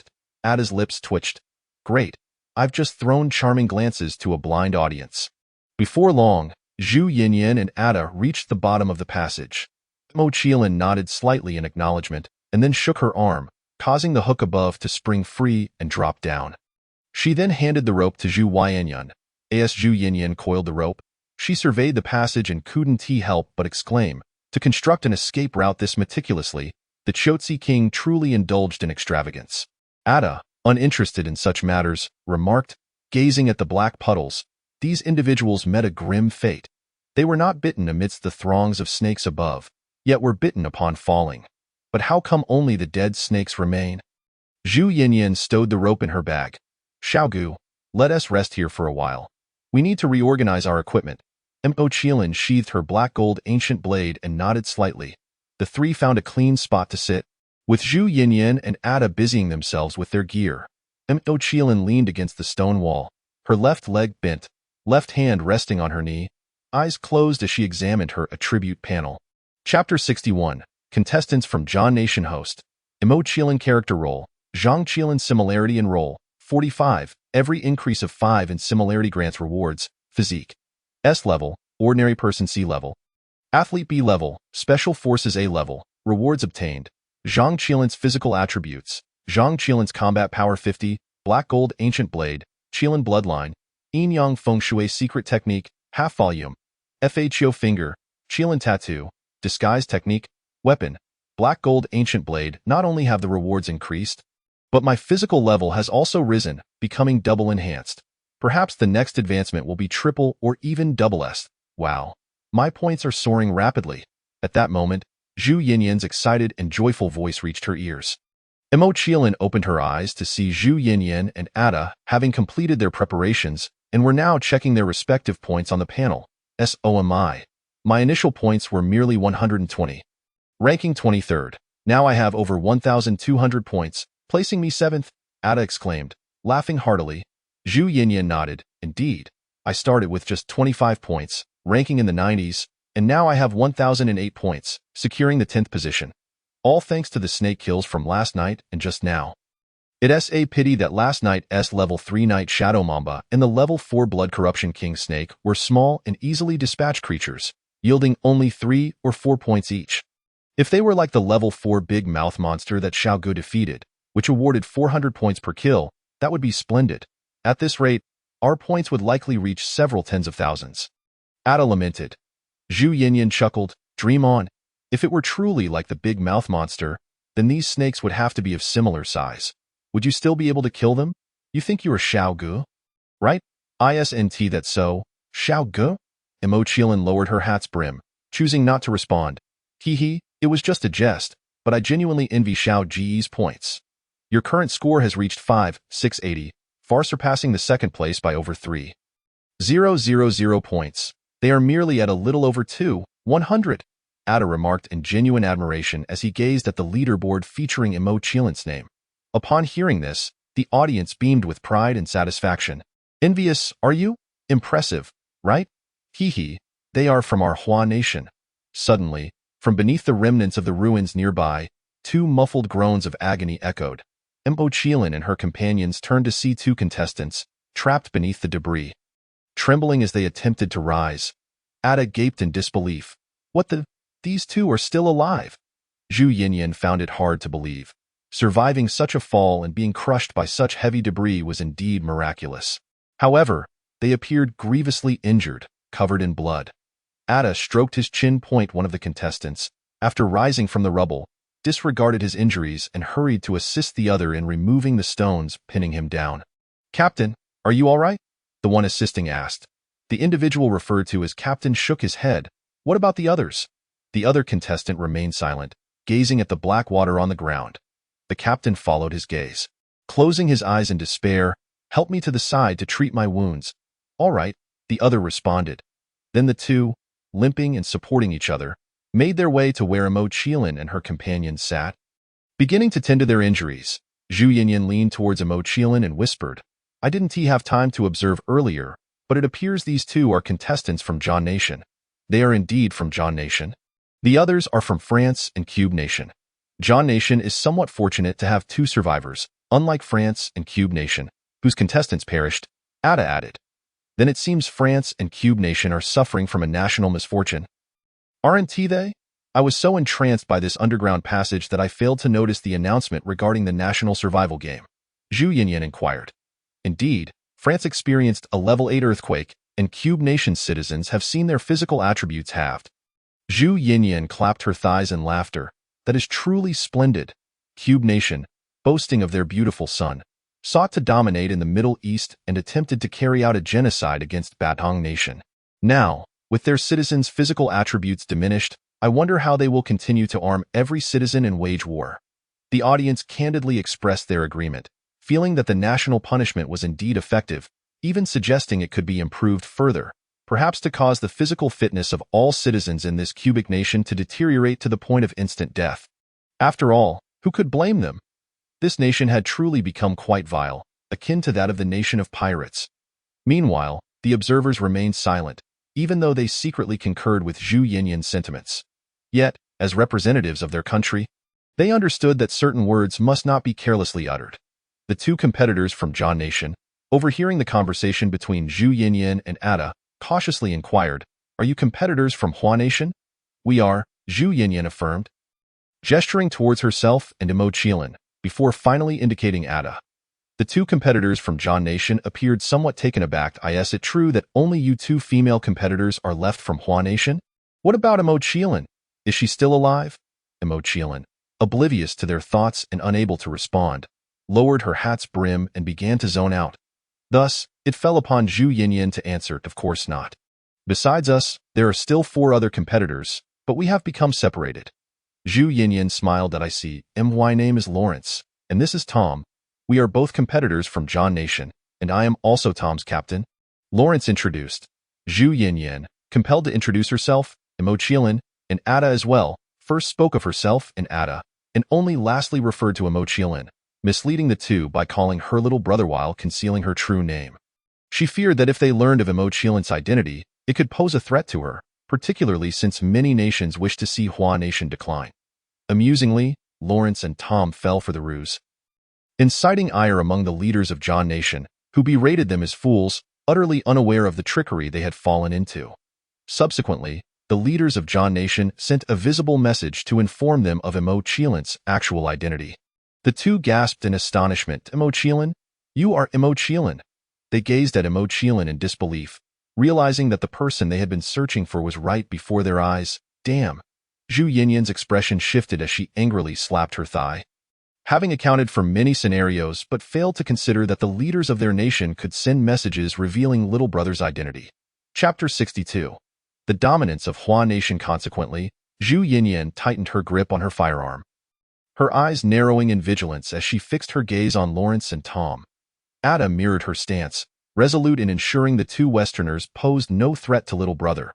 After all, who would protect him? The audience was also on high alert. "Damn it, leaders of Zhang Nation. So you think you can just speak freely? Comrades, the two competitors from Zhang Nation have now learned little brother's identity, and they likely harbor ill intentions. We must be prepared for a public relations battle at any moment." "What is a public relations battle?" "If they dare to entertain foul intentions, I shall confront Zhang Nation with real weapons. I am ready to make sacrifices if necessary."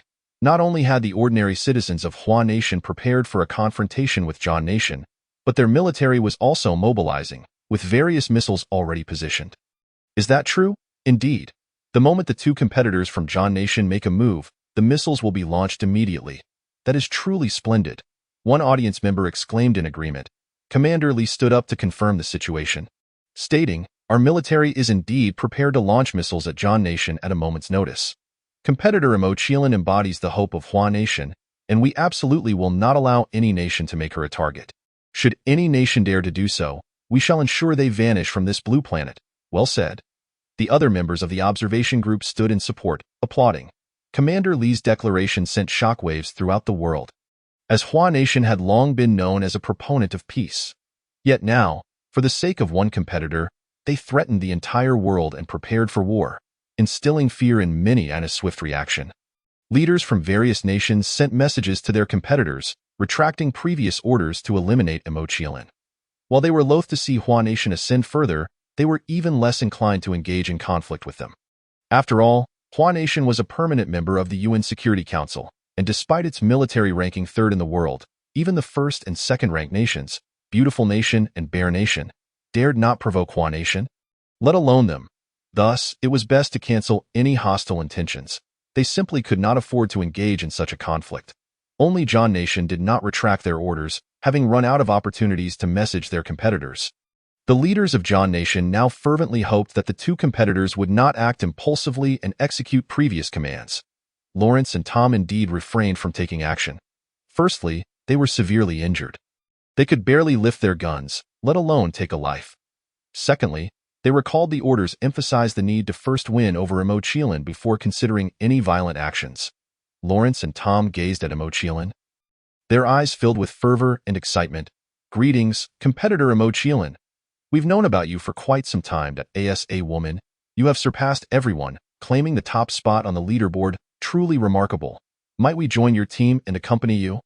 Of course, we would not join for free. Once this survival game concludes, our government will ensure you receive a substantial reward, and our royal family may even grant you a noble title. Lawrence, hand on his chest, approached Mo Qiling.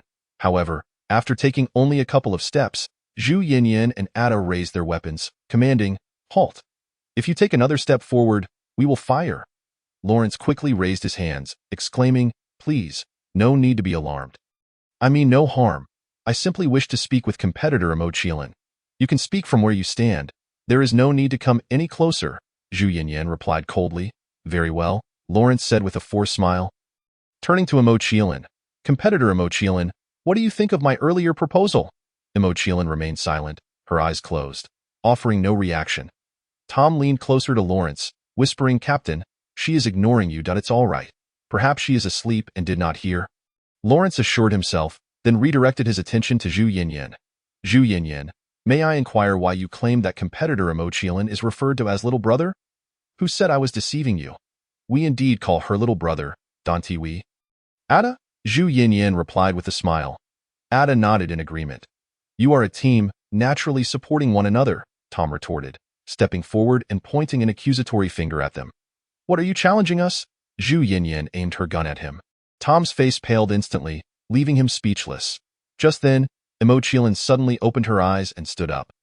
Zhu Yinyan hurriedly asked, "Little brother, did we disturb you?"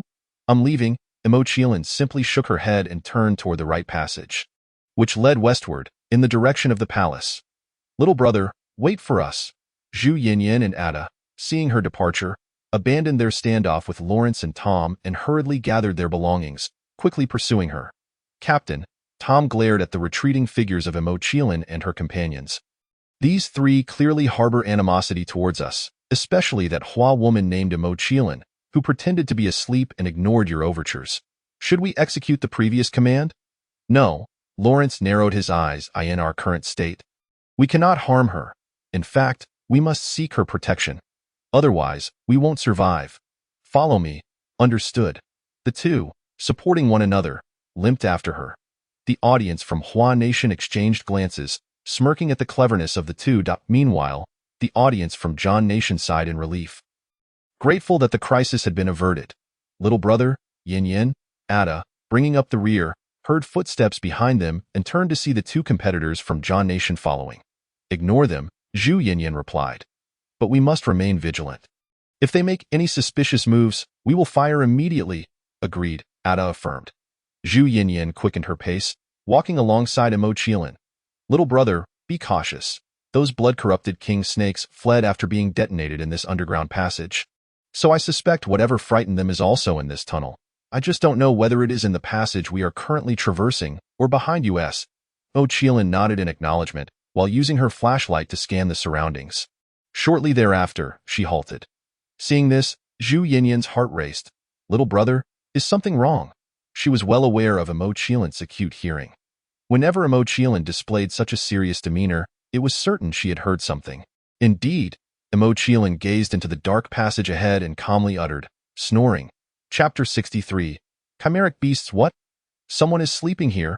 Upon hearing this, Ada suddenly interjected. Zhu Yinyan immediately rolled her eyes, thinking, what a fool. Who on earth would come here just to sleep? That snoring must undoubtedly belong to a beast. The mention of a beast caused Ada's expression to shift dramatically. John and Tom, who were behind him, also became anxious. Captain, what should we do? There's a beast. Tom exclaimed, his voice laden with panic. After enduring so much to survive, he had hardly caught his breath before facing death again. Why must God toy with me like this? Lawrence felt a surge of anxiety within, yet he maintained a facade of calm. Fear not, with Mo Qilin here, we shall be safe. Damn it, these two Johnnies actually want to take advantage of the young man. What could be done? The two contestants from John's country were positioned behind the young man, and should a beast emerge, it would inevitably target them first. Consequently, the young man and his companions would have to protect these two John contestants.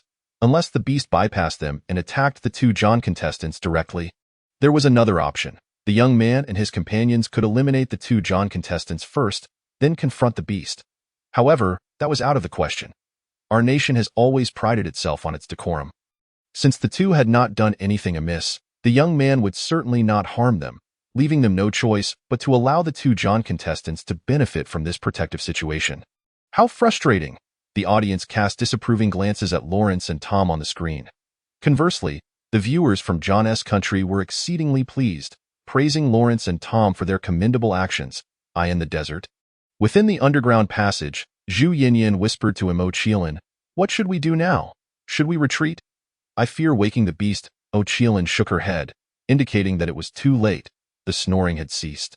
This signified that the beast had either heard their voices or sensed their presence, and was now awake.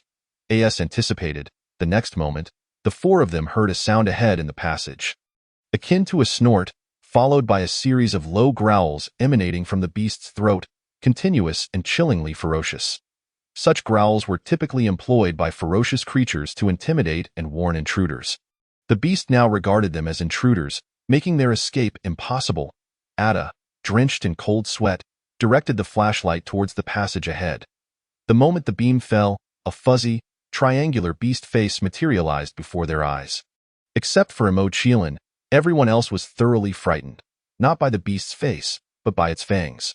The beast possessed four remarkably prominent large teeth, two on the top and two on the bottom. Sharp and elongated, reminiscent of ivory. With a single bite, it could easily pierce through a person. How had the beast gotten so close without them hearing a sound? Get down! Before Ada could finish his sentence, Mo Qilin noticed the beast was moving and immediately warned them in a hushed tone. Zhu Yinyan and Ada hurriedly obeyed her command and dropped to the ground a few meters away. Lawrence and Tom followed suit. At that very moment, the beast leaped over them. Ultimately, it landed behind Lawrence and Tom, its sharp claws shattering the floor tiles beneath it. Lawrence and Tom gasped in horror. Their faces drained of color. Thankfully, they had reacted swiftly and dropped down. Otherwise, they would have surely been torn to shreds by the beast's claws. Let us go, Lawrence urged, pulling Tom up and sprinting towards Mo Qilin and the others. With the beast present, Zhu Yinyan and Ada did not stop them. After all, more people meant more strength. However, Zhu Yinyan and Ada were unprepared for the fact that the two had no intention of confronting the beast alongside them. Upon reaching their side, they did not halt but continued running, seeking refuge at the back. The audience was infuriated, hurling insults at the cowards and the timid. Zhu Yinyan and Ada were equally vexed. But their immediate priority was to deal with the beast before them. As for the two men, They could settle that later on the opposite side. The beast, having missed its target, appeared agitated. It turned and fixed its blood-red eyes on Mo Qiling and the others.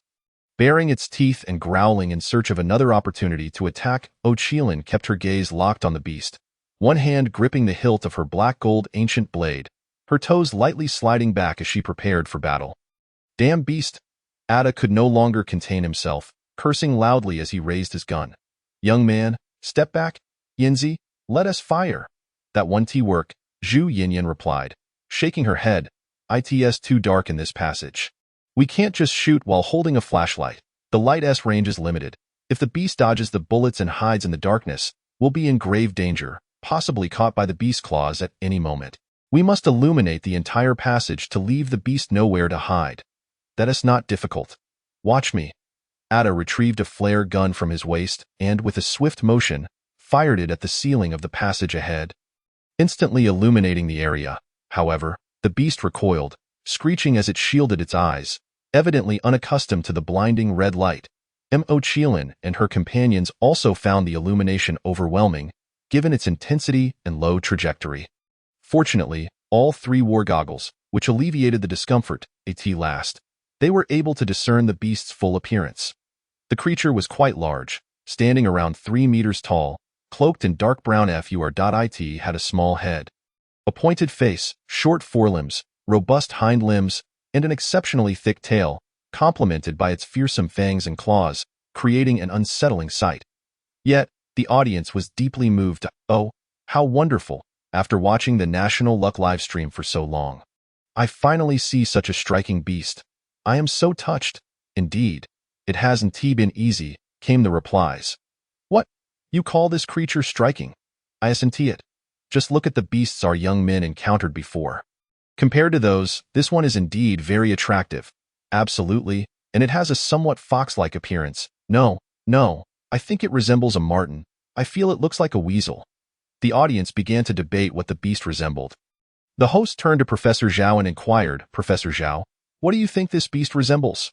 Professor Zhao smiled. In fact, the audience is correct. This beast does resemble both a fox and a marten. In reality, we have such an animal, known as a meerkat. Meerkat? The observation team looked at Professor Zhao in confusion. Chapter 64. Her blade is heavy. Professor Zhao nodded. Yes, meerkat. A meerkat is an animal that resembles both a fox and a marten. Rather than saying this beast looks like a fox or a marten, it is more accurate to say it resembles a meerkat. Moreover, meerkats are natural enemies of snakes. This beast resides in this underground passage, which was created after an explosion. The Bloodrock King snake must have fled, as it clearly fears this beast. Thus, it is highly likely that this beast is a mutated meerkat. The observation team nodded in understanding. They ceased their argument. Suddenly, Zhu Yinyan and Ada began to fire their guns at the beast. However, they quickly realized something was amiss, their expressions shifting in alarm. This is bad.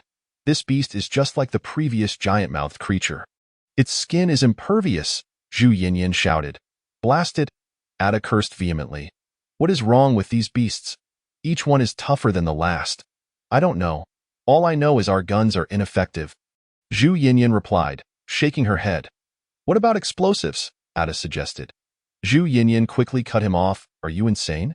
We're in an underground passage. If a bomb goes off, the ceiling will collapse, and we'll all be doomed. No sooner had she spoken than the beast suddenly dug its hind legs into the ground and charged like a cannonball. Retreat.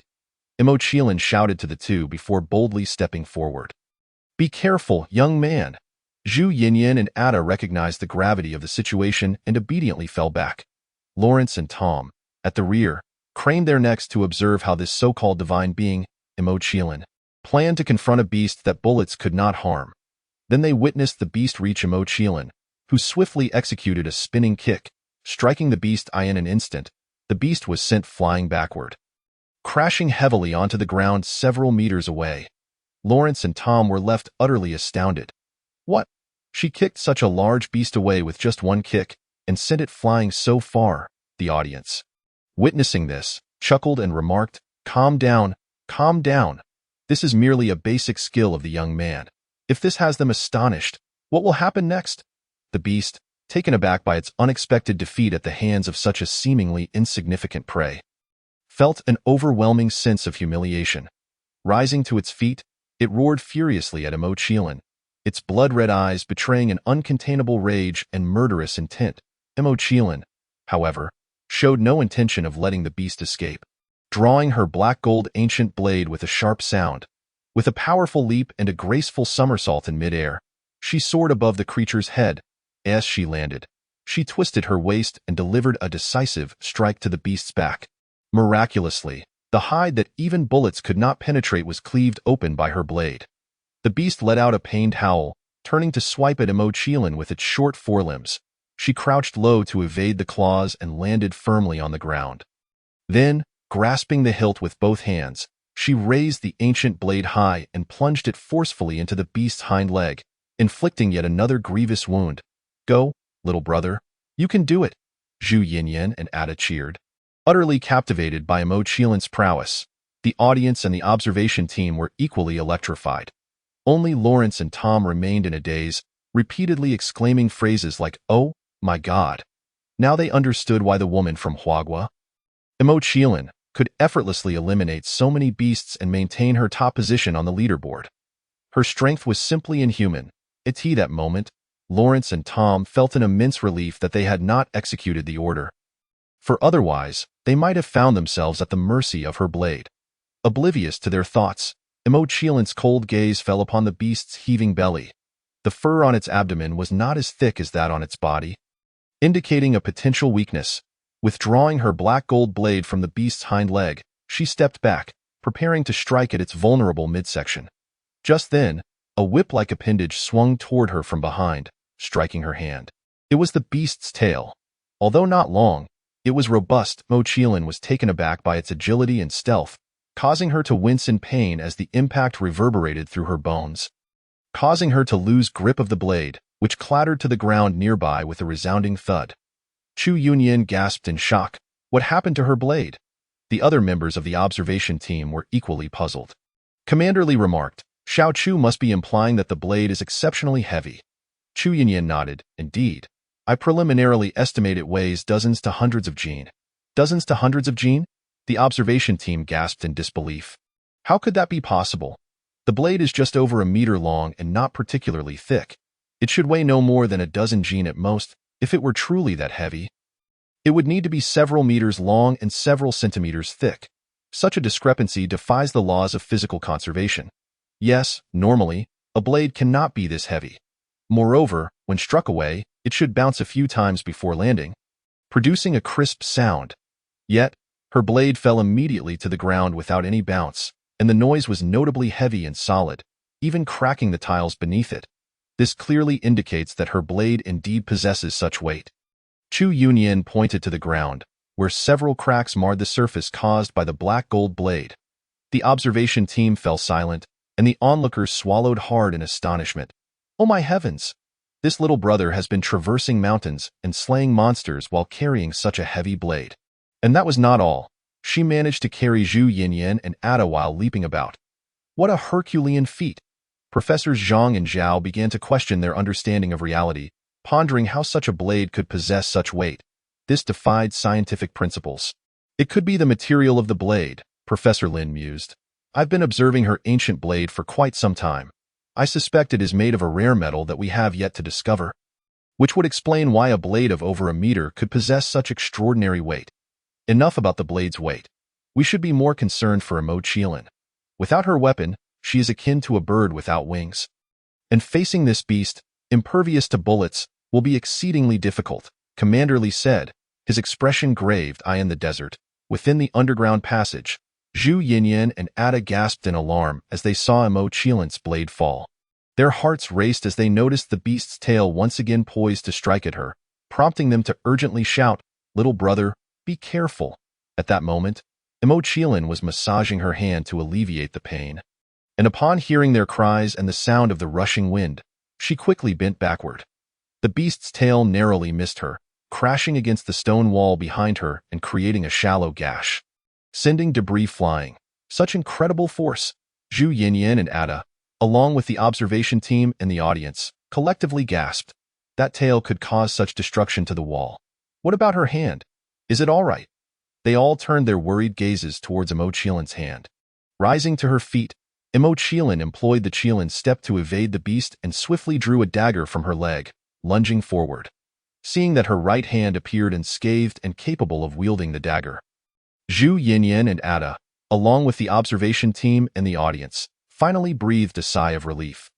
Yet, it was clear that a mere dagger would not suffice against such a formidable beast unless it was forged from the same material as her ancient blade. However, it was evident that it was not, for the dagger emanated a completely different luster than her blade. Indeed, when Qilin struck the beast with her dagger, it failed to penetrate its hide and instead shattered into 2 pieces. Nevertheless, the beast felt the sting and let out a cry, rising to its feet like a human, turning to swipe at Qilin with its sharp claws. Qilin narrowed her eyes and crouched low, swiftly sliding to the side and darting behind the creature. The beast was remarkably agile and quick, with sharp teeth and claws, and with its large size, she found it impossible to launch a frontal assault without a weapon, forcing her to attack from the rear. Zhu Yinyan, witnessing that Qilin, despite having the upper hand, could not subdue the beast, felt a surge of anxiety. This won't do. Without her blade, she can't swiftly end this fight. I must find a way to retrieve it and toss it back to her. With that, she glanced at the ground a few meters away, where the black gold blade lay in wait. Ada grabbed her arm. Are you out of your mind? That blade is too close to the beast. If Qilin can't retrieve it, how can you? Exactly because Qilin can't get away from the beast to retrieve her blade. We must find a way to bring it back to her. Let go. Zhu Yinyan forcefully shook off Ada's grip, steeling herself, and cautiously moved along the wall towards the blade. With no choice, Ada kept an eye on the beast's movements. The audience and observation team admired Zhu Yinyan's audacity, cheering her on. Fortunately, the beast remained distracted by Qilin, allowing Zhu Yinyan to reach the black gold blade without incident. As she beheld the ancient weapon, Zhu Yinyan smiled with delight, bending down to grasp the hilt and lifting it. A loud cracking sound echoed as her bones shifted. Zhu Yinyan exclaimed in pain. What happened? Ada inquired urgently. And why back? Zhu Yinyan replied, her face contorted in agony. Huh? Ada was bewildered. You hurt your back just from picking up a blade. I didn't intend to. The blade is too heavy. Lifting it so suddenly caused my back to give way. Zhu Yinyan groaned, one hand clutching her back while the other pointed at the black gold blade. Heaven knows how shocked she was, having thought she was grasping not a blade, but a massive stone. How could a mere blade be so heavy? Ada, skeptical, glanced at the beast before sprinting toward the blade. I'll give it a try. Go ahead. Zhu Yinyan, still nursing her back, watched with amusement. Bending down, Ada reached for the black gold blade. And though he doubted its weight, he wisely decided not to lift it directly like Zhu Yinyan had. Instead, he tested it first. To his surprise, he couldn't budge it. Ada's expression shifted as he summoned greater strength, his face reddening as he finally managed to lift the blade. Yet, it was only a few dozen centimeters off the ground, and he could barely hold it for a few seconds. I can't do it anymore. Ada dropped the black gold blade back to the ground, panting heavily. Oh my goodness, why is this blade so heavy? Zhu Yinyan reveled in his plight. So, do you believe me now? Ada, dazed, nodded slowly. That blade must weigh at least 150 jin or more. Because lifting my girlfriend feels just like this. 150 jin or more? Zhu Yinyan exclaimed. The observation team and the audience, who had already been astonished once, were again taken aback. Goodness, their estimates of the knife's weight ranged from dozens to hundreds of jin. Little did they expect that their guess was still too conservative. The true weight of the knife was nearly 200 jin. This young man is truly extraordinary. Zhu Yinyan swallowed hard, gazing at Qilin, who was still engaged in combat with the otherworldly beast, unable to fathom how such slender wrists could wield a knife, weighing almost 200 jin with such ferocity. What a terrifying sight. Yinzi, we cannot lift this knife, and even if we could, we wouldn't be able to throw it to the young man. What shall we do now? Ada inquired. Zhu Yinyan's lips moved as she pondered. Realizing that she could only devise a way to divert the otherworldly beast's attention, allowing the young man an opportunity to retrieve the knife himself, I in the rear, Lawrence and Tom were also discussing matters. Captain, let us brainstorm some solutions. Without a weapon, Qilin cannot defeat the beast, and if we don't act, we may also perish, Tom stated. Lawrence nodded. All right, let us think carefully. While the group began racking their brains for a plan to distract the beast, the fierce battle between Zhang Qiling and the otherworldly creature continued unabated. Without a weapon, Zhang Qiling found it challenging to inflict significant damage on the beast, which had tough skin and strong muscle, proving more resilient than any she had encountered before. Thus, the beast's level was undoubtedly higher than those she had faced previously, likely at least level 5 or above. Fortunately, despite its formidable strength, the beast could not inflict harm upon her, resulting in a stalemate where neither could gain the upper hand. However, this balance was soon shattered. Zhang Qiling felt a surge of heat within her body, particularly on her left side. She realized that her tattoo had manifested. With the appearance of the tattoo came an increase in her combat prowess. The Qiling tattoo, a symbol of fiery steps and storm-slicing strikes, emanated an overwhelming aura of pressure around her. While Zhu Yinyan and the others were oblivious to this shift, the beast could sense it distinctly. Its menacing demeanor faltered, and it took a step back. Seizing the opportunity, Zhang Qiling leaped into the air, positioning herself above the beast, and delivered a flying kick to its head. The beast was sent flying, crashing heavily against the stone wall, causing the entire passage to tremble and debris to rain down from above. Zhu Yinyan and the others looked up, apprehensively wondering if the passage would collapse. The beast, now on the brink of disintegration, staggered to its feet, shaking its head to clear the dizziness. After releasing a snort, it regained some composure, undeterred by the intimidating aura emanating from Zhang Qiling. It lunged at her, its jaws wide open. With 50% of the young man's combat power, combined with the enhancements from her Qiling bloodline and tattoo, Zhang Qiling was now at full strength. There was no need for her to evade as she had before.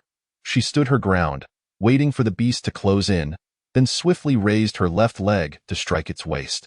Without letting her leg drop, she continued the motion, targeting the beast's shoulder and neck. Following the left kick, her right leg swiftly followed suit, delivering another powerful strike to the opposite side. The audience, including Zhu Yinyan and her companions, were entranced by her graceful two-part kick. Even the veteran members of the observation team were enthusiastically praising her performance. The beast, unable to withstand the assault, was forced to retreat repeatedly. Zhang Qiling then charged forward, stepping onto the beast's back to propel herself upwards towards the top of the passage. Once there, she leaned forward, using her hands to brace against the wall while finding footholds for her feet. Resembling a gecko clinging to the stone surface, at that moment, she turned to assess the beast's position, and upon confirming it, released her grip on the wall, concentrating her weight and balance into her hands. Utilizing her core strength, she lifted her legs, clamping them around the beast's neck. Simultaneously, she released her hands from the wall and, as she descended, forcefully twisted her body to execute a lateral scissor kick, sending the beast into a spin mid-air. After 2 complete revolutions, Zhang Qiling landed gracefully in a single-handed stance, one knee on the ground. The beast, in stark contrast, crashed heavily to the ground, face down, stirring up a cloud of dust. The impact was significant, leaving the beast severely wounded, yet it still attempted to rise. However, Zhang Qiling would not allow it such a reprieve. After standing, she leapt onto the creature's back, delivering a powerful elbow strike to its spine. The beast let out a pained howl, its head thrown back. Zhang Qiling then straddled the creature, her left arm pinning it down while she raised her right arm, pointing her finger like a sword above her head, focusing on a spot beneath the beast's cervical vertebrae, before plunging her finger down with force. The sound of flesh tearing echoed through the AI art. Zhang Qiling's piercing technique effortlessly penetrated the beast's hide and muscle. Reaching the area near its vertebrae, she then spread her fingers, grasping a soft, cord-like structure near the vertebrae, and yanked it forcefully. The beast emitted a chilling scream, thrashing violently in an attempt to dislodge her. Yet, no matter how it struggled, she remained steadfast, unyielding. With another decisive pull, that cord-like substance was gruesomely extracted, splattering blood in the process. At that moment, as Zhang Qiling removed this cord, the once violent beast suddenly collapsed to the ground. Motionless, silence enveloped the scene.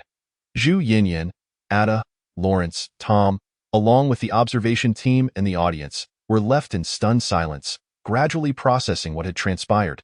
"Oh my God, young man, you are incredible!" Before the flare even finished burning, You dispatched that beast so swiftly, exclaimed Zhu Yinyan. Indeed, we initially thought you would struggle without a weapon, pondering how to distract the beast for you to retrieve your knife. Yet the next moment, you unleashed a series of breathtaking moves, vanquishing the creature. Truly magnificent. Zhu Yinyan and Ada rushed to Mo Qilin's side, showering her with praise. Lawrence and Tom, supporting one another, limped over, eager to curry favor with her. After witnessing her prowess, they had resolved to stick by her side, for it was only with her that they might survive this perilous trial until its conclusion. The audience, too, was electrified. Wow, she defeated the beast barehanded. Indeed, I can hardly believe my eyes. Those consecutive kicks, aerial elbows, absolutely stunning. Who would have thought she had hidden talents? This is beyond impressive. Not to mention, her fingers pierced through the beast's hide as if it were nothing. Could it be that her fingers possessed the same hardness and sharpness as her knife? Is this the legendary two-finger Zen technique? Could her fingers even be registered in reality? Your focus is rather peculiar. Meanwhile, I'm more concerned about that thing she pulled out. What was it? It looked white, soft, and disturbingly reminiscent of intestines. It was indeed quite grotesque. Could it really have been intestines? Why did she extract the beast's intestines?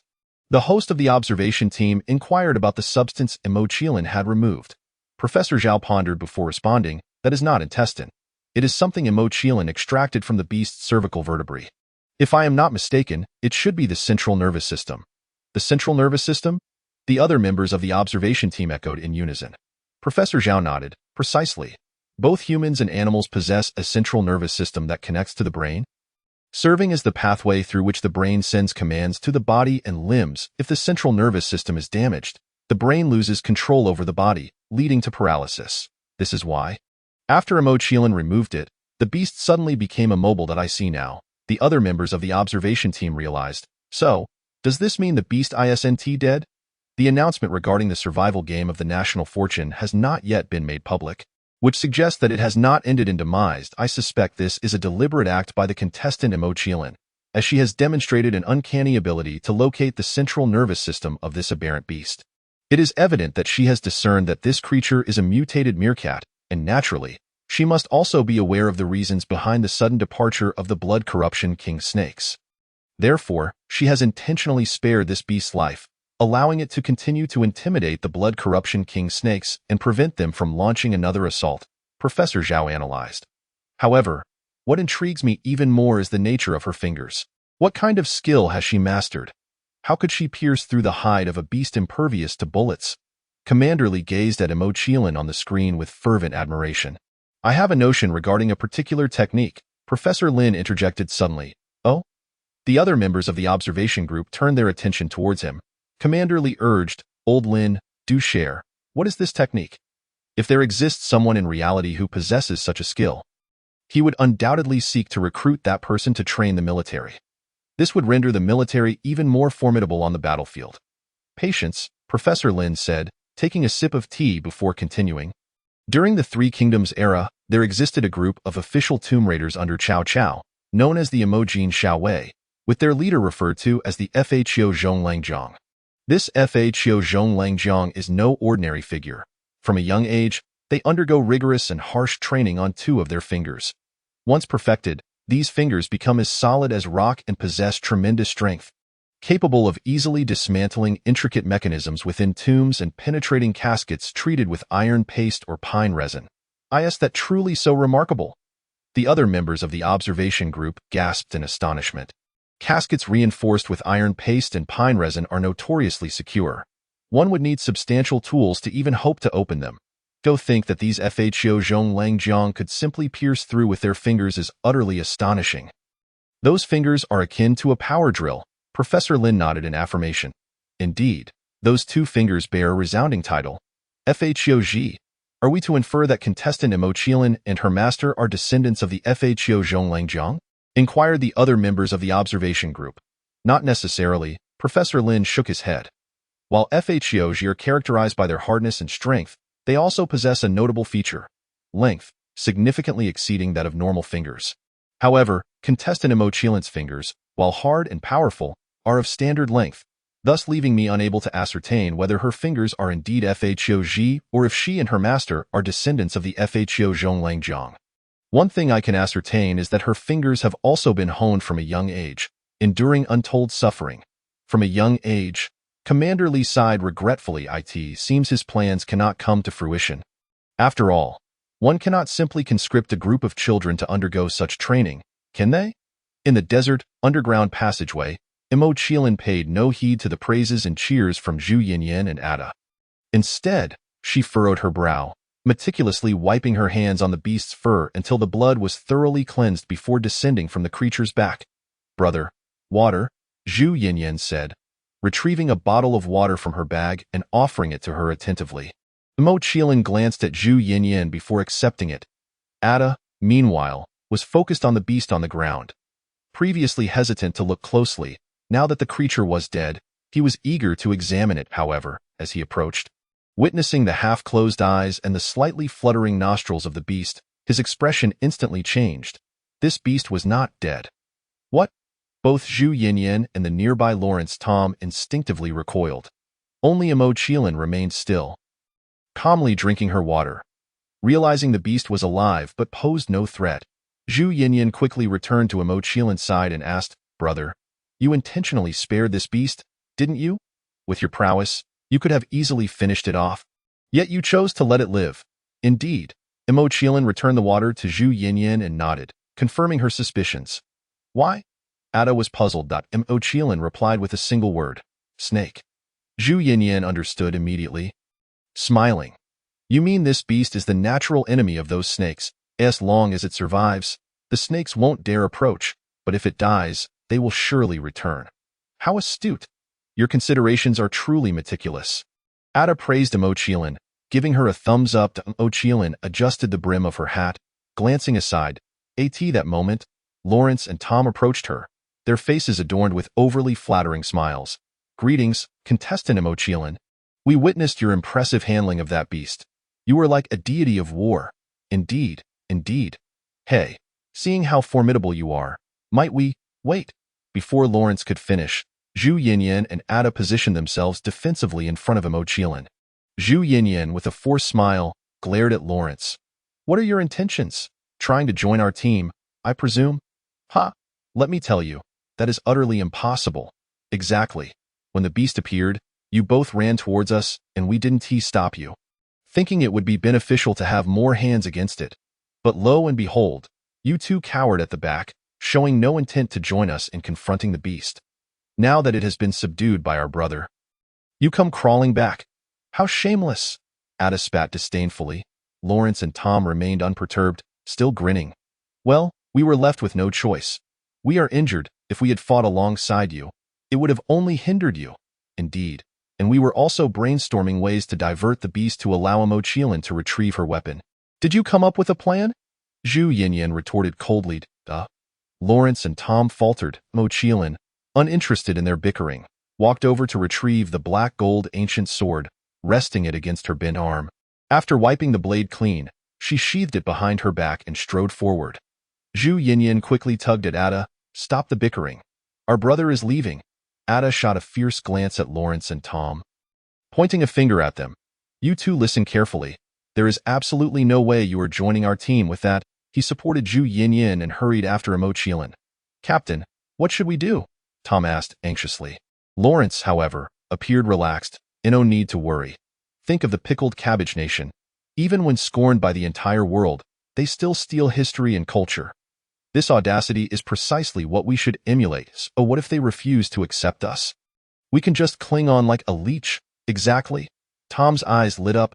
The audience, while speechless, found it somewhat amusing. After all, compared to John Nation, they indeed harbored a greater disdain for the pickled cabbage nation. Now, witnessing the two John Nation contestants berating the pickled cabbage nation, they found it quite entertaining. Zhang Qiling and her group resumed their journey towards the palace of Qiu Ci Kingdom. As they walked, Ada, feeling uneasy, asked, "Next, we shouldn't encounter any more beasts, right?" "Who knows? Just stay cautious." Zhu Yinyan could only respond vaguely. Ada nodded, gripping his firearm a little tighter. After walking for more than an hour, fortunately, they encountered no beasts or dangers during that time. However, brother, Yinzi, it seems the path ahead ends, Ada said, shining his flashlight ahead and urgently informing the headache. Writer's block. Tomorrow's update. Chapter 68. Testing mechanisms. At this moment, Zhang Qiling was examining the ceiling and the left stone wall, while Zhu Yinyan scrutinized the right. Upon hearing Ada's shout, she immediately directed her flashlight forward. Indeed, there was no path ahead. Frustrated, Ada scratched his neck. What is the king of Qiu Kingdom thinking? They started constructing an escape route and then abandoned it halfway. What kind of escape route is this? Are we to turn back now? Zhang Qiling remained silent. Zhu Yinyan, however, smiled. No need to worry. Upon closer inspection, the front is not merely a stone wall like the sides but a brick wall built of stone bricks. This means the escape route hasn't been left unfinished. Rather, the king of Qiu has intentionally had this wall erected to block the path. This is a good thing. A good thing? Ada was perplexed. Zhu Yinyan explained, yes, this indicates we have reached our destination. Behind this brick wall lies the underground of the palace. That's fantastic, Ada exclaimed with great excitement. Oh, what are we waiting for? Let us hurry inside. As he spoke, he removed the flashlight, gun, and the backpack from his back, placing them on the ground, and assumed a stance for a running start, ready to charge forward and break through the wall. However, just as his foot moved, Zhang Qiling seized the collar at the back of his neck. Not only was he yanked back, but he nearly choked himself in the process. Coughing violently, Ada's eyes became moist and red as he turned to Zhang Qiling in surprise and confusion. What are you doing, brother? Zhang Qiling released his grip and replied in a calm voice. Danger. Zhu Yinyan, rubbing her waist, chuckled. Brother is stopping you to save you. This is a brick wall that prevents outsiders from entering the palace through the escape route. Do you think it's that simple to stand here and block them? Absolutely not. There must be traps. Otherwise, the Qiu Kingdom would have been destroyed countless times by now, right, brother? Zhang Qiling nodded in agreement. Traps? Ada swallowed nervously, his face paling as he looked at the brick wall ahead, the initial surprise now replaced with dread. Behind him, Lawrence and Tom had retreated a considerable distance. Indeed, Professor Lin nodded. Escape routes are usually directly connected to the base, and there is a high probability that traps exist, be it quicksand, sinkholes, or even venomous creatures, toxic gas, or poison arrow arrays. If we proceed without caution, we would undoubtedly meet our demise if we trigger a trap. To his astonishment, Zhang Qiling, not a history major, was well aware of these dangers. Truly remarkable. Professor Zhang praised him. Yet, they were left wondering what kind of trap lay before them and whether they could decipher it. Professor Zhao expressed his concerns. The other members of the observation team and the audience wore expressions of worry. In the desert, underground passageways. If there are traps, does that mean we cannot pass? Ada lamented as he plopped down onto the ground, somewhat disheartened. Currently, it seems so, unless we can locate and disable the traps, Zhu Yinyan responded. How do we find them? Ada looked up at her. Zhu Yinyan rubbed her cheeks, contemplating, I don't know. Let's find something to throw and test it out. The Qiu Kingdom is an ancient civilization from nearly 5,000 years ago. Even if there are traps, they shouldn't be overly complex.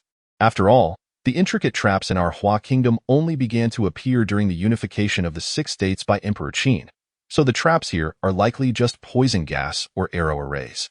If that's the case, once the poison gas or arrows are expended, we should be fine. As she spoke, she scanned the area for suitable stones. However, after searching, all she found were tiny pebbles, barely larger than a fingernail. Tossing them would likely be ineffective in triggering any traps. Ultimately, it was Zhang Qiling who retrieved the previously broken dagger, holding one half with his finger and flicking it away like a stone skipping across water. The dagger slid along the ground, gliding forward until it reached the brick wall, where it was halted, yet nothing unusual occurred. What is going on? No traps. Ada's eyes brightened. That shouldn't be possible. Zhu Yinyan frowned. Then turned to Zhang Qiling, brother. Try throwing the other half higher. The trap may not be below but above. Zhang Qiling nodded and tossed the remaining half of the dagger towards the ceiling of the passageway. But still, nothing happened. It appears there truly are no traps. Ada sighed in relief, emboldened. He slung his backpack back onto his shoulders and declared, I'll go scout the way. Hey, don't be impulsive, Zhu Yinyan started. But he had already taken large strides towards the brick wall with no other choice. Zhu Yinyan swallowed the rest of her words, anxiously watching him. Zhang Qiling also took out the hook-laden rope. prepared to reel him back in at the first sign of trouble. However, it seemed unnecessary as Ada safely reached the wall, turning back to wave at them, shouting, "Brother, Yin Yin, come over, it's fine." Mo Qilin's tense muscles relaxed, and he put away the rope. Zhu Yin, along with the observation team and the audience, exhaled a sigh of relief. "This guy really knows how to keep us on edge," Zhu Yin chuckled, giving Ada a playful glare before turning to Mo Qilin. "Brother, let's go." Mo Qilin nodded in agreement. As they approached the brick wall, Mo Qilin noticed that Zhu Yin's gait was slightly off. He quickly grasped her arm, using his eyes to inquire what was wrong. Zhu Yin, somewhat embarrassed, explained, "Well, I wanted to help you pick up the dagger, but it was heavier than I expected, and I ended up straining my back." Mo Qilin raised an eyebrow slightly, then turned away. "Huh?" Zhu Yin was unsure of his intentions but obediently followed his lead. Subsequently, Mo Qilin placed one hand on her shoulder and the other on her lower back, pushing and pulling gently. With a crack, he withdrew his hands, all done. "Huh?" Zhu Yin was momentarily stunned, but soon realized what had happened. She moved her waist and exclaimed in delight, "It really feels better. I didn't even register it. You're amazing. Brother, if you were a chiropractor, you'd definitely make a fortune." "Chiropractor?" Mo Qilin pursed his lips, looking at her with a hint of exasperation. Feeling uncomfortable under his gaze, Zhu Yin chuckled awkwardly. I was just joking. Please don't scold me. Really don't." The audience burst into laughter. "Haha, Zhu Yin is too funny, suggesting that brother become a chiropractor. What a waste. Hey, don't say that. If brother really became a chiropractor, I'd definitely seek him out for help. Absolutely. I'd even intentionally break my own bones to get his assistance." "Haha, isn't the funniest part how Zhu Yin asked brother not to scold her? Right? At first, I thought brother hadn't scolded her, but then I realized it was his expression that seemed to convey scolding, and it was quite harsh, unbeknownst to Mo Qilin and Zhu Yin. The audience was teasing them as they approached Ada. Ada beamed with pride. "See? I told you there were no traps." Zhu Yin felt the urge to hit him.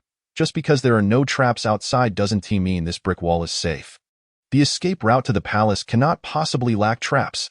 She pointed at the wall, her expression serious. Ada's mouth twitched. "I was just going to wait for you to arrive before I crashed through this wall. So now, should I crash or not?" "Do not crash," Mo Qilin interjected. Zhu Yin nodded in agreement. "Brother is right. We don't know what traps this wall may contain." As she spoke, she bent her fingers and knocked on the wall. Clang, clang. Mo Qilin frowned. "That sound seems off." Zhu Yin noticed it too and quickly remarked, "The sound is hollow, with a faint echo. This wall has a hidden layer." "So, the traps are inside this wall?" Ada realized. Zhu Yin confirmed, "Most likely, but that complicates matters." "Why?" Ada inquired, and Lawrence and Tom turned their attention to her as well. Zhu Yin explained, "Because the traps inside the wall are typically highly corrosive and toxic, which means we absolutely cannot crash through. We must remove the bricks one by one and neutralize the poison within." "What are you joking about? We have no tools to remove the bricks." Ada's voice raised in panic. Zhu Yin fell silent, as she was equally unsure. Just as the situation grew tense, Mo Qilin suddenly spoke up, "I'll handle it." The others looked at him. "Brother, do you have a plan?" Mo Qilin nodded confidently.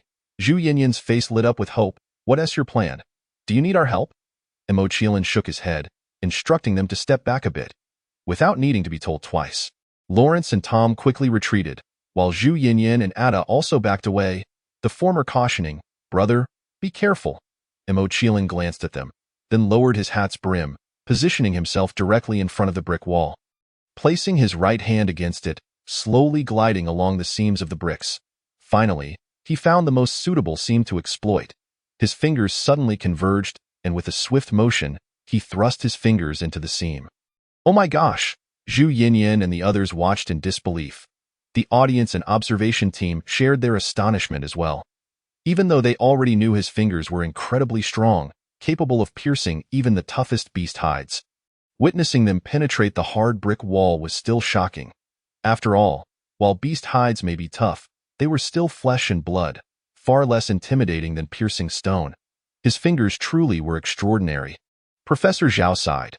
Professor Lin nodded. Her fingers, aside from their length, bore almost no distinction from those of a traditional fakiu finger, and could indeed be described as an unconventional variant of it. The creator of the Fakyu finger, General Fakyu, is truly an extraordinary individual. Commander Li expressed his admiration. In the desert, amidst the underground passage, Zhang Qiling inserted her Fakyu finger into the crevice of a brick, bracing against the bottom of the stone brick and slowly pulling it outward. Under the immense force of her Fakyu finger, the adhesive around the edges of the brick began to crack and loosen, and within moments, she managed to extract it slightly. Next, she grasped the top of the stone brick with her thumb and effortlessly drew it out in its entirety. After removing it, Zhang Qiling discarded the stone brick onto the ground and proceeded to extract the second and third bricks, continuing until she had created an oval-shaped hole, approximately 1.5 human heights. In the middle of the brick wall, Zhu Yinyan rushed to her side. "Hey, are your hands all right?" Zhang Qiling shook her head, indicating that she was fine. Yet, Zhu Yinyan remained unconvinced, pulling her hand to inspect it closely, and was astonished to find that aside from a bit of dirt, there were no injuries on her fingers. "This is simply unbelievable." Zhu Yinyan swallowed hard. At that moment, Ada suddenly exclaimed, "Yinzi, come quickly and see this." "I'm coming." Zhu Yinyan released Zhang Qiling's hand and turned to look, only to discover a dark, murky substance behind the bricks that Zhang Qiling had removed. Judging by its texture, it resembled wax. Ada extended his hand, preparing to touch it. Zhang Qiling frowned and firmly pressed down on his shoulder, preventing him. Zhu Yinyan scolded loudly, "Are you trying to get yourself killed? That substance is the deadly poison I mentioned." "What?" Ada quickly withdrew his hand, afraid to proceed further. Zhang Qiling also removed her hand from his shoulder. Zhu Yinyan shot him a disdainful glare. "You, go stand aside." "Oh." Ada complied obediently and stepped aside. Zhu Yinyan moved to his previous spot, leaning closer to the dark, toxic wax, examining it carefully and even taking a sniff. "Hey, doesn't this toxic wax have a somewhat familiar scent, as if I've encountered it before?" "I know. It's from those blood-corrupted king snakes." "Exactly. The scent from those blood-corrupted king snakes is identical to this." At this moment, Lawrence and Tom, who had been silent until now, suddenly spoke up. Having had the most interaction with the blood-corrupted king snakes, they were the most qualified to comment. Zhu Yinyan's expression shifted slightly. "So, this layer of toxic wax was created by the king of Chio-Ci using the blood-corrupted king snakes. That king of Chio-Ci is truly ruthless, clearly intending for no one to remain whole even in death."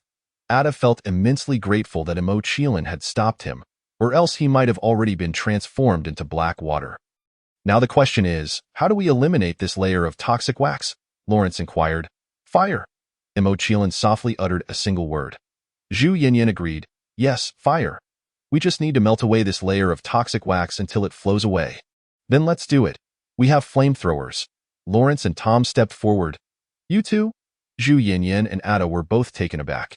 Even Zhang Qiling couldn't help but glance at them, as these two typically stayed at the back during any endeavor. And their sudden eagerness was indeed unusual. Ultimately, Zhu Yinyan consented to let them proceed, as they had flamethrowers and this was not a pleasant task. If they were willing to take it on, so be it. "Hey, let us move to the back," Zhu Yinyan urged Zhang Qiling as they moved to stand beside Ada. Lawrence and Tom aimed their flamethrowers at the layer of toxic wax and began to incinerate it. Indeed, as soon as the toxic wax came into contact with the fire, it began to melt, transforming into black liquid that flowed to the ground, revealing the brick wall behind it. This process continued for several minutes until no more black liquid flowed down, at which point Lawrence and Tom ceased using their flamethrowers. "It's done. The toxic wax has been completely burned away." Lawrence removed his goggles and turned to the trio behind him, seeking credit for their efforts. Chapter 70. The Eye of the Pisces Formation. Zhang Qiling and the others returned to the brick wall. Zhu Yinyan took out a handkerchief and pressed it against the wall, then knocked on it a few times, producing an emptier sound with a louder echo. Zhu Yinyan smiled with delight. "There are no hollow layers. Behind this brick wall lies a vast space. We can break through." "Excellent. I have waited long for this moment. Leave the next part to me." Ada rubbed his hands together and delivered a powerful kick against the last brick wall. After a series of around 10 kicks, his legs numbed from the impact. He finally managed to break through. Behind the wall, it was pitch black, and nothing was visible. Zhang Qiling and the others were hesitant to enter recklessly. They first aimed their flashlights inside to see what lay within. To their astonishment, they beheld countless colorful shadows rushing towards them at great speed. "Quick, duck!" Zhang Qiling warned, dropping into a crouch. Zhu Yinyan, Ada, Lawrence, and Tom quickly followed suit, covering their heads and trembling in fear. Strangely, however, the colorful shadows that emerged from behind the brick wall did not harm Zhang Qiling and the others. They passed right through their bodies and continued forward, dissipating as they flew. The bizarre sight left the onlookers utterly bewildered. What were those just now? I don't know. I saw elephants, camels, snakes, and many people. Could they be ghosts? Surely not. Professor Zhang already stated that ghosts are impossible. Exactly, and everything in this survival game is extracted from our reality, making the existence of ghosts even more improbable. The observation team and the host posed the question. Professors, what do you think those were? Professor Zhao shook his head. I have no idea. It was the first time I witnessed such a scene. Me too, Professor Zhang replied. Professor Lin pondered for a moment and said, if I am not mistaken, those should be the diffusion phenomena resulting from the oxidation of pigments. Pigments? The observation team looked at him in astonishment. Yes, a few years ago, I led a team to excavate a feudal lord's tomb. When the tomb door was opened, many colorful figures and animals flew out, and after further research, I discovered that those colorful figures were the diffusion phenomenon created when wall paintings oxidized upon exposure to air. Therefore, I believe what the competitors encountered just now is similar to what I experienced back then. I see. The observation team and the audience felt relieved upon hearing this. However, Zhang Qiling and the others remained unaware. Still crouched on the ground. After a while, Ada stammered, Am I dead? I don't know, Zhu Yinyan replied, her eyes tightly shut, afraid to open them. Lawrence and Tom chuckled, repeatedly uttering, God bless us, God bless us. Only Zhang Qiling, feeling no unusual sensations, curiously lifted her head to look around. Not seeing anything, she stood up. Hearing her movements, Zhu Yinyan opened her eyes. Hey, what happened to those things? Zhang Qiling shook her head, indicating that she did not know. Zhu Yinyan then stood up as well, giving Ada a playful kick. All right, get up. It's all over. All over?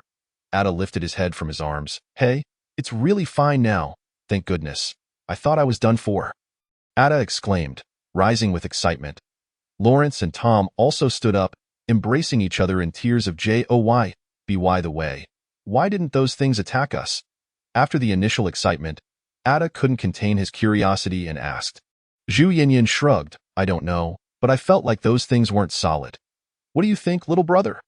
Zhang Qiling agreed with her assessment. Indeed, those colorful figures had emerged en masse, seemingly directed at them. If they were solid, they could not have passed through them. If they aren't solid, then what are they? Ada's face turned pale. Lawrence and Tom shuddered as well. The bizarre creatures in this survival game were already terrifying enough. If there were also ghosts, it would be impossible to continue. Zhu Yinyan contemplated. I don't think they are ghosts, but I can't specify what they are. However, for now, those entities appear to be harmless to us. So let us not dwell on their nature. Otherwise, we'll just waste time. That's true, Ada nodded, recognizing the validity of her statement. At this point, Zhang Qiling had already resumed shining her flashlight into the hole in the brick wall. But this time, no colorful shadows emerged. It was evident that those colorful entities had not returned to the hole. Yet, what lay within remained a mystery. It was too dark for the flashlight to penetrate. With no other option, Zhang Qiling set down the flashlight and looked at Ada, illumination flare. All right. Ada immediately fired a flare into the hole. Whoosh! The interior of the hole was suddenly illuminated in red light. Zhang Qiling and the others hurriedly peered inside, finally gaining clarity on the scene. Upon seeing it, aside from Zhang Qiling and Zhu Yinyan, everyone else was left in shock. Hiss! Oh my gosh, dried corpses, so many dried corpses. Ada, Lawrence, and Tom, having never encountered the formidable 9-9 Ascension array before, were utterly petrified at the sight of the grotesque and densely packed mummified corpses within the cavern. In stark contrast, Zhu Yinyan, who had previously endured a similar scene, maintained an air of composure. The onlookers, too, were unfazed. Instead of fear, they found amusement in the plight of Ada and his companions. Brother, this must be the dual Pisces focal point of the 9-9 Ascension array. Right? Zhu Yinyan remarked, clicking her tongue. It's astonishing that the last monarch of Qiling Kingdom chose to place the dual Pisces focal point of the 9-9 Ascension array beneath his own palace. What a perverse choice! Zhang Qiling remained silent, striding into the cavern with long strides. Brother, wait for me. Zhu Yinyan hurriedly followed suit. Ada, Lawrence, and Tom hesitated for a moment, but the absence of Zhang Qiling left them feeling insecure. So they steeled themselves and ventured inside. Upon entering, the trio dared not gaze too long, their expressions twisted in agony. The sheer number of corpses was overwhelming and deeply unsettling. Meanwhile, Zhu Yinyan closely observed the mummies as she trailed Zhang Qiling, exclaiming, "Some of these corpses are adorned with jewelry, while others are not. It appears the memory we received from the heavens was accurate. The last king of Qiling Kingdom resorted to using the common folk as sacrifices after exhausting his slaves. Such cruelty and malice." Suddenly, an idea struck her, and she slapped her palm. Right? The previous broadcast from the state mentioned that the king of Qiling Kingdom must be present at the dual Pisces focal point to activate the 9-9 Ascension array and ascend in broad daylight. The king of Qiling Kingdom must be there. Zhang Qiling's expression remained impassive as she gazed toward the center of the focal point. Zhu Yinyan followed her line of sight and was astonished to find a massive golden coffin placed there. Chapter 71. The coffin must not be opened. Zhu Yinyan was momentarily stunned. Ada, Lawrence, and Tom were equally aghast, their mouths agape in disbelief. "Oh my God, how can there be such a gigantic coffin here?" Tom exclaimed. "Didn't you hear what the brother and Yinyan just said? This is the coffin of the king of Qiling Kingdom."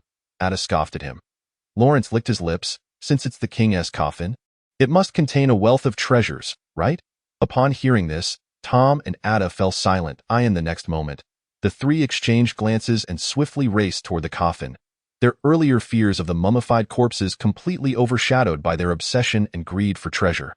"Hey, don't act recklessly," Zhu Yinyan shouted urgently. However, the trio was consumed by thoughts of riches and paid her no heed.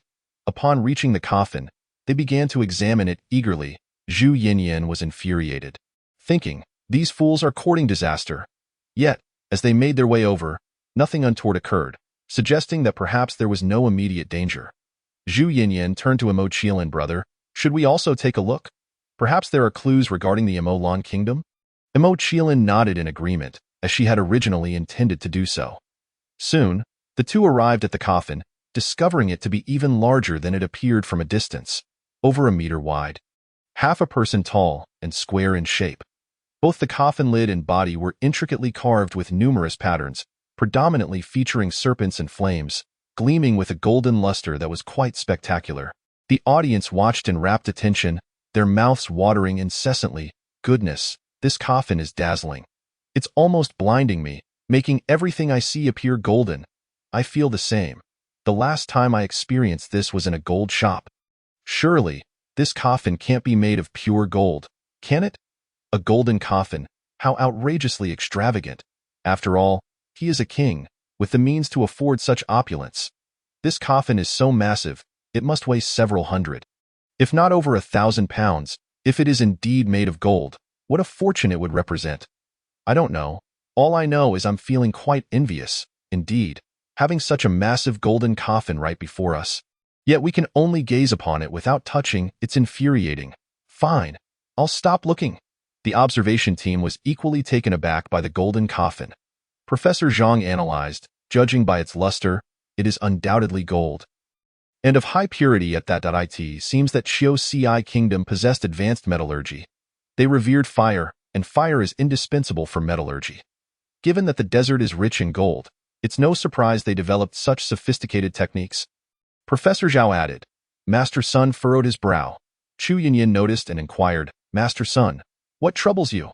The observation team turned their attention toward him.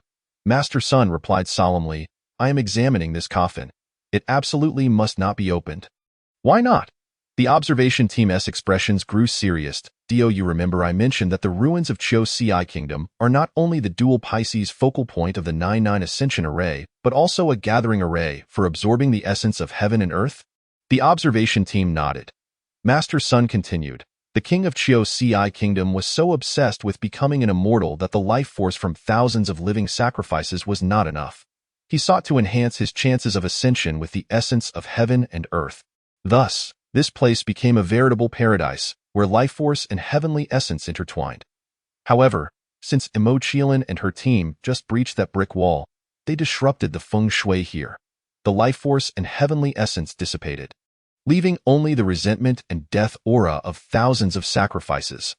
This place has transformed from a celestial paradise into a perilous necropolis, and what lies within that coffin is no longer human corpses, but likely demons or fiends. Master Sun, are you suggesting a corpse transformation? Professor Lin's expression shifted slightly. In terms familiar to your field of history and archaeology? Yes, Master Sun replied, I know of corpse transformation. The zombies in horror films are a result of it, yet I always believed it to be fictional. However, based on what you two are saying, it seems it might be real. The host seemed bewildered. Professor Lin nodded. Indeed, it is real. Corpses can transform post-mortem, though such occurrences are rare and require specific conditions, often involving bioelectric phenomena, leading to the creation of thoughtless monsters, commonly referred to as zombies. So, you mean to say that the zombie bite incident in Shu during the late last century was real? Mr. Liu was astounded. Professor Lin replied with a smile, that's correct. It was simply too shocking to be made public, which is why the state claimed it was merely patients with a strange illness. However, with the emergence of the national survival game, there is no longer any need for secrecy. The audience was left dumbfounded. So, there are no ghosts in this world, but there are zombies, huh? No wonder the state suddenly advocated for cremation in the late last century. It all makes sense now.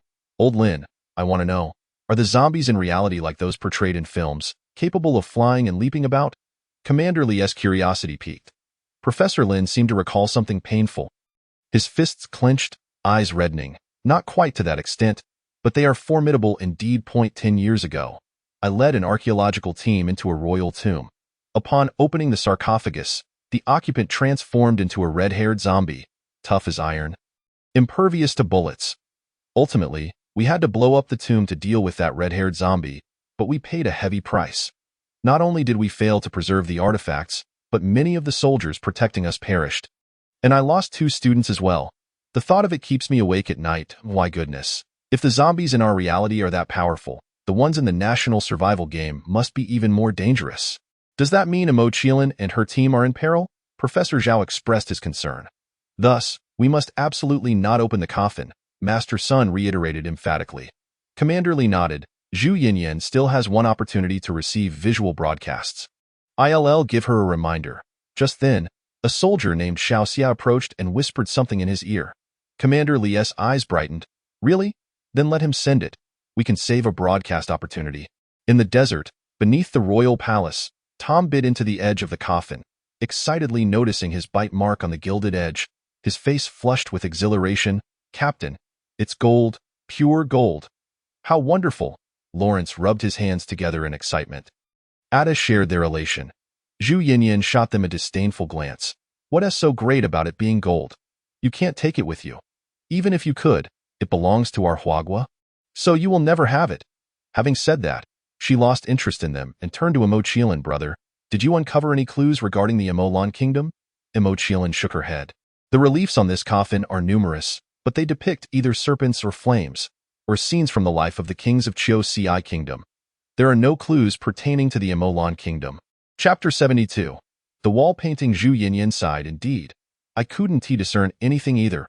Ada chuckled. If we can't see anything from the outside, then let us check inside. There might be something there. Yes, let us open the coffin and take a look. Lawrence and Tom gazed at Mo Qiling and Zhu Yinyan with eager anticipation, their impatience to discover the treasures within palpable. Zhu Yinyan found the suggestion reasonable, but still sought Mo Qiling's opinion. Brother, what do you think? Mo Qiling pursed her lips. We cannot open it. Why not? Lawrence and Tom immediately expressed their discontent. Zhu Yinyan, eager to understand the situation, was about to inquire when she heard Ada exclaim, Hey, little brother, Yinzi, my country's leader has sent me a message, instructing us not to open the coffin. They say that a master from your Huagua has deduced that there is a zombie inside. And it's very dangerous. Zombie? Zhu Yinyan's voice rose sharply. Lawrence and Tom looked utterly bewildered. What is a zombie? Zhu Yinyan ignored them and turned her gaze to Mo Qiling, her mouth agape in shock. Little brother, did you know about this all along? Mo Qiling nodded. adjusting the brim of her hat. Upon entering, she had realized that this place, once a feng shui treasure, had transformed into a burial ground. Consequently, whatever resided within the coffin had morphed into something ominous that must never be released. As both the little brother and our country's masters have stated, this coffin must remain shut, so you three should abandon any thoughts of it. Zhu Yinyan warned Ada and the others after receiving a definitive answer from Zhang Qiling.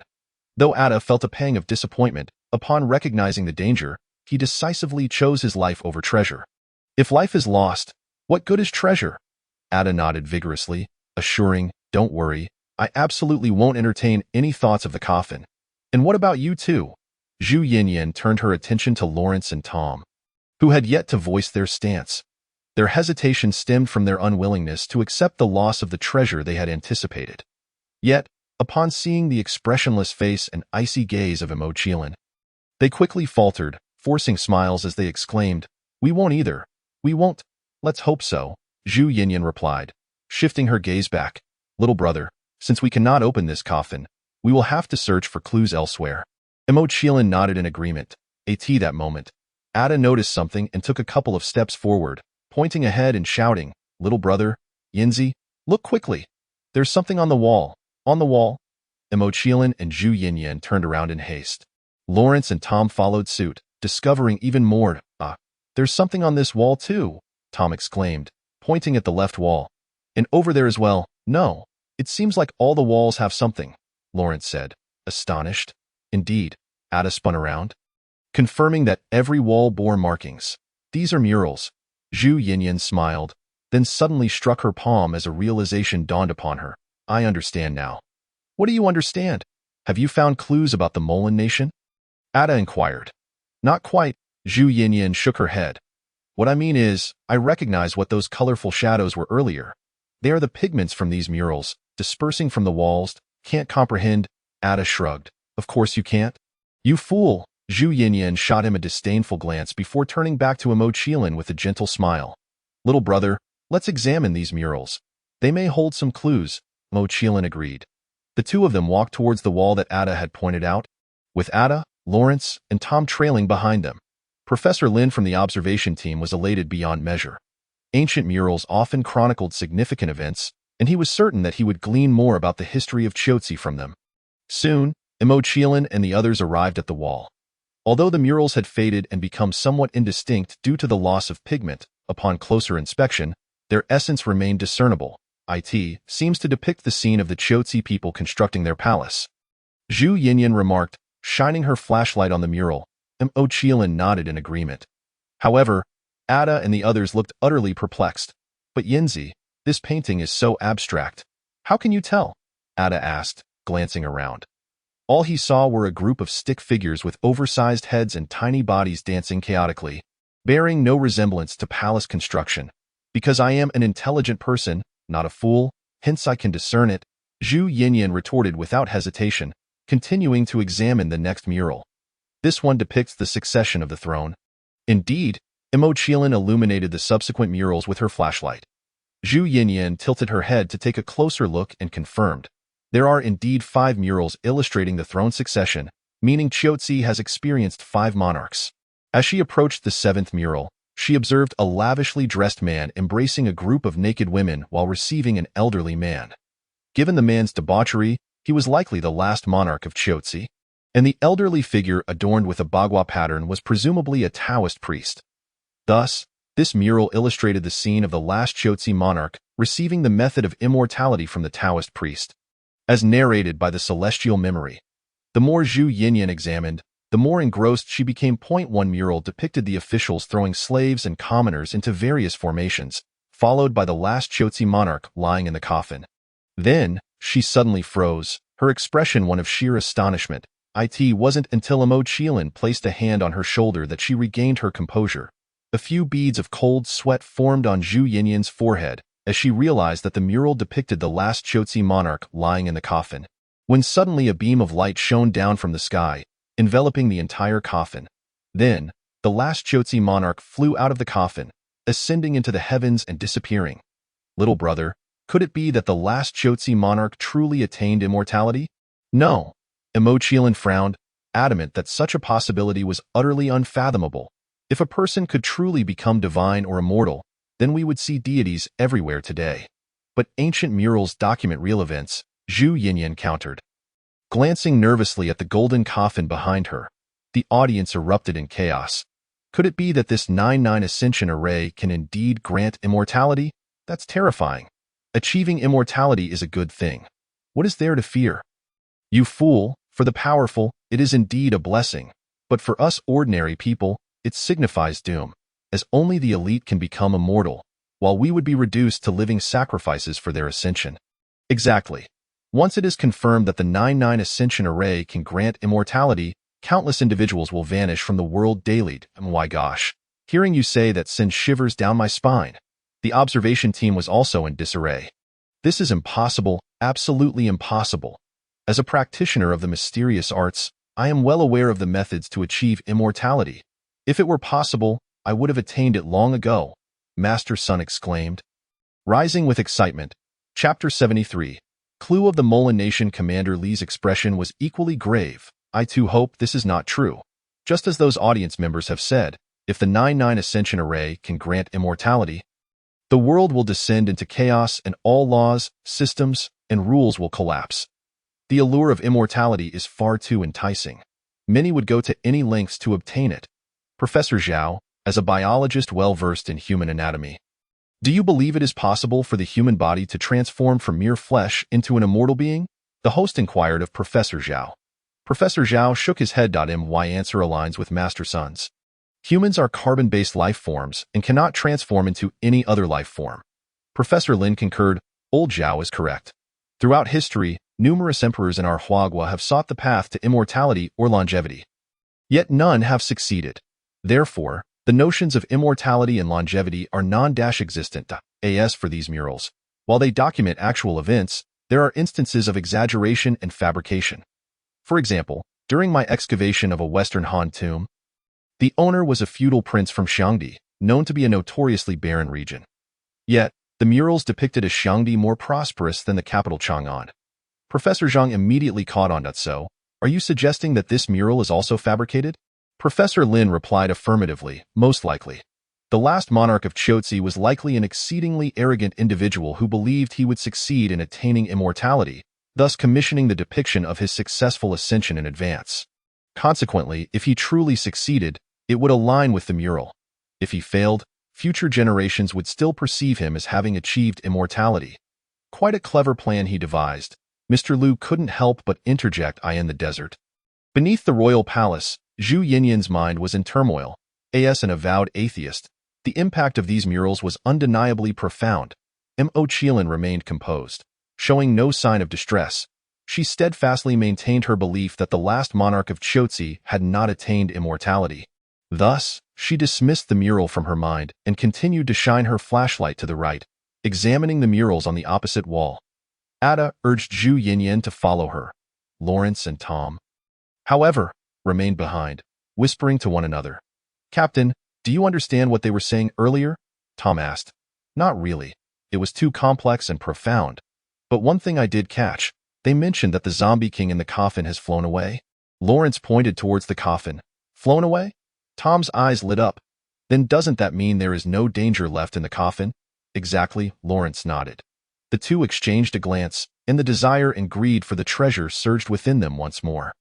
Subsequently, Lawrence began to cry out in pain. Mo Qiling and her companions turned, shining their flashlight towards them. What are you shouting about? Ada inquired. Lawrence, bending over with a feeble expression, replied, My wound has opened up. Tom supported him, apologizing. I'm sorry to disturb you. I'll take my captain for dressing now. You can continue watching, no need to mind us. Who wants to mind you? Zhu Yinyan rolled her eyes. Ada chimed in, Exactly. We aren't familiar with you. With that, the two turned back without suspecting that Lawrence and Tom were merely putting on an act. Mo Qiling, however, saw through it but remained unconcerned. The young man had a way of disregarding people and things that did not pique his interest, hence he would not bother to expose their ruse. Once Mo Qiling and her companions refocused on the mural, Lawrence and Tom sighed in relief and excitedly dashed towards the coffin. The onlookers, filled with fury, began to curse.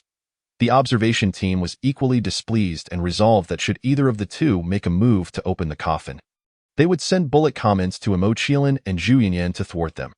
Hey, this wall mural seems to hold no clues regarding the kingdom of Molan. It depicts scenes from the royal palace of Qiuqi Kingdom during banquets or sacrifices. Zhu Yinyan remarked, holding the flashlight and staring at the mural with a hint of disappointment. Zhang Qiling nodded, indicating to move to the next wall. Ada was already in front of the subsequent wall, having stared at it for quite some time. Since he could not comprehend the mural and lacked the patience to scrutinize it, by the time Zhang Qiling and Zhu Yinyan finished examining the third wall, he had already reached the fifth. Oh my God! It seems I've spotted something. Ada rubbed his eyes, unable to conceal his astonishment. What a gigantic snake! Guys, look! There's a huge snake illustrated here, and there's a person standing on its head. Upon hearing this, Zhang Qiling and Zhu Yinyan hurried over. It's truly enormous.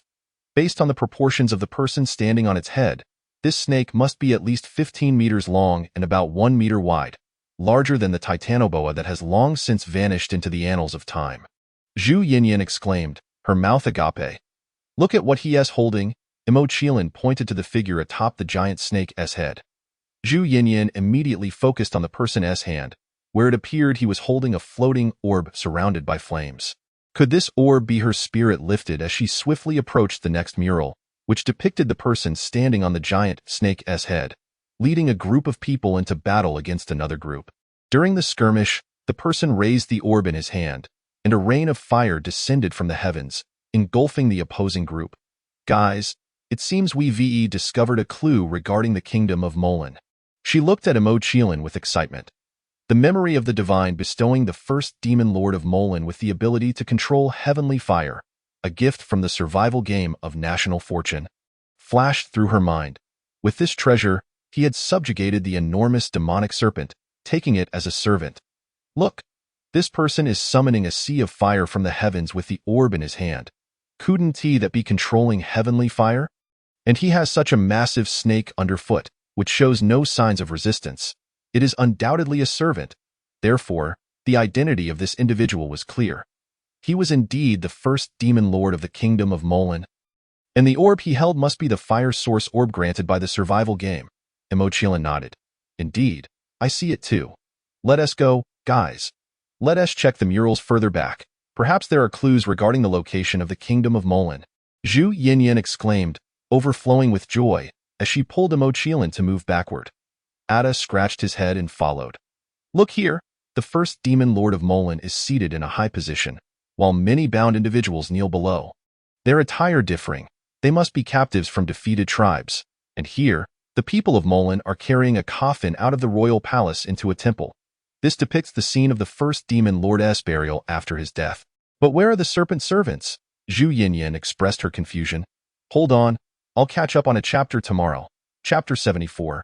Opening the coffin, Zhang Qiling shook her head, indicating she did not know. Zhu Yinyan did not dwell on it for long and continued observing.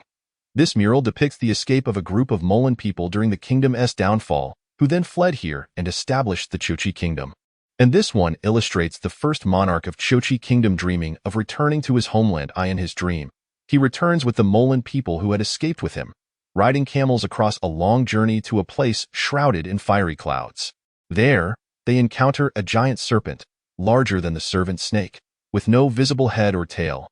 After paying homage to the giant serpent, they climb over it to continue their journey, only to find their homeland has turned into ruins. Devoid of its former bustling prosperity, the first monarch of Qiuqi Kingdom then awakens, sitting by his bedside, reminiscing about his homeland, tears streaming down his face. Upon interpreting this, Zhu Yinyan clenched her fists, filled with joy. Guys, we have a clue regarding the location of the kingdom of Molan.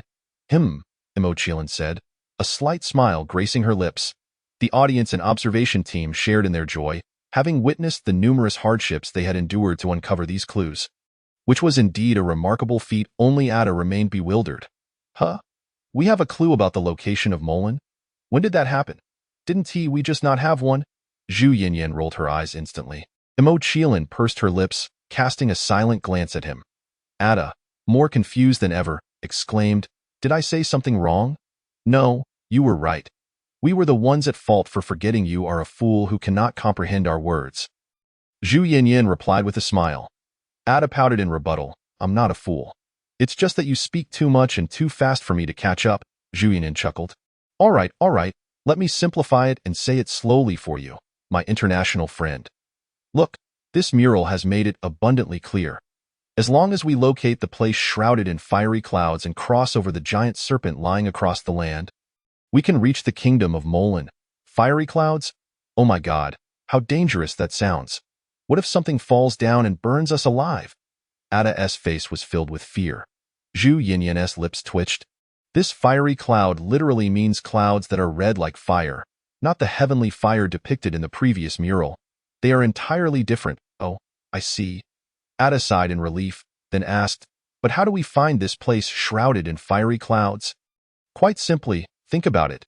Under what circumstances would clouds appear red like fire in the desert?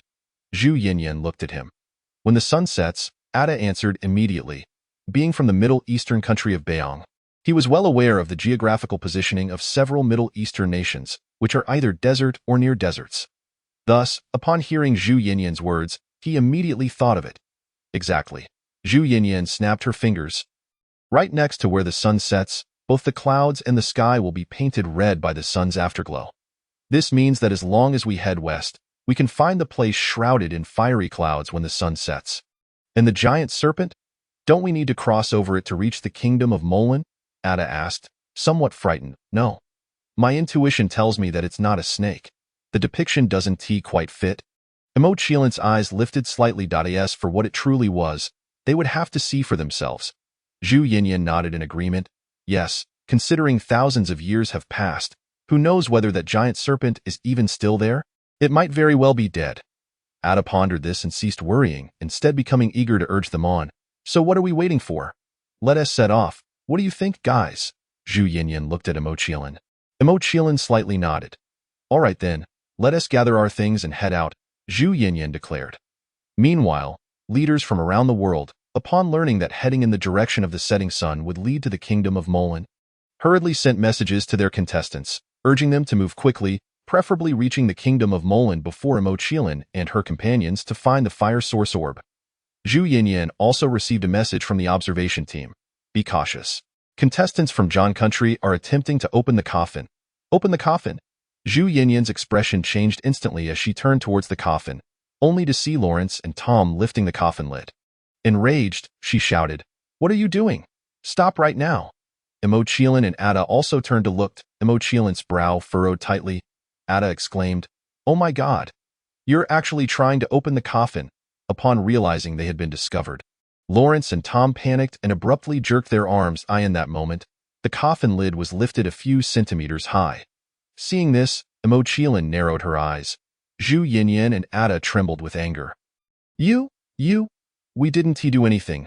Really, we swear. Lawrence and Tom, now panicked, stammered in denial while hastily letting go of the coffin lid. Yet when the lid fell, it did not close the coffin again. Instead, it shifted aside by several centimeters, creating a triangular opening.